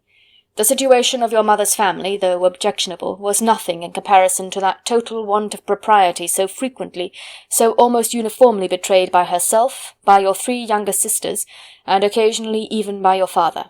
Pardon me, it pains me to offend you, but amidst your concern for the defects of your nearest relations, and your displeasure at this representation of them, let it give you consolation to consider that to have conducted yourselves so as to avoid any share of the like censure is praise no less generally bestowed on you and your elder sister than it is honourable to the sense and disposition of both. I will only say, farther, that from what passed that evening, my opinion of all parties was confirmed, and every inducement heightened which could have led me before to preserve my friend from what I esteemed a most unhappy connection. He left Netherfield for London on the day following, as you, I am certain, remember, with the design of soon returning. The part which I acted is now to be explained. His sister's uneasiness had been equally excited with my own. Our coincidence of feeling was soon discovered, and, alike sensible that no time was to be lost in detaching their brother, we shortly resolved on joining him directly in London. We accordingly went, and there I readily engaged in the office of pointing out to my friend the certain evils of such a choice. I described and enforced them earnestly. But however this remonstrance might have staggered or delayed his determination, I do not suppose that it would ultimately have prevented the marriage, had it not been seconded by the assurance that I hesitated not in giving, of your sister's indifference. He had before believed her to return his affection with sincere, if not with equal, regard. But Bingley has great natural modesty, with a stronger dependence on my judgment than on his own. To convince him, therefore, that he had deceived himself was no very difficult point. To persuade him against returning to Hertfordshire, when that conviction had been given, was scarcely the work of a moment. I cannot blame myself for having done thus much. There is but one part of my conduct in the whole affair on which I do not reflect with satisfaction. It is that I condescended to adopt the measures of art so far as to conceal from him your sister's being in town. I knew it myself, as it was known to Miss Bingley, but her brother is even yet ignorant of it. That they might have met without ill consequence is perhaps probable, but his regard did not appear to me enough extinguished for him to see her without some danger. Perhaps this concealment, this disguise, was beneath me. It is done, however, and it was done for the best. On this subject I have nothing more to say, no other apology to offer. If I have wounded your sister's feelings, it was unknowingly done, and though the motives which governed me may to you very naturally appear insufficient, I have not yet learned to condemn them. With respect to that other more weighty accusation, of having injured Mr. Wickham, I can only refute it by laying before you the whole of his connection with my family. Of what he has particularly accused me I am ignorant, but of the truth of what I shall relate I can summon more than one witness of undoubted veracity. Mr. Wickham is the son of a very respectable man, who had for many years the management of all the Pemberley estates, and whose good conduct in the discharge of his trust naturally inclined my father to be of service to him. And on George Wickham, who was his godson, his kindness was therefore liberally bestowed. My father supported him at school, and afterwards at Cambridge, most important assistance, as his own father, always poor from the extravagance of his wife, would have been unable to give him a gentleman's education. My father was not only fond of this young man's society, whose manners were always engaging, he had also the highest opinion of him, and hoping the church would be his profession, intended to provide for him in it. As for myself, it is many, many years since I first began to think of him in a very different manner. The vicious propensities, the want of principle which he was careful to guard from the knowledge of his best friend, could not escape the observation of a young man of nearly the same age with himself, and who had opportunities of seeing him in unguarded moments which Mr. Darcy could not have. Here again I shall give you pain, to what degree you only can tell. But whatever may be the sentiments which Mr. Wickham has created, a suspicion of their nature shall not prevent me from unfolding his real character. It adds even another motive. My excellent father died about 5 years ago, and his attachment to Mr. Wickham was to the last so steady that in his will he particularly recommended it to me to promote his advancement in the best manner that his profession might allow, and if he took orders, desired that a valuable family living might be his as soon as it became vacant. There was also a legacy of £1,000. His own father did not long survive mine, and within half a year from these events Mr. Wickham wrote to inform me that, having finally resolved against taking orders, he hoped I should not think it unreasonable for him to expect some more immediate pecuniary advantage in lieu of the preferment by which he could not be benefited. He had some intention, he added, of studying law, and I must be aware that the interest of £1,000 would be a very insufficient support therein. I rather wished than believed him to be sincere, but at any rate was perfectly ready to accede to his proposal. I knew that Mr. Wickham ought not to be a clergyman. The business was therefore soon settled. He resigned all claim to assistance in the church, were it possible that he could ever be in a situation to receive it, and accepted in return £3,000. All connection between us seemed now dissolved. I thought too ill of him to invite him to Pemberley or admit his society in town.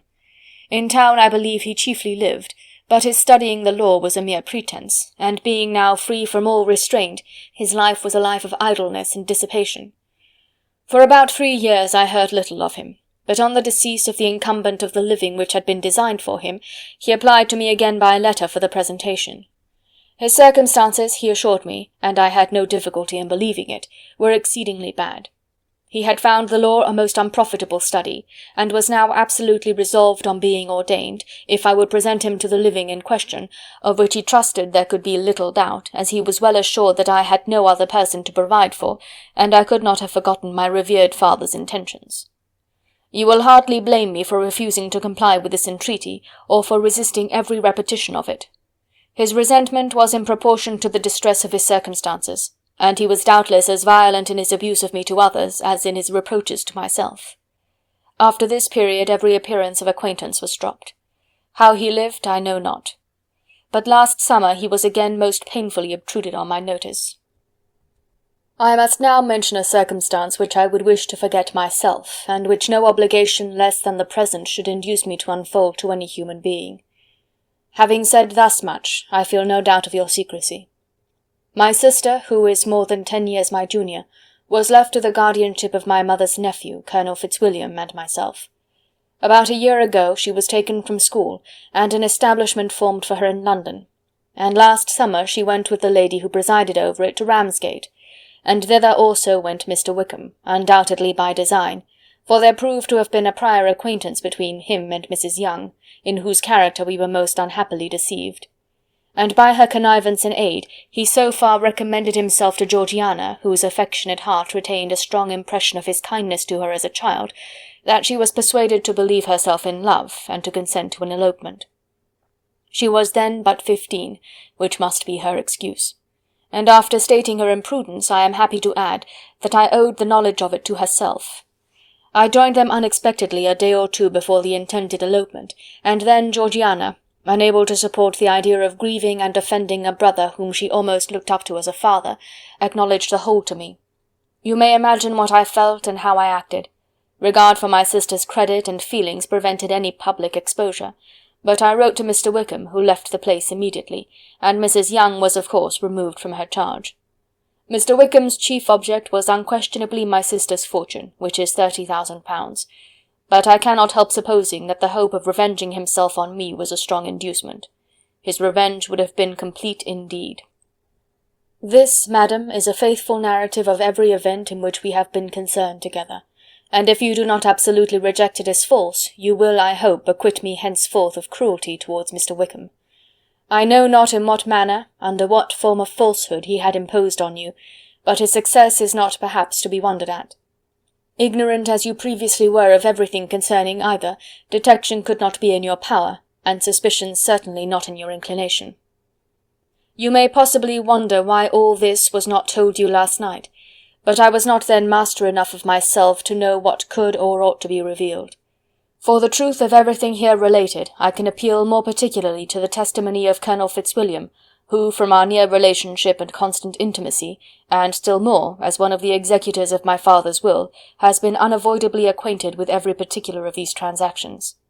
If your abhorrence of me should make my assertions valueless, you cannot be prevented by the same course from confiding in my cousin, and that there may be the possibility of consulting him, I shall endeavour to find some opportunity of putting this letter in your hands in the course of the morning.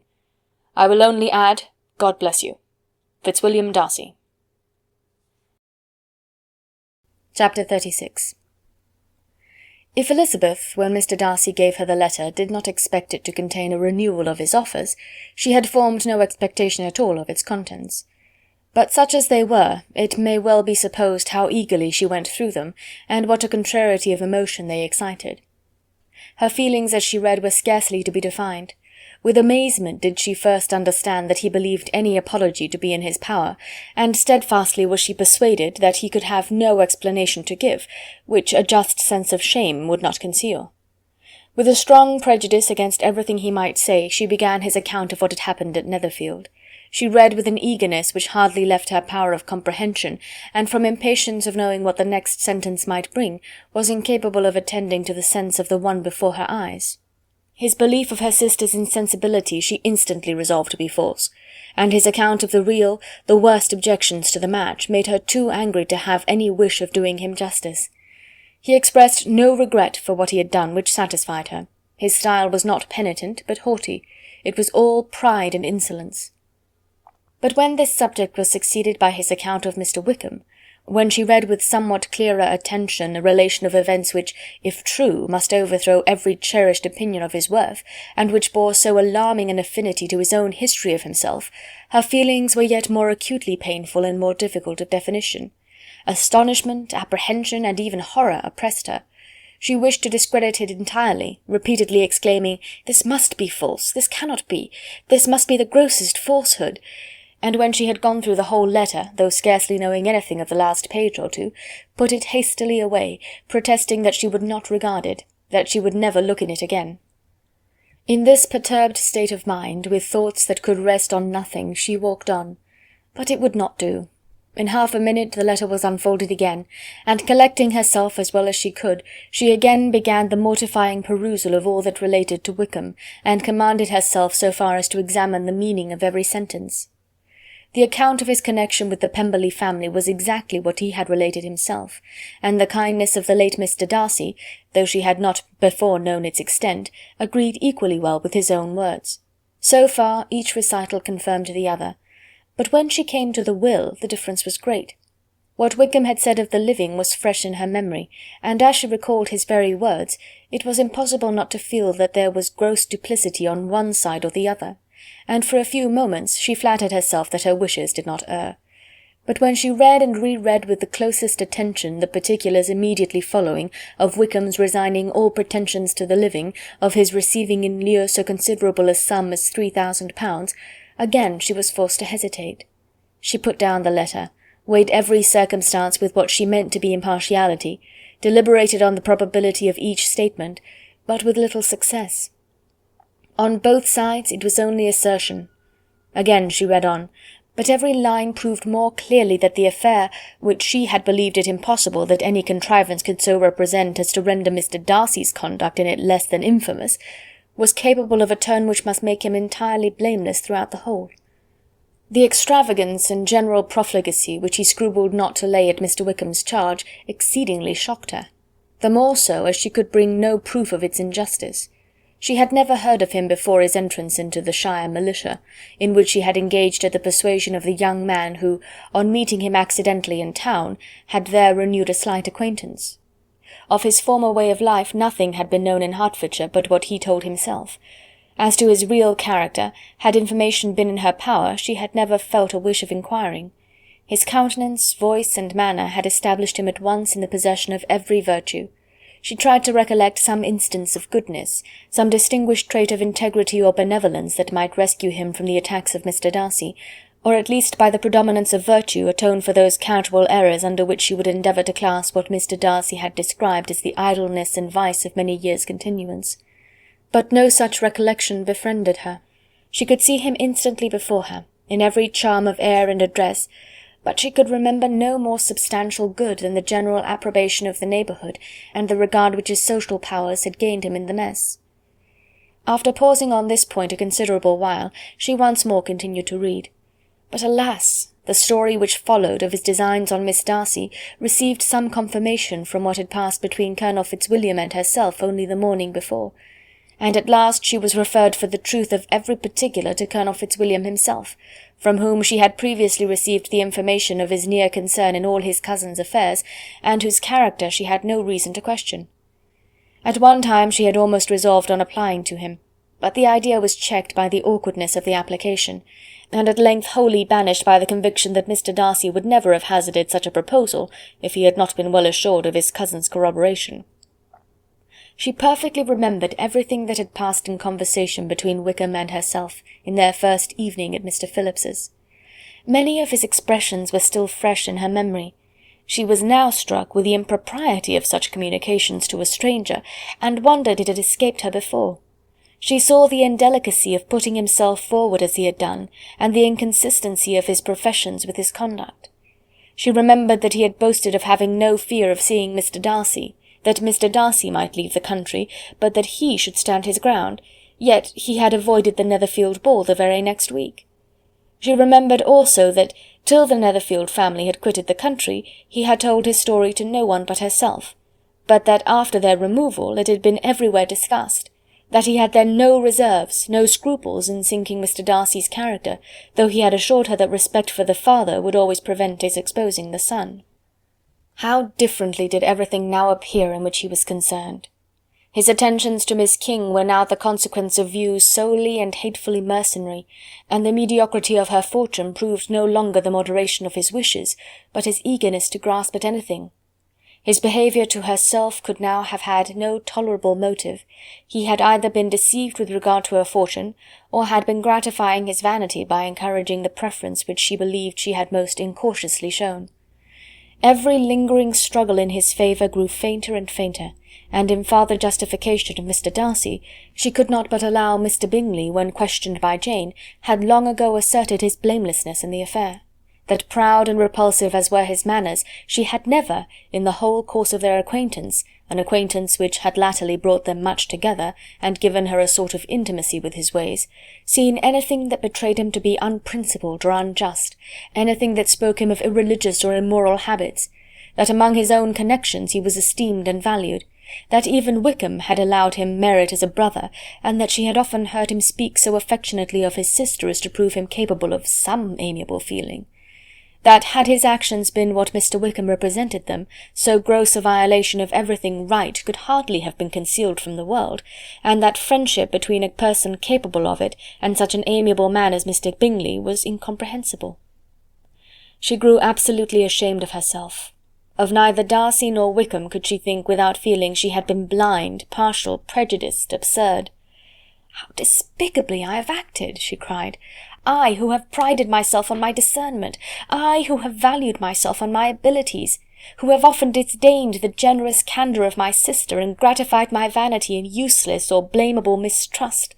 How humiliating is this discovery! Yet how just a humiliation! Had I been in love, I could not have been more wretchedly blind, but vanity, not love, has been my folly. Pleased with the preference of one, and offended by the neglect of the other on the very beginning of our acquaintance, I have courted prepossession and ignorance, and driven reason away where either were concerned. Till this moment I never knew myself." From herself to Jane, from Jane to Bingley, her thoughts were in a line which soon brought to her recollection that Mr. Darcy's explanation there had appeared very insufficient, and she read it again. Widely different was the effect of a second perusal. How could she deny that credit to his assertions in one instance, which she had been obliged to give in the other? He declared himself to be totally unsuspicious of her sister's attachment. and she could not help remembering what Charlotte's own opinion had always been. Neither could she deny the justice of his description of Jane. She felt that Jane's feelings, though fervent, were little displayed, and that there was a constant complacency in her air and manner not often united with great sensibility.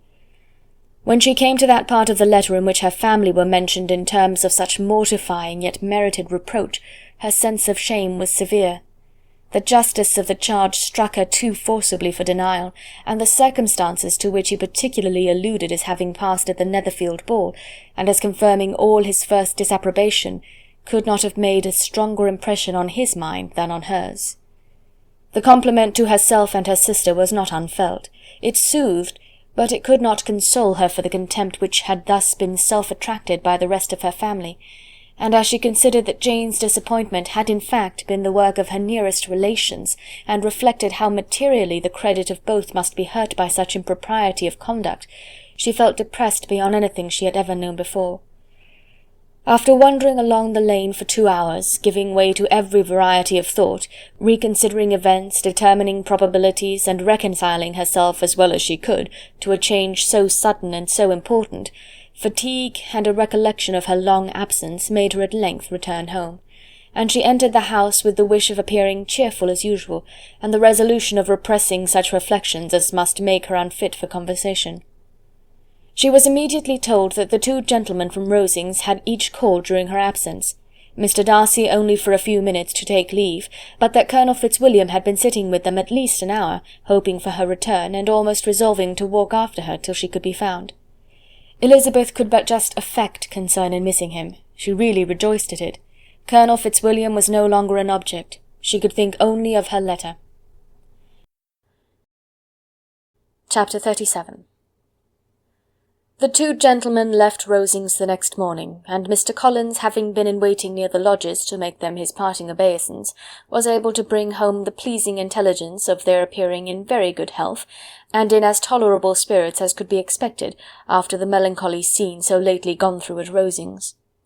To Rosings he then hastened to console Lady Catherine and her daughter, and on his return brought back, with great satisfaction, a message from her ladyship importing that she felt herself so dull as to make her very desirous of having them all to dine with her.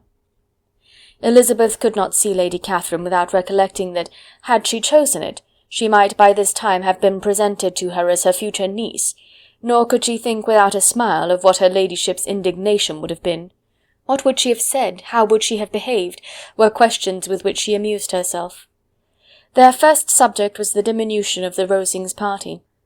"I assure you I feel it exceedingly," said Lady Catherine. "I believe no one feels the loss of friends so much as I do, but I am particularly attached to these young men, and know them to be so attached to me. They were excessively sorry to go, but so they always are. The dear Colonel rallied his spirits tolerably till just at last, but Darcy seemed to feel it most acutely, more, I think, than last year. His attachment to Rosings certainly increases." Mr. Collins had a compliment and an allusion to throw in here, which were kindly smiled on by the mother and daughter. Lady Catherine observed, after dinner, that Miss Bennet seemed out of spirits, and immediately accounting for it by herself, by supposing that she did not like to go home again so soon, she added, "But if that is the case, you must write to your mother and beg that you may stay a little longer. Mrs. Collins will be very glad of your company, I am sure." "I am very obliged to your ladyship for your kind invitation," replied Elizabeth, "but it is not in my power to accept it. I must be in town next Saturday." "Why, at that rate you will have been here only 6 weeks. I expected you to stay 2 months. I told Mrs. Collins so before you came. There can be no occasion for your going so soon. Mrs. Bennet could certainly spare you for another fortnight." "But my father cannot. He wrote last week to hurry my return." "Oh, your father of course may spare you, if your mother can. Daughters are never of so much consequence to a father, and if you will stay another month complete, it will be in my power to take one of you as far as London, for I am going there early in June for a week, and as Dawson does not object to the barouche box, there will be very good room for one of you, and indeed, if the weather should happen to be cool, I should not object to taking you both, as you are neither of you large." "You are all kindness, madam, but I believe we must abide by our original plan." Lady Catherine seemed resigned. "Mrs. Collins, you must send a servant with them. You know I always speak my mind, and I cannot bear the idea of two young women travelling post by themselves. It is highly improper. You must contrive to send somebody. I have the greatest dislike in the world to that sort of thing. Young women should always be properly guarded and attended according to their situation in life. When my niece Georgiana went to Ramsgate last summer, I made a point of her having 2 men-servants go with her. Miss Darcy, the daughter of Mr. Darcy of Pemberley, and Lady Anne, could not have appeared with propriety in a different manner. I am excessively attentive to all those things. You must send John with the young ladies, Mrs. Collins. I am glad it occurred to me to mention it, for it would really be discreditable to you to let them go alone." "My uncle is to send a servant for us." "Oh, your uncle! He keeps a manservant, does he? I am very glad you have somebody who thinks of these things. Where shall you change horses? Oh, Bromley, of course. If you mention my name at the bell, you will be attended to." Lady Catherine had many other questions to ask respecting their journey, and as she did not answer them all herself, attention was necessary, which Elizabeth believed to be lucky for her, or with a mind so occupied she might have forgotten where she was. Reflection must be reserved for solitary hours. Whenever she was alone she gave way to it as the greatest relief, and not a day went by without a solitary walk in which she might indulge in all the delight of unpleasant recollections. Mr. Darcy's letter she was in a fair way of soon knowing by heart. She studied every sentence, and her feelings towards its writer were at times widely different. When she remembered the style of his address she was still full of indignation, but when she considered how unjustly she had condemned and upbraided him, her anger was turned against herself, and his disappointed feelings became the object of compassion. His attachment excited gratitude, his general character respect, but she could not approve him, nor could she for a moment repent her refusal or feel the slightest inclination ever to see him again. In her own past behaviour there was a constant source of vexation and regret, and in the unhappy defects of her family a subject of yet heavier chagrin. They were hopeless of remedy. Her father, contented with laughing at them, would never exert himself to restrain the wild giddiness of his youngest daughters, and her mother, with manners so far from right herself, was entirely insensible of the evil. Elizabeth had frequently united with Jane in an endeavour to check the imprudence of Catherine and Lydia, but while they were supported by their mother's indulgence, what chance could there be of improvement? Catherine, weak-spirited, irritable, and completely under Lydia's guidance, had always been affronted by their advice, and Lydia, self-willed and careless, would scarcely give them a hearing. They were ignorant, idle, and vain. While there was an officer in Meryton, they would flirt with him, and while Meryton was within a walk of Longbourn, they would be going there for ever. Anxiety on Jane's behalf was another prevailing concern, and Mr. Darcy's explanation, by restoring Bingley to all her former good opinion, heightened the sense of what Jane had lost. His affection was proved to have been sincere, and his conduct cleared of all blame, unless any could attach to the implicitness of his confidence in his friend. How grievous, then, was the thought that, of a situation so desirable in every respect, so replete with advantage, so promising for happiness, Jane had been deprived by the folly and indecorum of her own family. When to these recollections was added the development of Wickham's character, it may be easily believed that the happy spirits which had seldom been depressed before were now so much affected as to make it almost impossible for her to appear tolerably cheerful. Their engagements at Rosings were as frequent during the last week of her stay as they had been at first. The very last evening was spent there, and her ladyship again inquired minutely into the particulars of their journey, gave them directions as to the best method of packing, and was so urgent on the necessity of placing gowns in the only right way, that Maria thought herself obliged, on her return, to undo all the work of the morning and pack her trunk afresh. When they parted, Lady Catherine, with great condescension, wished them a good journey, and invited them to come to Hunsford again next year, and Mr. Berg exerted herself so far as to curtsy and hold out her hand to both. Chapter 38. On Saturday morning Elizabeth and Mr. Collins met for breakfast a few minutes before the others appeared, and he took the opportunity of paying the parting civilities which he deemed indispensably necessary. "I know not, Miss Elizabeth," said he, "whether Mrs. Collins has yet expressed her sense of your kindness in coming to us, but I am very certain you will not leave the house without receiving her thanks for it. The favour of your company has been much felt, I assure you. We know how little there is to tempt anyone to our humble abode. Our plain manner of living, our small rooms and few domestics, and the little we see of the world, must make Hunsford extremely dull to a young lady like yourself. But I hope you will believe us grateful for the condescension, and that we have done everything in our power to prevent your spending your time unpleasantly." Elizabeth was eager with her thanks and assurances of happiness. She had spent 6 weeks with great enjoyment, and the pleasure of being with Charlotte, and the kind attentions she had received, must make her feel the obliged. Mr. Collins was gratified, and with a more smiling solemnity replied, "It gives me great pleasure to hear that you have passed your time not disagreeably. We have certainly done our best, and most fortunately having it in our power to introduce you to very superior society, and from our connection with Rosings the frequent means of varying the humble home scene, I think we may flatter ourselves that your Hunsford visit cannot have been entirely irksome. Our situation with regard to Lady Catherine's family is indeed the sort of extraordinary advantage and blessing which few can boast.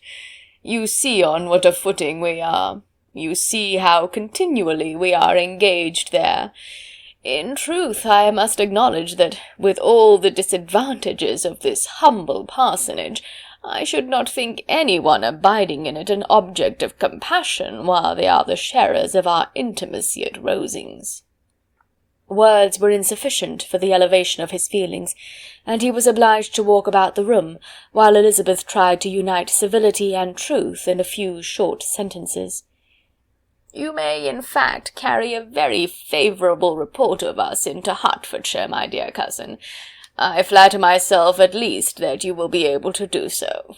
Lady Catherine's great attentions to Mrs. Collins have been a daily witness of, and altogether I trust it does not appear that your friend has drawn an unfortunate, but on this point it will be as well to be silent. Only let me assure you, my dear Miss Elizabeth, that I can from my heart most cordially wish you equal felicity in marriage. My dear Charlotte and I have but one mind and one way of thinking. There is in everything a most remarkable resemblance of character and ideas between us. We seem to have been designed for each other."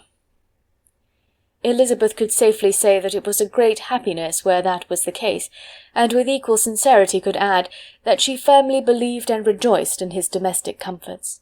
She was not sorry, however, to have the recital of them interrupted by the lady from whom they sprang. Poor Charlotte! It was melancholy to leave her to such society, but she had chosen it with her eyes open, and though evidently regretting that her visitors were to go, she did not seem to ask for compassion. Her home and her housekeeping, her parish and her poultry, and all their dependent concerns, had not yet lost their charms. At length the chaise arrived, the trunks were fastened on, the parcels placed within, and it was pronounced to be ready. After an affectionate parting between the friends, Elizabeth was attended to the carriage by Mr. Collins, and as they walked down the garden he was commissioning her with his best respects to all her family, not forgetting his thanks for the kindness he had received at Longbourn in the winter, and his compliments to Mr. and Mrs. Gardiner, though unknown. He then handed her in, Maria followed, and the door was on the point of being closed, when he suddenly reminded them, with some consternation, that they had hitherto forgotten to leave any message for the ladies at Rosings. "But," he added, You will of course wish to have your humble respects delivered to them, with your grateful thanks for their kindness to you while you have been here." Elizabeth made no objection. The door was then allowed to be shut, and the carriage drove off. "Good gracious!" cried Maria, after a few minutes' silence. "It seems but a day or two since we first came, and yet how many things have happened!" "A great many indeed," said her companion with a sigh. "We have dined 9 times at Rosings, besides drinking tea there twice. How much I shall have to tell!" Elizabeth added privately, "and how much I shall have to conceal." Their journey was performed without much conversation or any alarm, and within 4 hours of their leaving Hunsford they reached Mr. Gardiner's house, where they were to remain a few days. Jane looked well, and Elizabeth had little opportunity of studying her spirits amidst the various engagements which the kindness of her aunt had reserved for them. But Jane was to go home with her, and at Longbourn there would be leisure enough for observation. It was not without an effort, meanwhile, that she could wait even for Longbourn before she told her sister of Mr. Darcy's proposals. To know that she had the power of revealing what would so exceedingly astonish Jane, and must at the same time so highly gratify whatever of her own vanity she had not yet been able to reason away, was such a temptation to openness as nothing could have conquered but the state of indecision in which she remained as to the extent of what she should communicate, and her fear, if she once entered on the subject, of being hurried into repeating something of Bingley which might only grieve her sister further. Chapter 39. It was the 2nd week in May in which the 3 young ladies set out together from Gracechurch Street for the town of in Hertfordshire, and as they drew near the appointed inn where Mr. Bennet's carriage was to meet them, they quickly perceived, in token of the coachman's punctuality, both Kitty and Lydia looking out of a dining-room upstairs. These 2 girls had been above an hour in the place, happily employed in visiting an opposite milliner, watching the sentinel on guard, and dressing a salad and cucumber. After welcoming their sisters, they triumphantly displayed a table set out with such cold meat as an inn larder usually affords, exclaiming, "Is not this nice? Is not this an agreeable surprise?" "And we mean to treat you all," added Lydia, "but you must lend us the money, for we have just spent ours at the shop out there." Then, showing her purchases, "Look here, I have bought this bonnet. I do not think it is very pretty, but I thought I might as well buy it as not. I shall pull it to pieces as soon as I get home, and see if I can make it up any better." And when her sisters abused it as ugly, she added with perfect unconcern, "Oh, but there were 2 or 3 much uglier in the shop, and when I have bought some prettier coloured satin to trim it with fresh, I think it will be very tolerable. Besides, it will not much signify what one wears this summer, after the Shire have left Meryton, and they are going in a fortnight." "Are they indeed?" cried Elizabeth with the greatest satisfaction. "They are going to be encamped near Brighton, and I do so want papa to take us all there for the summer. It would be such a delicious scheme, and I dare say would hardly cost anything at all. Mamma would like to go too, of all things. Only think what a miserable summer else we shall have." "Yes," thought Elizabeth, "that would be a delightful scheme indeed, and completely do for us at once.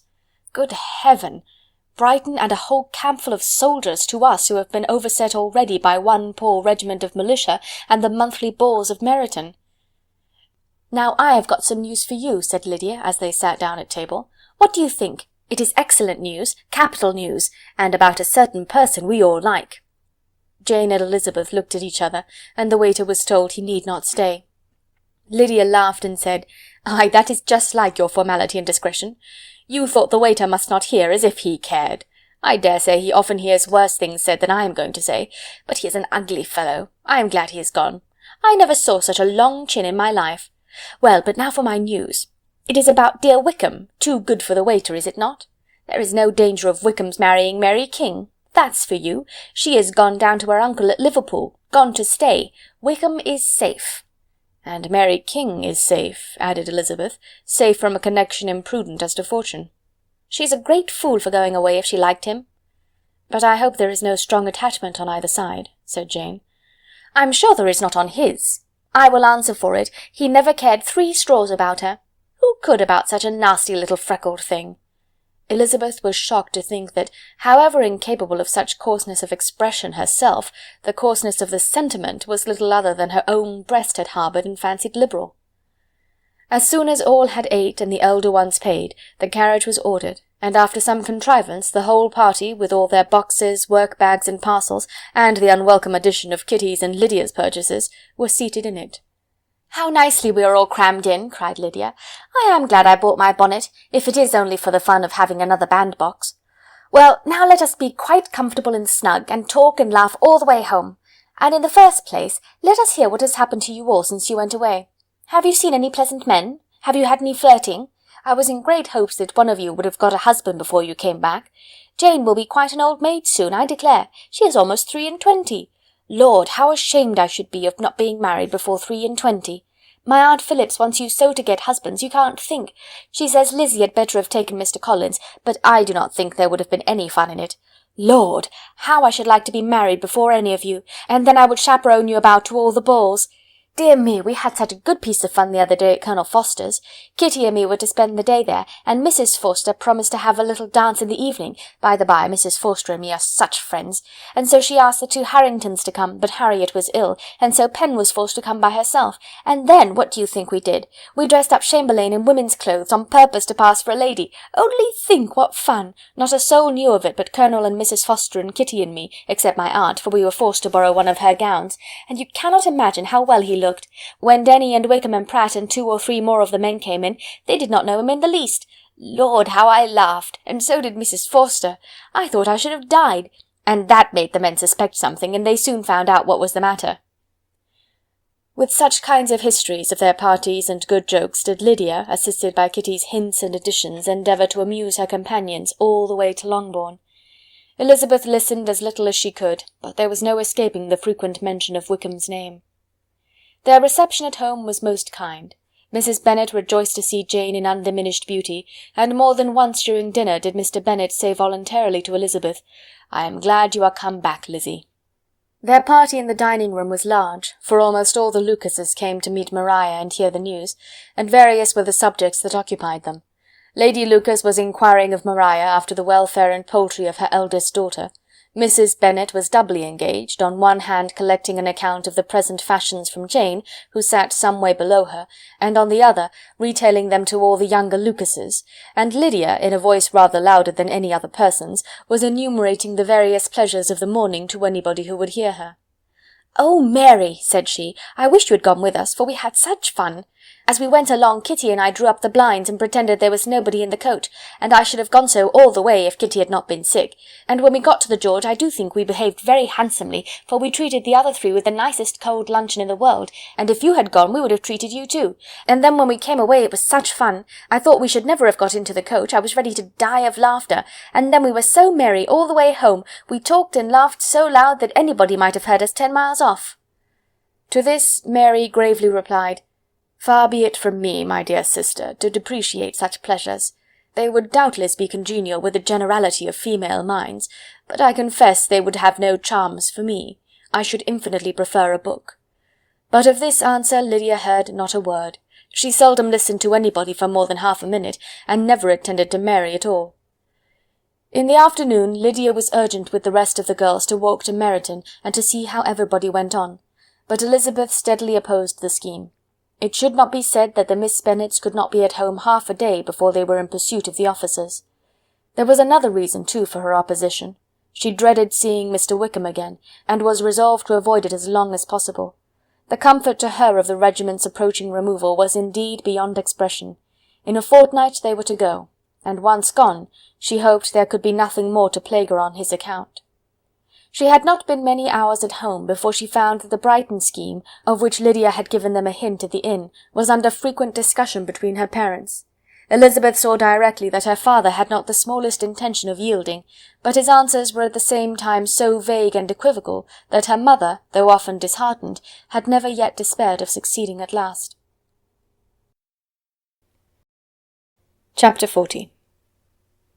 Elizabeth's impatience to acquaint Jane with what had happened could no longer be overcome, and at length, resolving to suppress every particular in which her sister was concerned, and preparing her to be surprised, she related to her the next morning the chief of the scene between Mr. Darcy and herself. Miss Bennet's astonishment was soon lessened by the strong sisterly partiality which made any admiration of Elizabeth appear perfectly natural, and all surprise was shortly lost in other feelings. She was sorry that Mr. Darcy should have delivered his sentiments in a manner so little suited to recommend them, but still more was she grieved for the unhappiness which her sister's refusal must have given him.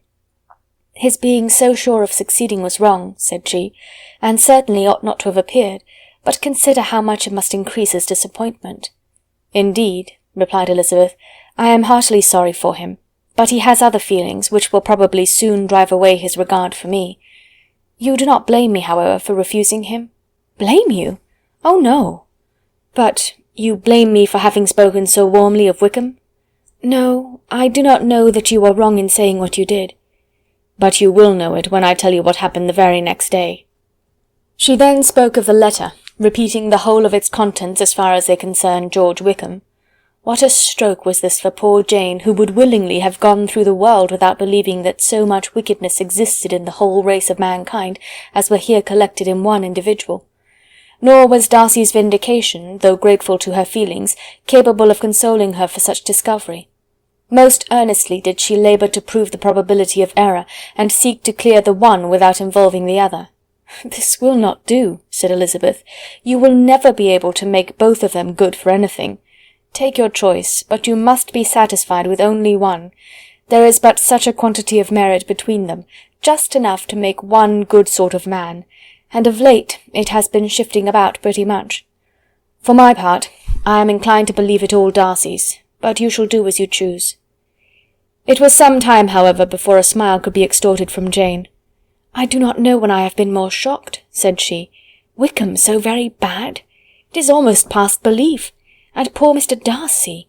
Dear Lizzie, only consider what he must have suffered. Such a disappointment, and with the knowledge of your ill opinion too, and having to relate such a thing of his sister. It is really too distressing. I am sure you must feel it so." "Oh, no, my regret and compassion are all done away by seeing you so full of both.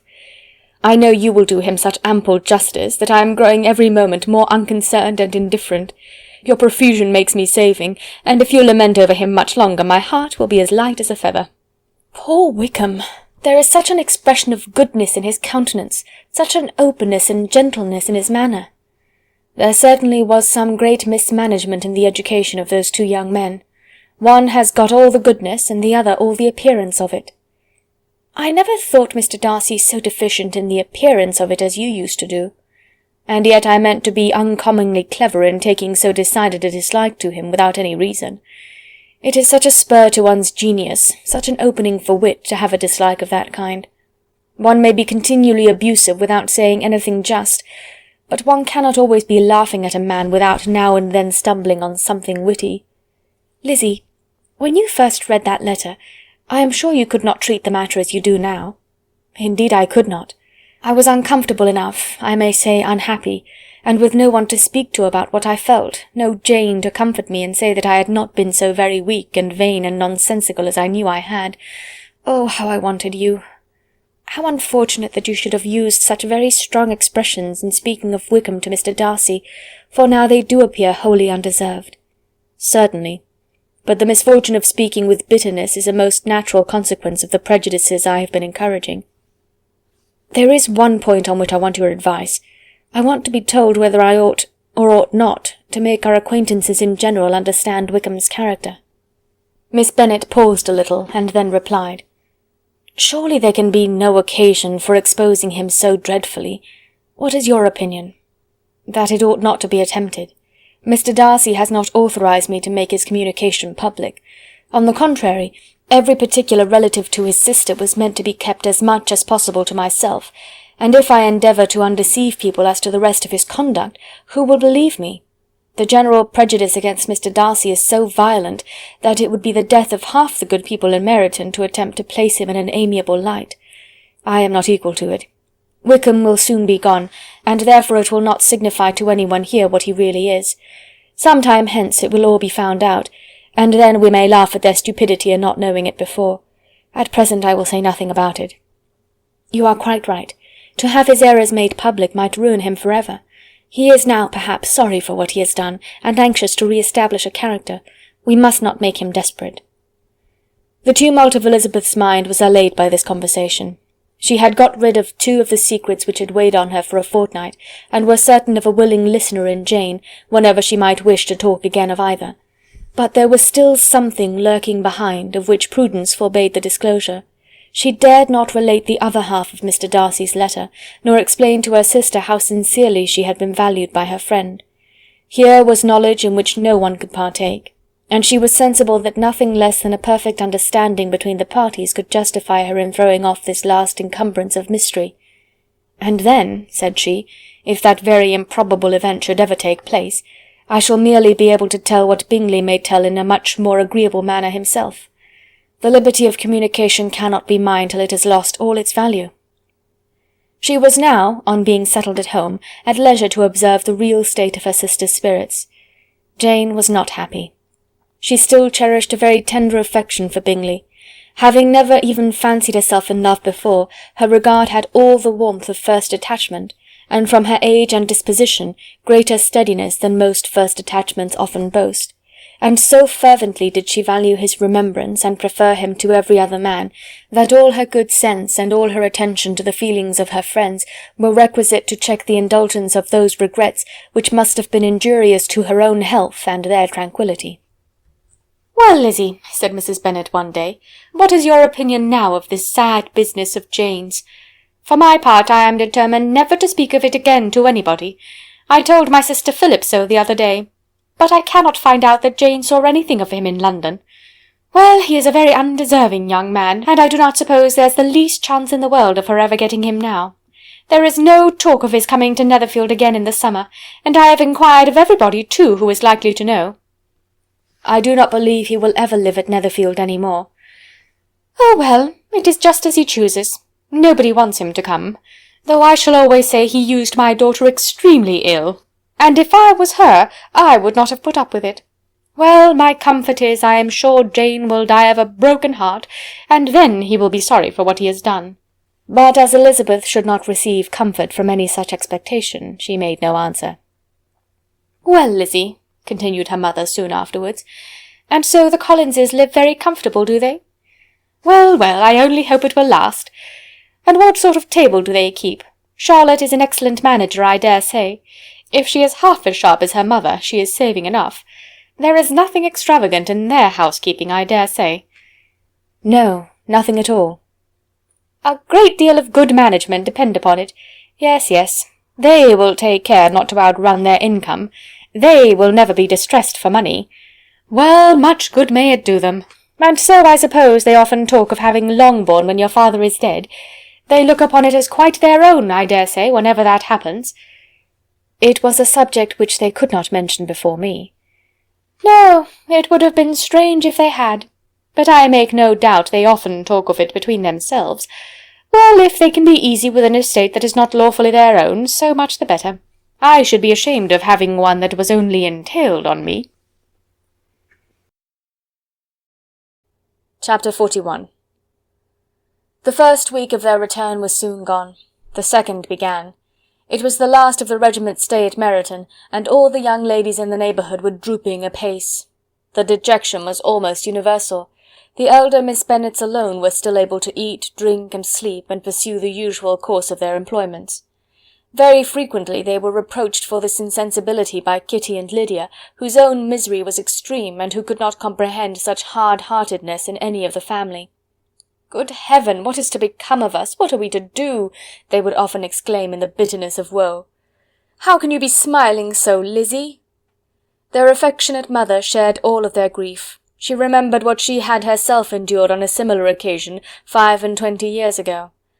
"I am sure," said she, "I cried for 2 days together when Colonel Miller's regiment went away. I thought I should have broken my heart."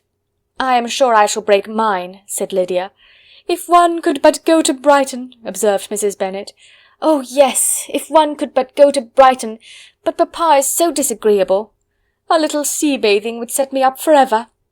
"And my Aunt Phillips is sure it would do me a great deal of good," added Kitty. Such were the kind of lamentations resounding perpetually through Longbourn House. Elizabeth tried to be diverted by them, but all sense of pleasure was lost in shame. She felt anew the justice of Mr. Darcy's objections, and never had she been so much disposed to pardon his interference in the views of his friend. But the gloom of Lydia's prospect was shortly cleared away, for she received an invitation from Mrs. Forster, the wife of the colonel of the regiment, to accompany her to Brighton. This invaluable friend was a very young woman, and very lately married. A resemblance in good humour and good spirits had recommended her and Lydia to each other, and out of their 3 months' acquaintance they had been intimate too. The rapture of Lydia on this occasion, her adoration of Mrs. Forster, the delight of Mrs. Bennet, and the mortification of Kitty, are scarcely to be described. Wholly inattentive to her sister's feelings, Lydia flew about the house in restless ecstasy, calling for everyone's congratulations, and laughing and talking with more violence than ever, whilst the luckless Kitty continued in the parlour, repined at her fate in terms as unreasonable as her accent was peevish. "I cannot see why Mrs. Forster should not ask me as well as Lydia," said she, "though I am not her particular friend. I have just as much right to be asked as she has, and more too, for I am 2 years older." In vain did Elizabeth attempt to make her reasonable, and Jane to make her resigned. As for Elizabeth herself, this invitation was so far from exciting in her the same feelings as in her mother and Lydia, that she considered it as the death warrant of all possibility of common sense for the latter. And detestable as such a step must make her if it were known, she could not help secretly advising her father not to let her go. She represented to him all the improprieties of Lydia's general behaviour, the little advantage she could derive from the friendship of such a woman as Mrs. Forster, and the probability of her being yet more imprudent with such a companion at Brighton, where the temptations must be greater than at home. He heard her attentively, and then said, "Lydia will never be easy until she has exposed herself in some public place or other, and we can never expect her to do it with so little expense or inconvenience to her family as under the present circumstances." "If you were aware," said Elizabeth, "of the very great disadvantage to us all which must arise from the public notice of Lydia's unguarded and imprudent manner, nay, which has already arisen from it, I am sure you would judge differently in the affair." "Already arisen?" repeated Mr. Bennet. "What, has she frightened away some of your lovers? Poor little Lizzie! But do not be cast down. Such squeamish youths as cannot bear to be connected with a little absurdity are not worth a regret. Come, let me see the list of pitiful fellows who have been kept aloof by Lydia's folly." "Indeed you are mistaken. I have no such injuries to resent. It is not of particular, but of general evils which I am now complaining. Our importance, our respectability in the world must be affected by the wild volatility, the assurance and disdain of all restraint which mark Lydia's character. Excuse me, for I must speak plainly.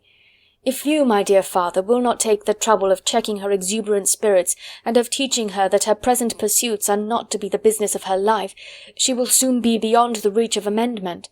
Her character will be fixed, and she will, at 16, be the most determined flirt that ever made herself or her family ridiculous. A flirt, too, in the worst and meanest degree of flirtation, without any attraction beyond youth and a tolerable person, and from the ignorance and emptiness of her mind, wholly unable to ward off any portion of that universal contempt which her rage for admiration will excite. In this danger Kitty also is comprehended. She will follow wherever Lydia leads. Vain, ignorant, idle, and absolutely uncontrolled. Oh, my dear father, can you suppose it possible that they will not be censured and despised wherever they are known, and that their sisters will not be often involved in the disgrace?" Mr. Bennet saw that her whole heart was in the subject, and affectionately taking her hand, said in reply, "Do not make yourself uneasy, my love. Wherever you and Jane are known you must be respected and valued, and you will not appear to less advantage for having a couple of, or I may say 3, very silly sisters. We shall have no peace at Longbourn if Lydia does not go to Brighton. Let her go then.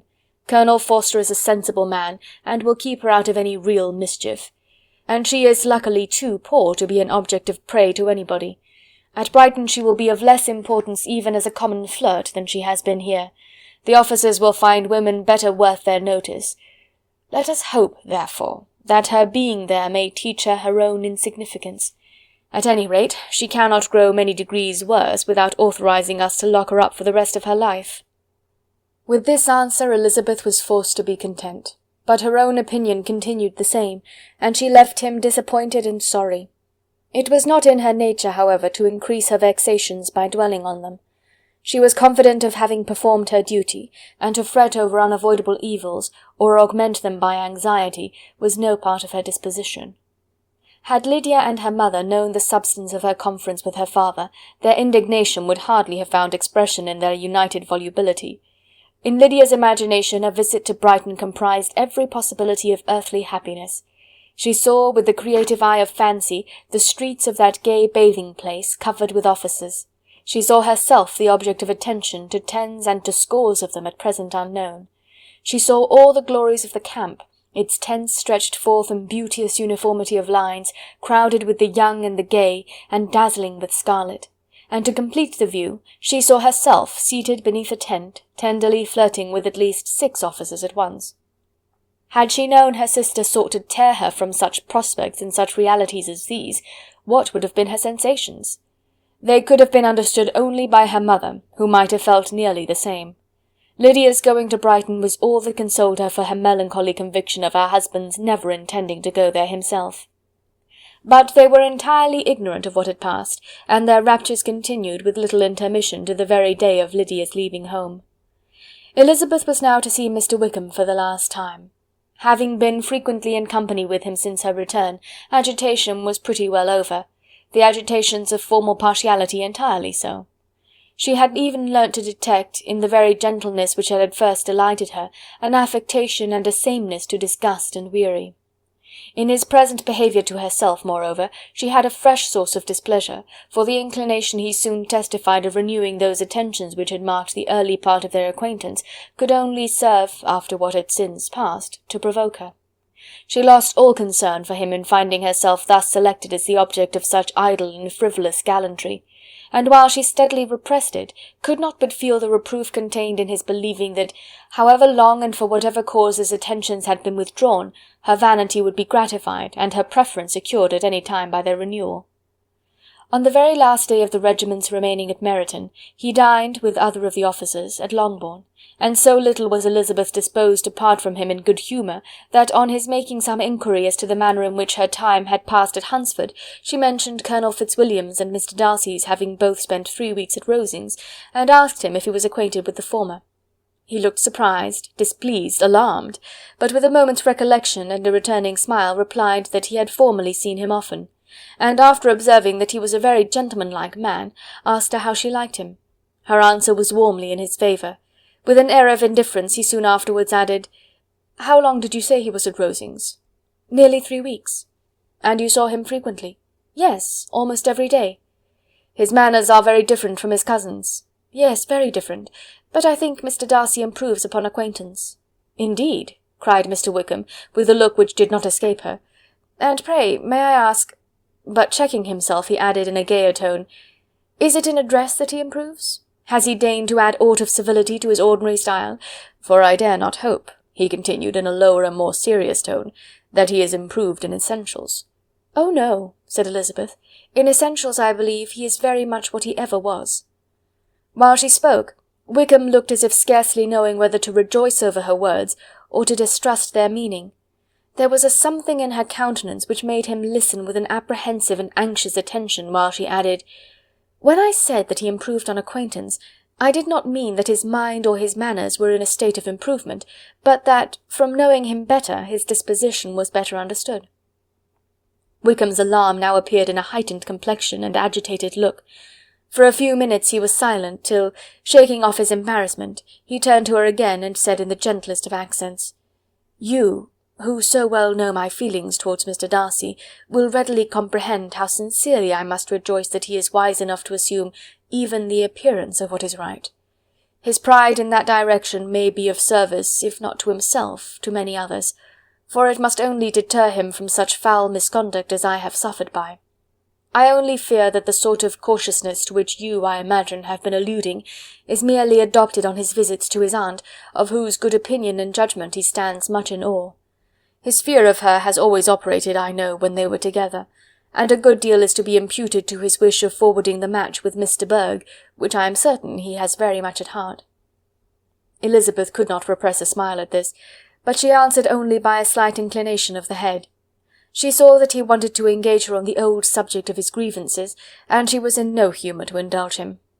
The rest of the evening passed with the appearance, on his side, of usual cheerfulness, but with no further attempt to distinguish Elizabeth, and they parted at last with mutual civility, and possibly a mutual desire of never meeting again. When the party broke up, Lydia returned with Mrs. Forster to Meryton, from whence they were to set out early the next morning. The separation between her and her family was rather noisy than pathetic. Kitty was the only one who shed tears, but she did weep from vexation and envy. Mrs. Bennet was diffuse in her good wishes for the felicity of her daughter, and impressive in her injunctions that she should not miss the opportunity of enjoying herself as much as possible, advice which there was every reason to believe would be well attended to. And in the clamorous happiness of Lydia herself in bidding farewell, the more gentle adieus of her sisters were uttered without being heard. Chapter 42. Had Elizabeth's opinion been all drawn from her own family, she could not have formed a very pleasing opinion of conjugal felicity or domestic comfort.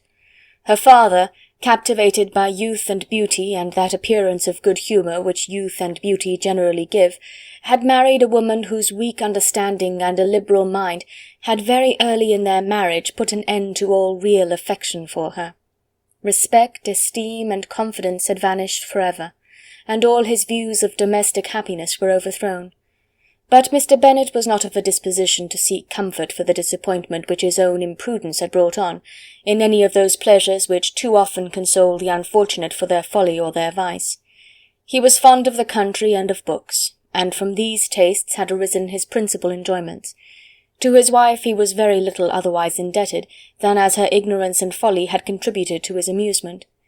This is not the sort of happiness which a man would in general wish to owe to his wife, but where other powers of entertainment are wanting, the true philosopher will derive benefit from such as are given.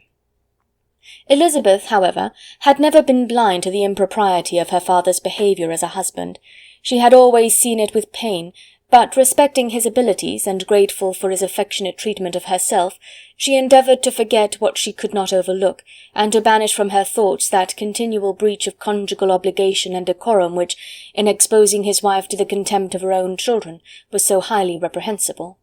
But she had never felt so strongly as now the disadvantages which must attend the children of so unsuitable a marriage, nor ever been so fully aware of the evils arising from so ill-judged a direction of talents which, rightly used, might at least have preserved the respectability of his daughters, even if incapable of enlarging the mind of his wife.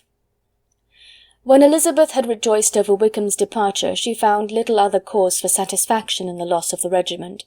Their parties abroad were less varied than before, and at home she had a mother and sister whose constant repinings at the dullness of everything around them threw a real gloom over their domestic circle. And though Kitty might in time regain her natural degree of sense, since the disturbers of her brain were removed, her other sister, from whose disposition greater evil might be apprehended, was likely to be hardened in all her folly and assurance by a situation of such double danger as a watering-place and a camp. Upon the whole, therefore, she found what has been sometimes found before, that an event to which she had been looking with impatient desire did not, in taking place, bring all the satisfaction she had promised herself. It was consequently necessary to name some other period for the commencement of actual felicity, to have some other point on which her wishes and hopes might be fixed, and by again enjoying the pleasure of anticipation, console herself for the present, and prepare for another disappointment. Her tour to the lakes was now the object of her happiest thoughts. It was her best consolation for all the uncomfortable hours which the discontentedness of her mother and Kitty made inevitable, and could she have included Jane in the scheme, every part of it would have been perfect. But it is fortunate, thought she, that I have something to wish for. Were the whole arrangement complete, my disappointment would be certain, but here, by carrying with me one ceaseless source of regret in my sister's absence, I may reasonably hope to have all my expectations of pleasure realized. A scheme of which every part promises delight can never be successful, and general disappointment is only warded off by the defence of some little peculiar vexation. When Lydia went away she promised to write very often, and very minutely, to her mother and Kitty, but her letters were always long expected and always very short. Those to her mother contained little else than that they were just returned from the library, where such and such officers had attended them, and where she had seen such beautiful ornaments as made her quite wild, that she had a new gown or a new parasol, which she would have described more fully, but was obliged to leave off in a violent hurry, as Mrs. Forster called her, and they were going off to the camp. And from her correspondence with her sister there was still less to be learnt, for her letters to Kitty, though rather longer, were much too full of lines under the words to be made public. After the first fortnight or 3 weeks of her absence, health, good humour, and cheerfulness began to reappear at Longbourn. Everything wore a happier aspect. The families who had been in town for the winter came back again, and summer finery and summer engagements arose. Mrs. Bennet was restored to her usual querulous serenity, and by the middle of June Kitty was so much recovered as to be able to enter Meryton without tears, an event of such happy promise as to make Elizabeth hope that by the following Christmas she might be so tolerably reasonable as not to mention an officer above once a day, unless by some cruel and malicious arrangement at the War Office another regiment should be quartered in Meryton. The time fixed for the beginning of their northern tour was now fast approaching, and a fortnight only was wanting of it, when a letter arrived from Mrs. Gardiner which at once delayed its commencement and curtailed its extent. Mr. Gardiner would be prevented by business from setting out till a fortnight later in July, and must be in London again within a month, and as that left too short a period for them to go so far and see so much as they had proposed, or at least to see it with the leisure and comfort they had built on, they were obliged to give up the Lakes and substitute a more contracted tour, and according to the present plan were to go no farther northwards than Derbyshire. In that county there was enough to be seen to occupy the chief of their 3 weeks, and to Mrs. Gardiner it had a peculiarly strong attraction. The town where she had formerly passed some years of her life, and where they were now to spend a few days, was probably as great an object of her curiosity as all the celebrated beauties of Matlock, Chatsworth, Dovedale, or the Peak. Elizabeth was excessively disappointed. She had set her heart on seeing the Lakes, and still thought there might have been time enough. But it was her business to be satisfied, and certainly her temper to be happy, and all was soon right again. With the mention of Derbyshire there were many ideas connected. It was impossible for her to see the word without thinking of Pemberley and its owner. But surely, said she, I may enter his county without impunity, and rob it of a few petrified spars without his perceiving me. The period of expectation was now doubled. 4 weeks were to pass away before her uncle and aunt's arrival. But they did pass away, and Mr. and Mrs. Gardiner with their 4 children did at length appear at Longbourn. The children, 2 girls of 6 and 8 years old, and 2 younger boys, were to be left under the particular care of their cousin Jane, who was the general favourite, and whose steady sense and sweetness of temper exactly adapted her for attending to them in every way, teaching them, playing with them, and loving them. The gardener stayed only 1 night at Longbourn, and set off the next morning with Elizabeth in pursuit of novelty and amusement. One enjoyment was certain, that of suitableness of companions, a suitableness which comprehended health and temper to bear inconveniences, cheerfulness to enhance every pleasure, and affection and intelligence, which might supply it among themselves if there were disappointments abroad. It is not the object of this work to give a description of Derbyshire, nor of any of the remarkable places through which their route thither lay. Oxford, Blenheim, Warwick, Kenilworth, Birmingham, etc., are sufficiently known. A small part of Derbyshire is all the present concern. To the little town of Lambton, the scene of Mrs. Gardiner's former residence, and where she had lately learned some acquaintance still remained, they bent their steps, after having seen all the principal wonders of the country, and within 5 miles of Lambton Elizabeth found from her aunt that Pemberley was situated. It was not in their direct road, nor more than a mile or 2 out of it. In talking over their route the evening before, Mrs. Gardiner expressed an inclination to see the place again. Mr. Gardiner declared his willingness, and Elizabeth was applied to for her approbation. "My love, should you not like to see a place of which you have heard so much?" said her aunt. "A place, too, with which so many of your acquaintances are connected. Wickham passed all his youth there, you know." Elizabeth was distressed. She felt that she had no business at Pemberley, and was obliged to assume a disinclination for seeing it. She must own that she was tired of seeing great houses. After going over so many, she really had no pleasure in fine carpets or satin curtains. Mrs. Gardiner abused her stupidity. "If it were merely a fine house, richly furnished," said she, "I should not care about it myself, but the grounds are delightful. They have some of the finest woods in the country."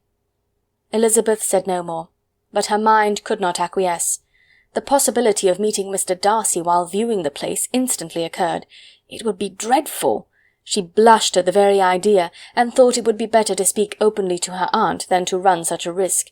But against this there were objections, and she finally resolved that it could be the last resource if her private inquiries to the absence of the family were unfavourably answered. Accordingly, when she retired at night, she asked the chambermaid whether Pemberley were not a very fine place. What was the name of its proprietor? And, with no little alarm, whether the family were down for the summer. A most welcome negative followed the last question, and her alarms now being removed, she was at leisure to feel a great deal of curiosity to see the house herself, and when the subject was revived the next morning, and she was again applied to, could readily answer, and with a proper air of indifference, that she had not really any dislike to the scheme. To Pemberley, therefore, they were to go. Chapter 43. Elizabeth, as they drove along, watched for the first appearance of Pemberley Woods with some perturbation, and when at length they turned in at the lodge, her spirits were in a high flutter. The park was very large, and contained great variety of ground. They entered it in one of its lowest points, and drove for some time through a beautiful wood, stretching over a wide extent. Elizabeth's mind was too full for conversation, but she saw and admired every remarkable spot and point of view.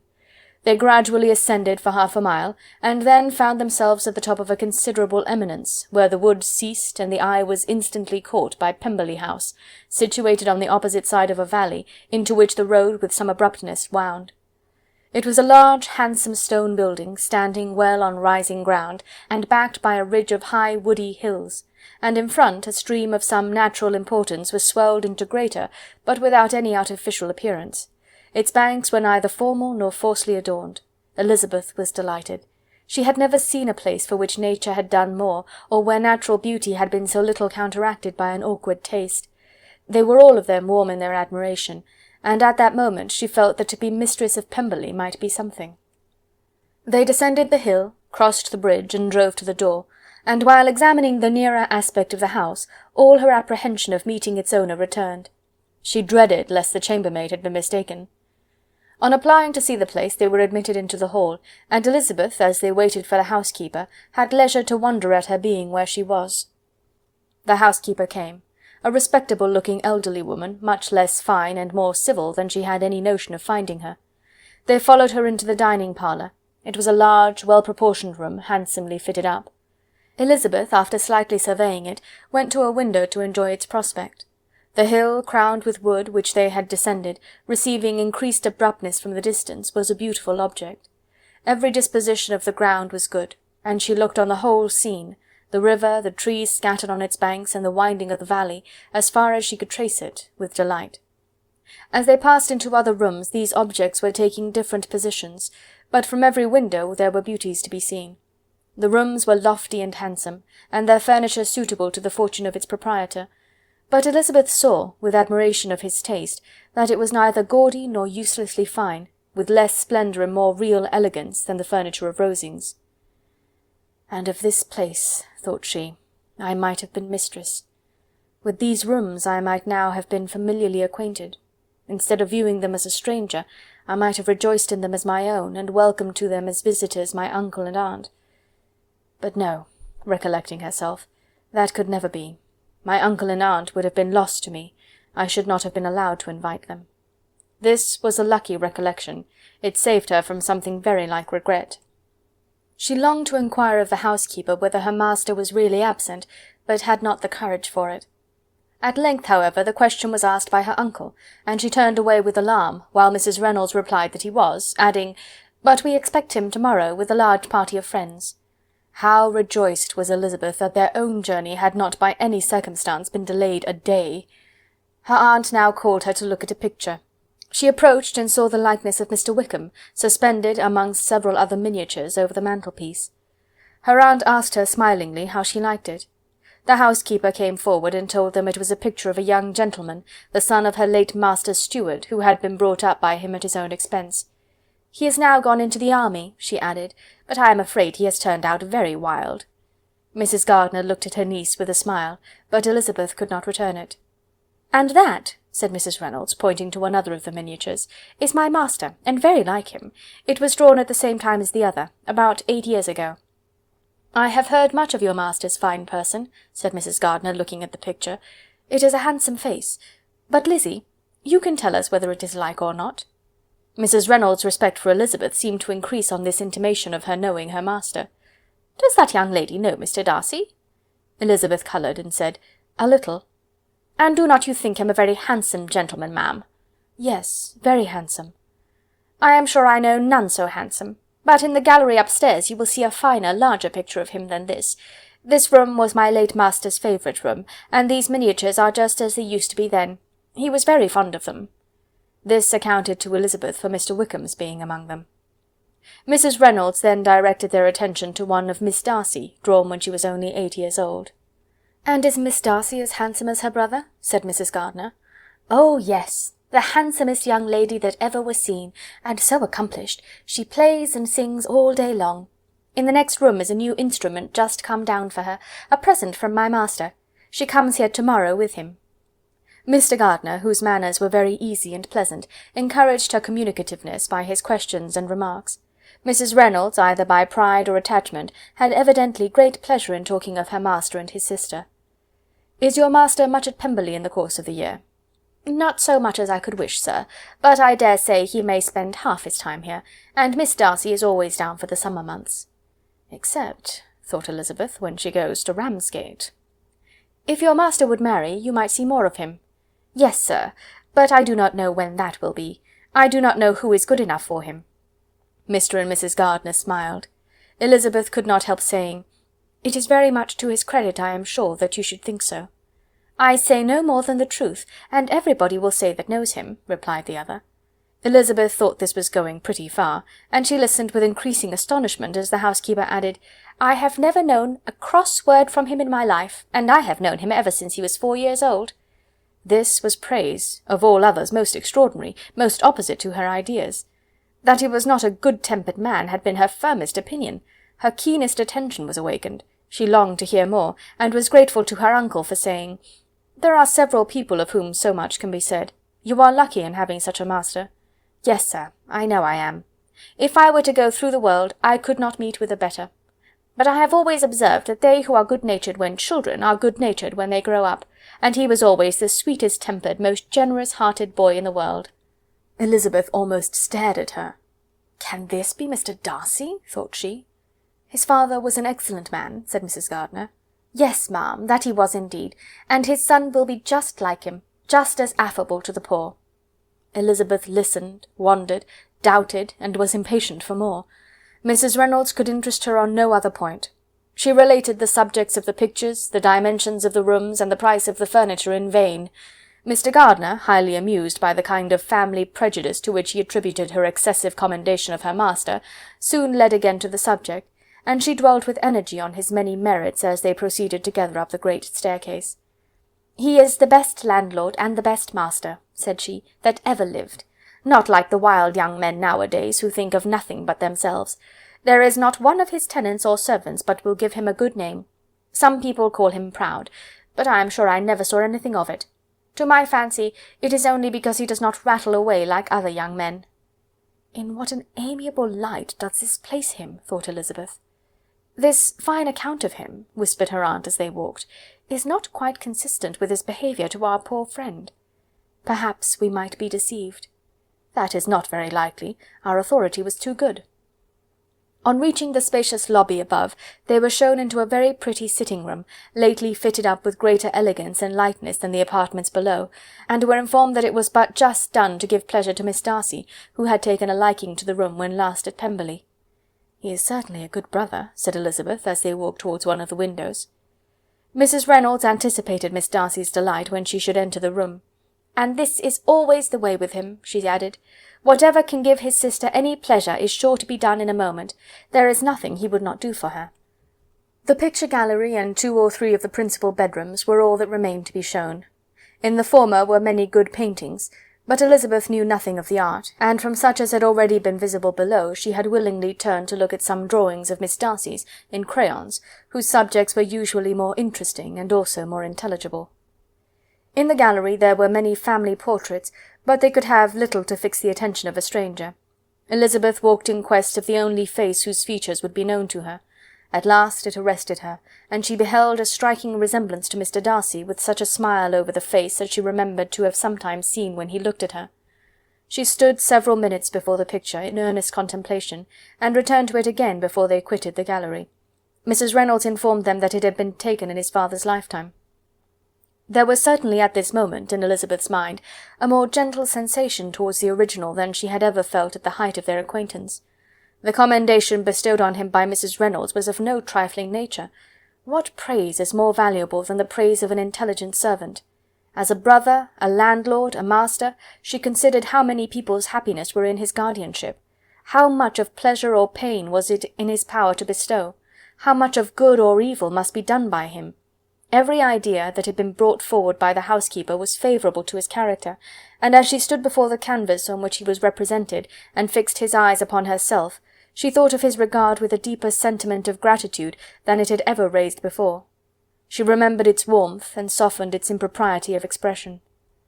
When all of the house that was open to general inspection had been seen, they returned downstairs, and taking leave of the housekeeper, were consigned over to the gardener, who met them at the hall door.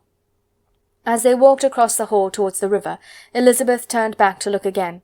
Her uncle and aunt stopped also, and while the former was conjecturing as to the date of the building, the owner of it himself suddenly came forward from the road which led behind it to the stables. They were within 20 yards of each other, and so abrupt was his appearance that it was impossible to avoid his sight. Their eyes instantly met, and the cheeks of both were overspread with the deepest blush. He absolutely started, and for a moment seemed immovable from surprise, but shortly recovering himself, advanced towards the party and spoke to Elizabeth, if not in terms of perfect composure, at least of perfect civility. She had instinctively turned away, but stopping on his approach received his compliments with an embarrassment impossible to be overcome. Had his first appearance, or his resemblance to the picture they had just been examining, been insufficient to assure the other two that they now saw Mr. Darcy, the gardener's expression of surprise on beholding his master must immediately have told it. They stood a little aloof while he was talking to their niece, who, astonished and confused, scarcely dared lift her eyes to his face, and knew not what answer she returned to his civil inquiries after her family.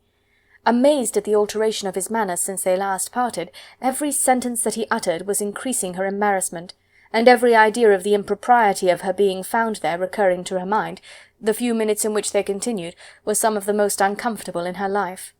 Nor did he seem much more at ease.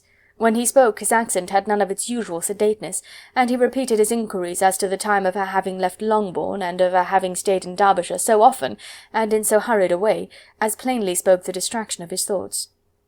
At length every idea seemed to fail him, and after standing a few moments without saying a word, he suddenly recollected himself, and took leave. The others then joined her, and expressed admiration of his figure, but Elizabeth heard not a word, and wholly engrossed by her own feelings, followed them in silence. She was overpowered by shame and vexation. Her coming there was the most unfortunate, the most ill-judged thing in the world. How strange it must appear to him! In what a disgraceful light might it not strike so vain a man! It might seem as if she had purposely thrown herself in his way again. Oh, why did she come? Or why did he thus come a day before he was expected? Had they been only 10 minutes sooner, they could have been beyond the reach of his discrimination, for it was plain that he was that moment arrived, that moment alighted from his horse or his carriage. She blushed again and again over the perverseness of the meeting, and his behaviour, so strikingly altered, what could it mean? That he should even speak to her was amazing, but to speak with such civility, to inquire after her family, never in her life had she seen his manners so little dignified. Never had he spoken with such gentleness as on this unexpected meeting. What a contrast did it offer to his last address in Rosings Park, when he put his letter into her hand! She knew not what to think, or how to account for it. They had now entered a beautiful walk by the side of the water, and every step was bringing forward a nobler fall of ground, or a finer reach of the woods to which they were approaching. But it was some time before Elizabeth was sensible of any of it, and though she answered mechanically to the repeated appeals of her uncle and aunt, and seemed to direct her eyes to such objects as they pointed out, she distinguished no part of the scene. Her thoughts were all fixed on that one spot of Pemberley House, whichever it might be, where Mr. Darcy then was. She longed to know what at the moment was passing in his mind, in what manner he thought of her, and whether, in defiance of everything, she was still dear to him. Perhaps he had been civil only because he felt himself at ease, yet there had been that in his voice which was not like ease. Whether he had felt more of pain or of pleasure in seeing her she could not tell, but he certainly had not seen her with composure. At length, however, the remarks of her companions on her absence of mind aroused her, and she felt the necessity of appearing more like herself. They entered the woods, and bidding adieu to the river for a while, ascended some of the higher grounds. When in spots where the opening of the trees gave the eye power to wander, were many charming views of the valley, the opposite hills with the long range of woods overspreading many, and occasionally part of the stream. Mr. Gardiner expressed a wish of going round the whole park, but feared it might be beyond a walk. With a triumphant smile they were told that it was 10 miles round. It settled the matter, and they pursued the accustomed circuit, which brought them again, after some time, in a descent among hanging woods to the edge of the water, and one of its narrowest parts. They crossed it by a simple bridge, in character with the general air of the scene. It was a spot less adorned than any they had yet visited, and the valley, here contracted into a glen, allowed room only for the stream, and a narrow walk amidst the rough coppice wood which bordered it. Elizabeth longed to explore its windings, but when they had crossed the bridge and perceived their distance from the house, Mrs. Gardiner, who was not a great walker, could go no farther, and thought only of returning to the carriage as quickly as possible. Her niece was, therefore, obliged to submit, and they took their way towards the house on the opposite side of the river, in the nearest direction. But their progress was slow, for Mr. Gardiner, though seldom able to indulge the taste, was very fond of fishing, and was so much engaged in watching the occasional appearance of some trout in the water, and talking to the man about them, that he advanced but little. Whilst wandering on in this slow manner, they were again surprised, and Elizabeth's astonishment was quite equal to what it had been at first, by the sight of Mr. Darcy approaching them, and at no great distance. The walk here being less sheltered than on the other side, allowed them to see him before they met. Elizabeth, however astonished, was at least more prepared for an interview than before, and resolved to appear and to speak with calmness, if he really intended to meet them. For a few moments, indeed, she felt that he would probably strike into some other path. The idea lasted while a turning in the walk concealed him from their view. The turning past, he was immediately before them. With a glance she saw that he had lost none of his recent civility, and to imitate his politeness she began, as they met, to admire the beauty of the place. But she had not got beyond the words delightful and charming, when some unlucky recollections obtruded, and she fancied that praise of Pemberley from her might be mischievously construed. Her colour changed, and she said no more. Mrs. Gardiner was standing a little behind, and on her pausing, he asked her if she would do him the honour of introducing him to her friends. This was a stroke of civility for which she was quite unprepared, and she could hardly suppress a smile at his being now seeking the acquaintance of some of those very people against whom his pride had revolted in his offer to herself. What will be his surprise, thought she, when he knows who they are? He takes them now for people of fashion. The introduction, however, was immediately made, and as she named their relationship to herself, she stole a sly look at him to see how he bore it, and was not without the expectation of his decamping as fast as he could from such disgraceful companions. That he was surprised by the connection was evident. He sustained it, however, with fortitude, and so far from going away, turned his back with them, and entered into conversation with Mr. Gardiner. Elizabeth could not but be pleased, could not but triumph. It was consoling that he should know she had some relations for whom there was no need to blush. She listened most attentively to all that passed between them, and gloried in every expression, every sentence of her uncle which marked his intelligence, his taste, or his good manners. The conversation soon turned upon fishing, and she heard Mr. Darcy invite him, with the greatest civility, to fish there as often as he chose while he continued in the neighbourhood, offering at the same time to supply him with fishing tackle, and pointing out those parts of the stream where there was usually most sport. Mrs. Gardiner, who was walking arm in arm with Elizabeth, gave her a look of expressive wonder. Elizabeth said nothing, but it gratified her exceedingly. The compliment must be all for herself. The astonishment, however, was extreme, and continually was she repeating, "Why is he so altered? From what can it proceed? It cannot be for me. It cannot be for my sake that his manners are thus softened. My reproofs at Hunsford could not work such a change as this. It is impossible that he should still love me."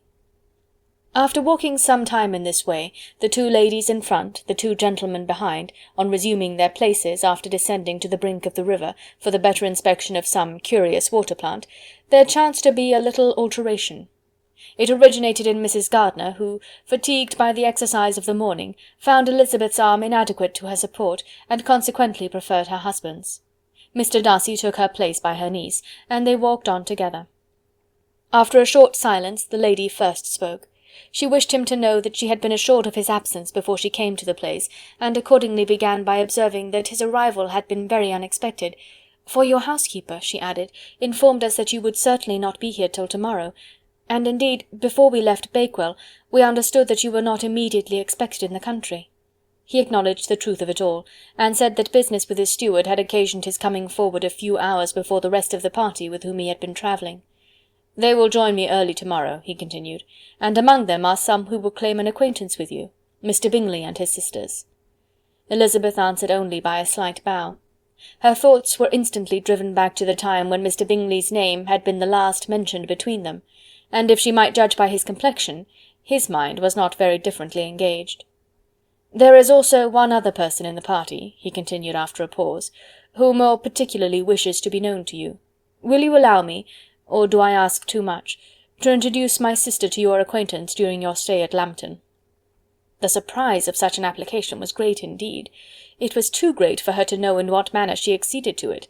She immediately felt that whatever desire Miss Darcy might have of being acquainted with her must be the work of her brother, and without looking farther, it was satisfactory. It was gratifying to know that his resentment had not made him think really ill of her. They now walked on in silence, each of them deep in thought. Elizabeth was not comfortable.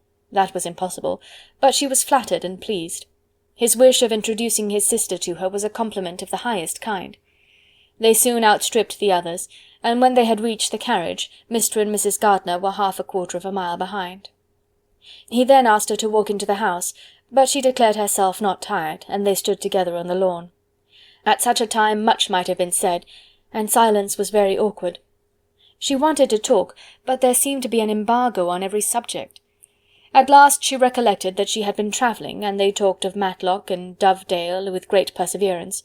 Yet time and her aunt moved slowly, and her patience and her ideas were nearly worn out before the tete-a-tete was over. On Mr. and Mrs. Gardiner's coming up they were all pressed to go into the house and take some refreshment, but this was declined, and they parted on each side with utmost politeness. Mr. Darcy handed the ladies into the carriage, and when it drove off, Elizabeth saw him walking slowly towards the house. The observations of her aunt and uncle now began, and each of them pronounced him to be infinitely superior to anything they had expected. "He is perfectly well behaved, polite, and unassuming," said her uncle. "There is something a little stately in him, to be sure," replied her aunt, "but it is confined to his air, and is not unbecoming. I can now say with his housekeeper, that though some people may call him proud, I have seen nothing of it. I was never more surprised by his behaviour to us. It was more than civil, it was really attentive, and there was no necessity for such attention. His acquaintance with Elizabeth was very trifling." "To be sure, Lizzy," said her aunt, "he is not so handsome as Wickham, or rather, he has not Wickham's countenance, for his features are perfectly good. But how came you to tell me that he was so disagreeable?" Elizabeth excused herself as well as she could, said that she had liked him better when they had met in Kent than before, and that she had never seen him so pleasant as this morning. "But perhaps he may be a little whimsical in his civilities," replied her uncle. "Your great men often are, and therefore I shall not take him at his word, as he might change his mind another day and warn me off his grounds." Elizabeth felt that they had entirely misunderstood his character, but said nothing. "From what we have seen of him," continued Mrs. Gardiner, "I really should not have thought that he could have behaved in so cruel a way by anybody as he has done by poor Wickham. He has not an ill-natured look. On the contrary, there is something pleasing about his mouth when he speaks, and there is something of dignity in his countenance that would not give one an unfavourable idea of his heart. But, to be sure, the good lady who showed us his house did give him a most flaming character. I could hardly help laughing aloud sometimes. But he is a liberal master, I suppose, and that, in the eye of a servant, comprehends every virtue." Elizabeth here felt herself called on to say something in vindication of his behaviour to Wickham, and therefore gave them to understand, in as guarded a manner as she could, that, by what she had heard from his relations in Kent, his actions were capable of a very different construction, and that his character was by no means so faulty, nor Wickham's so amiable, as they had been considered in Hertfordshire. In confirmation of this, she related the particulars of all the pecuniary transactions in which they had been connected, without actually naming her authority, but stating it to be such as might be relied on. Mrs. Gardiner was surprised and concerned, but as they were now approaching the scene of her former pleasures, every idea gave way to the charm of recollection, and she was too much engaged in pointing out to her husband all the interesting spots in its environs to think of anything else. Fatigued as she had been by the morning's walk, they had no sooner dined than she set off again in quest of her former acquaintance, and the evening was spent in the satisfactions of an intercourse renewed after many years' discontinuance. The occurrences of the day were too full of interest to leave Elizabeth much attention for any of these new friends, and she could do nothing but think, and think with wonder, of Mr. Darcy's civility, and above all, of his wishing her to be acquainted with his sister. Chapter 44. Elizabeth had settled it that Mr. Darcy would bring his sister to visit her the very day after her reaching Pemberley, and was consequently resolved not to be out of sight of the inn the whole of that morning. But her conclusion was false, for on the very morning after their arrival at Lambton these visitors came. They had been walking about the place with some of their new friends, and were just returning to the inn to dress themselves for dining with the same family, when the sound of a carriage drew them to a window, and they saw a gentleman and a lady in a curricle driving up the street. Elizabeth, immediately recognizing the livery, guessed what it meant, and imparted no small degree of her surprise to her relations by acquainting them with the honour which she expected. Her uncle and aunt were all amazement, and the embarrassment of her manner as she spoke, joined to the circumstance itself and many of the circumstances of the preceding day, opened to them a new idea on the business. Nothing had ever suggested it before, but they felt that there was no other way of accounting for such attentions from such a quarter than by supposing a partiality for their niece. While these newly born notions were passing in their heads, the perturbation of Elizabeth's feelings was at every moment increasing. She was quite amazed at her own discomposure, but amongst other causes of disquiet, she dreaded lest the partiality of the brother should have said too much in her favour, and more than commonly anxious to please, she naturally suspected that every power of pleasing would fail her. She retreated from the window, fearful of being seen, and as she walked up and down the room, endeavouring to compose herself, saw such looks of inquiring surprise in her uncle and aunt as made everything worse. Miss Darcy and her brother appeared, and this formidable introduction took place. With astonishment did Elizabeth see that her new acquaintance was at least as much embarrassed as herself. Since her being at Lambton, she had heard that Miss Darcy was exceedingly proud, but the observation of a very few minutes convinced her that she was only exceedingly shy. She found it difficult to obtain even a word from her beyond a monosyllable. Miss Darcy was tall, and on a larger scale than Elizabeth, and, though little more than 16, her figure was formed, and her appearance womanly and graceful. She was less handsome than her brother, but there was sense and good humour in her face, and her manners were perfectly unassuming and gentle. Elizabeth, who had expected to find in her as acute and unembarrassed an observer as ever Mr. Darcy had been, was much relieved by discerning such different feelings. They had not been long together before Mr. Darcy told her that Bingley was also coming to wait on her, and she had barely time to express her satisfaction and prepare for such a visitor, when Bingley's quick step was heard on the stairs, and in a moment he entered the room. All Elizabeth's anger against him had been long done away, but had she still felt any, it could hardly have stood its ground against the unaffected cordiality with which he expressed himself on seeing her again.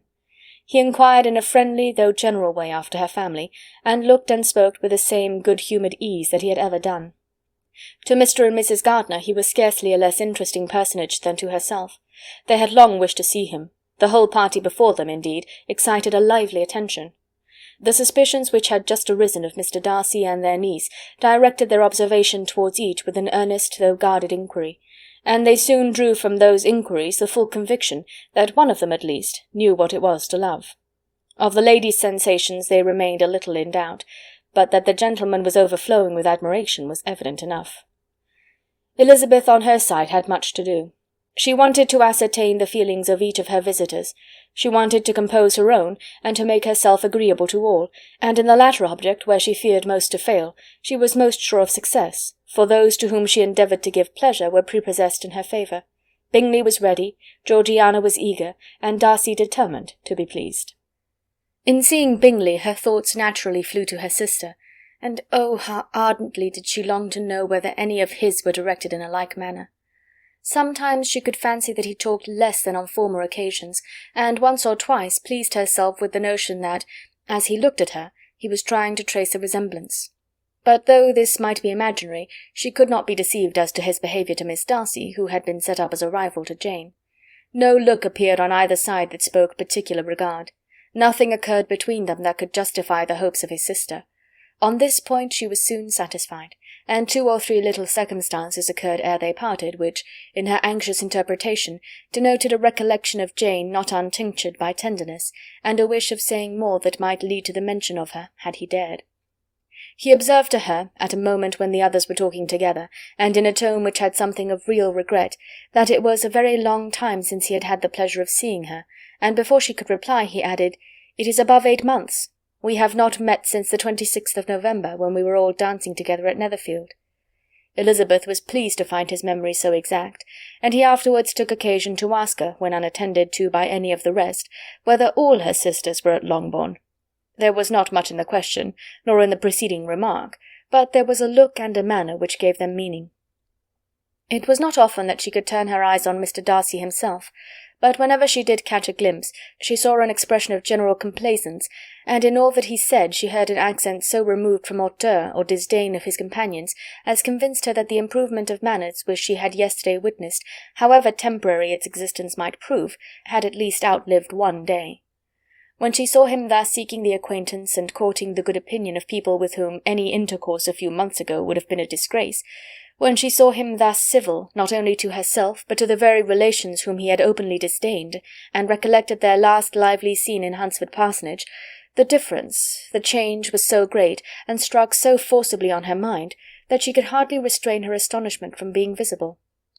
Never, even in the company of his dear friends at Netherfield, or his dignified relations at Rosings, had she seen him so desirous to please, so free from self-consequence or unbending reserve as now, when no importance could result from the success of his endeavours, and when even the acquaintance of those to whom his attentions were addressed would draw down the ridicule and censure of the ladies both of Netherfield and Rosings.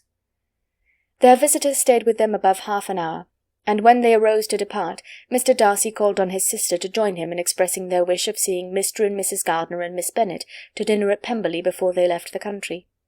Miss Darcy, though with a diffidence which marked her little in the habit of giving invitations, readily obeyed.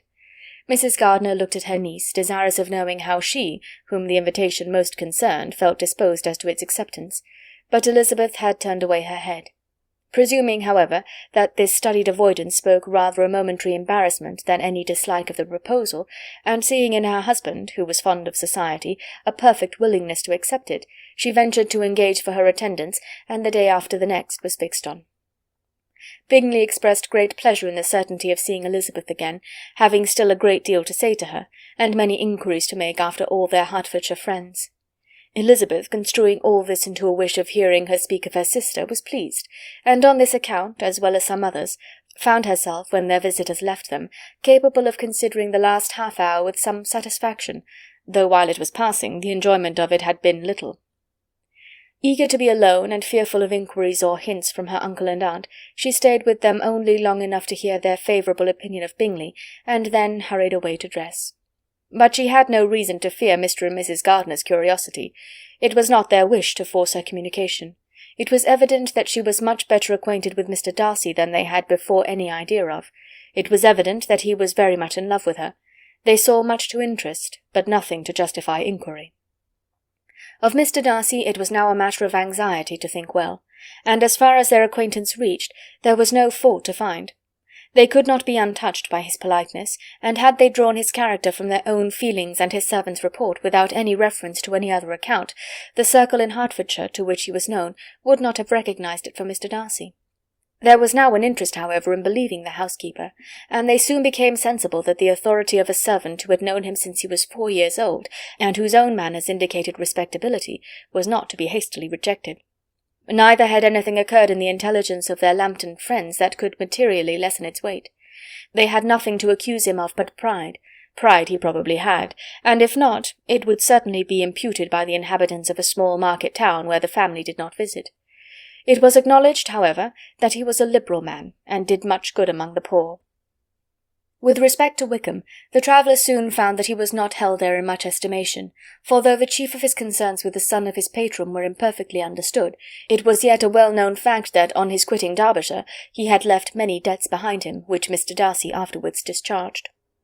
As for Elizabeth, her thoughts were at Pemberley this evening more than the last, and the evening, though as it passed it seemed long, was not long enough to determine her feelings towards one in that mansion, and she lay awake 2 whole hours endeavouring to make them out. She certainly did not hate him. No, hatred had vanished long ago, and she had almost as long been ashamed of ever feeling a dislike against him that could so be called. The respect created by the conviction of his valuable qualities, though at first unwillingly admitted, had for some time ceased to be repugnant to her feeling, and it was now heightened into somewhat of a friendlier nature by the testimony so highly in his favour, and bringing forward his disposition in so amiable a light, which yesterday had produced. But above all, above respect and esteem, there was a motive within her of good-will which could not be overlooked. It was gratitude. Gratitude not merely for having once loved her, but for loving her still well enough to forgive all the petulance and acrimony of her manner in rejecting him, and all the unjust accusations accompanying her rejection. He who, she had been persuaded, would avoid her as his greatest enemy, seemed on this accidental meeting most eager to preserve the acquaintance, and without any indelicate display of regard, or any peculiarity of manner, where their 2 selves only were concerned, was soliciting the good opinion of her friends, and bent on making her known to his sister. Such a change in a man of so much pride excited not only astonishment but gratitude, for to love, ardent love, it must be attributed, and as such its impression on her was of a sort to be encouraged as by no means unpleasing, though it could not be exactly defined. She respected, she esteemed, she was grateful to him, she felt a real interest in his welfare, and she only wanted to know how far she wished that welfare to depend upon herself, and how far it would be for the happiness of both that she should employ the power, which her fancy told her she still possessed, of bringing on the renewal of his addresses. It had been settled in the evening between the aunt and the niece that such a striking civility as Miss Darcy's in coming to see them on the very day of her arrival at Pemberley, for she had reached it only to a late breakfast, ought to be imitated, though it could not be qualified, by some exertion of politeness on their side, and consequently that it would be highly expedient to wait on her at Pemberley the following morning. They were therefore to go. Elizabeth was pleased, though when she asked herself the reason, she had very little to say in reply.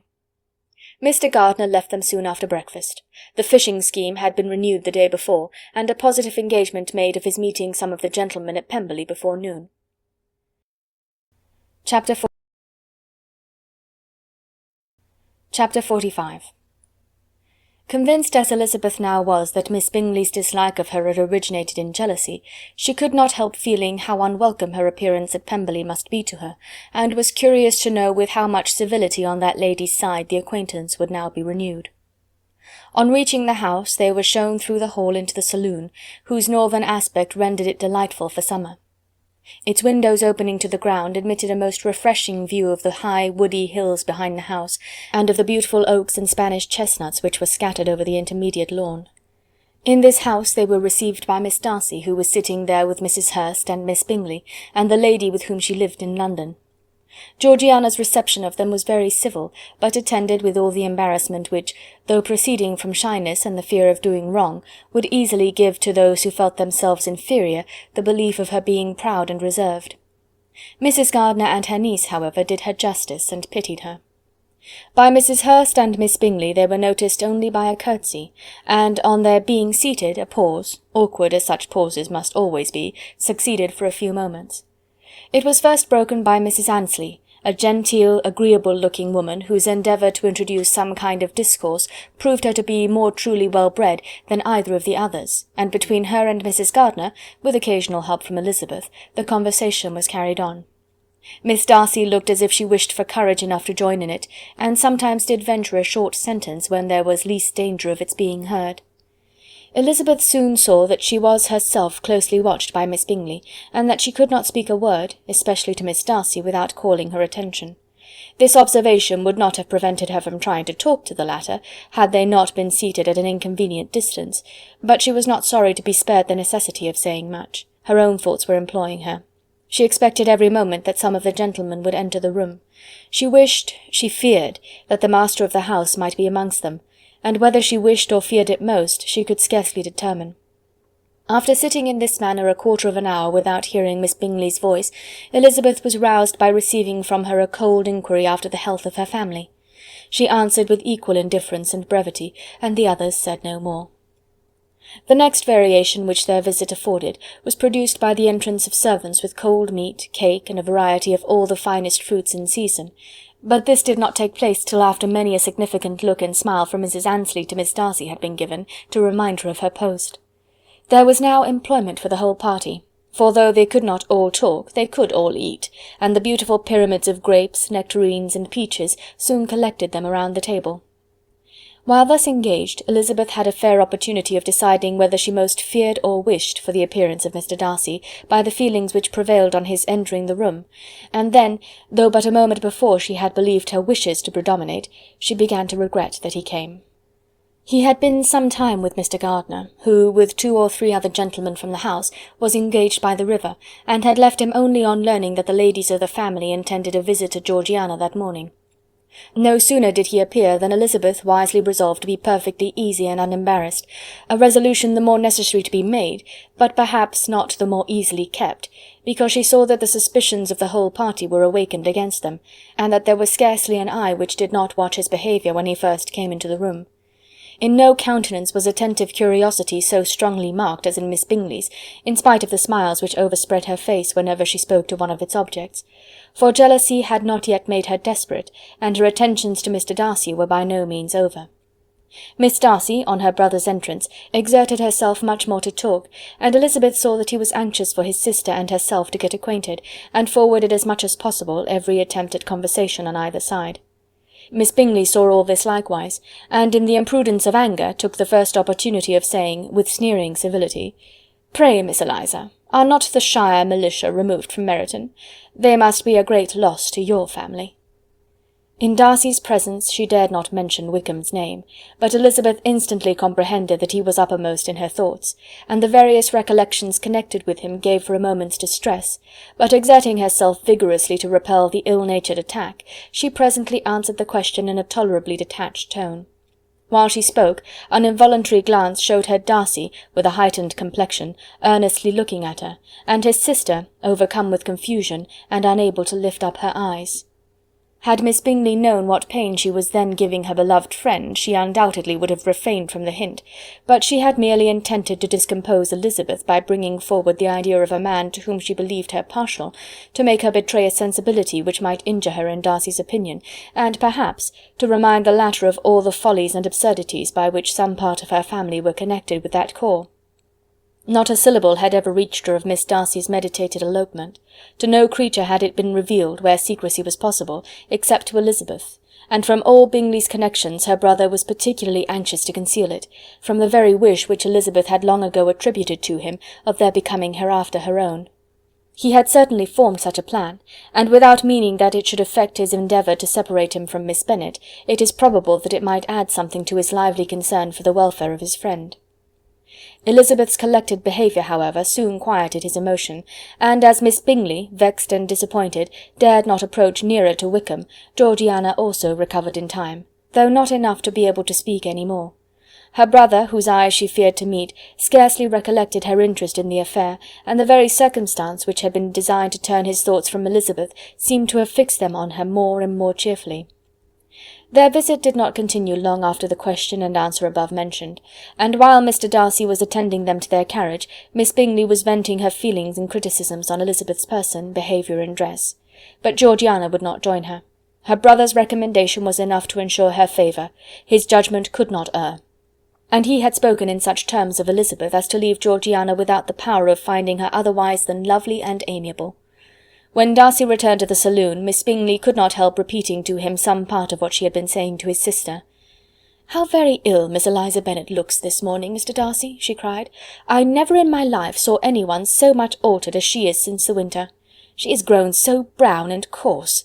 Louisa and I were agreeing that we should not have known her again." However little Mr. Darcy might have liked such an address, he contented himself with coolly replying that he perceived no other alteration than her being rather tanned, no miraculous consequence of travelling in the summer. "For my own part," she rejoined, "I must confess that I never could see any beauty in her. Her face is too thin, her complexion has no brilliancy, and her features are not at all handsome. Her nose wants character, there is nothing marked in its lines. Her teeth are tolerable, but not out of the common way, and as for her eyes, which have sometimes been called so fine, I could never see anything extraordinary in them. They have a sharp, shrewish look which I do not like at all, and in her air altogether there is a self-sufficiency without fashion which is intolerable." Persuaded as Miss Bingley was that Darcy admired Elizabeth, this was not the best method of recommending herself, but angry people are not always wise, and in seeing him at last look somewhat nettled, she had all the success she expected. He was resolutely silent, however, and from a determination of making him speak, she continued. "I remember, when we first knew her in Hertfordshire, how amazed we all were to find that she was a reputed beauty, and I particularly recollect your saying one night, after they had been dining at Netherfield, 'She a beauty, I would as soon call her mother a wit.' But afterwards she seemed to improve on you, and I believe you thought her rather pretty at one time." "Yes," replied Darcy, who could contain himself no longer, "but that was only when I first saw her, for it is many months since I have considered her as one of the handsomest women of my acquaintance." He then went away, and Miss Bingley was left to all the satisfaction of having forced him to say what gave no one any pain but herself. Mrs. Gardiner and Elizabeth talked of all that had occurred during their visit as they returned, except what had particularly interested them both. The look and behaviour of everybody they had seen were discussed, except of the person who had mostly engaged their attention. They talked of his sister, his friends, his house, his fruit, of everything but himself. Yet Elizabeth was longing to know what Mrs. Gardiner thought of him, and Mrs. Gardiner would have been highly gratified by her niece's beginning the subject. Chapter 46. Elizabeth had been a good deal disappointed in not finding a letter from Jane on their first arrival at Lambton, and this disappointment had been renewed on each of the mornings that had now been spent there. But on the third her repining was over, and her sister justified, by the receipt of 2 letters from her at once, on one of which was marked that it had been missent elsewhere. Elizabeth was not surprised at it, as Jane had written the direction remarkably ill. They had just been preparing to walk as the letters came in, and her uncle and aunt, leaving her to enjoy them in quiet, set off by themselves. The one missent must first be attended to. It had been written 5 days ago. The beginning contained an account of all their little parties and engagements, with such news as the country afforded, but the latter half, which was dated a day later, and written in evident agitation, gave more important intelligence. It was to this effect. "Since writing the above, dearest Lizzie, something has occurred of a most unexpected and serious nature, but I am afraid of alarming you. Be assured that we are all well. What I have to say relates to poor Lydia. An express came at 12 last night, just as we were all gone to bed, from Colonel Forster, to inform us that she was gone off to Scotland with one of his officers. To own the truth, with Wickham. Imagine our surprise. To Kitty, however, it does not seem so wholly unexpected. I am very, very sorry. So imprudent a match on both sides. But I am willing to hope the best, and that his character has been misunderstood. Thoughtless and indiscreet, I can easily believe him, but this step, and let us rejoice over it, marks nothing bad at heart. His choice is disinterested at least, for he must know my father can give her nothing. Our poor mother is sadly grieved. My father bears it better. How thankful am I that we never let them know what has been said against him. We must forget it ourselves. They were off Saturday night about 12, as is conjectured, but were not missed till yesterday morning at 8. The express was sent off directly. My dear Lizzie, they must have passed within 10 miles of us. Colonel Forster gives us reason to expect him here soon. Lydia left a few lines for his wife, informing her of their intention. I must conclude, for I cannot be long from my poor mother. I am afraid you will not be able to make it out, but I hardly know what I have written." Without allowing herself time for consideration, and scarcely knowing what she felt, Elizabeth, on finishing this letter, instantly seized the other, and opening it with the utmost impatience, read as follows. It had been written a day later than the conclusion of the first. "By this time, my dearest sister, you have received my hurried letter. I wish this may be more intelligible, but, though not confined for time, my head is so bewildered that I cannot answer for being coherent. Dearest Lizzie, I hardly know what I would write, but I have bad news for you, and it cannot be delayed. Imprudent as the marriage between Mr. Wickham and our poor Lydia would be, we are now anxious to be assured it has taken place, for there is but too much reason to fear they are not gone to Scotland. Colonel Forster came yesterday, having left Brighton the day before, not many hours after the express.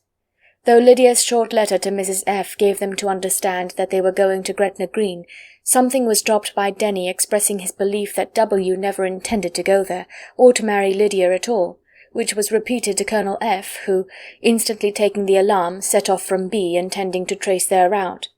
He did trace them easily to Clapham, but no further, for on entering that place they removed into a hackney coach and dismissed the chaise that brought them from Epsom. All that is known after this is that they were seen to continue the London road. I know not what to think. After making every possible inquiry on that side London, Colonel F. came on into Hertfordshire, anxiously renewing them at all the turnpikes, and at the inns in Barnet and Hatfield, but without any success. No such people had been seen to pass through. With the kindest concern he came on to Longbourn, and broke his apprehensions to us in a manner most creditable to his heart. I am sincerely grieved for him and Mrs. F., but no one can throw any blame on them. Our distress, my dear Lizzie, is very great. My father and mother believe the worst, but I cannot think so ill of him. Many circumstances might make it more eligible for them to be married privately in town than to pursue their first plan. And even if he could form such a design against a young woman of Lydia's connections, which is not likely, can I suppose her so lost to everything? Impossible. I grieve to find, however, that Colonel F. is not disposed to depend upon their marriage. He shook his head when I expressed my hopes, and said he feared W. was not a man to be trusted. My poor mother is really ill, and keeps her room. Could she exert herself, it would be better, but this is not to be expected. And as to my father, I never in my life saw him so affected.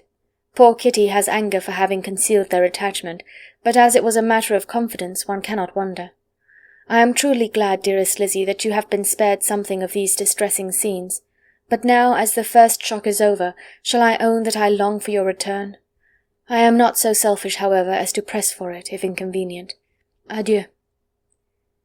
I take up my pen again to do what I have just told you I would not, but circumstances are such that I cannot help earnestly begging you all to come here as soon as possible. I know my dear uncle and aunt so well that I am not afraid of requesting it, though I have still something more to ask of the former. My father is going to London with Colonel Forster instantly to try to discover her. What he means to do I am sure I know not, but his excessive distress will not allow him to pursue any measure in the best and safest way, and Colonel Forster is obliged to be at Brighton again tomorrow evening. In such an exigence my uncle's advice and assistance would be everything in the world. He will immediately comprehend what I must feel, and I rely upon his goodness. "Oh, where is my uncle?" cried Elizabeth, darting from her seat as she finished the letter, in eagerness to follow him without losing a moment of the time so precious. But as she reached the door it was opened by a servant, and Mr. Darcy appeared. Her pale face and impetuous manner made him start, and before he could recover himself to speak, she, in whose mind every idea was superseded by Lydia's situation, hastily exclaimed, "I beg your pardon, but I must leave you. I must find Mr. Gardiner this moment, on business that cannot be delayed. I have not an instant to lose." "Good God, what is the matter?" cried he, with more feeling than politeness. Then, recollecting himself, "I will not detain you a minute, but let me, or let the servant, go after Mr. and Mrs. Gardiner. You are not well enough. You cannot go yourself." Elizabeth hesitated, but her knees trembled under her, and she felt how little would be gained by her attempting to pursue them. Calling back the servant, therefore, she commissioned him, though in so breathless an accent as made her almost unintelligible, to fetch his master and mistress home instantly. On his quitting the room she sat down, unable to support herself, and looking so miserably ill that it was impossible for Darcy to leave her, or to refrain from saying, in a tone of gentleness and commiseration, "Let me call your maid. Is there nothing you could take to give you present relief? A glass of wine. Shall I get you one? You are very ill." "No, I thank you," she replied, endeavouring to recover herself. "There is nothing the matter with me. I am quite well. I am only distressed by some dreadful news which I have just received from Longbourn." She burst into tears as she alluded to it, and for a few minutes could not speak another word. Darcy, in wretched suspense, could only say something indistinctly of his concern, and observe her in compassionate silence. At length she spoke again. "I have just had a letter from Jane with such dreadful news. It cannot be concealed from anyone. My younger sister has left all her friends, has eloped, has thrown herself into the power of Mr. Wickham. They are gone off together from Brighton. You know him too well to doubt the rest. She has no money, no connections, nothing that can tempt him to... She is lost for ever." Darcy was fixed in astonishment. "When I consider," she added in a yet more agitated voice, "that I might have prevented it, I who knew what he was. Had I but explained some part of it only, some part of what I learned, to my own family, had his character been known, this could not have happened. But it is all too late now." "I am grieved indeed," cried Darcy. "Grieved, shocked. But is it certain, absolutely certain?" "Oh, yes. They left Brighton together on Sunday night, and were traced almost to London, but not beyond. They are certainly not gone to Scotland." "And what has been done, what has been attempted to recover her?" "My father is gone to London, and Jane has ridden to beg my uncle's immediate assistance, and we shall be off, I hope, in half an hour. But nothing can be done. I know very well that nothing can be done. How is such a man to be worked on? How are they even to be discovered? I have not the smallest hope. It is every way horrible." Darcy shook his head in silent acquiescence. "When my eyes were opened to his real character, oh, had I known what I ought, what I dared to do! But I knew not, I was afraid of doing too much. Wretched, wretched mistake!" Darcy made no answer. He seemed scarcely to hear her, and was walking up and down the room in earnest meditation, his brow contracted, his air gloomy. Elizabeth soon observed and instantly understood it. Her power was sinking. Everything must sink under such a proof of family weakness, such an assurance of the deepest disgrace. She could neither wonder nor condemn, but the belief of his self-conquest brought nothing consolatory to her bosom, afforded no palliation of her distress. It was, on the contrary, exactly calculated to make her understand her own wishes, and never had she so honestly felt that she could have loved him as now, when all love must be vain. But self, though it would intrude, could not engross her. Lydia, the humiliation, the misery she was bringing on them all, soon swallowed up every private care, and covering her face with her handkerchief, Elizabeth was soon lost to everything else. And after a pause of several minutes was only recalled to a sense of her situation by the voice of her companion, who, in a manner which, though it spoke compassion, spoke likewise restraint, said, "I am afraid you have been long desiring my absence, nor have I anything to plead in excuse of my stay but real though unavailing concern. Would to heaven that anything could be either said or done on my part that might offer consolation to such distress. But I will not torment you with vain wishes, which may seem purposely to ask for your thanks. This unfortunate affair will, I fear, prevent my sister's having the pleasure of seeing you at Pemberley to-day. Oh, yes. Be so kind as to apologize for us to Miss Darcy. Say that urgent business calls us home immediately. Conceal the unhappy truth as long as it is possible. I know it cannot be long." He readily assured her of his secrecy, again expressed his sorrow for her distress, wished it a happier conclusion than there was at present reason to hope, and leaving his compliments for her relations, with only one serious parting look, went away.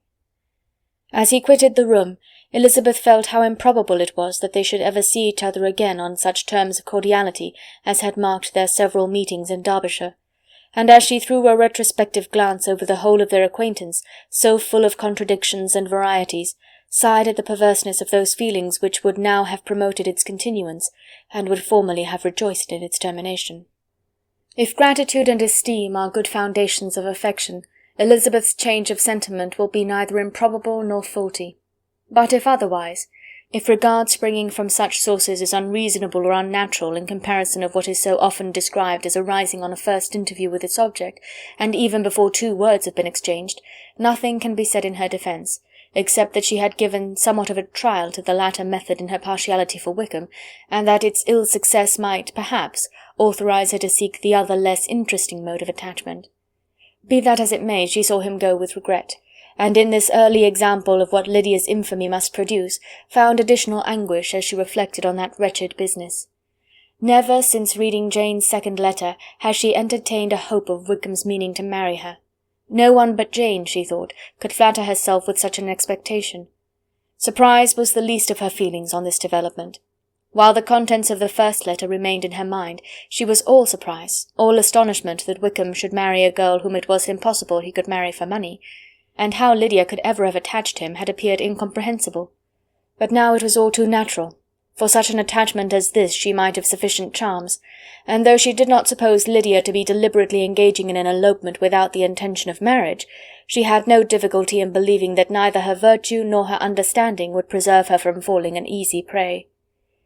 She had never perceived, while the regiment was in Hertfordshire, that Lydia had any partiality for him, but she was convinced that Lydia wanted only encouragement to attach herself to anybody.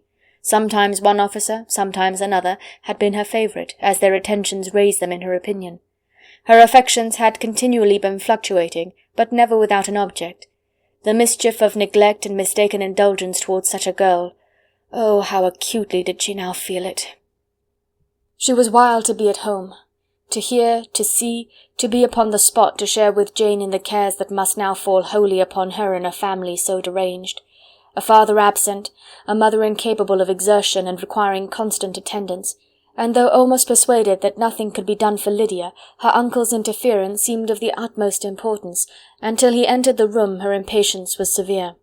Mr. and Mrs. Gardiner had hurried back in alarm, supposing by the servant's account that their niece was suddenly taken ill, but satisfying them instantly on that head, she eagerly communicated the cause of their summons, reading the 2 letters aloud, and dwelling on the postscript of the last with trembling energy. Though Lydia had never been a favourite with them, Mr. and Mrs. Gardiner could not be but deeply afflicted. Not Lydia only, but all were concerned in it, and after the first exclamations of surprise and horror, Mr. Gardiner promised every assistance in his power. Elizabeth, though expecting no less, thanked him with tears of gratitude, and all 3 being actuated by one spirit, everything relating to their journey was speedily settled. They were to be off as soon as possible. "But what is to be done about Pemberley?" cried Mrs. Gardiner. "John told us Mr. Darcy was here when you sent for us. Was it so?" "Yes, and I told him we should not be able to keep our engagement. That is all settled." "What is all settled?" repeated the other as she ran into her room to prepare. "And are they upon such terms as for her to disclose the real truth? Oh, that I knew how it was!" But wishes were vain, or at least could only serve to amuse her in the hurry and confusion of the following hour. Had Elizabeth been at leisure to be idle, she would have remained certain that all employment was impossible to one so wretched as herself. But she had her share of busyness as well as her aunt, and amongst the rest there were notes to be written to all their friends at Lambton, with false excuses for their sudden departure. An hour, however, saw the whole completed, and Mr. Gardiner meanwhile having settled his account at the inn, nothing remained to be done but to go, and Elizabeth, after all the misery of the morning, found herself, in a shorter space of time than she could have supposed, seated in the carriage and on the road to Longbourn.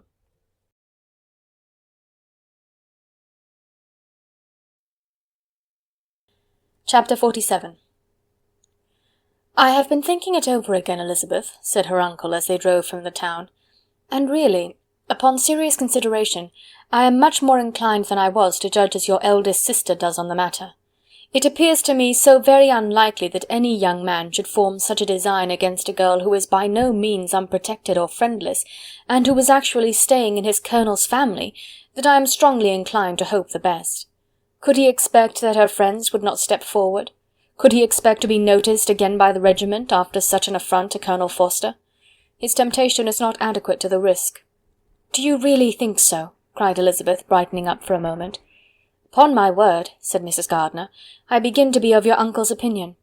It is really too great a violation of decency, honour, and interest for him to be guilty of.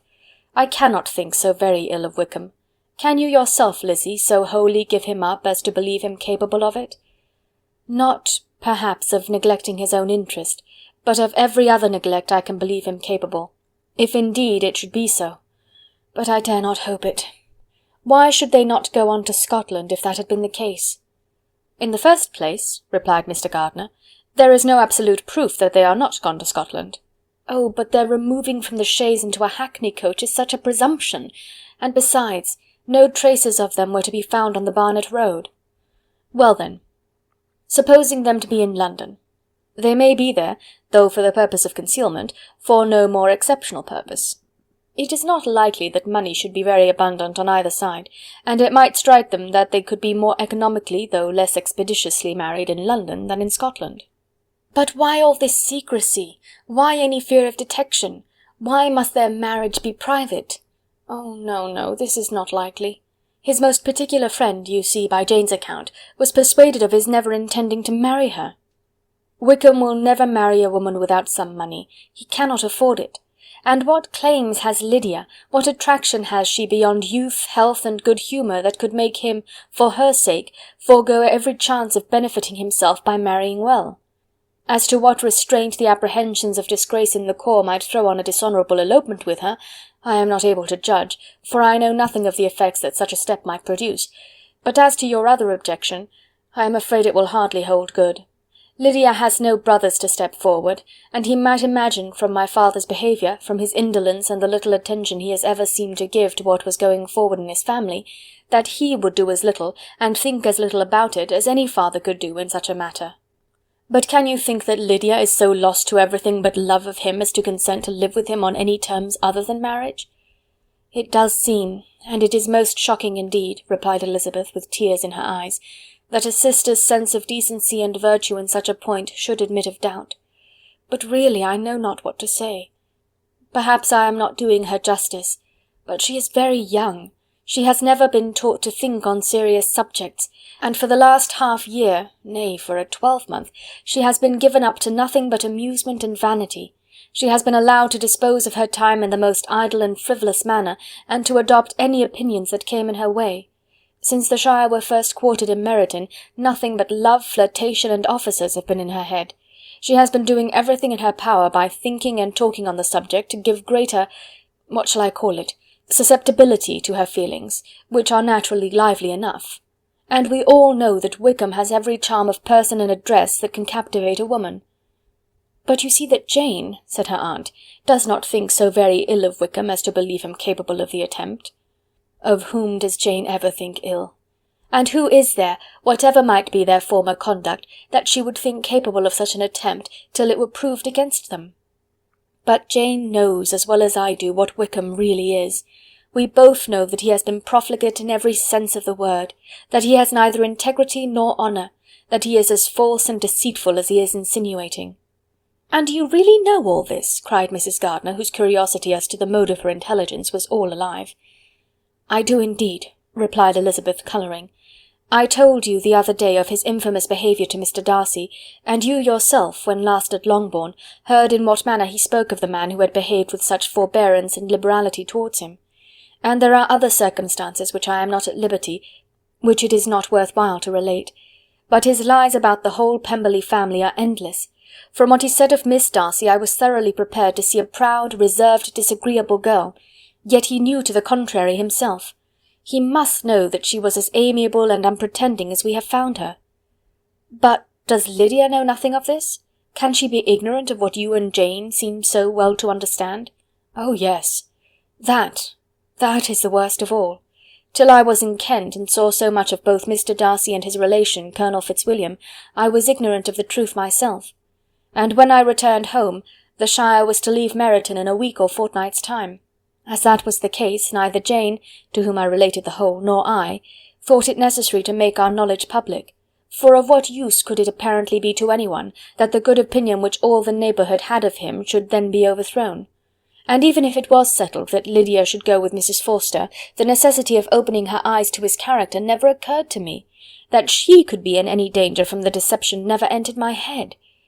That such a consequence as this could ensue, you may easily believe, was far enough from my thoughts. When they all removed to Brighton, therefore, you had no reason, I suppose, to believe them fond of each other? Not the slightest.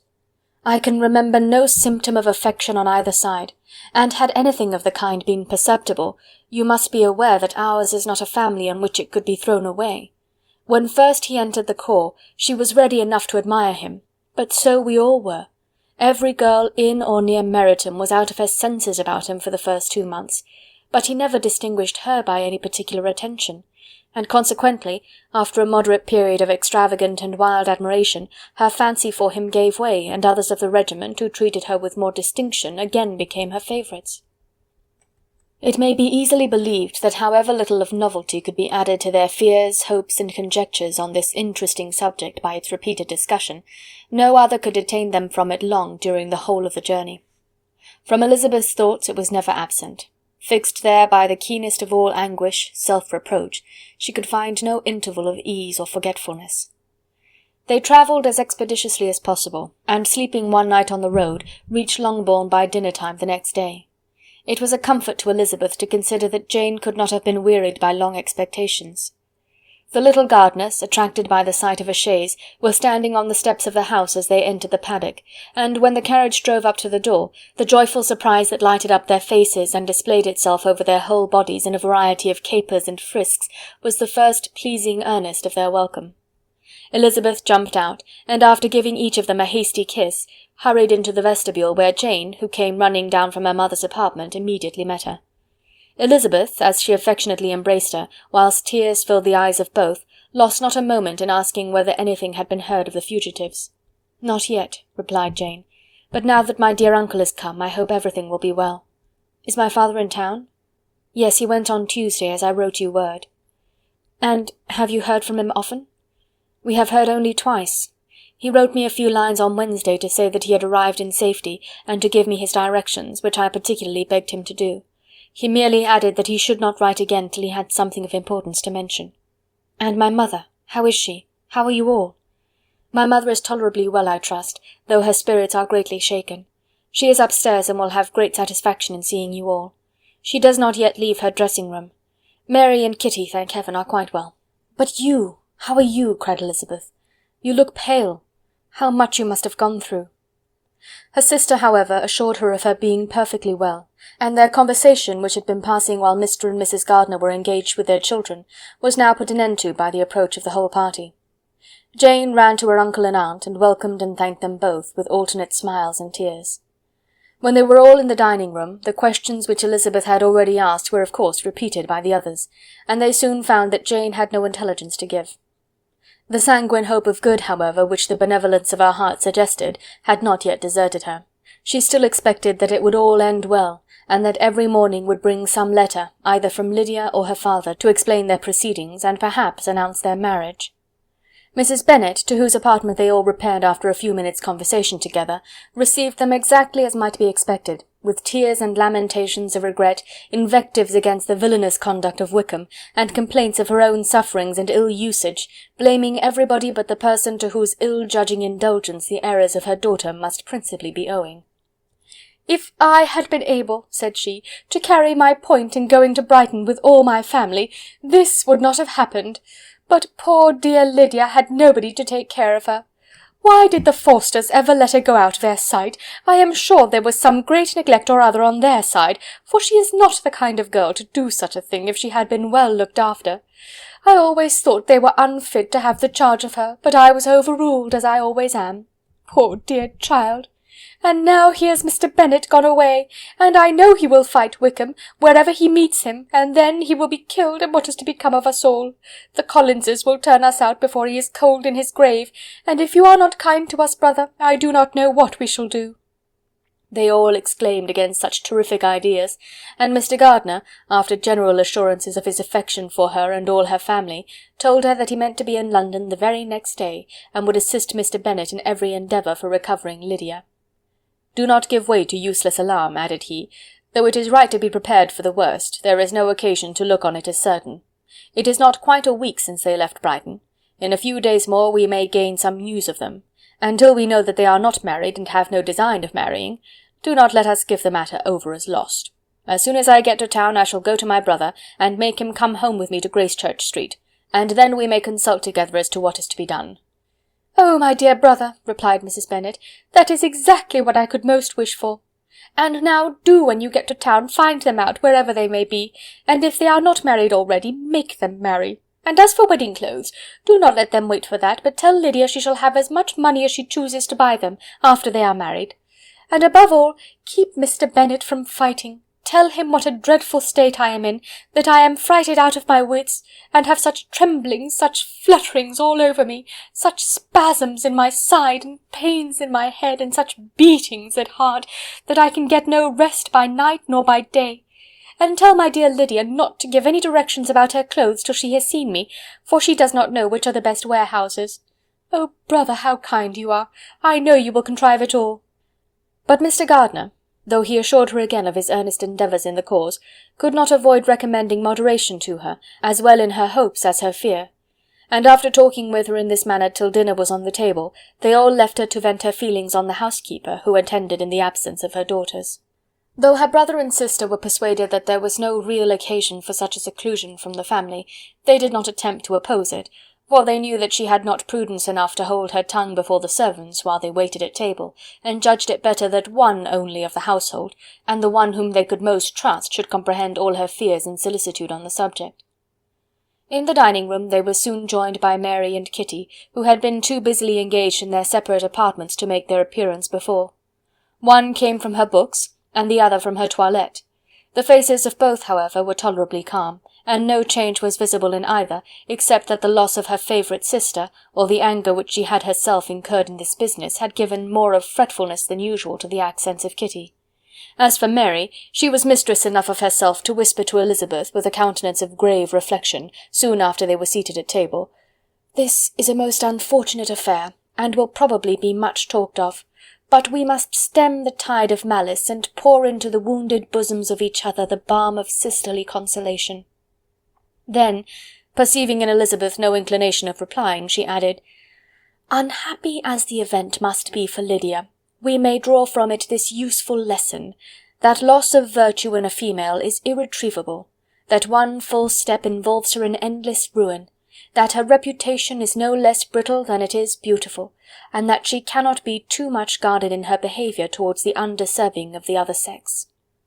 Elizabeth lifted up her eyes in amazement, but was too much oppressed to make any reply.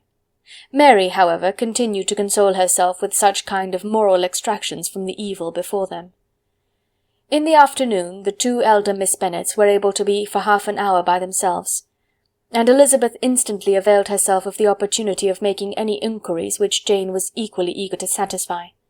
After joining in general lamentations over the dreadful sequel of this event, which Elizabeth considered as all but certain, and Miss Bennet could not assert to be wholly impossible, the former continued the subject by saying, "But tell me all and everything about it which I have not already heard. Give me further particulars. What did Colonel Forster say? Had they no apprehension of anything before the elopement took place? They must have seen them together forever." Colonel Forster did own that he had often suspected some partiality, especially on Lydia's side, but nothing to give him any alarm. I am so grieved for him. His behaviour was attentive and kind to the utmost. He was coming to us in order to assure us of his concern before he had any idea of their not being gone to Scotland. When that apprehension first got abroad, it hastened his journey. And was Denny convinced that Wickham would not marry? Did he know of their intending to go off? Had Colonel Forster seen Denny himself? Yes. But when questioned by him, Denny denied knowing anything of their plans, and would not give his real opinion about it. He did not repeat his persuasion of their not marrying, and from that, I am inclined to hope, he might have been misunderstood before. And till Colonel Forster came himself, not one of you entertained a doubt, I suppose, of their really being married? How was it possible that such an idea should enter our brains? I felt a little uneasy, a little fearful of my sister's happiness with him in marriage, because I knew that his conduct had not always been quite right. My father and mother knew nothing of that. They only felt how imprudent a match it must be. Kitty then owned, with a very natural triumph on knowing more than the rest of us, that in Lydia's last letter she had prepared her for such a step. She had known, it seems, of their being in love with each other many weeks. But not before they went to Brighton. No, I believe not. And did Colonel Forster appear to think well of Wickham himself? Does he know his real character? I must confess that he did not speak so well of Wickham as he formerly did. He believed him to be imprudent and extravagant, and since this sad affair has taken place, it is said that he left Meryton greatly in debt, but I hope this may be false. Oh, Jane, had we been less secret, had we told what we knew of him, this could not have happened. Perhaps it would have been better, replied her sister, but to expose the former faults of any person without knowing what their present feelings were seemed unjustifiable. We acted with the best intentions. Could Colonel Forster repeat the particulars of Lydia's note to his wife? He brought it with him for us to see. Jane then took it from her pocket-book and gave it to Elizabeth. These were the contents. My dear Harriet, you will laugh when you know where I am gone, and I cannot help laughing myself at your surprise tomorrow morning as soon as I am missed. I am going to Gretna Green, and if you cannot guess with who, I shall think you a simpleton, for there is but one man in the world I love, and he is an angel. I should never be happy without him, so think it no harm to be off. You need not send them word at Longbourn of my going, if you do not like it, for it will make the surprise the greater when I write them and sign my name Lydia Wickham. What a good joke it will be! I can hardly write for laughing. Pray make my excuses to Pratt for not keeping my engagement and dancing with him tonight. Tell him I hope he will excuse me when he knows all. And tell him I will dance with him at the next ball we meet, with great pleasure. I shall send for my clothes when I get to Longbourn, but I wish you would tell Sally to mend a great slit in my worked muslin gown before they are packed up. Good-bye. Give my love to Colonel Forster. I hope he will drink to our good journey. Your affectionate friend, Lydia Bennet. "Oh, thoughtless, thoughtless Lydia!" cried Elizabeth when she had finished it. "What a letter is this, to be written at such a moment! But at least it shows that she was serious on the subject of their journey. Whatever he might afterwards persuade her to, it was not on her side a scheme of infamy. My poor father, how he must have felt it! I never saw anyone so shocked. He could not speak a word for full 10 minutes. My mother was taken ill immediately, and the whole house in such confusion." "Oh, Jane," cried Elizabeth, "was there a servant belonging to it who did not know the whole story before the end of the day?" "I do not know. I hope there was. But to be guarded at such a time is very difficult. My mother was in hysterics, and though I endeavoured to give her every assistance in my power, I am afraid I did not do so much as I might have done. But the horror of what might possibly happen almost took me from my faculties. Your attendance upon her has been too much for you. You do not look well. Oh, that I had been with you! You have had every care and anxiety upon yourself alone. Mary and Kitty have been very kind, and would have shared in every fatigue, I am sure, but I did not think it right for either of them. Kitty is slight and delicate, and Mary studies so much that her hours of repose should not be broken in on. My aunt Phillips came to Longbourn on Tuesday after my father went away, and was so good as to stay till Thursday with me. She was of great use and comfort to us all, and Lady Lucas has been very kind. She walked here on Wednesday morning to condole with us, and offered her services, or any of her daughters, if they should be of use to us." "She had better have stayed at home," cried Elizabeth. "Perhaps she meant well, but under such a misfortune as this, one cannot see too little of one's neighbours. Assistance is impossible, condolence insufferable. Let them triumph over us at a distance, and be satisfied." She then proceeded to inquire into the measures which her father had intended to pursue while in town for the recovery of his daughter. "He meant, I believe," replied Jane, "to go to Epsom, the place where they last changed horses, see the postillions, and try if anything could be made out from them.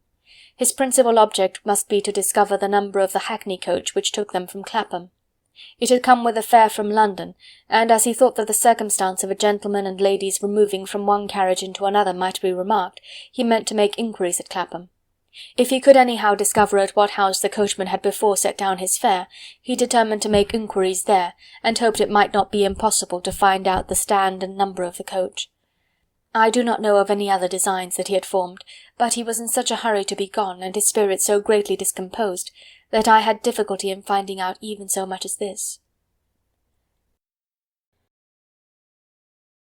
Chapter 48.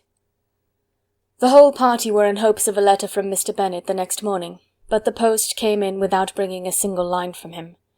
His family knew him to be, on all common occasions, a most negligent and dilatory correspondent, but at such a time they had hoped for exertion. They were forced to conclude that he had no pleasing intelligence to send, but even of that they would have been glad to be certain. Mr. Gardiner had waited only for the letters before he set off. When he was gone, they were certain at least of receiving constant information of what was going on, and their uncle promised, at parting, to prevail on Mr. Bennet to return to Longbourn as soon as he could, to the great consolation of his sister, who considered it as the only security for her husband's not being killed in a duel. Mrs. Gardiner and the children were to remain in Hertfordshire a few days longer, as the former thought her presence might be serviceable to her nieces. She shared in their attendance on Mrs. Bennet, and was a great comfort to them in their hours of freedom. Their other aunt also visited them frequently, and always, as she said, with the design of cheering and heartening them up, though, as she never came without reporting some fresh instance of Wickham's extravagance or irregularity, she seldom went away without leaving them more dispirited than she found them. All Meryton seemed striving to blacken the man who, but 3 months before, had been almost an angel of light. He was declared to be in debt to every tradesman in the place, and his intrigues, all honoured with the title of seduction, had been extended into every tradesman's family.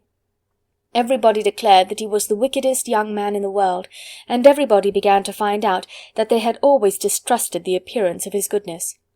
Elizabeth, though she did not credit above half of what was said, believed enough to make her former assurance of her sister's ruin more certain, and even Jane, who believed still less of it, became almost hopeless, more especially as the time was now come when, if they had gone to Scotland, which she had never before entirely despaired of, they must in all probability have gained some news of them. Mr. Gardiner left Longbourn on Sunday. On Tuesday his wife received a letter from him. It told them that, on his arrival, he had immediately found out his brother and persuaded him to come to Gracechurch Street; that Mr. Bennet had been to Epsom and Clapham before his arrival, but without gaining any satisfactory information, and that he was now determined to inquire at all the principal hotels in town, as Mr. Bennet thought it possible they might have gone to one of them on their first coming to London, before they procured lodgings. Mr. Gardiner himself did not expect any success from this measure, but as his brother was eager in it, he meant to assist him in pursuing it. He added that Mr. Bennet seemed wholly disinclined at present to leave London, and promised to write again very soon. There was also a postscript to this effect: "I have written to Colonel Forster to desire him to find out, if possible, from some of the young man's intimates in the regiment, whether Wickham has any relations or connections who would be likely to know in what part of town he has now concealed himself. If there were any one that one could apply to with a probability of gaining such a clue as that, it might be of essential consequence. At present we have nothing to guide us. Colonel Forster will, I dare say, do everything in his power to satisfy us on this head. But on second thoughts, perhaps Lizzie could tell us what relations he has now living better than any other person." Elizabeth was at no loss to understand from whence this deference to her authority proceeded, but it was not in her power to give any information of so satisfactory a nature as the compliment deserved. She had never heard of his having had any relations except a father and mother, both of whom had been dead many years. It was possible, however, that some of his companions in the shire might be able to give more information, and though she was not very sanguine in expecting it, the application was a something to look forward to. Every day at Longbourn was now a day of anxiety, but the most anxious part of each was when the post was expected. The arrival of letters was the grand object of every morning's impatience. Through letters, whatever of good or bad was to be told would be communicated, and every succeeding day was expected to bring some news of importance. But before they heard again from Mr. Gardiner, a letter arrived for their father from a different quarter, from Mr. Collins, which, as Jane had received directions to open all that came for him in his absence, she accordingly read, and Elizabeth, who knew what curiosities his letters always were, looked over her and read it likewise. It was as follows: "My dear Sir, I feel myself called upon by our relationship and my situation in life to condole with you on the grievous affliction you are now suffering under, of which we were yesterday informed by a letter from Hertfordshire. Be assured, my dear sir, that Mrs. Collins and myself sincerely sympathize with you and all your respectable family in your present distress, which must be of the bitterest kind, because proceeding from a cause which no time can remove. No arguments shall be wanting on my part that can alleviate so severe a misfortune, or that may comfort you under a circumstance that must be of all others the most afflicting to a parent's mind.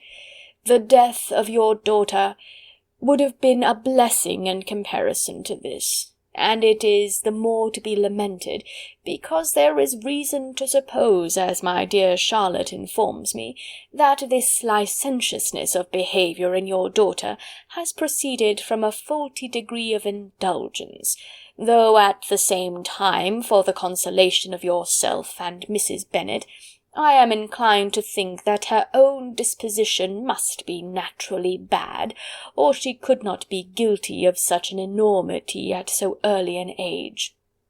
Howsoever that may be, you are grievously to be pitied, in which opinion I am not only joined by Mrs. Collins, but likewise by Lady Catherine and her daughter, to whom I have related the affair. They agree with me in apprehending that this false step in one daughter will be injurious to the fortunes of all the others.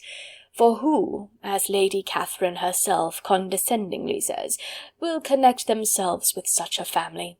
And this consideration leads me moreover to reflect, with augmented satisfaction, on a certain event of last November, for had it been otherwise, I must have been involved in all your sorrow and disgrace.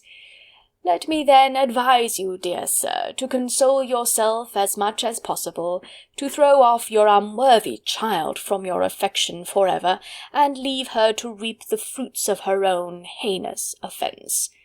I am, dear sir, etc., etc. Mr. Gardiner did not write again till he had received an answer from Colonel Forster, and then he had nothing of a pleasant nature to send. It was not known that Wickham had a single relationship with whom he kept up any connection, and it was certain that he had no near one living. His former acquaintances had been numerous, but since he had been in the militia it did not appear that he was on terms of particular friendship with any of them. There was no one, therefore, who could be pointed out as likely to give any news of him, and in the wretched state of his own finances there was a very powerful motive for secrecy, in addition to his fear of discovery by Lydia's relations, for it had just transpired that he had left gaming debts behind him to a very considerable amount. Colonel Forster believed that more than £1,000 would be necessary to clear his expenses at Brighton. He owed a good deal in town, but his debts of honour were still more formidable. Mr. Gardiner did not attempt to conceal these particulars from the Longbourn family. Jane heard them with horror. "A gamester!" she cried. "This is wholly unexpected. I had not an idea of it." Mr. Gardiner added in his letter that they might expect to see their father at home on the following day, which was Saturday. Rendered spiritless by the ill success of all their endeavours, he had yielded to his brother-in-law's entreaty that he would return to his family, and leave it to him to do whatever occasion might suggest to be advisable for continuing their pursuit. When Mrs. Bennet was told of this, she did not express so much satisfaction as her children expected, considering what her anxiety for his life had been before. "What! Is he coming home, and without poor Lydia?" she cried. "Sure he will not leave London before he has found them. Who is to fight Wickham and make him marry her if he comes away?" As Mrs. Gardiner began to wish to be at home, it was settled that she and the children should go to London at the same time that Mr. Bennet came from it. The coach therefore took them the first stage of their journey, and brought its master back to Longbourn. Mrs. Gardiner went away in all the perplexity about Elizabeth and her Derbyshire friend that had attended her from that part of the world. His name had never been voluntarily mentioned before them by her niece, and the kind of half-expectation which Mrs. Gardiner had formed of their being followed by a letter from him had ended in nothing. Elizabeth had received none since her return that could come from Pemberley. The present unhappy state of the family rendered any other excuse for the lowness of her spirits unnecessary. Nothing, therefore, could be fairly conjectured from that, though Elizabeth, who was by this time tolerably well acquainted with her own feelings, was perfectly aware that, had she known nothing of Darcy, she would have borne the dread of Lydia's infamy somewhat better. It would have spared her, she thought, one sleepless night out of 2. When Mr. Bennet arrived, he had all the appearance of his usual philosophic composure. He said as little as he had ever been in the habit of saying, made no mention of the business that had taken him away, and it was some time before his daughters had courage to speak of it. It was not till the afternoon, when he had joined them at tea, that Elizabeth ventured to introduce the subject, and then, on her briefly expressing her sorrow for what he must have endured, he replied, "Say nothing of that.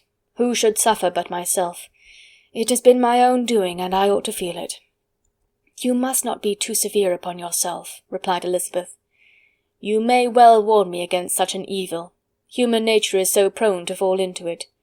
No, Lizzie, let me once in my life feel how much I have been to blame. I am not afraid of being overpowered by the impression. It will pass away soon enough." "Do you suppose them to be in London?" "Yes. Where else can they be so well concealed?" "And Lydia used to want to go to London," added Kitty. "She is happy then," said her father drily, "and her residence there will probably be of some duration."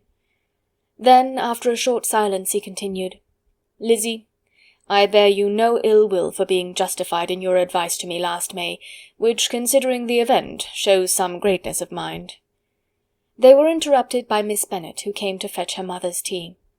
"This is a parade," he cried, "which does one good. It gives such an elegance to misfortune.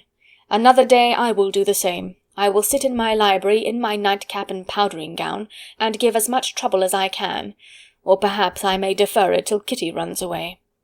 "I am not going to run away, papa," said Kitty fretfully. "If I should ever go to Brighton, I would behave better than Lydia." "You go to Brighton? I would not trust you so near it as Eastbourne for £50. No, Kitty, I have at last learnt to be cautious, and you will feel the effects of it. No officer is ever to enter into my house again, nor even to pass through the village. Balls will be absolutely prohibited, unless you stand up with one of your sisters, and you are never to stir out of doors till you can prove that you have spent 10 minutes of every day in a rational manner." Kitty, who took all these threats in a serious light, began to cry. "Well, well," said he, "do not make yourself unhappy. If you are a good girl for the next 10 years, I will take you to a review at the end of them."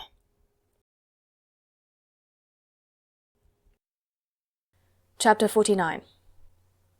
2 days after Mr. Bennet's return, as Jane and Elizabeth were walking together in the shrubbery behind the house, they saw the housekeeper coming towards them, and concluding that she came to call them to their mother, went forward to meet her. But instead of the expected summons, when they approached her, she said to Miss Bennet, "I beg your pardon, madam, for interrupting you, but I was in hopes you might have got some good news from town, so I took the liberty of coming to ask." "What do you mean, Hill? We have heard nothing from town." "Dear madam," cried Mrs. Hill, in great astonishment, "don't you know there is an express come for master from Mr. Gardiner? He has been here this half-hour, and master has had a letter." Away ran the girls, too eager to get in to have time for speech. They ran through the vestibule into the breakfast-room, from thence to the library. Their father was in neither, and they were on the point of seeking him upstairs with their mother, when they were met by the butler, who said, "If you are looking for my master, ma'am, he is walking towards the little copse." Upon this information, they instantly passed through the hall once more, and ran across the lawn after their father, who was deliberately pursuing his way towards a small wood on one side of the paddock. Jane, who was not so light nor so much in the habit of running as Elizabeth, soon lagged behind, while her sister, panting for breath, came up with him, and eagerly cried out, "Oh, papa, what news, what news? Have you heard from my uncle?" "Yes, I have had a letter from him by express." "Well, and what news does it bring, good or bad?" "What is there of good to be expected?" said he, taking the letter from his pocket. "But perhaps you would like to read it." Elizabeth impatiently caught it from his hand. Jane now came up. "Read it aloud," said their father, "for I hardly know myself what it is about." Gracechurch Street, Monday, August 2nd. My dear brother, at last I am able to send you some tidings of my niece, and as such, upon the whole, I hope it will give you satisfaction. Soon after you left me on Saturday I was fortunate enough to find out in what part of London they were. The particulars I will reserve till we meet. It is enough to know they are discovered. I have seen them both. "Then it is as I always hoped," cried Jane. "They are married." Elizabeth read on. "I have seen them both. They are not married, nor can I find there was any intention of being so, but if you are willing to perform the engagements which I have ventured to make on your side, I hope it will not be long before they are. All that is required of you is to assure your daughter by settlement her equal share of the £5,000 secured among your children after the decease of yourself and my sister, and moreover to enter into an engagement of allowing her, during your life, £100 per annum. These are conditions which, considering everything, I had no hesitation in complying with, as far as I thought myself privileged for you. I shall send this by express, that no time may be lost in bringing me your answer. You will easily comprehend from these particulars that Mr. Wickham's circumstances are not so hopeless as they are generally believed to be. The world has been deceived in that respect, and I am happy to say there will be some little money, even when all his debts are discharged, to settle on my niece, in addition to her own fortune. If, as I conclude will be the case, you send me full powers to act in your name throughout the whole of this business, I will immediately give directions to Haggerston for preparing a proper settlement. There will not be the smallest occasion for your coming to town again, therefore stay quiet at Longbourn, and depend on my diligence and care. Send back your answer as fast as you can, and be careful to write explicitly. We have judged it best that my niece should be married from this house, of which I hope you will approve. She comes to us to-day. I shall write again as soon as anything more is determined on. Yours, etc., Edward Gardiner. "Is it possible?" cried Elizabeth when she had finished. "Can it be possible that he will marry her?" "Wickham is not so undeserving, then, as we thought him," said her sister. "My dear father, I congratulate you." "And have you answered the letter?" cried Elizabeth. No, but it must be done soon. Most earnestly did she then entreat him to lose no more time before he wrote. "Oh, my dear father," she cried, "come back and write immediately. Consider how important every moment is in such a case." "Let me write for you," said Jane, "if you dislike the trouble yourself." "I dislike it very much," he replied, "but it must be done." And so saying, he turned back with them, and walked towards the house. "And may I ask," said Elizabeth, "but the terms, I suppose, must be complied with?" "Complied with? I am only ashamed of his asking so little." "And they must marry. Yet he is such a man." "Yes, yes, they must marry. There is nothing else to be done. But there are two things that I want very much to know. One is, how much money your uncle has laid down to bring it about, and the other, how am I ever to pay him?" "Money? My uncle?" cried Jane. "What do you mean, sir?" "I mean that no man in his senses would marry Lydia on so slight a temptation as 100 a year during my life, and 50 after I am gone." "That is very true," said Elizabeth, "though it had not occurred to me before. His debts to be discharged, and something still to remain? Oh, it must be my uncle's doings. Generous, good man, I am afraid he has distressed himself. A small sum could not do all this." "No," said her father. "Wickham's a fool if he takes her with a farthing less than 10,000 pounds. I should be sorry to think so ill of him in the very beginning of our relationship." 10,000 pounds! Heaven forbid! How is half such a sum to be repaid? Mr. Bennet made no answer, and each of them, deep in thought, continued silent till they reached the house. Their father then went on to the library to write, and the girls walked into the breakfast-room. "And they are really to be married," cried Elizabeth, as soon as they were by themselves. "How strange this is! And for this we are to be thankful. That they should marry, small as is their chance of happiness, and wretched as is his character, we are forced to rejoice. Oh, Lydia!" "I comfort myself with thinking," replied Jane, "that he certainly would not marry Lydia if he had not a real regard for her. Though our kind uncle has done something towards clearing him, I cannot believe that 10,000 pounds, or anything like it, has been advanced. He has children of his own, and may have more. How could he spare half 10,000 pounds?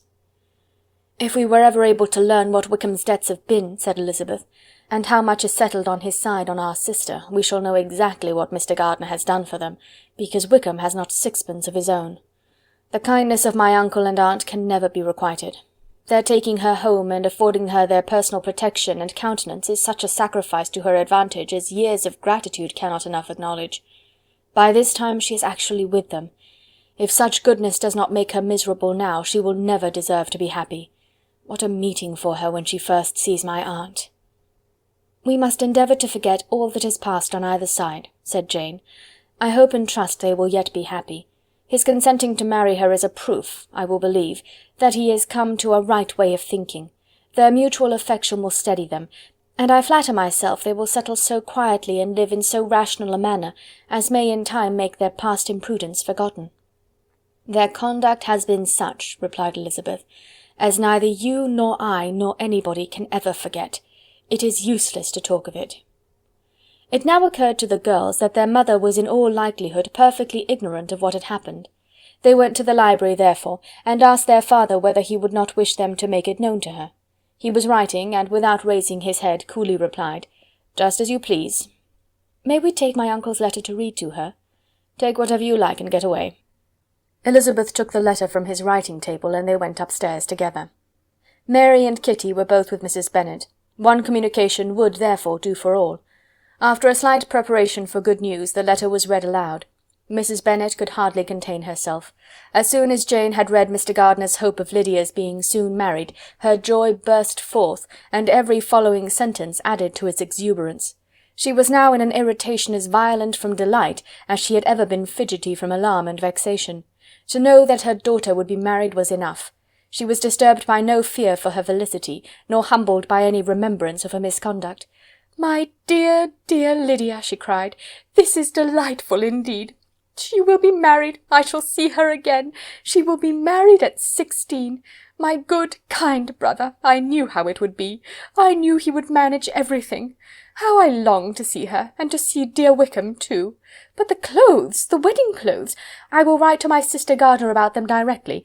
Lizzie, my dear, run down to your father and ask him how much he will give her. Stay, I will go myself. Ring the bell, Kitty, for Hill. I will put on my things in a moment. My dear, dear Lydia, how merry we shall be together when we meet." Her eldest daughter endeavoured to give some relief to the violence of these transports by leading her thoughts to the obligations which Mr. Gardiner's behaviour had laid them all under. "For we must attribute this happy conclusion," she added, "in a great measure to his kindness. We are persuaded that he has pledged himself to assist Mr. Wickham with money." "Well," cried her mother, "it is all very right. Who should do it but her own uncle? If he had not had a family of his own, I and my children must have had all his money, you know, and it is the first time we have ever had anything from him, except a few presents. Well, I am so happy. In such a short time I shall have a daughter married. Mrs. Wickham! How well it sounds! And she was only 16 last June. My dear Jane, I am in such a flutter that I am sure I can't write, so I will dictate and you write for me. We will settle with your father about the money afterwards, but the things should be ordered immediately." She was then proceeding to all the particulars of calico, muslin, and cambric, and would shortly have dictated some very plentiful orders, had not Jane, though with some difficulty, persuaded her to wait till her father was at leisure to be consulted. One day's delay, she observed, would be of small importance, and her mother was too happy to be quite so obstinate as usual. Other schemes, too, came into her head. "I will go to Meryton," said she, "as soon as I'm dressed, and tell the good news to my sister Phillips, and as I come back I can call on Lady Lucas and Mrs. Long. Kitty, run down and order the carriage. An airing would do me a great deal of good, I am sure. Girls, can I do anything for you in Meryton? Oh, here comes Hill. My dear Hill, have you heard the good news? Miss Lydia is going to be married, and you shall all have a bowl of punch to make merry at her wedding." Mrs. Hill began instantly to express her joy. Elizabeth received her congratulations among the rest, and then, sick of this folly, took refuge in her own room, that she might think with freedom. Poor Lydia's situation must, at best, be bad enough, but that it was no worse she had need to be thankful. She felt it so, neither rational happiness nor worldly prosperity could be justly expected for her sister. In looking back to what they had feared only 2 hours ago, she felt all the advantages of what they had gained. Chapter 50. Mr. Bennet had very often wished before this period of his life that, instead of spending his whole income, he had laid by an annual sum for the better provision of his children and of his wife if she survived him. He now wished it more than ever.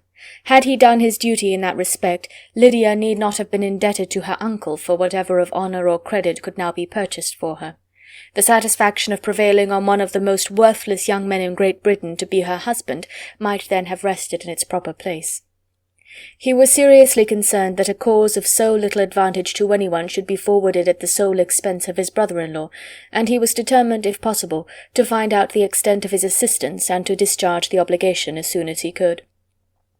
When first Mr. Bennet had married, economy was held to be perfectly useless, for of course they were to have a son.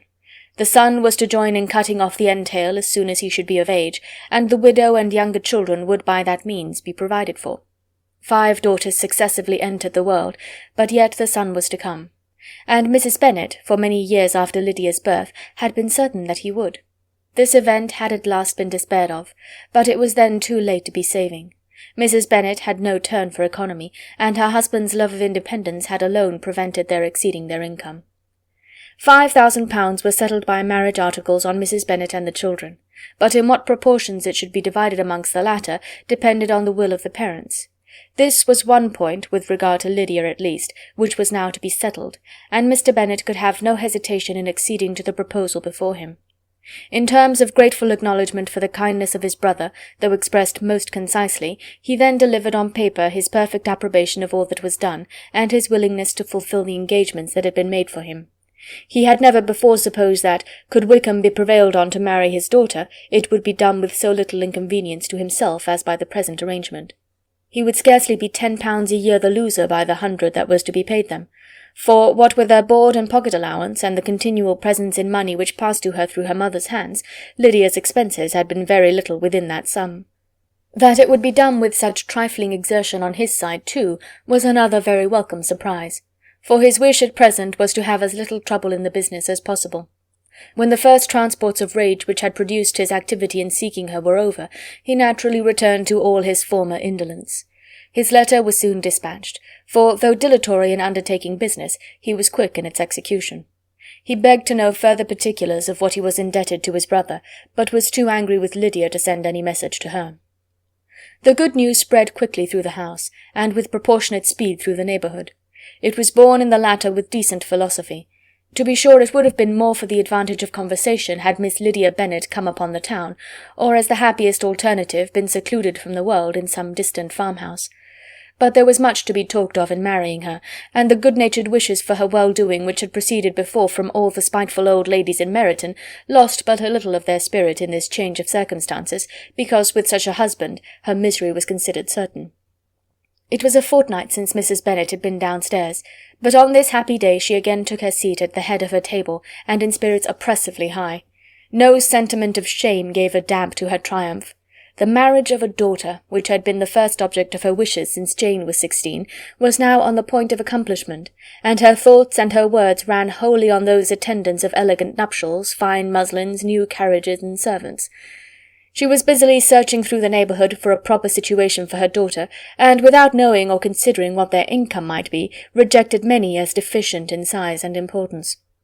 "Hay Park might do," said she, "if the Goldings could quit it, or the great house at Stoke, if the drawing-room were larger. But Ashworth is too far off. I could not bear to have her 10 miles from me, and as for Pulvis Lodge, the attics are dreadful." Her husband allowed her to talk on without interruption while the servants remained, but when they had withdrawn, he said to her, "Mrs. Bennet, before you take any or all of these houses for your son and daughter, let us come to a right understanding. Into one house in this neighbourhood they shall never have admittance. I will not encourage the impudence of either by receiving them at Longbourn." A long dispute followed this declaration, but Mr. Bennet was firm. It soon led to another, and Mrs. Bennet found with amazement and horror that her husband would not advance a guinea to buy clothes for his daughter. He protested that she should receive from him no mark of affection whatever on the occasion. Mrs. Bennet could hardly comprehend it. That his anger could be carried to such a point of inconceivable resentment as to refuse his daughter a privilege without which her marriage would scarcely seem valid, exceeded all she could believe possible. She was more alive to the disgrace which her want of new clothes must reflect on her daughter's nuptials, than to any sense of shame at her eloping and living with Wickham a fortnight before they took place. Elizabeth was now most heartily sorry that she had, from the distress of the moment, been led to make Mr. Darcy acquainted with their fears for her sister, for since her marriage would so shortly give the proper termination to the elopement, they might hope to conceal its unfavourable beginning from all those who were not immediately on the spot. She had no fear of its spreading farther through his means. There were few people on whose secrecy she could have more confidently depended, but at the same time there was no one whose knowledge of a sister's frailty would have mortified her so much, not, however, from any fear of disadvantage from it individually to herself, for at any rate there seemed a gulf impassable between them.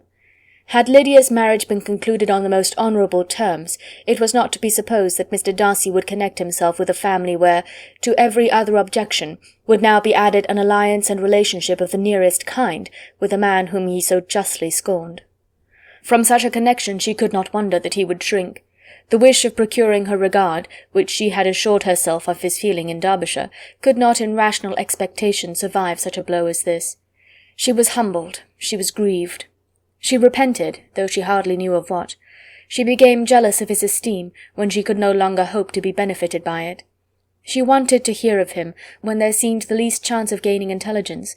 She was convinced that she could have been happy with him, when it was no longer likely they should meet.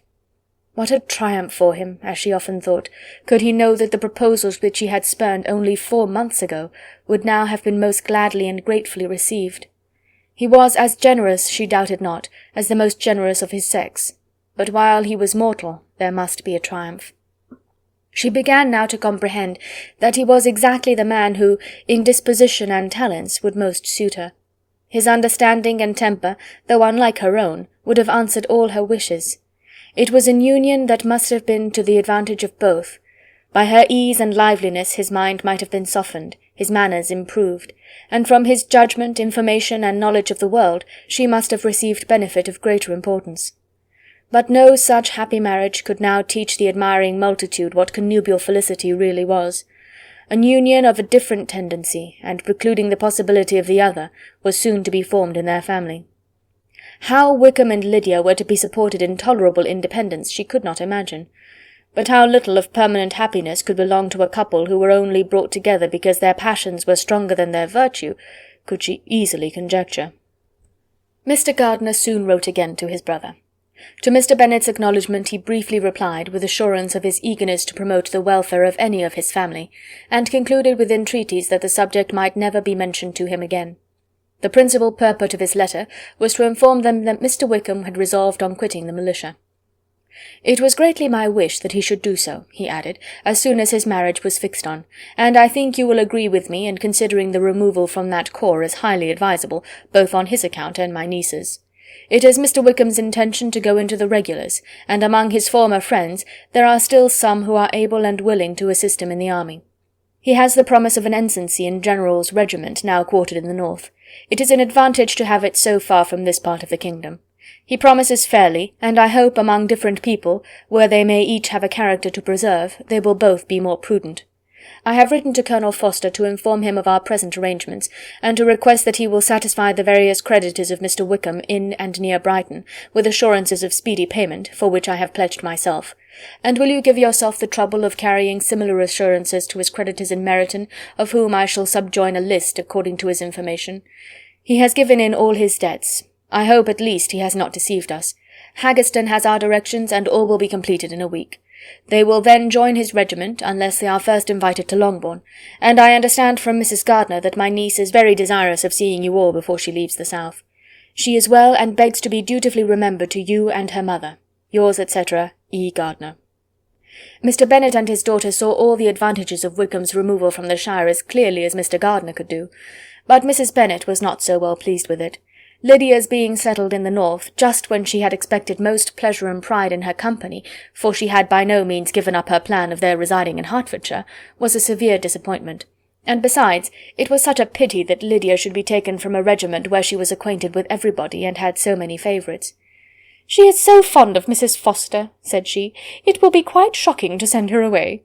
And there are several of the young men, too, that she likes very much. The officers may not be so pleasant in the General's regiment." His daughter's request, for such it might be considered, of being admitted into her family again before she set off for the north, received at first an absolute negative. But Jane and Elizabeth, who agreed in wishing, for the sake of their sister's feelings and consequence, that she should be noticed on her marriage by her parents, urged him so earnestly, yet so rationally and so mildly to receive her and her husband at Longbourn as soon as they were married, that he was prevailed on to think as they thought, and act as they wished. And their mother had the satisfaction of knowing that she would be able to show her married daughter in the neighbourhood before she was banished to the north. When Mr. Bennet wrote again to his brother, therefore, he sent his permission for them to come, and it was settled that as soon as the ceremony was over they should proceed to Longbourn. Elizabeth was surprised, however, that Wickham should consent to such a scheme, and had she consulted only her own inclination, any meeting with him would have been the last object of her wishes.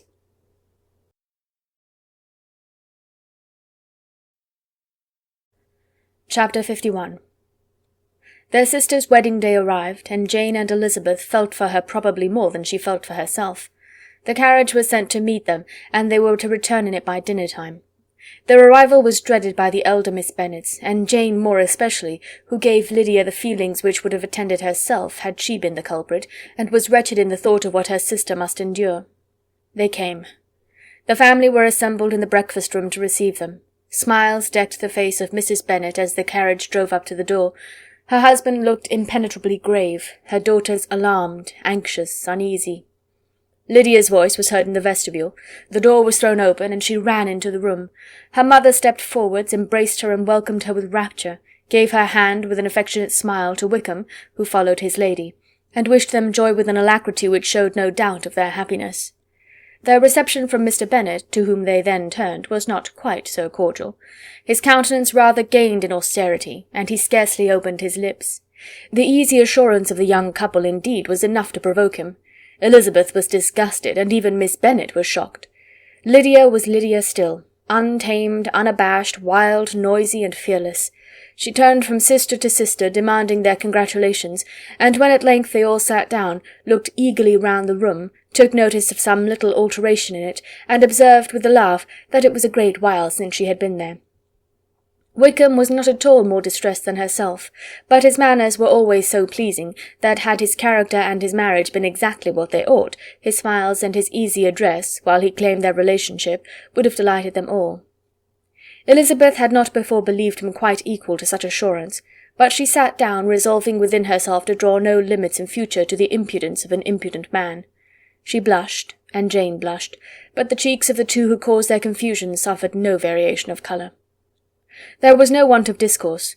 The bride and her mother could neither of them talk fast enough, and Wickham, who happened to sit near Elizabeth, began inquiring after his acquaintance in that neighbourhood, with a good-humoured ease which she felt very unable to equal in her replies.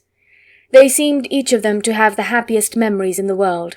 Nothing of the past was recollected with pain, and Lydia led voluntarily to subjects which her sisters would not have alluded to for the world. "Only think of its being 3 months," she cried, "since I went away. It seems but a fortnight, I declare, and yet there have been things enough happened in the time. Good gracious! When I went away I am sure I had no more idea of being married till I came back again, though I thought it would be very good fun if I was." Her father lifted up his eyes. Jane was distressed. Elizabeth looked expressively at Lydia, but she, who never heard nor saw anything of which she chose to be insensible, gaily continued, "Oh, mamma, do the people hereabouts know I am married to-day? I was afraid they might not, and we overtook William Golding in his curricle, so I was determined he should know it, and so I let down the side-glass next to him, and took off my glove and let my hand just rest upon the window-frame so that he might see the ring, and then I bowed and smiled like anything." Elizabeth could bear it no longer. She got up and ran out of the room, and returned no more till she heard them passing through the hall to the dining-parlour. She then joined them soon enough to see Lydia, with anxious parade, walk up to her mother's right hand, and hear her say to her eldest sister, "Ah, Jane, I take your place now, and you must go lower, because I am a married woman." It was not to be supposed that time would give Lydia that embarrassment from which she had been so wholly free at first. Her ease and good spirits increased.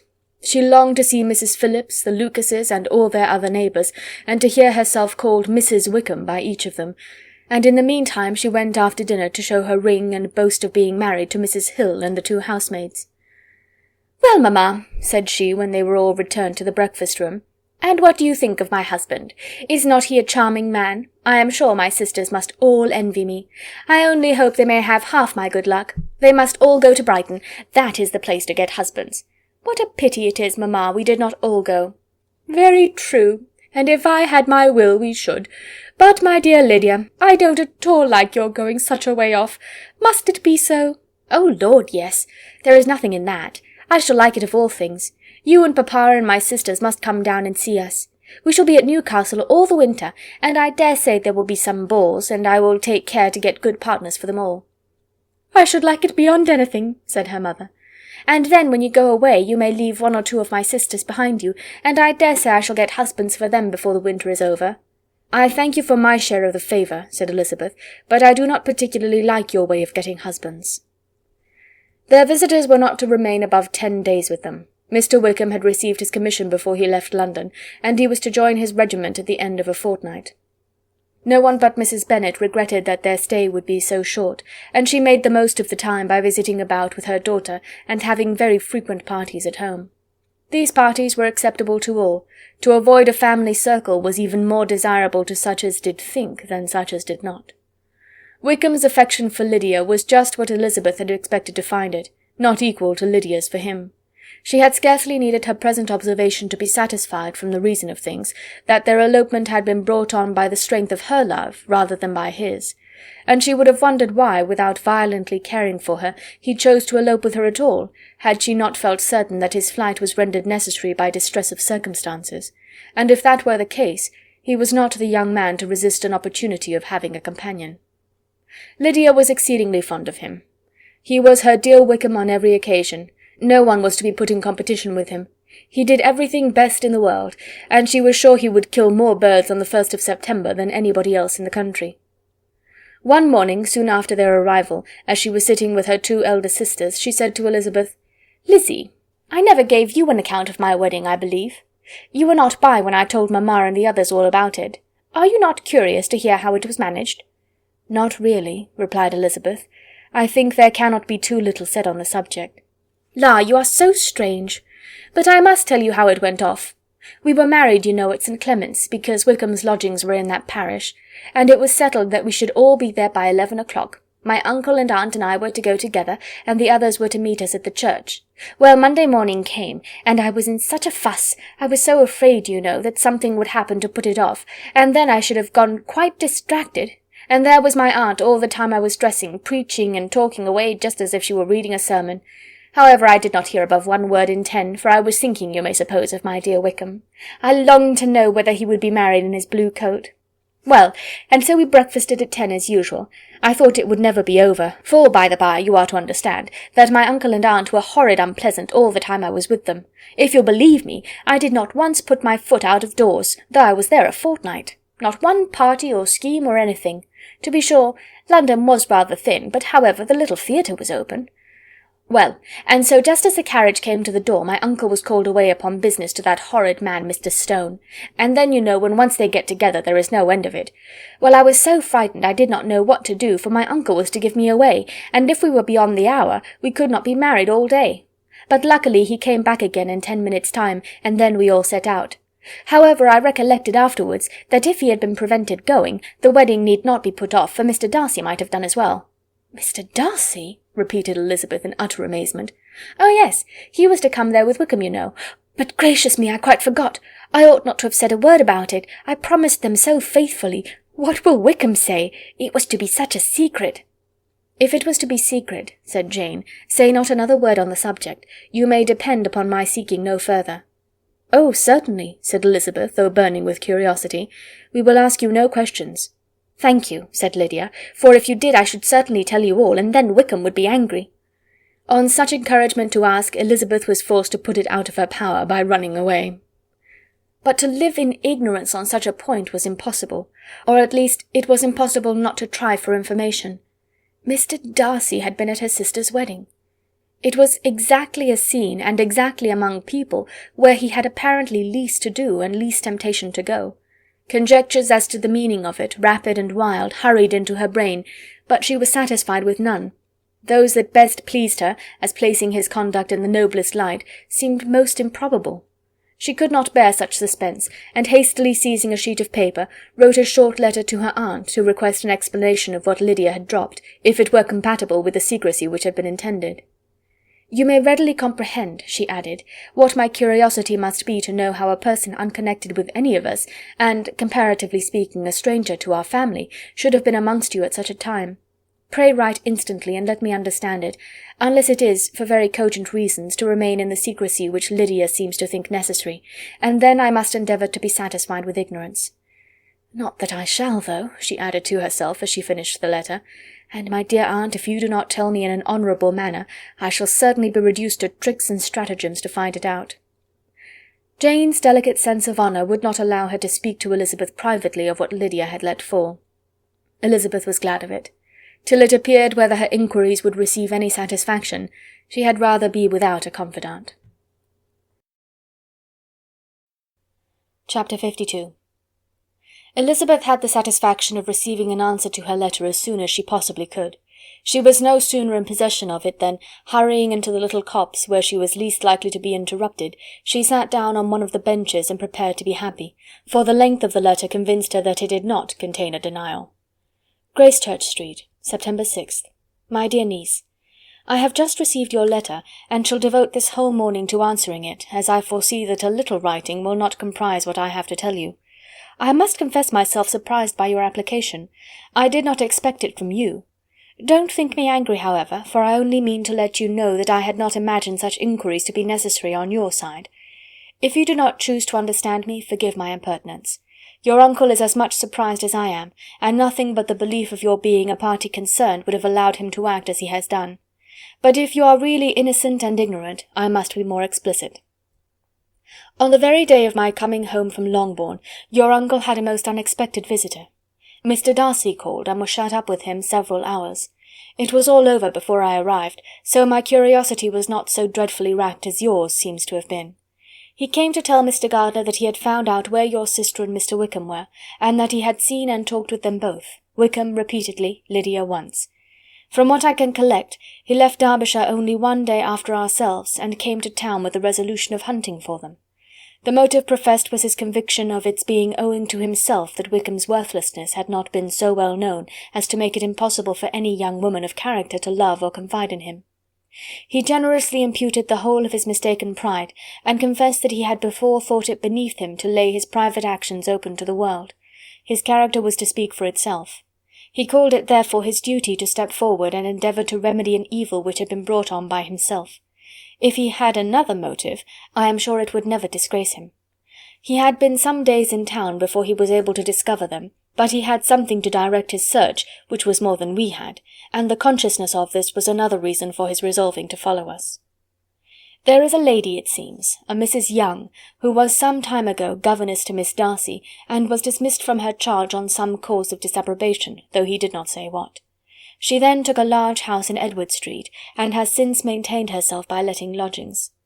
This Mrs. Young was, he knew, intimately acquainted with Wickham, and he went to her for intelligence of him as soon as he got to town. But it was 2 or 3 days before he could get from her what he wanted. She would not betray her trust, I suppose, without bribery and corruption, for she really did know where her friend was to be found. Wickham indeed had gone to her on their first arrival in London, and had she been able to receive them into her house, they would have taken up their abode with her. At length, however, our kind friend procured the wished-for direction. They were in Street. He saw Wickham, and afterwards insisted on seeing Lydia. His first object with her, he acknowledged, had been to persuade her to quit her present disgraceful situation, and return to her friends as soon as they could be prevailed on to receive her, offering his assistance as far as it would go. But he found Lydia absolutely resolved on remaining where she was. She cared for none of her friends, she wanted no help of his, she would not hear of leaving Wickham. She was sure they should be married some time or other, and it did not much signify when. Since such were her feelings, it only remained, he thought, to secure and expedite a marriage which, in his very first conversation with Wickham, he easily learnt had never been his design. He confessed himself obliged to leave the regiment on account of some debts of honour, which were very pressing, and scrupled not to lay all the ill consequences of Lydia's flight on her own folly alone. He meant to resign his commission immediately, and as to his future situation, he could conjecture very little about it. He must go somewhere, but he did not know where, and he knew he should have nothing to live on. Mr. Darcy asked him why he had not married your sister at once. Though Mr. Bennet was not imagined to be very rich, he would have been able to do something for him, and his situation must have benefited by marriage. But he found, in reply to this question, that Wickham still cherished the hope of more effectually making his fortune by marriage in some other country. Under such circumstances, however, he was not likely to be proof against the temptation of immediate relief. They met several times, for there was much to be discussed. Wickham, of course, wanted more than he could get, but at length was reduced to be reasonable. Everything being settled between them, Mr. Darcy's next step was to make your uncle acquainted with it, and he first called in Gracechurch Street the evening before I came home. But Mr. Gardiner could not be seen, and Mr. Darcy found, on further inquiry, that your father was still with him, but would quit town the next morning. He did not judge your father to be a person whom he could so properly consult as your uncle, and therefore readily postponed seeing him till after the departure of the former. He did not leave his name, and till the next day it was only known that a gentleman had called on business. On Saturday he came again. Your father was gone, your uncle at home, and as I said before, they had a great deal of talk together. They met again on Sunday, and then I saw him too. It was not all settled before Monday. As soon as it was, the express was sent off to Longbourn, but our visitor was very obstinate. I fancy, Lizzie, that obstinacy is the real defect of his character after all. He has been accused of many faults at different times, but this is the true one. Nothing was to be done that he did not do himself, though I am sure, and I do not speak it to be thanked, therefore say nothing about it, your uncle would most readily have settled the whole. They battled it together for a long time, which was more than either the gentleman or lady concerned in it deserved, but at last your uncle was forced to yield, and instead of being allowed to be of use to his niece, was forced to put up with only having the probable credit of it, which went sorely against the grain, and I really believe your letter this morning gave him great pleasure, because it required an explanation that would rob him of his borrowed feathers, and give the praise where it was due. But, Lizzie, this must go no farther than yourself, or Jane at most. You know pretty well, I suppose, what has been done for the young people. His debts are to be paid, amounting, I believe, to considerably more than £1,000, another 1,000 in addition to her own settled upon her, and his commission purchased. The reason why all this was to be done by him alone was such as I have given above. It was owing to him, to his reserve and want of proper consideration, that Wickham's character had been so misunderstood, and consequently that he had been received and noticed as he was. Perhaps there was some truth in this, though I doubt whether his reserve or anybody's reserve can be answerable for the event. But in spite of all this fine talking, my dear Lizzie, you may rest perfectly assured that your uncle would never have yielded if we had not given him credit for another interest in the affair. When all this was resolved on, he returned again to his friends who were still staying at Pemberley, but it was agreed that he should be in London once more when the wedding took place, and all money matters were then to receive the last finish. I believe I have now told you everything. It is a relation which you tell me is to give you great surprise. I hope at least it will not afford you any displeasure. Lydia came to us, and Wickham had constant admission to the house. He was exactly what he had been when I knew him in Hertfordshire, but I would not tell you how little I was satisfied with her behaviour while she stayed with us, if I had not perceived by Jane's letter last Wednesday that her conduct on coming home was exactly of a piece with it, and therefore what I now tell you can give you no fresh pain. I talked to her repeatedly in the most serious manner, representing to her all the wickedness of what she had done, and all the unhappiness she had brought on her family. If she heard me it was by good luck, for I am sure she did not listen. I was sometimes quite provoked, but then I recollected my dear Elizabeth and Jane, and for their sakes had patience with her. Mr. Darcy was punctual in his return, and as Lydia informed you, attended the wedding. He dined with us the next day, and was to leave town again on Wednesday or Thursday. Will you be very angry with me, my dear Lizzie, if I take this opportunity of saying, what I was never bold enough to say before, how much I like him? His behaviour to us has, in every respect, been as pleasing as when we were in Derbyshire. His understanding and opinions all please me. He wants nothing but a little more liveliness, and that, if he marry prudently, his wife may teach him. I thought him very sly. He hardly ever mentioned your name, but slyness seems the fashion. Pray forgive me if I have been very presuming, or at least do not punish me so far as to exclude me from P. I shall never be quite happy till I have been all round the park. A low phaeton with a nice little pair of ponies would be the very thing. But I must write no more. The children have been wanting me this half-hour. Yours very sincerely, M. Gardiner. The contents of this letter threw Elizabeth into a flutter of spirits, in which it was difficult to determine whether pleasure or pain bore the greatest share. The vague and unsettled suspicions which uncertainty had produced of what Mr. Darcy might have been doing to forward her sister's match, which she had feared to encourage as an exertion of goodness too great to be probable, and at the same time dreaded to be just from the pain of obligation, were proved beyond their greatest extent to be true. He had followed them purposely to town. He had taken on himself all the trouble and mortification attendant on such a research, in which supplication had been necessary to a woman whom he must abominate and despise, and where he was reduced to meet, frequently meet, reason with, persuade, and finally bribe, the man whom he always most wished to avoid, and whose very name it was punishment to him to pronounce. He had done all this for a girl whom he could neither regard nor esteem. Her heart did whisper that he had done it for her, but it was a hope shortly checked by other considerations, and she soon felt that even her vanity was insufficient when required to depend on his affection for her, for a woman who had already refused him, as able to overcome a sentiment so natural as abhorrence against relationship with Wickham. Brother-in-law of Wickham! Every kind of pride must revolt from the connection. He had, to be sure, done much. She was ashamed to think how much. But he had given a reason for his interference, which asked no extraordinary stretch of belief. It was reasonable that he should feel he had been wrong. He had liberality, and he had the means of exercising it, and though she would not place herself as his principal inducement, she could perhaps believe that remaining partiality for her might assist his endeavours in a cause where her peace of mind must be materially concerned. It was painful, exceedingly painful, to know that they were under obligations to a person who could never receive a return. They owed the restoration of Lydia, her character, everything, to him. Oh, how heartily did she grieve over every ungracious sensation she had ever encouraged, every saucy speech she had ever directed towards him. For herself she was humbled, but she was proud of him. Proud that, in a cause of compassion and honour, he had been able to get the better of himself. She read over her aunt's commendation of him again and again.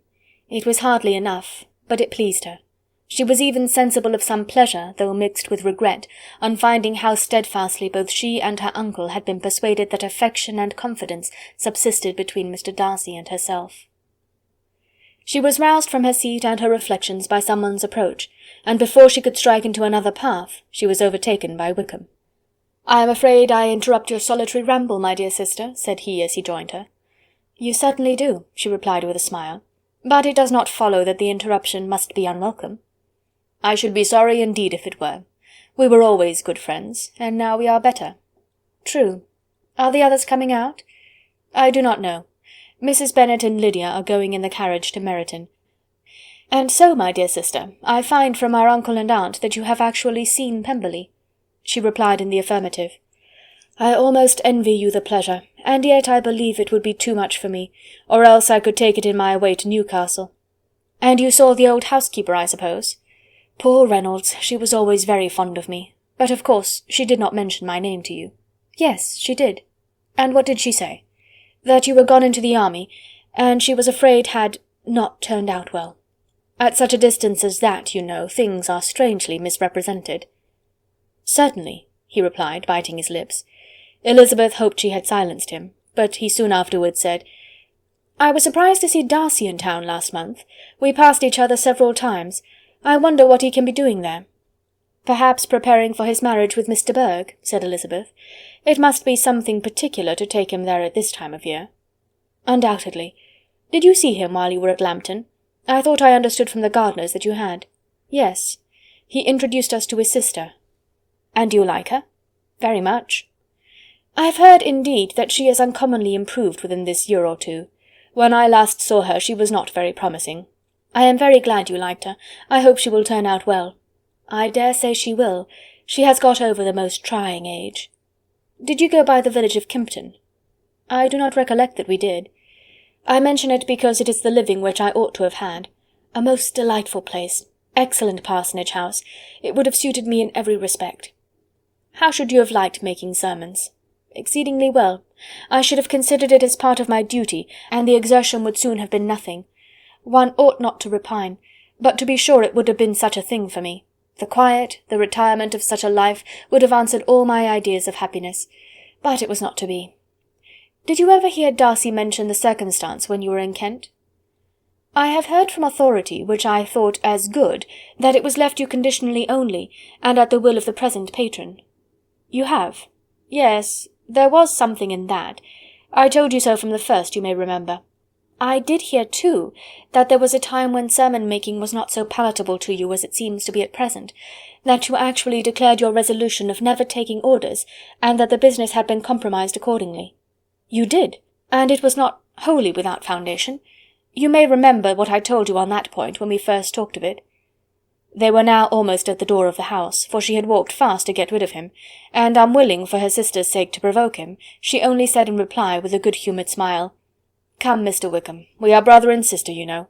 Do not let us quarrel about the past. In future, I hope, we shall be always of one mind." She held out her hand. He kissed it with affectionate gallantry, though he hardly knew how to look, and they entered the house. Chapter 53. Mr. Wickham was so perfectly satisfied with this conversation that he never again distressed himself or provoked his dear sister Elizabeth by introducing the subject of it, and she was pleased to find that she had said enough to keep him quiet. The day of his and Lydia's departure soon came, and Mrs. Bennet was forced to submit to a separation which, as her husband by no means entered into her scheme of their all going to Newcastle, was likely to continue at least a twelvemonth. "Oh, my dear Lydia," she cried, "when shall we meet again?" "Oh, Lord, I don't know. Not these 2 or 3 years, perhaps." "Write to me very often, my dear." "As often as I can. But you know married women have never much time for writing. My sisters may write to me. They will have nothing else to do." Mr. Wickham's adieus were much more affectionate than his wife's. He smiled, looked handsome, and said many pretty things. "He is as fine a fellow," said Mr. Bennet, as soon as they were out of the house, "as ever I saw. He simpers and smirks and makes love to us all. I am prodigiously proud of him. I defy even Sir William Lucas himself to produce a more valuable son-in-law." The loss of her daughter made Mrs. Bennet very dull for several days. "I often think," said she, "that there is nothing so bad as parting with one's friends. One seems so forlorn without them." "This is the consequence, you see, madam, of marrying a daughter," said Elizabeth. "It must make you better satisfied that your other four are single." "It is no such thing. Lydia does not leave me because she is married, but only because our husband's regiment happens to be so far off. If that had been nearer, she would not have gone so soon." But the spiritless condition which this event threw her into was shortly relieved, and her mind opened again to the agitation of hope, by an article of news which then began to be in circulation. The housekeeper at Netherfield had received orders to prepare for the arrival of her master, who was coming down in a day or two, to shoot there for several weeks. Mrs. Bennet was quite in the fidgets. She looked at Jane and smiled and shook her head by turns. "Well, well, and so Mr. Bingley is coming down, sister," for Mrs. Phillips first brought her the news. "Well, so much the better. Not that I care about it, though. He is nothing to us, you know, and I am sure I never want to see him again. But, however, he is very welcome to come to Netherfield if he likes it, and who knows what may happen? But that is nothing to us. You know, sister, we agreed long ago never to mention a word about it. And so, is it quite certain he is coming?" "You may depend on it," replied the other, "for Mrs. Nicholls was in Meryton last night. I saw her passing by, and went out myself on purpose to know the truth of it, and she told me that it was certain true. He comes down on Thursday at the latest, very likely on Wednesday. She was going to the butcher's, she told me, on purpose to order in some meat on Wednesday, and she has got 3 couple of ducks, just fit to be killed." Miss Bennet had not been able to hear of his coming without changing colour. It was many months since she had mentioned his name to Elizabeth, but now, as soon as they were alone together, she said, "I saw you look at me to-day, Lizzie, when my aunt told us of the present report, and I know I appeared distressed, but don't imagine it was from any silly cause. I was only confused for the moment, because I felt I should be looked at.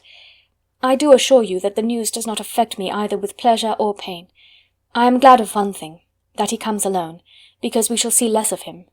Not that I am afraid of myself, but I dread other people's remarks." Elizabeth did not know what to make of it. Had she not seen him in Derbyshire, she might have supposed him capable of coming there with no other view than what was acknowledged, but she still thought him partial to Jane, and she wavered as to the greater probability of his coming there with his friend's permission, or being bold enough to come without it. Yet it is hard, she sometimes thought, that this poor man cannot come to a house which he has legally hired without raising all this speculation. I will leave him to himself. In spite of what her sister declared, and really believed to be her feelings in the expectation of his arrival, Elizabeth could easily perceive that her spirits were affected by it. They were more disturbed, more unequal, than she had often seen them. The subject which had been so warmly canvassed between their parents about a 12-month ago was now brought forward again. "As soon as ever Mr. Bingley comes, my dear," said Mrs. Bennet, "you will wait on him, of course." "No, no. You forced me into visiting him last year, and promised, if I went to see him, he should marry one of my daughters, but it ended in nothing, and I will not be sent on a fool's errand again." His wife represented to him how absolutely necessary such an attention would be from all the neighbouring gentlemen on his returning to Netherfield. "'Tis an etiquette I despise," said he. "If he wants our society, let him seek it. He knows where we live. I will not spend my hours in running after my neighbours every time they go away and come back again." "Well, all I know is, that it will be abominably rude if you do not wait on him. But, however, that shan't prevent my asking him to dine here, I am determined. We must have Mrs. Long and the Goldings soon. That will make 13 with ourselves, so there will be just room at table for him." Consoled by this resolution, she was the better able to bear her husband's incivility, though it was very mortifying to know that her neighbours might all see Mr. Bingley, in consequence of it, before they did. As the day of his arrival drew near, "I begin to be sorry that he comes at all," said Jane to her sister. "It would be nothing.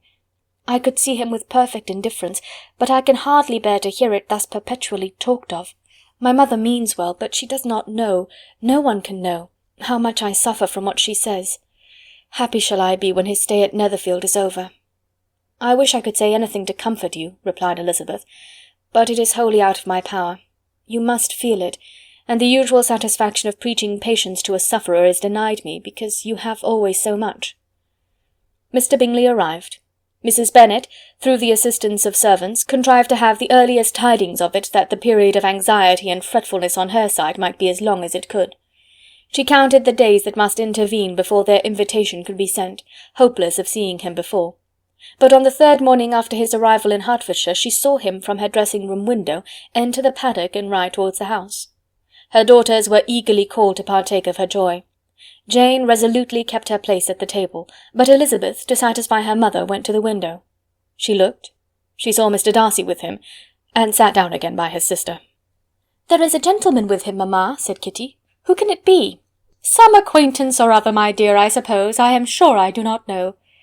"La," replied Kitty, "it looks just like that man that used to be with him before, Mr. What's-his-name, that tall, proud man." "Good gracious, Mr. Darcy, and so it does, I vow. Well, any friend of Mr. Bingley's will always be welcome here, to be sure, but else I must say that I hate the very sight of him." Jane looked at Elizabeth with surprise and concern. She knew but little of their meeting in Derbyshire, and therefore felt for the awkwardness which must attend her sister in seeing him almost for the first time after receiving his explanatory letter. Both sisters were uncomfortable enough. Each felt for the other, and of course for themselves. And their mother talked on of her dislike of Mr. Darcy and her resolution to be civil to him only as Mr. Bingley's friend, without being heard by either of them. But Elizabeth had sources of uneasiness which could not be suspected by Jane, to whom she had never yet had courage to show Mrs. Gardiner's letter, or to relate her own change of sentiment towards him. To Jane he could be only a man whose proposals she had refused, and whose merit she had undervalued.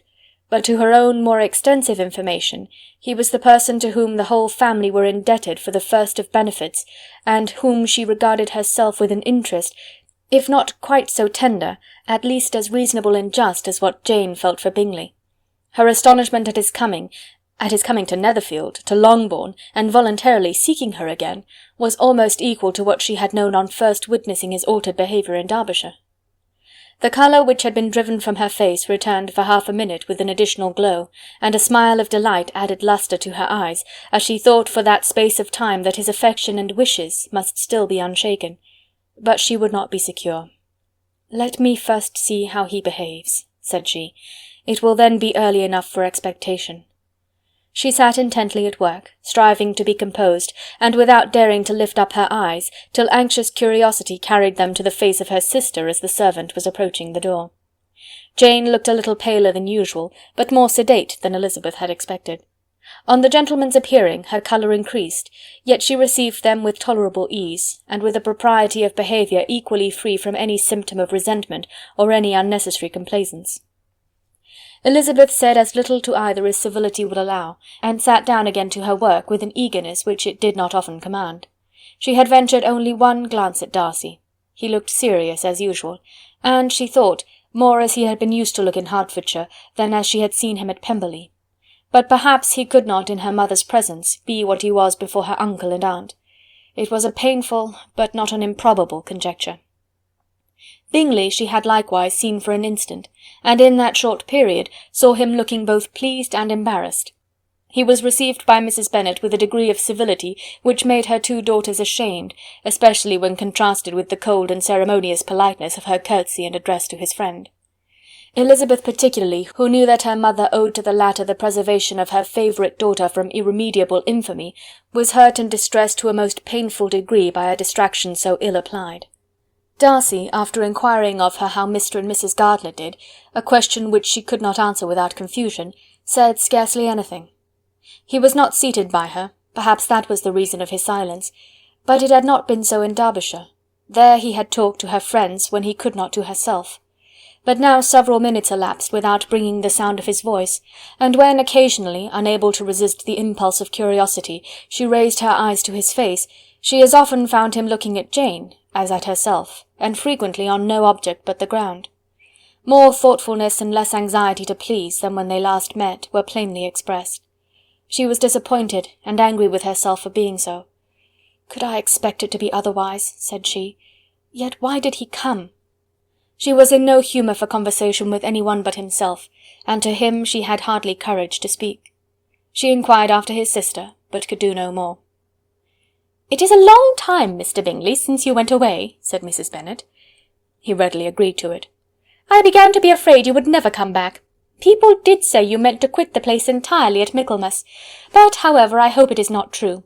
A great many changes have happened in the neighbourhood since you went away. Miss Lucas is married and settled, and one of my own daughters. I suppose you have heard of it. Indeed, you must have seen it in the papers. It was in the Times and the Courier, I know, though it was not put in as it ought to be. It was only said, lately George Wickham Esquire to Miss Lydia Bennet, without there being a syllable said of her father or the place where she lived or anything. It was my brother Gardner's drawing up too, and I wonder how he came to make such an awkward business of it. Did you see it?" Bingley replied that he did, and made his congratulations. Elizabeth dared not lift up her eyes. How Mr. Darcy looked, therefore, she could not tell. "It is a delightful thing, to be sure, to have a daughter well married," continued her mother, "but at the same time, Mr. Bingley, it is very hard to have her taken such away from me. They are gone down to Newcastle, a place quite northward, it seems, and there they are to stay I do not know how long. His regiment is there, for I suppose you have heard of his leaving the shire, and of his being gone into the regulars. Thank heaven he has some friends, though perhaps not so many as he deserves." Elizabeth, who knew this to be levelled at Mr. Darcy, was in such a misery of shame that she could hardly keep her seat. It drew from her, however, the exertion of speaking, which nothing else had so effectually done before, and she asked Bingley whether he meant to make any stay in the country at present. A few weeks, he believed. "When you have killed all your own birds, Mr. Bingley," said her mother, "I beg you will come here and shoot as many as you please on Mr. Bennet's manor. I am sure he will be vastly happy to oblige you, and will save all the best of the coveys for you." Elizabeth's misery increased at such unnecessary, such officious attention. Were the same fair prospect to arise at present as had flattered them a year ago, everything, she was persuaded, would be hastening to the same vexatious conclusion. At that instant she felt that years of happiness could not make Jane or herself amends for moments of such painful confusion. "The first wish of my heart," said she to herself, "is never more to be in company with either of them. Their society can afford no pleasure that will atone for such wretchedness as this. Let me never see either one or the other again." Yet the misery for which years of happiness were to offer no compensation, received soon afterwards material relief from observing how much the beauty of her sister rekindled the admiration of her former lover. When first he came in, he had spoken to her but little, but every 5 minutes seemed to be giving her more of his attention. He found her as handsome as she had been last year, as good-natured and as unaffected, though not quite so chatty. Jane was anxious that no difference should be perceived in her at all, and was really persuaded that she talked as much as ever. But her mind was so busily engaged that she did not always know when she was silent. When the gentlemen rose to go away, Mrs. Bennet was mindful of her intended civility, and they were invited and engaged to dine at Longbourn in a few days' time. "You are quite a visit in my debt, Mr. Bingley," she added, "for when you went to town last winter you promised to take a family dinner with us as soon as you returned. I have not forgot, you see, and I assure you I was very much disappointed that you did not come back and keep your engagement." Bingley looked a little silly at this reflection, and said something of his concern at having been prevented by business. They then went away. Mrs. Bennet had been strongly inclined to ask them to stay and dine there that day, but, though she always kept a very good table, she did not think anything less than 2 courses could be good enough for a man on whom she had such anxious designs, or satisfy the appetite and pride of one who had 10,000 a year.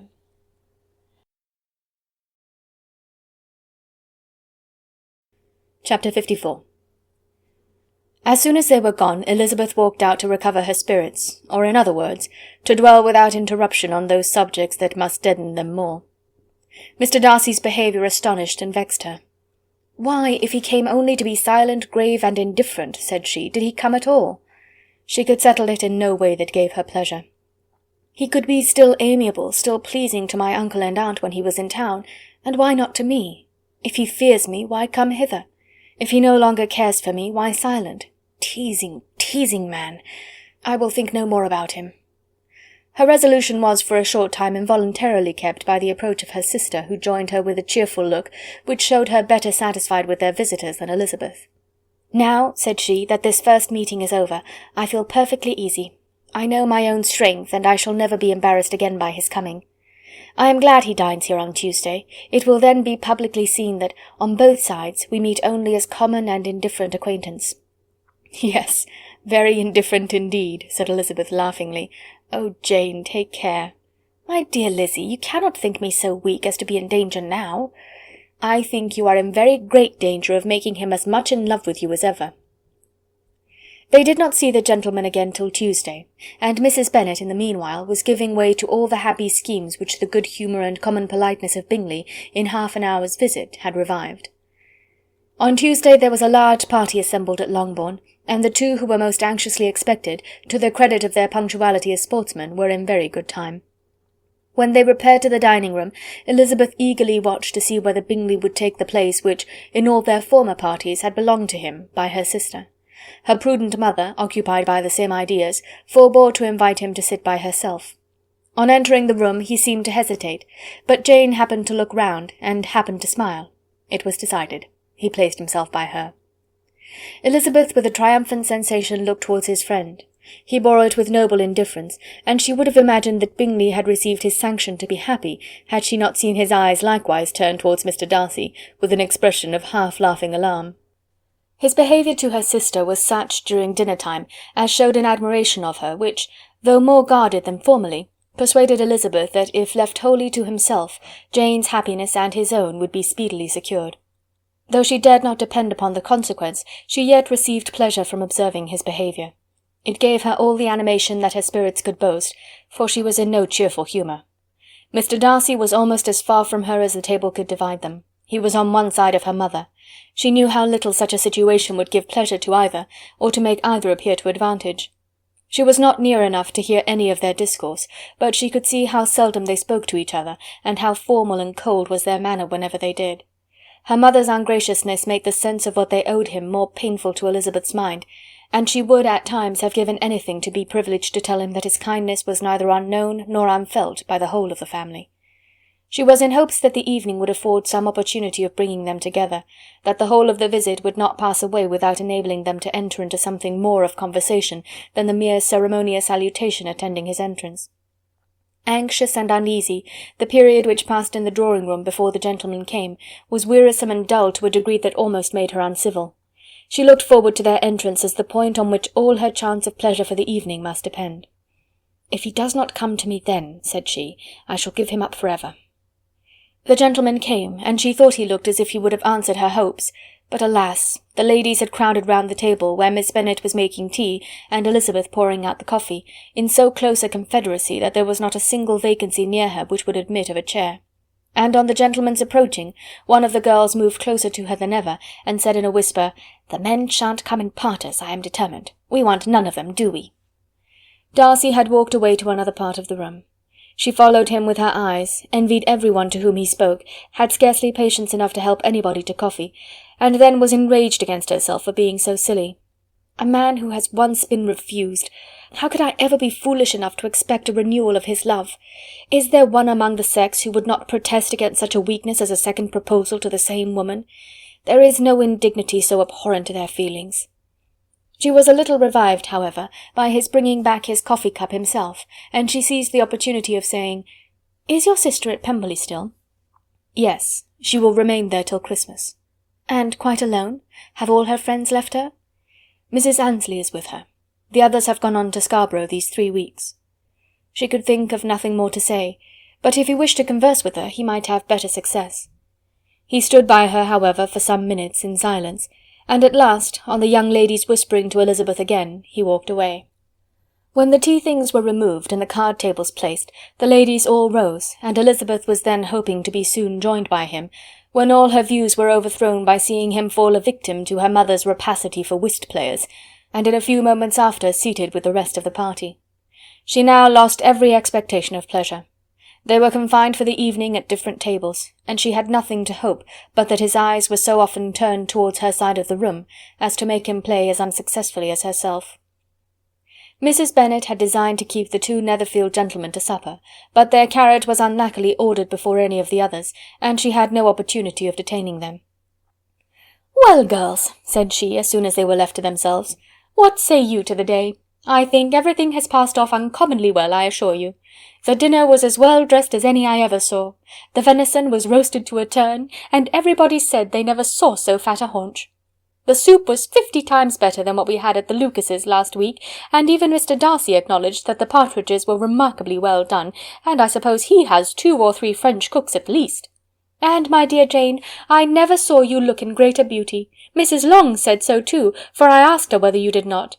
And what do you think she said besides? Ah, Mrs. Bennet, we shall have her at Netherfield at last. She did indeed. I do think Mrs. Long is as good a creature as ever lived, and her nieces are very pretty behaved girls, and not at all handsome. I like them prodigiously." Mrs. Bennet, in short, was in very great spirits. She had seen enough of Bingley's behaviour to Jane to be convinced that she would get him at last, and her expectations of advantage to her family, when in a happy humour, were so far beyond reason that she was quite disappointed in not seeing him there again the next day to make his proposals. "It has been a very agreeable day," said Miss Bennet to Elizabeth. "The party seemed so well selected, so suitable one with the other. I hope we may often meet again." Elizabeth smiled. "Lizzie, you must not do so. You must not suspect me. It mortifies me. I assure you that I have now learnt to enjoy his conversation as an agreeable and sensible young man, without having a wish beyond it. I am perfectly satisfied, from what his manners now are, that he never had any design of engaging my affection. It is only that he is blessed with greater sweetness of address, and a stronger desire of generally pleasing, than any other man." "You are very cruel," said her sister. "You will not let me smile, and are provoking me to it every moment." "How hard it is in some cases to be believed." "And how impossible in others." "But why should you wish to persuade me that I feel more than I acknowledge?" "That is a question which I hardly know how to answer. We all love to instruct, though we can teach only what is not worth knowing. Forgive me, and if you persist in indifference, do not make me your confidant." Chapter 55. A few days after this visit Mr. Bingley called again, and alone. His friend had left him that morning for London, but was to return home in 10 days' time. He sat with them above an hour, and was in remarkably good spirits. Mrs. Bennet invited him to dine with them, but, with many expressions of concern, he confessed himself engaged elsewhere. "Next time you call," said she, "I hope we shall be more lucky." He should be particularly happy at any time, etc., etc., and if she would give him leave, would take an early opportunity of waiting on them. "Can you come to-morrow?" Yes, he had no engagement at all for to-morrow, and her invitation was accepted with alacrity. He came, and in such very good time that the ladies were none of them dressed. In ran Mrs. Bennet to her daughter's room, in her dressing gown, and with her hair half finished, crying out, "My dear Jane, make haste and hurry down. He is come. Mr. Bingley is come. He is indeed. Make haste, make haste. Here, Sarah, come to Miss Bennet this moment, and help her on with her gown. Never mind Miss Lizzie's hair." "We will be down as soon as we can," said Jane, "but I dare say Kitty is forwarder than either of us, for she went upstairs half an hour ago." "Oh, hang Kitty! What has she to do with it? Come, be quick, be quick! Where is your sash, my dear?" But when her mother was gone, Jane would not be prevailed on to go down without one of her sisters. The same anxiety to get them by themselves was visible again in the evening. After tea Mr. Bennet retired to the library, as was his custom, and Mary went upstairs to her instrument. 2 obstacles of the 5 being thus removed, Mrs. Bennet sat looking and winking at Elizabeth and Catherine for a considerable time, without making any impression on them. Elizabeth would not observe her, and when at last Kitty did, she very innocently said, "What is the matter, mamma? What do you keep winking at me for? What am I to do?" "Nothing, child, nothing. I did not wink at you."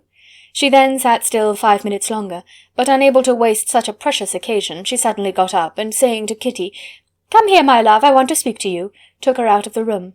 Jane instantly gave a look at Elizabeth which spoke her distress at such premeditation, and her entreaty that she would not give in to it. In a few minutes Mrs. Bennet half opened the door and called out, "Lizzie, my dear, I want to speak with you." Elizabeth was forced to go. "We may as well leave them by themselves, you know," said her mother as soon as she was in the hall. "Kitty and I are going upstairs to sit in my dressing-room." Elizabeth made no attempt to reason with her mother, but remained quietly in the hall till she and Kitty were out of sight, then returned into the drawing-room. Mrs. Bennet's schemes for this day were ineffectual. Bingley was everything that was charming except the professed lover of her daughter. His ease and cheerfulness rendered him a most agreeable addition to their evening party, and he bore with the ill-judged officiousness of the mother, and heard all her silly remarks with a forbearance and command of countenance particularly grateful to the daughter. He scarcely needed an invitation to stay to supper, and before he went away an engagement was formed, chiefly through his own and Mrs. Bennet's means, for his coming next morning to shoot with her husband. After this day, Jane said no more of her indifference. Not a word passed between the sisters concerning Bingley, but Elizabeth went to bed in the happy belief that all must speedily be concluded, unless Mr. Darcy returned within the stated time. Seriously, however, she felt tolerably persuaded that all this must have taken place with that gentleman's concurrence. Bingley was punctual to his appointment, and he and Mr. Bennet spent the morning together, as had been agreed on. The latter was much more agreeable than his companion expected. There was nothing of presumption or folly in Bingley that could provoke his ridicule or disgust him into silence, and he was more communicative and less eccentric than the other had ever seen him. Bingley, of course, returned with him to dinner, and in the evening Mrs. Bennet's invention was again at work to get everybody away from him and her daughter. Elizabeth, who had a letter to write, went into the breakfast-room for that purpose soon after tea, for as the others were all going to sit down to cards, she could not be wanted to counteract her mother's schemes. But on returning to the drawing-room, when her letter was finished, she saw, to her infinite surprise, there was reason to fear that her mother had been too ingenious for her. On opening the door she perceived her sister and Bingley standing together over the hearth, as if engaged in earnest conversation, and had this led to no suspicion, the faces of both, as they hastily turned round and moved away from each other, would have told it all. Their situation was awkward enough, but hers, she thought, was still worse. Not a syllable was uttered by either, and Elizabeth was on the point of going away again, when Bingley, who as well as the other had sat down, suddenly rose, and whispering a few words to her sister, ran out of the room. Jane could have no reserves from Elizabeth where confidence would give pleasure, and instantly embracing her, acknowledged with the liveliest emotion that she was the happiest creature in the world. "'Tis too much," she added, "by far too much. I do not deserve it. Oh, why is not everybody as happy?" Elizabeth's congratulations were given with a sincerity, a warmth, a delight, which words could but poorly express. Every sentence of kindness was a fresh source of happiness to Jane, but she would not allow herself to stay with her sister, or say half that remained to be said for the present. "I must go instantly to my mother," she cried. "I would not on any account trifle with her affectionate solicitude, or allow her to hear it from any one but myself. He is gone to my father already. Oh, Lizzie, to know that what I have to relate will give such pleasure to all my dear family! How shall I bear so much happiness?" She then hastened away to her mother, who had purposely broken up the card-party and was sitting upstairs with Kitty. Elizabeth, who was left by herself, now smiled at the rapidity and ease with which an affair was finally settled that had given them so many previous months of suspense and vexation. "And this," said she, "is the end of all his friend's anxious circumspection, of all his sister's falsehood and contrivance, the happiest, wisest, most reasonable end." In a few minutes she was joined by Bingley, whose conference with her father had been short and to the purpose. "Where is your sister?" he said hastily, as he opened the door. "With my mother upstairs. She will be down in a moment, I dare say." He then shut the door, and coming up to her, claimed the good wishes and affection of a sister. Elizabeth honestly and heartily expressed her delight in the prospect of their relationship. They shook hands with great cordiality, and then, till her sister came down, she had to listen to all he had to say of his own happiness and of Jane's perfections, and in spite of his being a lover, Elizabeth really believed all his expectations of felicity to be rationally founded, because they had for basis the excellent understanding and super-excellent disposition of Jane, and a general similarity of feeling and taste between her and himself. It was an evening of no common delight to them all. The satisfaction of Miss Bennet's mind gave a glow of such sweet animation to her face as made her look handsomer than ever. Kitty simpered and smiled, and hoped her turn was coming soon. Mrs. Bennet could not give her consent or speak her approbation in terms warm enough to satisfy her feelings, though she talked to Bingley of nothing else for half an hour, and when Mr. Bennet joined them at supper, his voice and manner plainly showed how really happy he was. Not a word, however, passed his lips in allusion to it, till their visitor took his leave for the night, but as soon as he was gone, he turned to his daughter and said, "Jane, I congratulate you. You will be a very happy woman." Jane went to him instantly, kissed him, and thanked him for his goodness. "You are a good girl," he replied, "and I have great pleasure in thinking you will be so happily settled. I have not a doubt of your doing very well together. Your tempers are by no means unlike. You are each of you so complying that nothing will ever be resolved on, so easy that every servant will cheat you, and so generous that you will always exceed your income." "I hope not so. Imprudence or thoughtlessness in money matters would be unpardonable in me." "Exceed their income! My dear Mr. Bennet," cried his wife, "what are you talking of? Why, he has 4,000 or 5,000 a year, and very likely more." Then addressing her daughter, "Oh, my dear, dear Jane, I am so happy. I am sure I shan't get a wink of sleep all night. I knew how it would be. I always said it must be so at last. I was sure you could not be so beautiful for nothing. I remember, as soon as ever I saw him, when he first came into Hertfordshire last year, I thought how likely it was that you should come together. Oh, he is the handsomest young man that ever was seen." Wickham, Lydia were all forgotten. Jane was beyond competition her favourite child. At that moment she cared for no other. Her younger sisters soon began to make interest with her for objects of happiness which she might in future be able to dispense. Mary petitioned for the use of the library at Netherfield, and Kitty begged very hard for a few balls there every winter. Bingley from this time was of course a daily visitor at Longbourn, coming frequently before breakfast, and always remaining till after supper, unless when some barbarous neighbour who could not be enough detested had given him an invitation to dinner which he thought himself obliged to accept. Elizabeth had now but little time for conversation with her sister, for while he was present, Jane had no attention to bestow on anyone else. But she found herself considerably useful to both of them in those hours of separation that must sometimes occur. In the absence of Jane, he always attached himself to Elizabeth for the pleasure of talking of her, and when Bingley was gone, Jane constantly sought the same means of relief. "He has made me so happy," said she one evening, "by telling me that he was totally ignorant of my being in town last spring. I had not believed it possible." "I suspected as much," replied Elizabeth. "But how did he account for it?" "It must have been his sister's doing. They were certainly no friends to his acquaintance with me, which I cannot wonder at, since he might have chosen so much more advantageously in many respects. But when they see, as I trust they will, that their brother is happy with me, they will learn to be contented, and we shall be on good terms again, though we can never be what we once were to each other." "That is the most unforgiving speech," said Elizabeth, "that I ever heard you utter. Good girl!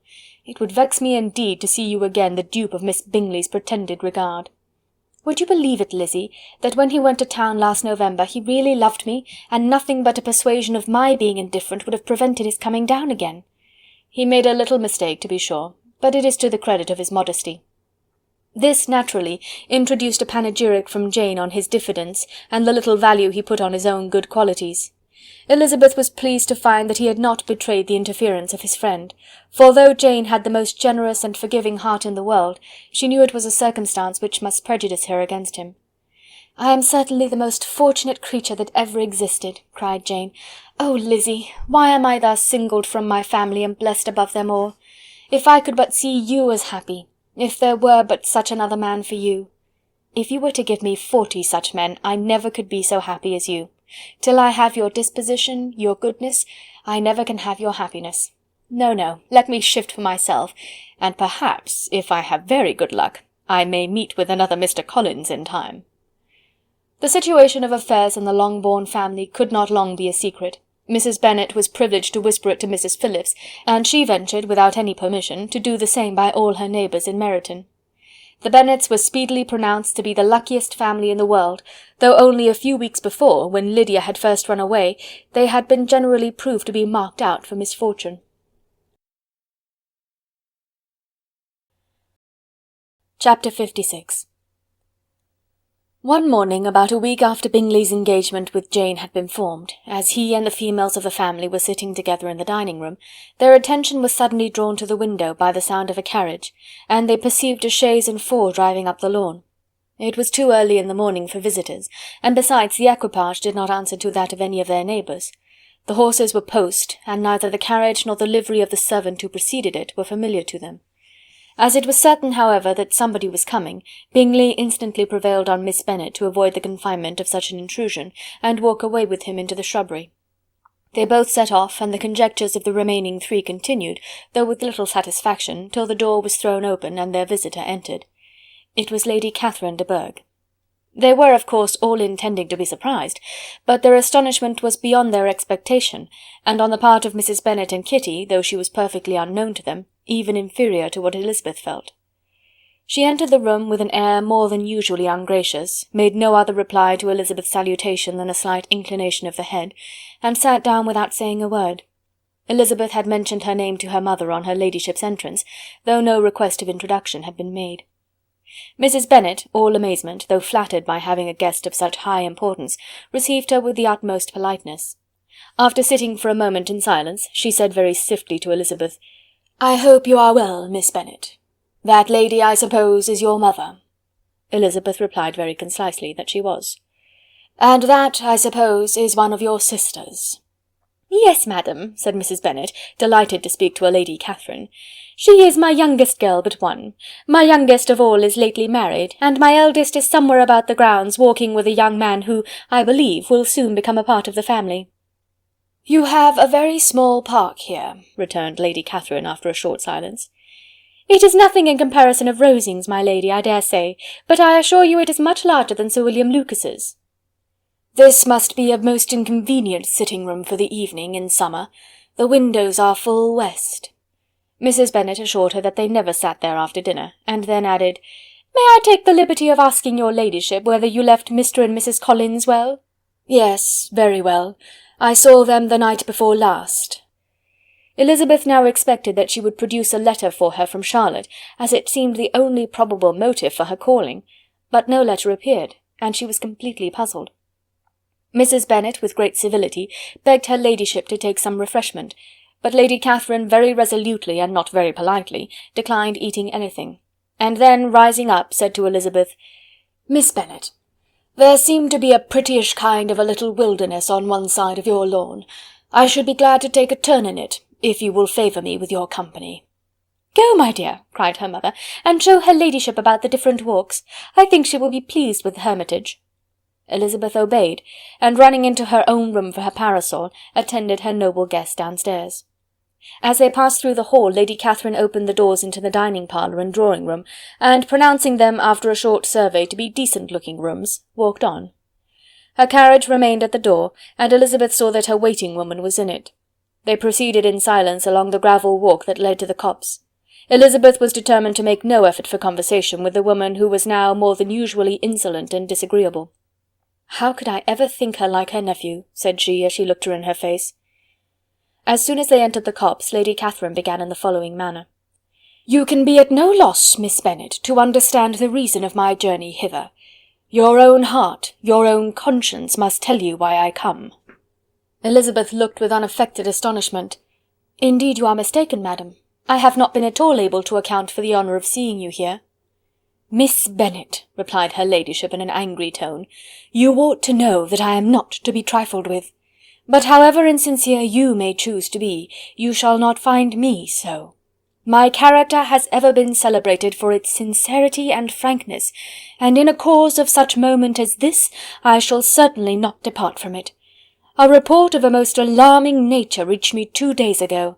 I was told that not only your sister was on the point of being most advantageously married, but that you, Miss Elizabeth Bennet, would, in all likelihood, be soon afterwards united to my nephew, my own nephew, Mr. Darcy. Though I know it must be a scandalous falsehood, though I would not injure him so much as to suppose the truth of it possible, I instantly resolved on setting off for this place, that I might make my sentiments known to you." "If you believed it impossible to be true," said Elizabeth, colouring with astonishment and disdain, "I wonder you took the trouble of coming so far. What could your ladyship propose by it?" "At once to insist upon having such a report universally contradicted." "Your coming to Longbourn to see me and my family," said Elizabeth coolly, "will be rather a confirmation of it, if indeed such a report is in existence." "If! Do you then pretend to be ignorant of it? Has it not been industriously circulated by yourselves? Do you not know that such a report is spread abroad?" "I never heard that it was." "And can you likewise declare that there is no foundation for it?" "I do not pretend to possess equal frankness with your ladyship. You may ask questions which I shall not choose to answer." "This is not to be borne. Miss Bennet, I insist on being satisfied. Has my nephew made you an offer of marriage?" "Your ladyship has declared it to be impossible." "It ought to be so, it must be so, while he retains the use of his reason.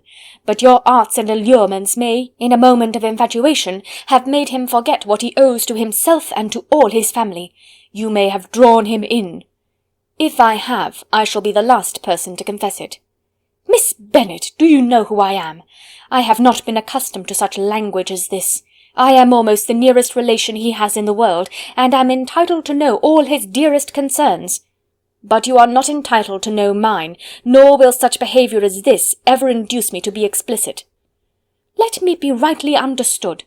This match, to which you have the presumption to aspire, can never take place. No, never. Mr. Darcy is engaged to my daughter. Now what have you to say?" "Only this. that if he is so, you can have no reason to suppose he will make an offer to me." Lady Catherine hesitated for a moment, and then replied, "The engagement between them is of a peculiar kind. From their infancy they have been intended for each other. It was the favourite wish of his mother as well as of hers. While in their cradles we planned the union, and now, at the moment when the wishes of both sisters would be accomplished in their marriage, to be prevented by a young woman of inferior birth, of no importance in the world, and wholly unallied to the family— Do you pay no regard to the wishes of his friends, to his tacit engagement with Miss de Bourgh? Are you lost to every feeling of propriety and delicacy? Have you not heard me say that from his earliest hours he was destined for his cousin?" "Yes, and I had heard it before, but what is that to me? If there is no other objection to my marrying your nephew, I shall certainly not be kept from it by knowing that his mother and aunt wished him to marry Miss de Bourgh. You both did as much as you could in planning the marriage. Its completion depended on others. If Mr. Darcy is neither by honour nor inclination confined to his cousin, why is not he to make another choice? And if I am that choice, why may not I accept him? Because honour, decorum, prudence, nay, interest, forbid it. Yes, Miss Bennet, interest. For do not expect to be noticed by his family or friends if you wilfully act against the inclinations of all. You will be censured, slighted, and despised by every one connected with him. Your alliance will be a disgrace. Your name will never even be mentioned by any of us." "These are heavy misfortunes," replied Elizabeth, "but the wife of Mr. Darcy must have such extraordinary sources of happiness necessarily attached to her situation, that she could, upon the whole, have no cause to repine." "Obstinate, headstrong girl! I am ashamed of you.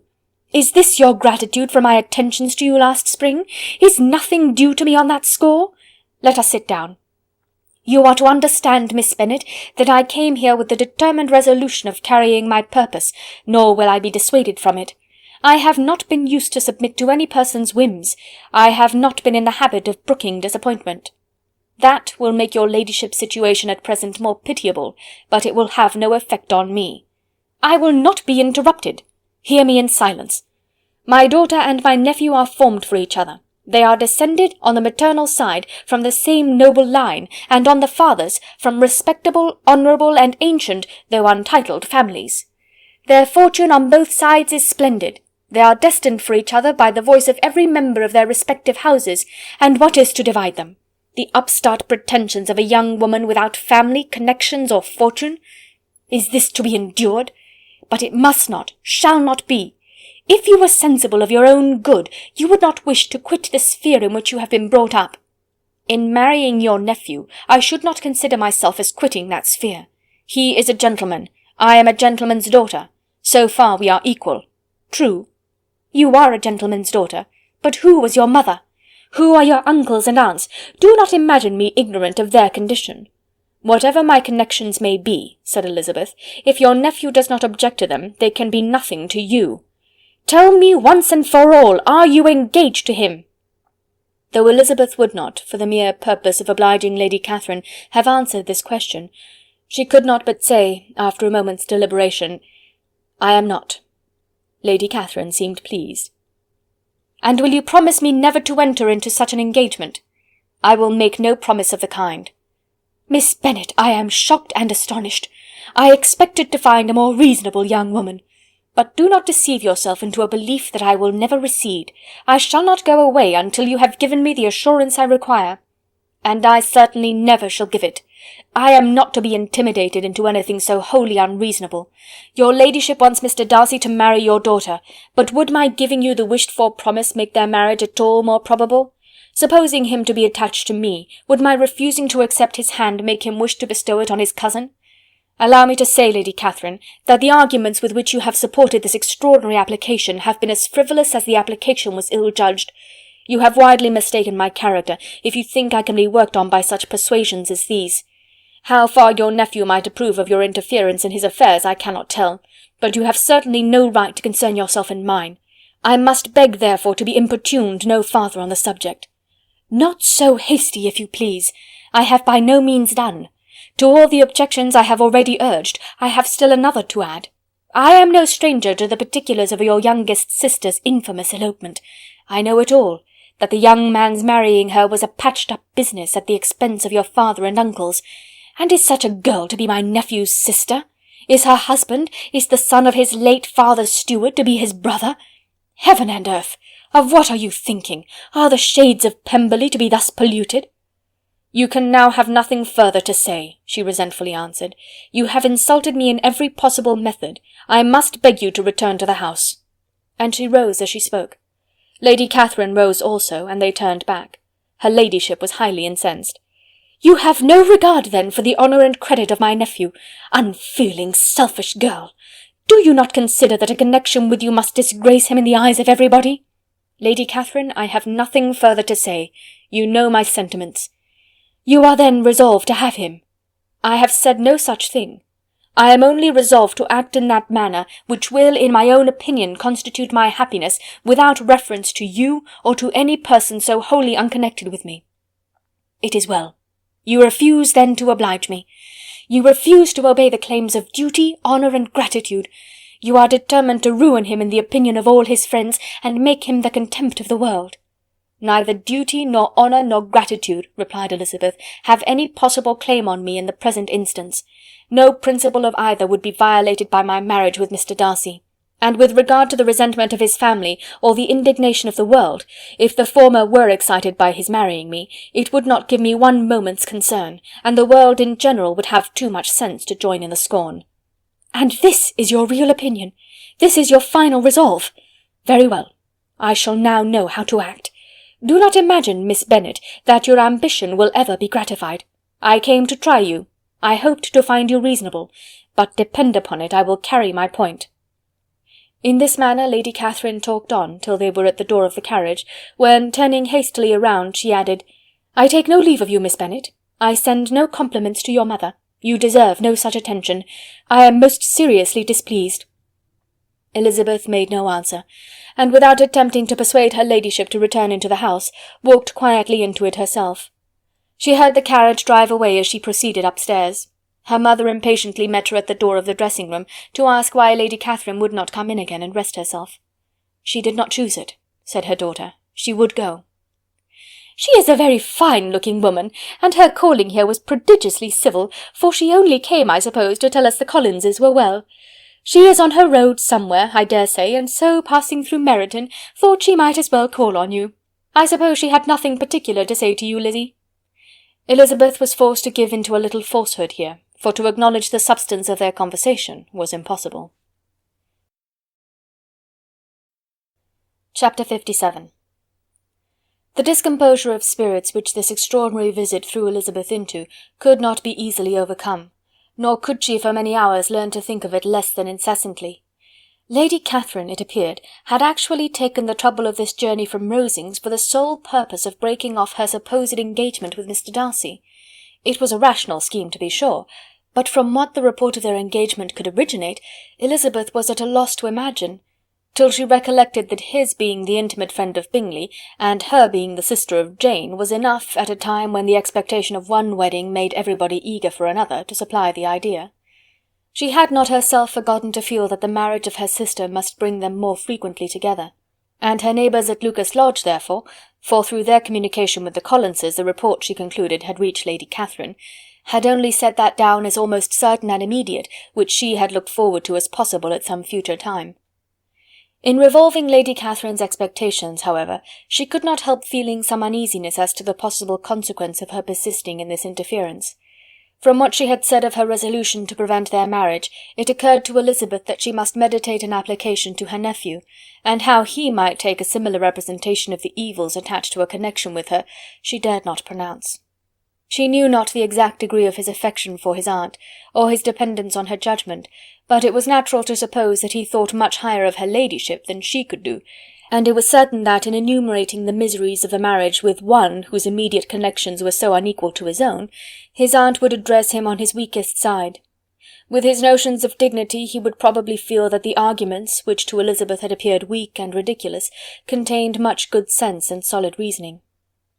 If he had been wavering before as to what he should do, which had often seemed likely, the advice and entreaty of so near a relation might settle every doubt, and determine him at once to be as happy as dignity unblemished could make him. In that case he would return no more. Lady Catherine might see him in her way through town, and his engagement to Bingley of coming again to Netherfield must give way. If, therefore, an excuse for not keeping his promise should come to his friend within a few days, she added, I shall know how to understand it. I shall then give over every expectation, every wish of his constancy. If he is satisfied with only regretting me, when he might have obtained my affections and hand, I shall soon cease to regret him at all. The surprise of the rest of the family on hearing who their visitor had been was very great, but they obligingly satisfied it with the same kind of supposition which had appeased Mrs. Bennet's curiosity, and Elizabeth was spared from much teasing on the subject. The next morning, as she was going downstairs, she was met by her father, who came out of his library with the letter in his hand. "Lizzie," said he, "I was going to look for you. Come into my room." She followed him thither, and her curiosity to know what he had to tell her was heightened by the supposition of its being in some manner connected with the letter he held. It suddenly struck her that it might be from Lady Catherine, and she anticipated with dismay all the consequent explanations. She followed her father to the fireplace, and they both sat down. He then said, "I have received a letter this morning that has astonished me exceedingly. As it principally concerns yourself, you ought to know its contents. I did not know before that I had 2 daughters on the brink of matrimony. Let me congratulate you on a very important conquest." The colour now rushed into Elizabeth's cheeks in the instantaneous conviction of its being a letter from the nephew instead of the aunt, and she was undetermined whether most to be pleased that he had explained himself at all, or offended that his letter was not rather addressed to herself, when her father continued, "You look conscious. Young ladies have great penetration in such matters as these, but I think I may defy even your sagacity to discover the name of your admirer. This letter is from Mr. Collins." "From Mr. Collins? And what can he have to say?" "Something very much to the purpose, of course. He begins with congratulations on the approaching nuptials of my eldest daughter, of which, it seems, he has been told by some of the good-natured gossiping Lucases. I shall not sport with your impatience by reading what he says on that point. What relates to yourself is as follows. Having thus offered you the sincere congratulations of Mrs. Collins and myself on this happy event, let me now add a short hint on the subject of another, of which we have been advertised by the same authority.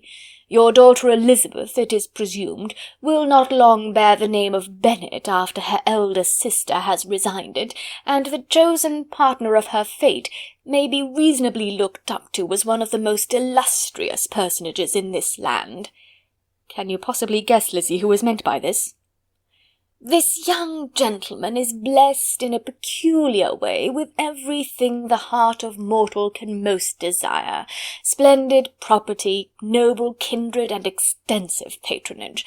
Yet in spite of all these temptations, let me warn my cousin Elizabeth and yourself of what evils you may incur by a precipitate closure with this gentleman's proposals, which of course you will be inclined to take immediate advantage of." "Have you any idea, Lizzie, who this gentleman is? But now it comes out." "My motive for cautioning you is as follows. We have reason to imagine that his aunt, Lady Catherine de Bourgh, does not look on the match with a friendly eye. Mr. Darcy, you see, is the man. Now, Lizzie, I think I have surprised you. Could he or the Lucases have pitched on any man within the circle of our acquaintance whose name would have given the lie more effectually to what they related? Mr. Darcy, who never looks at any woman but to see a blemish, and who probably never looked at you in his life. It is admirable." Elizabeth tried to join in her father's pleasantry, but could only force one most reluctant smile. Never had his wit been directed in a manner so little agreeable to her. "Are you not diverted?" "Oh, yes. Pray read on."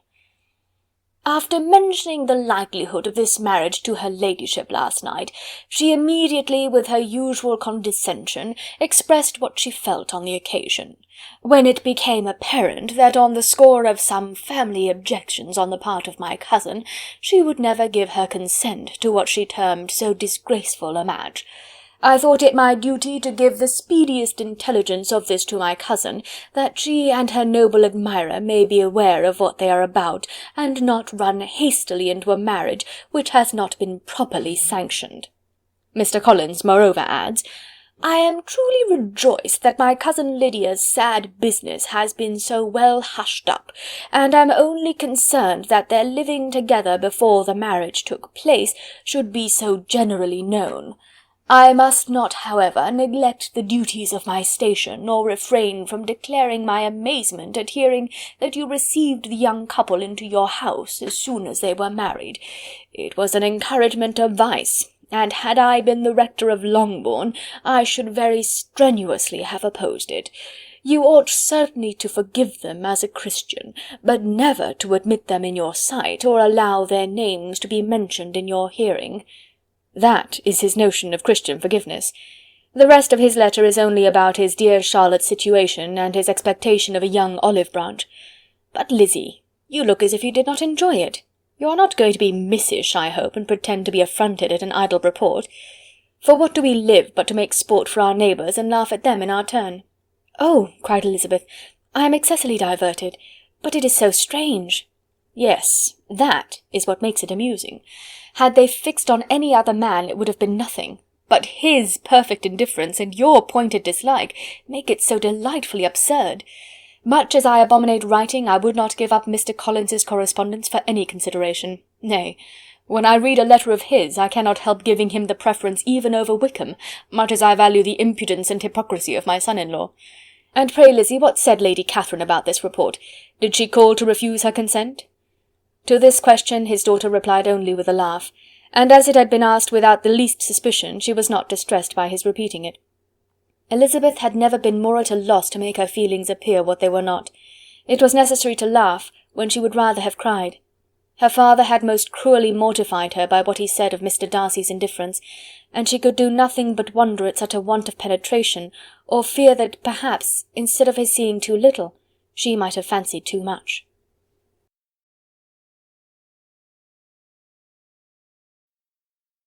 Chapter 58. Instead of receiving any such letter of excuse from his friend as Elizabeth half expected Mr. Bingley to do, he was able to bring Darcy with him to Longbourn before many days had passed after Lady Catherine's visit. The gentleman arrived early, and before Mrs. Bennet had time to tell him of their having seen his aunt, of which her daughter sat in momentary dread, Bingley, who wanted to be alone with Jane, proposed their all walking out. It was agreed to. Mrs. Bennet was not in the habit of walking, Mary could never spare time, but the remaining 5 set off together. Bingley and Jane, however, soon allowed the others to outstrip them, while Elizabeth, Kitty, and Darcy were to entertain each other. Very little was said by either. Kitty was too much afraid of him to talk, Elizabeth was secretly forming a desperate resolution, and perhaps he might be doing the same. They walked towards the Lucases, because Kitty wished to call upon Maria, and as Elizabeth saw no occasion for making it a general concern, when Kitty left them she went boldly on with him alone. Now was the moment for her resolution to be executed, and while her courage was high, she immediately said, "Mr. Darcy, I am a very selfish creature, and for the sake of giving relief to my own feelings, care not how much I may be wounding yours. I can no longer help thanking you for your unexampled kindness to my poor sister. Ever since I have known it, I have been most anxious to acknowledge to you how gratefully I feel it. Were it known to the rest of my family, I should not have merely my own gratitude to express." "I am sorry, exceedingly sorry," replied Darcy in a tone of surprise and emotion, "that you have ever been informed of what may, in a mistaken light, have given you uneasiness. I did not think Mrs. Gardiner was so little to be trusted. You must not blame my aunt. Lydia's thoughtlessness first betrayed to me that you had been concerned in the matter, and of course I could not rest till I knew the particulars. Let me thank you again and again, in the name of all my family, for that generous compassion which induced you to take so much trouble and bear so many mortifications for the sake of discovering them." "If you will thank me," he replied, "let it be for yourself alone. That the wish of giving happiness to you might add force to the other inducements which led me on, I shall not attempt to deny. But your family owe me nothing. Much as I respect them, I believe I thought only of you." Elizabeth was too much embarrassed to say a word. After a short pause, her companion added, "You are too generous to trifle with me. If your feelings are still what they were last April, tell me so at once. My affections and wishes are unchanged, but one word from you will silence me on this subject forever." Elizabeth, feeling all the more than common awkwardness and anxiety of his situation, now forced herself to speak. and immediately, though not very fluently, gave him to understand that her sentiments had undergone so material a change since the period to which he alluded as to make her receive with gratitude and pleasure his present assurances. The happiness which this reply produced was such as he had probably never felt before, and he expressed himself on the occasion as sensibly and as warmly as a man violently in love can be supposed to do. Had Elizabeth been able to encounter his eye, she might have seen how well the expression of heartfelt delight diffused over his face became him.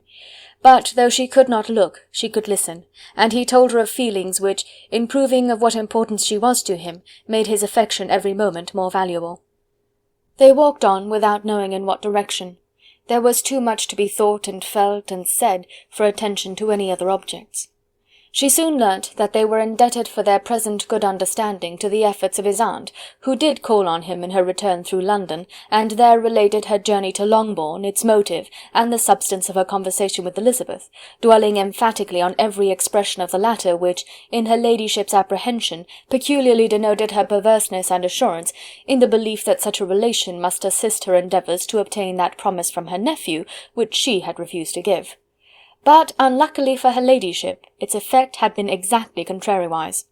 "It taught me to hope," said he, "as I had scarcely ever allowed myself to hope before.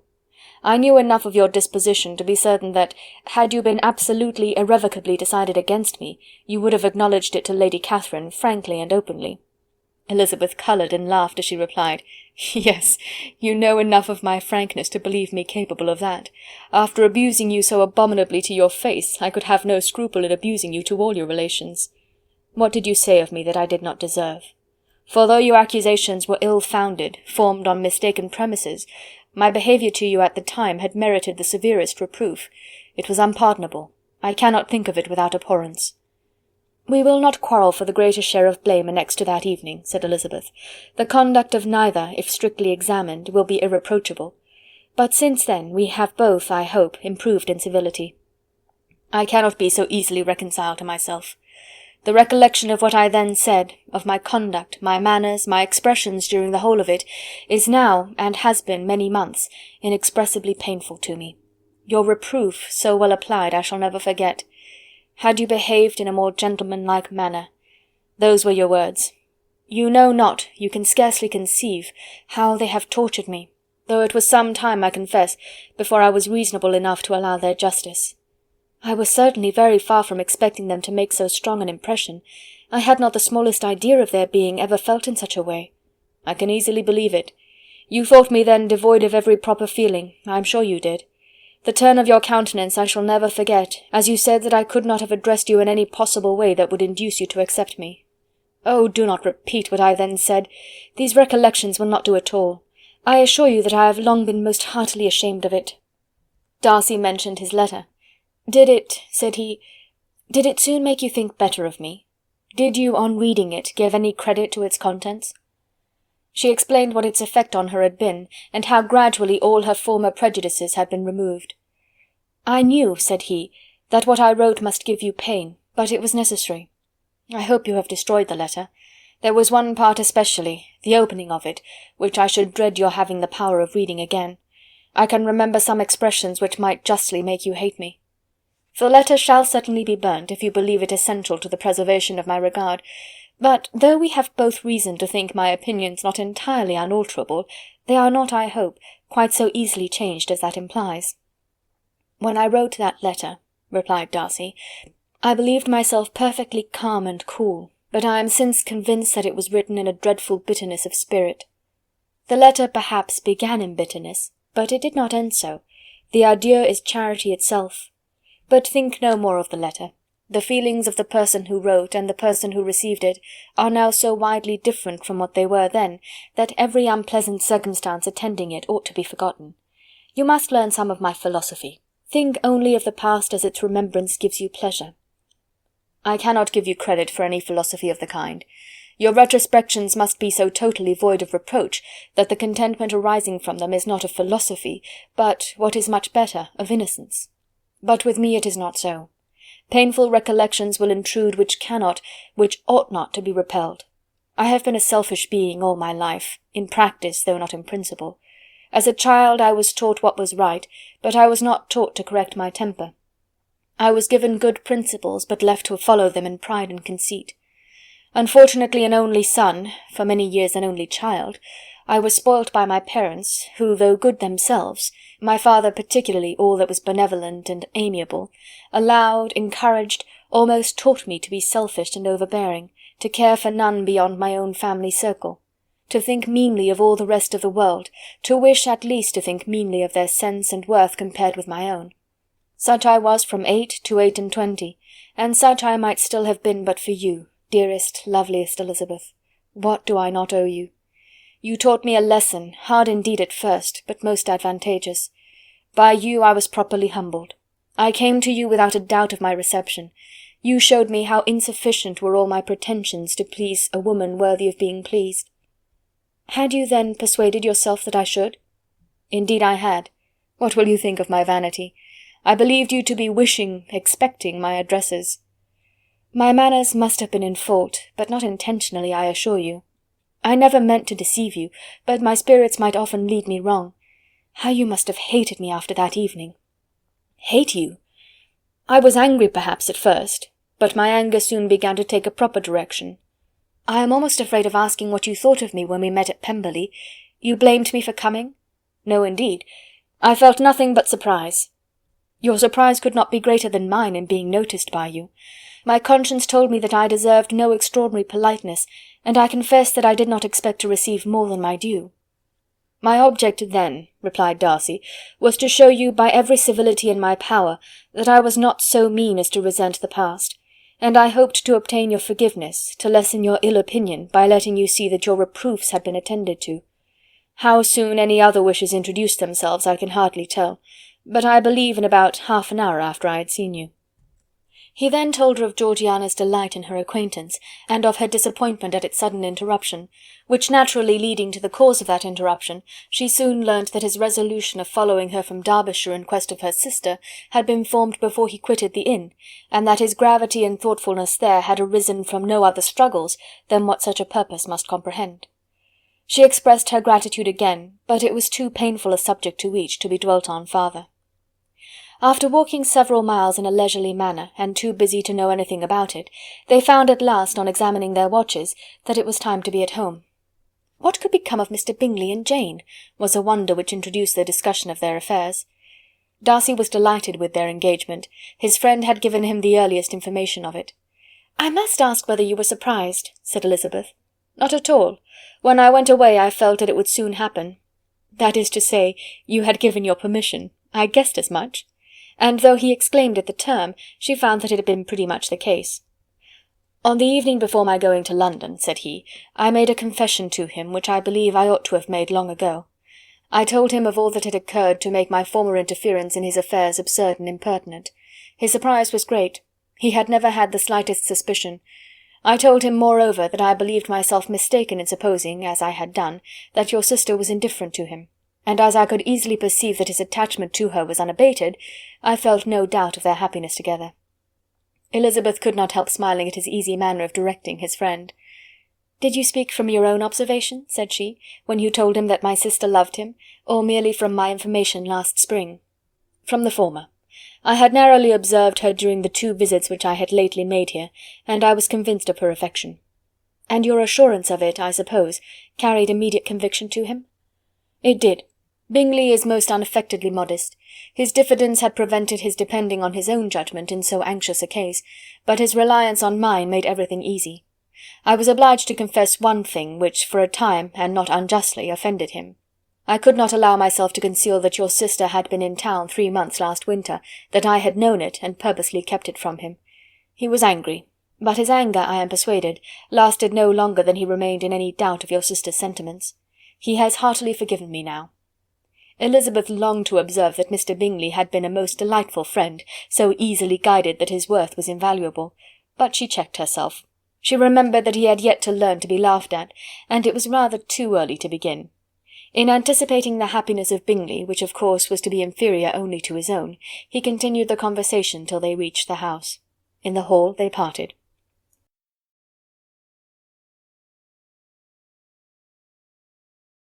Chapter 59. "My dear Lizzie, where can you have been walking to?" was a question which Elizabeth received from Jane as soon as she entered their room, and from all the others when they sat down to table. She had only to say in reply that they had wandered about till she was beyond her own knowledge. She coloured as she spoke, but neither that nor anything else awakened a suspicion of the truth. The evening passed quietly, unmarked by anything extraordinary. The acknowledged lovers talked and laughed, the unacknowledged were silent. Darcy was not of a disposition in which happiness overflows in mirth, and Elizabeth, agitated and confused, rather knew that she was happy than felt herself to be so, for besides the immediate embarrassment there were other evils before her. She anticipated what would be felt in the family when her situation became known.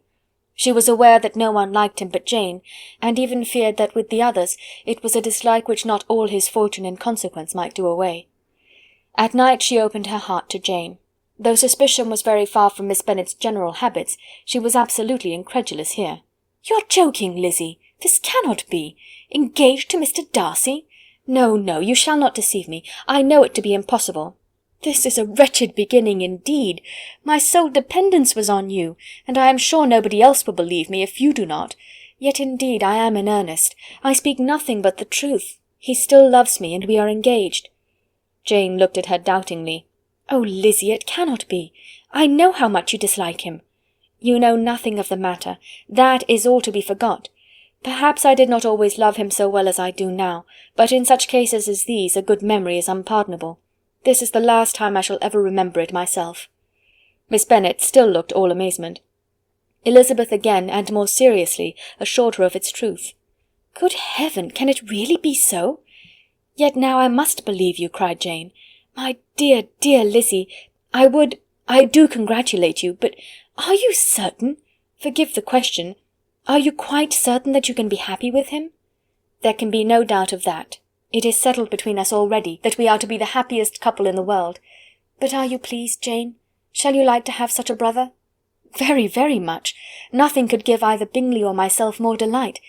But we considered it, we talked of it as impossible. And do you really love him quite well enough? Oh, Lizzie, do anything rather than marry without affection. Are you quite sure that you feel what you ought to do?" "Oh, yes. You will only think I feel more than I ought to do when I tell you all." "What do you mean?" "Why, I must confess that I love him better than I do Bingley. I am afraid you will be angry." "My dearest sister, now be serious. I want to talk very seriously. Let me know everything that I am to know, without delay. Will you tell me how long you have loved him?" "It has been coming on so gradually that I hardly know when it began. But I believe I must date it from my first seeing his beautiful grounds at Pemberley." Another entreaty that she would be serious, however, produced the desired effect, and she soon satisfied Jane by her solemn assurances of attachment. When convinced on that article, Miss Bennet had nothing further to wish. "Now I am quite happy," said she, "for you will be as happy as myself. I always had a value for him. Were it for nothing but his love of you, I must always have esteemed him. But now, as Bingley's friend and your husband, there can be only Bingley and yourself more dear to me. But, Lizzie, you have been very sly, very reserved with me. How little did you tell me of what passed at Pemberley and Lambton! I owe all that I know of it to another, not to you." Elizabeth told her the motives of her secrecy. She had been unwilling to mention Bingley, and the unsettled state of her own feelings had made her equally avoid the name of his friend. But now she would no longer conceal from her his share in Lydia's marriage. All was acknowledged, and half the night spent in conversation. "Good gracious!" cried Mrs. Bennet, as she stood at a window the next morning, "if that disagreeable Mr. Darcy is not coming here again with our dear Bingley! What can he mean by being so tiresome as to always be coming here? I had no notion but he would go a-shooting or something or other, and not disturb us with his company. What shall we do with him?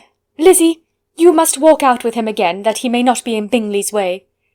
Elizabeth could hardly help laughing at so convenient a proposal, yet was really vexed that her mother should be always giving him such an epithet. As soon as they entered, Bingley looked at her so expressively, and shook hands with such warmth, as left no doubt of his good information, and he soon afterwards said aloud, "Mrs. Bennet, have you no more lanes hereabouts in which Lizzie may lose her way again to-day?"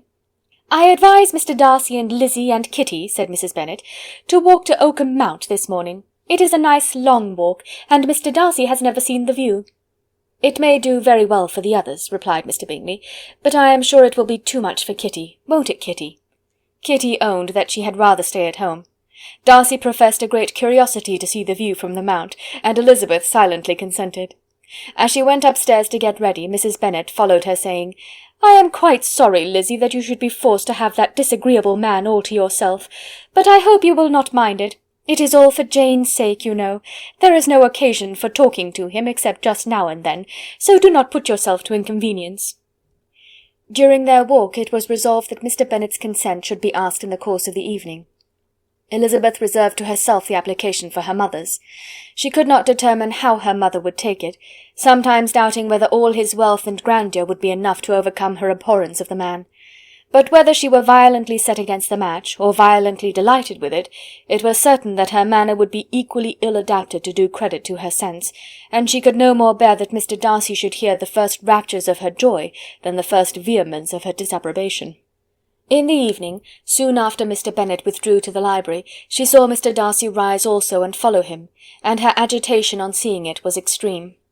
She did not fear her father's opposition, but he was going to be made unhappy, and that it should be through her means, that she, his favourite child, should be distressing him by her choice, should be filling him with fears and regrets in disposing of her, was a wretched reflection, and she sat in misery till Mr. Darcy appeared again, when, looking at him, she was a little relieved by his smile. In a few minutes he approached the table where she was sitting with Kitty, and while pretending to admire her work, said in a whisper, "Go to your father, he wants you in the library." She was gone directly. Her father was walking about the room, looking grave and anxious. "Lizzie," said he, "what are you doing? Are you out of your senses to be accepting this man? Have you not always hated him?" How earnestly did she then wish that her former opinions had been more reasonable, her expressions more moderate. It would have spared her from explanations and professions which it was exceedingly awkward to give, but they were now necessary, and she assured him, with some confusion, of her attachment to Mr. Darcy. "Or, in other words, you are determined to have him. He is rich, to be sure, and you may have more fine clothes and fine carriages than Jane, but will they make you happy?" "Have you any other objection," said Elizabeth, "than your belief in my indifference?" "None at all. We all know him to be a proud, unpleasant sort of man, but this would be nothing if you really liked him." I do like him," she replied with tears in her eyes. "I love him. Indeed, he has no improper pride. He is perfectly amiable. You do not know what he really is. Then pray do not pain me by speaking of him in such terms." "Lizzie," said her father, "I have given him my consent. He is the kind of man indeed to whom I should never dare refuse anything which he condescended to ask. I now give it to you, if you are resolved on having him. But let me advise you to think better of it. I know your disposition, Lizzie. I know that you could be neither happy nor respectable unless you truly esteemed your husband, unless you looked up to him as a superior. Your lively talents would place you in the greatest danger in an unequal marriage. You could scarcely escape discredit and misery. My child, let me not have the grief of seeing you unable to respect your partner in life. You know not what you are about." Elizabeth, still more affected, was earnest and solemn in her reply, and at length, by repeated assurances that Mr. Darcy was really the object of her choice, by explaining the gradual change which her estimation of him had undergone, relating her absolute certainty that his affection was not the work of a day, but had stood the test of many months' suspense, and enumerating with energy all his good qualities, she did conquer her father's incredulity, and reconcile him to the match.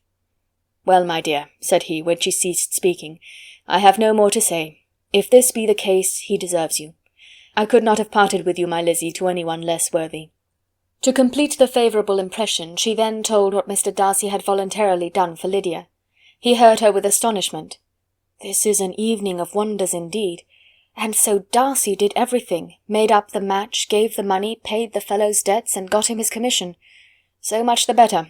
It will save me a world of trouble and economy. Had it been your uncle's doing, I must and would have paid him. But these violent young lovers carry everything their own way. I shall offer to pay him tomorrow. He will rant and storm about his love for you, and there will be an end of the matter." He then recollected her embarrassment a few days before, on his reading Mr. Collins's letter, and after laughing at her some time, allowed her at last to go, saying, as she quitted the room, "If any young men come for Mary or Kitty, send them in, for I am quite at leisure." Elizabeth's mind was now relieved from a very heavy weight, and after half an hour's quiet reflection in her own room, she was able to join the others with tolerable composure. Everything was too recent for gaiety, but the evening passed tranquilly away. There was no longer anything material to be dreaded, and the comfort of ease and familiarity would come in time. When her mother went up to her dressing-room at night, she followed her and made the important communication. Its effect was most extraordinary, for on first hearing it, Mrs. Bennet sat quite still and unable to utter a syllable. Nor was it under many, many minutes that she could comprehend what she heard, though not in general backward to credit what was for the advantage of her family, or that came in the shape of a lover to any of them. She began at length to recover, to fidget about in her chair, get up, sit down again, wonder and bless herself. "Good gracious! Lord bless me! Only think! Dear me, Mr. Darcy! Who would have thought it? And is it really true? Oh, my sweetest Lizzie! How rich and how great you will be! What pin money, what jewels, what carriages you will have! Jane's is nothing to it, nothing at all. I am so pleased, so happy, such a charming man, so handsome, so tall. Oh, my dear Lizzie, pray apologize for my having disliked him so much before. I hope you will overlook it. Dear, dear Lizzie, a house in town, everything that is charming, 3 daughters married, 10,000 a year. Oh, Lord, what will become of me? I shall go distracted." This was enough to prove that her approbation need not be doubted, and Elizabeth, rejoicing that such an effusion was heard only by herself, soon went away. But before she had been 3 minutes in her own room, her mother followed her. "My dearest child," she cried, "I can think of nothing else. 10,000 a year, and very likely more. 'Tis as good as a lord. And a special licence. You must and shall be married by a special licence. But, my dearest love, tell me what dish Mr. Darcy is particularly fond of, that I may have it to-morrow." This was a sad omen of what her mother's behaviour to the gentleman himself might be, and Elizabeth found that, though in the certain possession of his warmest affection and secure of her relations' consent, there was still something to be wished for. But the morrow passed off much better than she expected, for Mrs. Bennet luckily stood in such awe of her intended son-in-law that she ventured not to speak to him, unless it was in her power to offer him any attention or mark her deference for his opinion. Elizabeth had the satisfaction of seeing her father taking pains to get acquainted with him, and Mr. Bennet soon assured her that he was rising every hour in his esteem. "I admire all my 3 sons-in-law highly," said he. "Wickham, perhaps, is my favourite, but I think I shall like your husband quite as well as Jane's." Chapter 60. Elizabeth's spirits soon rising to playfulness again, she wanted Mr. Darcy to account for his ever having fallen in love with her. "How could you begin?" said she. "I can comprehend your going on charmingly, when once you had made a beginning, but what could set you off in the first place?" "I cannot fix the hour, or the spot, or the look, or the words which laid the foundation. It is too long ago. I was in the middle of it before I knew that I had begun. My beauty you had early withstood, and as for my manners, my behaviour to you was at least always bordering on the uncivil, and I never spoke to you without rather wishing to give you pain than not. Now be sincere. Did you admire me for my impertinence?" "For the liveliness of your mind, I did. You may as well call it impertinence at once. It was very little less. The fact is that you were sick of civility, of deference, of officious attention. You were disgusted with the women who were always speaking and looking and thinking for your approbation alone. I roused and interested you because I was so unlike them. Had you not been really amiable, you would have hated me for it, but in spite of the pains you took to disguise yourself, your feelings were always noble and just, and in your heart you thoroughly despised the persons who so assiduously courted you. There, I have saved you the trouble of accounting for it, and really, all things considered, I begin to think it perfectly reasonable. To be sure, you knew no actual good of me, but nobody thinks of that when they fall in love. Was there no good in your affectionate behaviour to Jane while she was ill at Netherfield? Dearest Jane, who could have done less for her? But make a virtue of it by all means. My good qualities are under your protection, and you are to exaggerate them as much as possible, and in return it belongs to me to find occasions for teasing and quarrelling with you as often as may be, and I shall begin directly by asking you what made you so unwilling to come to the point at last? What made you so shy of me when you first called and afterwards dined here? Why, especially when you called, did you look as if you did not care about me? Because you were grave and silent, and gave me no encouragement. But I was embarrassed, and so was I. You might have talked to me more when you came to dinner. A man who had felt less might.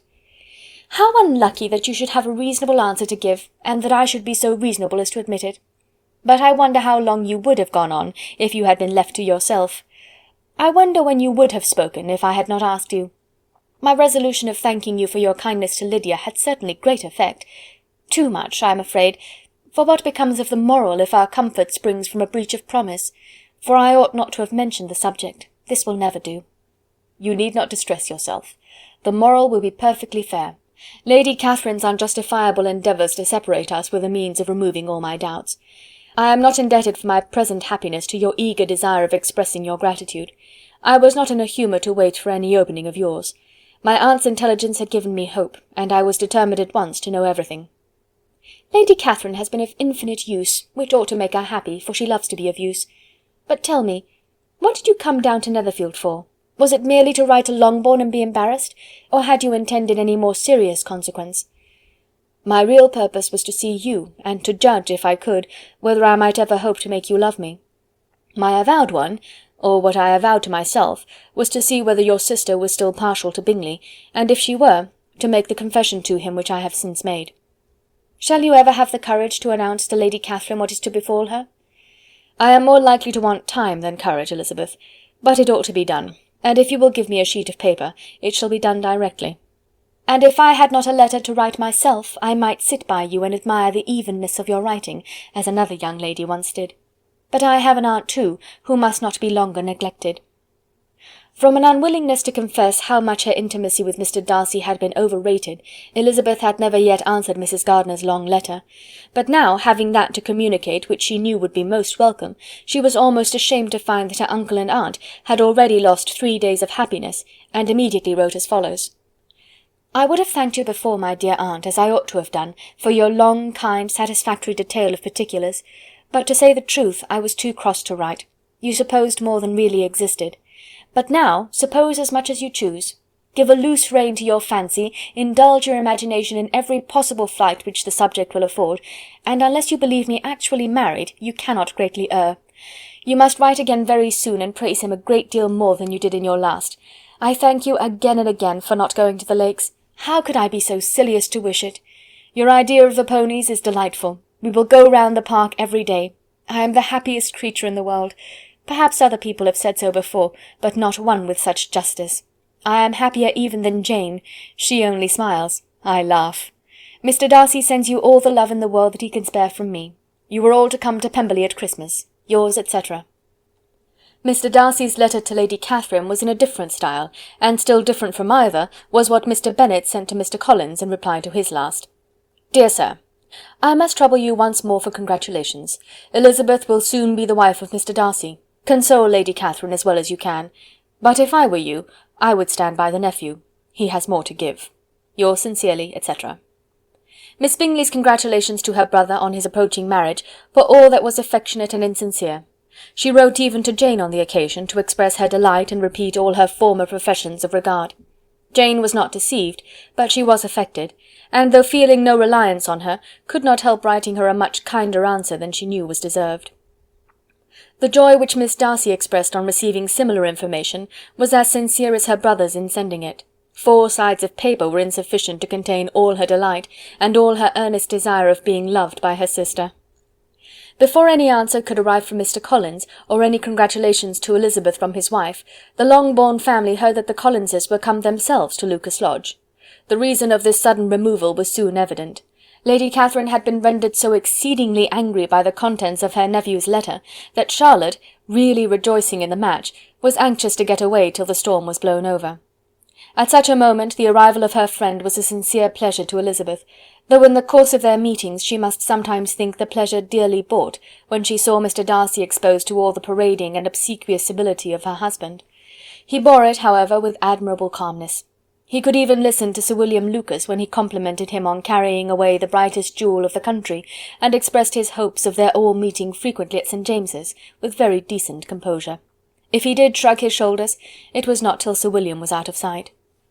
Mrs. Phillips's vulgarity was another and perhaps greater tax on his forbearance, and though Mrs. Phillips, as well as her sister, stood in too much awe of him to speak with the familiarity which Bingley's good humour encouraged, yet whenever she did speak she must be vulgar. Nor was her respect for him, though it made her more quiet, at all likely to make her more elegant. Elizabeth did all she could to shield him from the frequent notice of either, and was ever anxious to keep him to herself, and to those of her family with whom he might converse without mortification. And though the uncomfortable feelings arising from all this took from the season of courtship much of its pleasure, it added to the hope of the future, and she looked forward with delight to the time when they should be removed from society so little pleasing to either, to all the comfort and elegance of their family party at Pemberley. Chapter 61. Happy for all her maternal feelings was the day on which Mrs. Bennet got rid of her two most deserving daughters. With what delighted pride she afterwards visited Mrs. Bingley and talked of Mrs. Darcy may be guessed.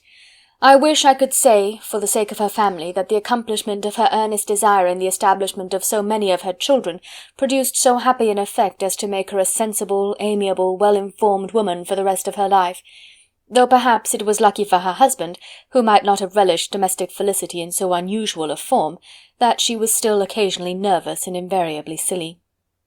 Mr. Bennet missed his second daughter exceedingly. His affection for her drew him oftener from home than anything else could do. He delighted in going to Pemberley, especially when he was least expected. Mr. Bingley and Jane remained at Netherfield only a twelvemonth. So near a vicinity to her mother and Meryton relations was not desirable even to his easy temper or her affectionate heart. The darling wish of his sisters was then gratified. He bought an estate in a neighbouring county to Derbyshire, and Jane and Elizabeth, in addition to every other source of happiness, were within 30 miles of each other. Kitty, to her very material advantage, spent the chief of her time with her two elder sisters. In society so superior to what she had generally known, her improvement was great. She was not of so ungovernable a temper as Lydia, and removed from the influence of Lydia's example, she became, by proper attention and management, less irritable, less ignorant, and less insipid. From the further disadvantage of Lydia's society she was, of course, carefully kept, and though Mrs. Wickham frequently invited her to come and stay with her, with the promise of balls and young men, her father would never consent to her going. Mary was the only daughter who remained at home, and she was necessarily drawn from the pursuit of accomplishments by Mrs. Bennet's being quite unable to sit alone.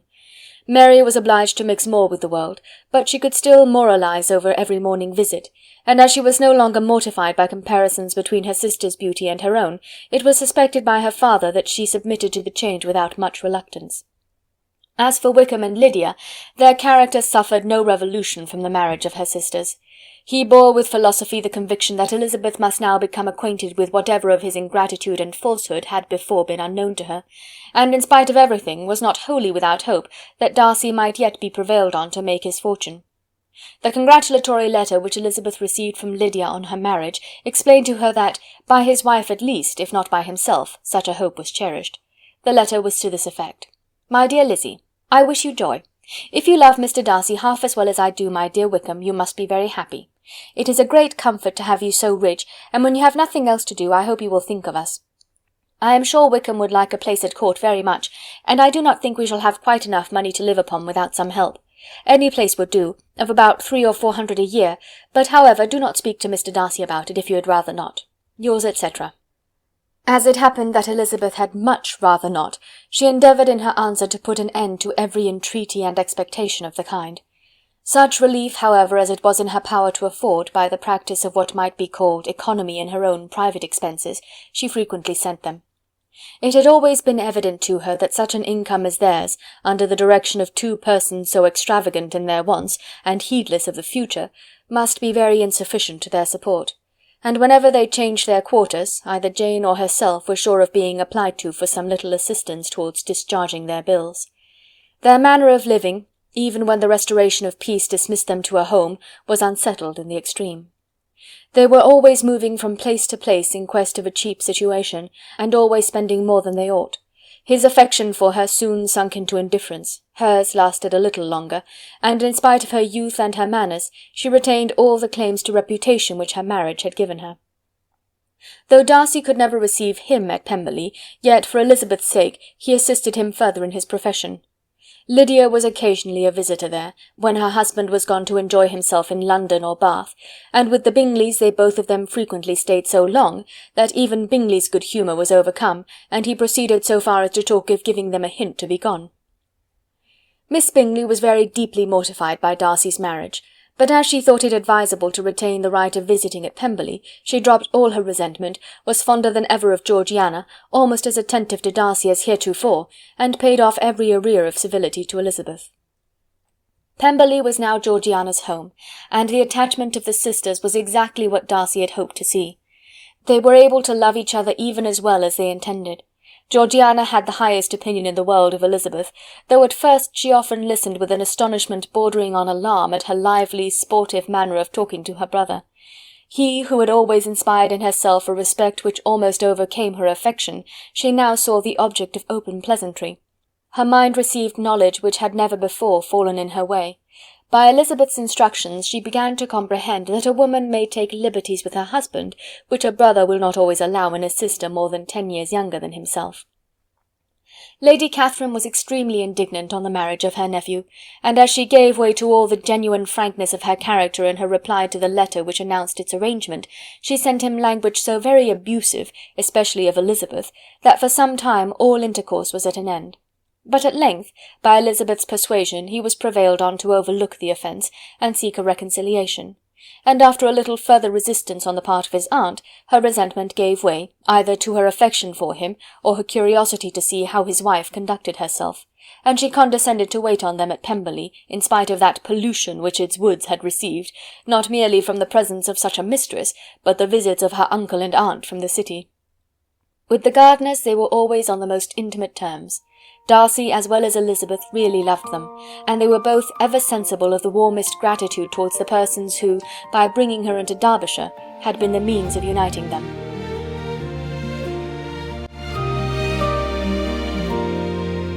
I saw you across the room with that look that said too much too soon. You never gave me time to breathe. I could feel you judging all I believe, but love, you don't know the way the winds blew, caught between our pride, too high to fall. We're tangled in the walls we built. After all, is it all too much to ask for you to see The softness that I hide beneath the pride I keep. Oh, I know we're worlds apart, And still you stir my heart with just one glance. Pride and prejudice, they're both on the edge, telling lies to protect our hearts and never pledge. a hand to hold, a dream to chase. In this dance we're both lost in the race. Pride and prejudice, Will we find your way? Or keep on spinning in this masquerade? You call me out with sharp, cold eyes, but inside I saw the truth behind those lies.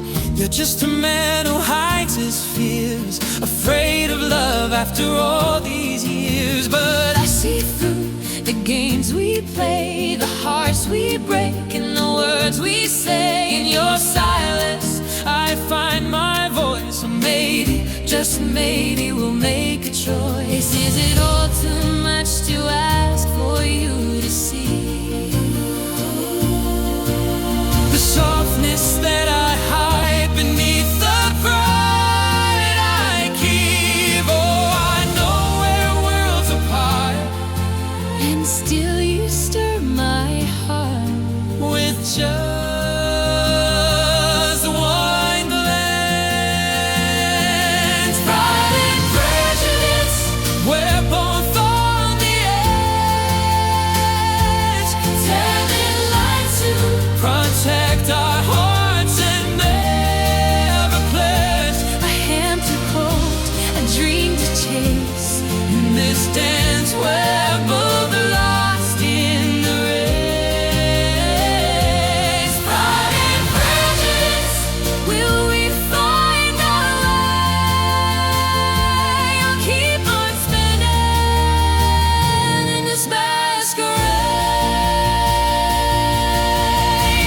just maybe when the dawn breaks, we'll find a way to let go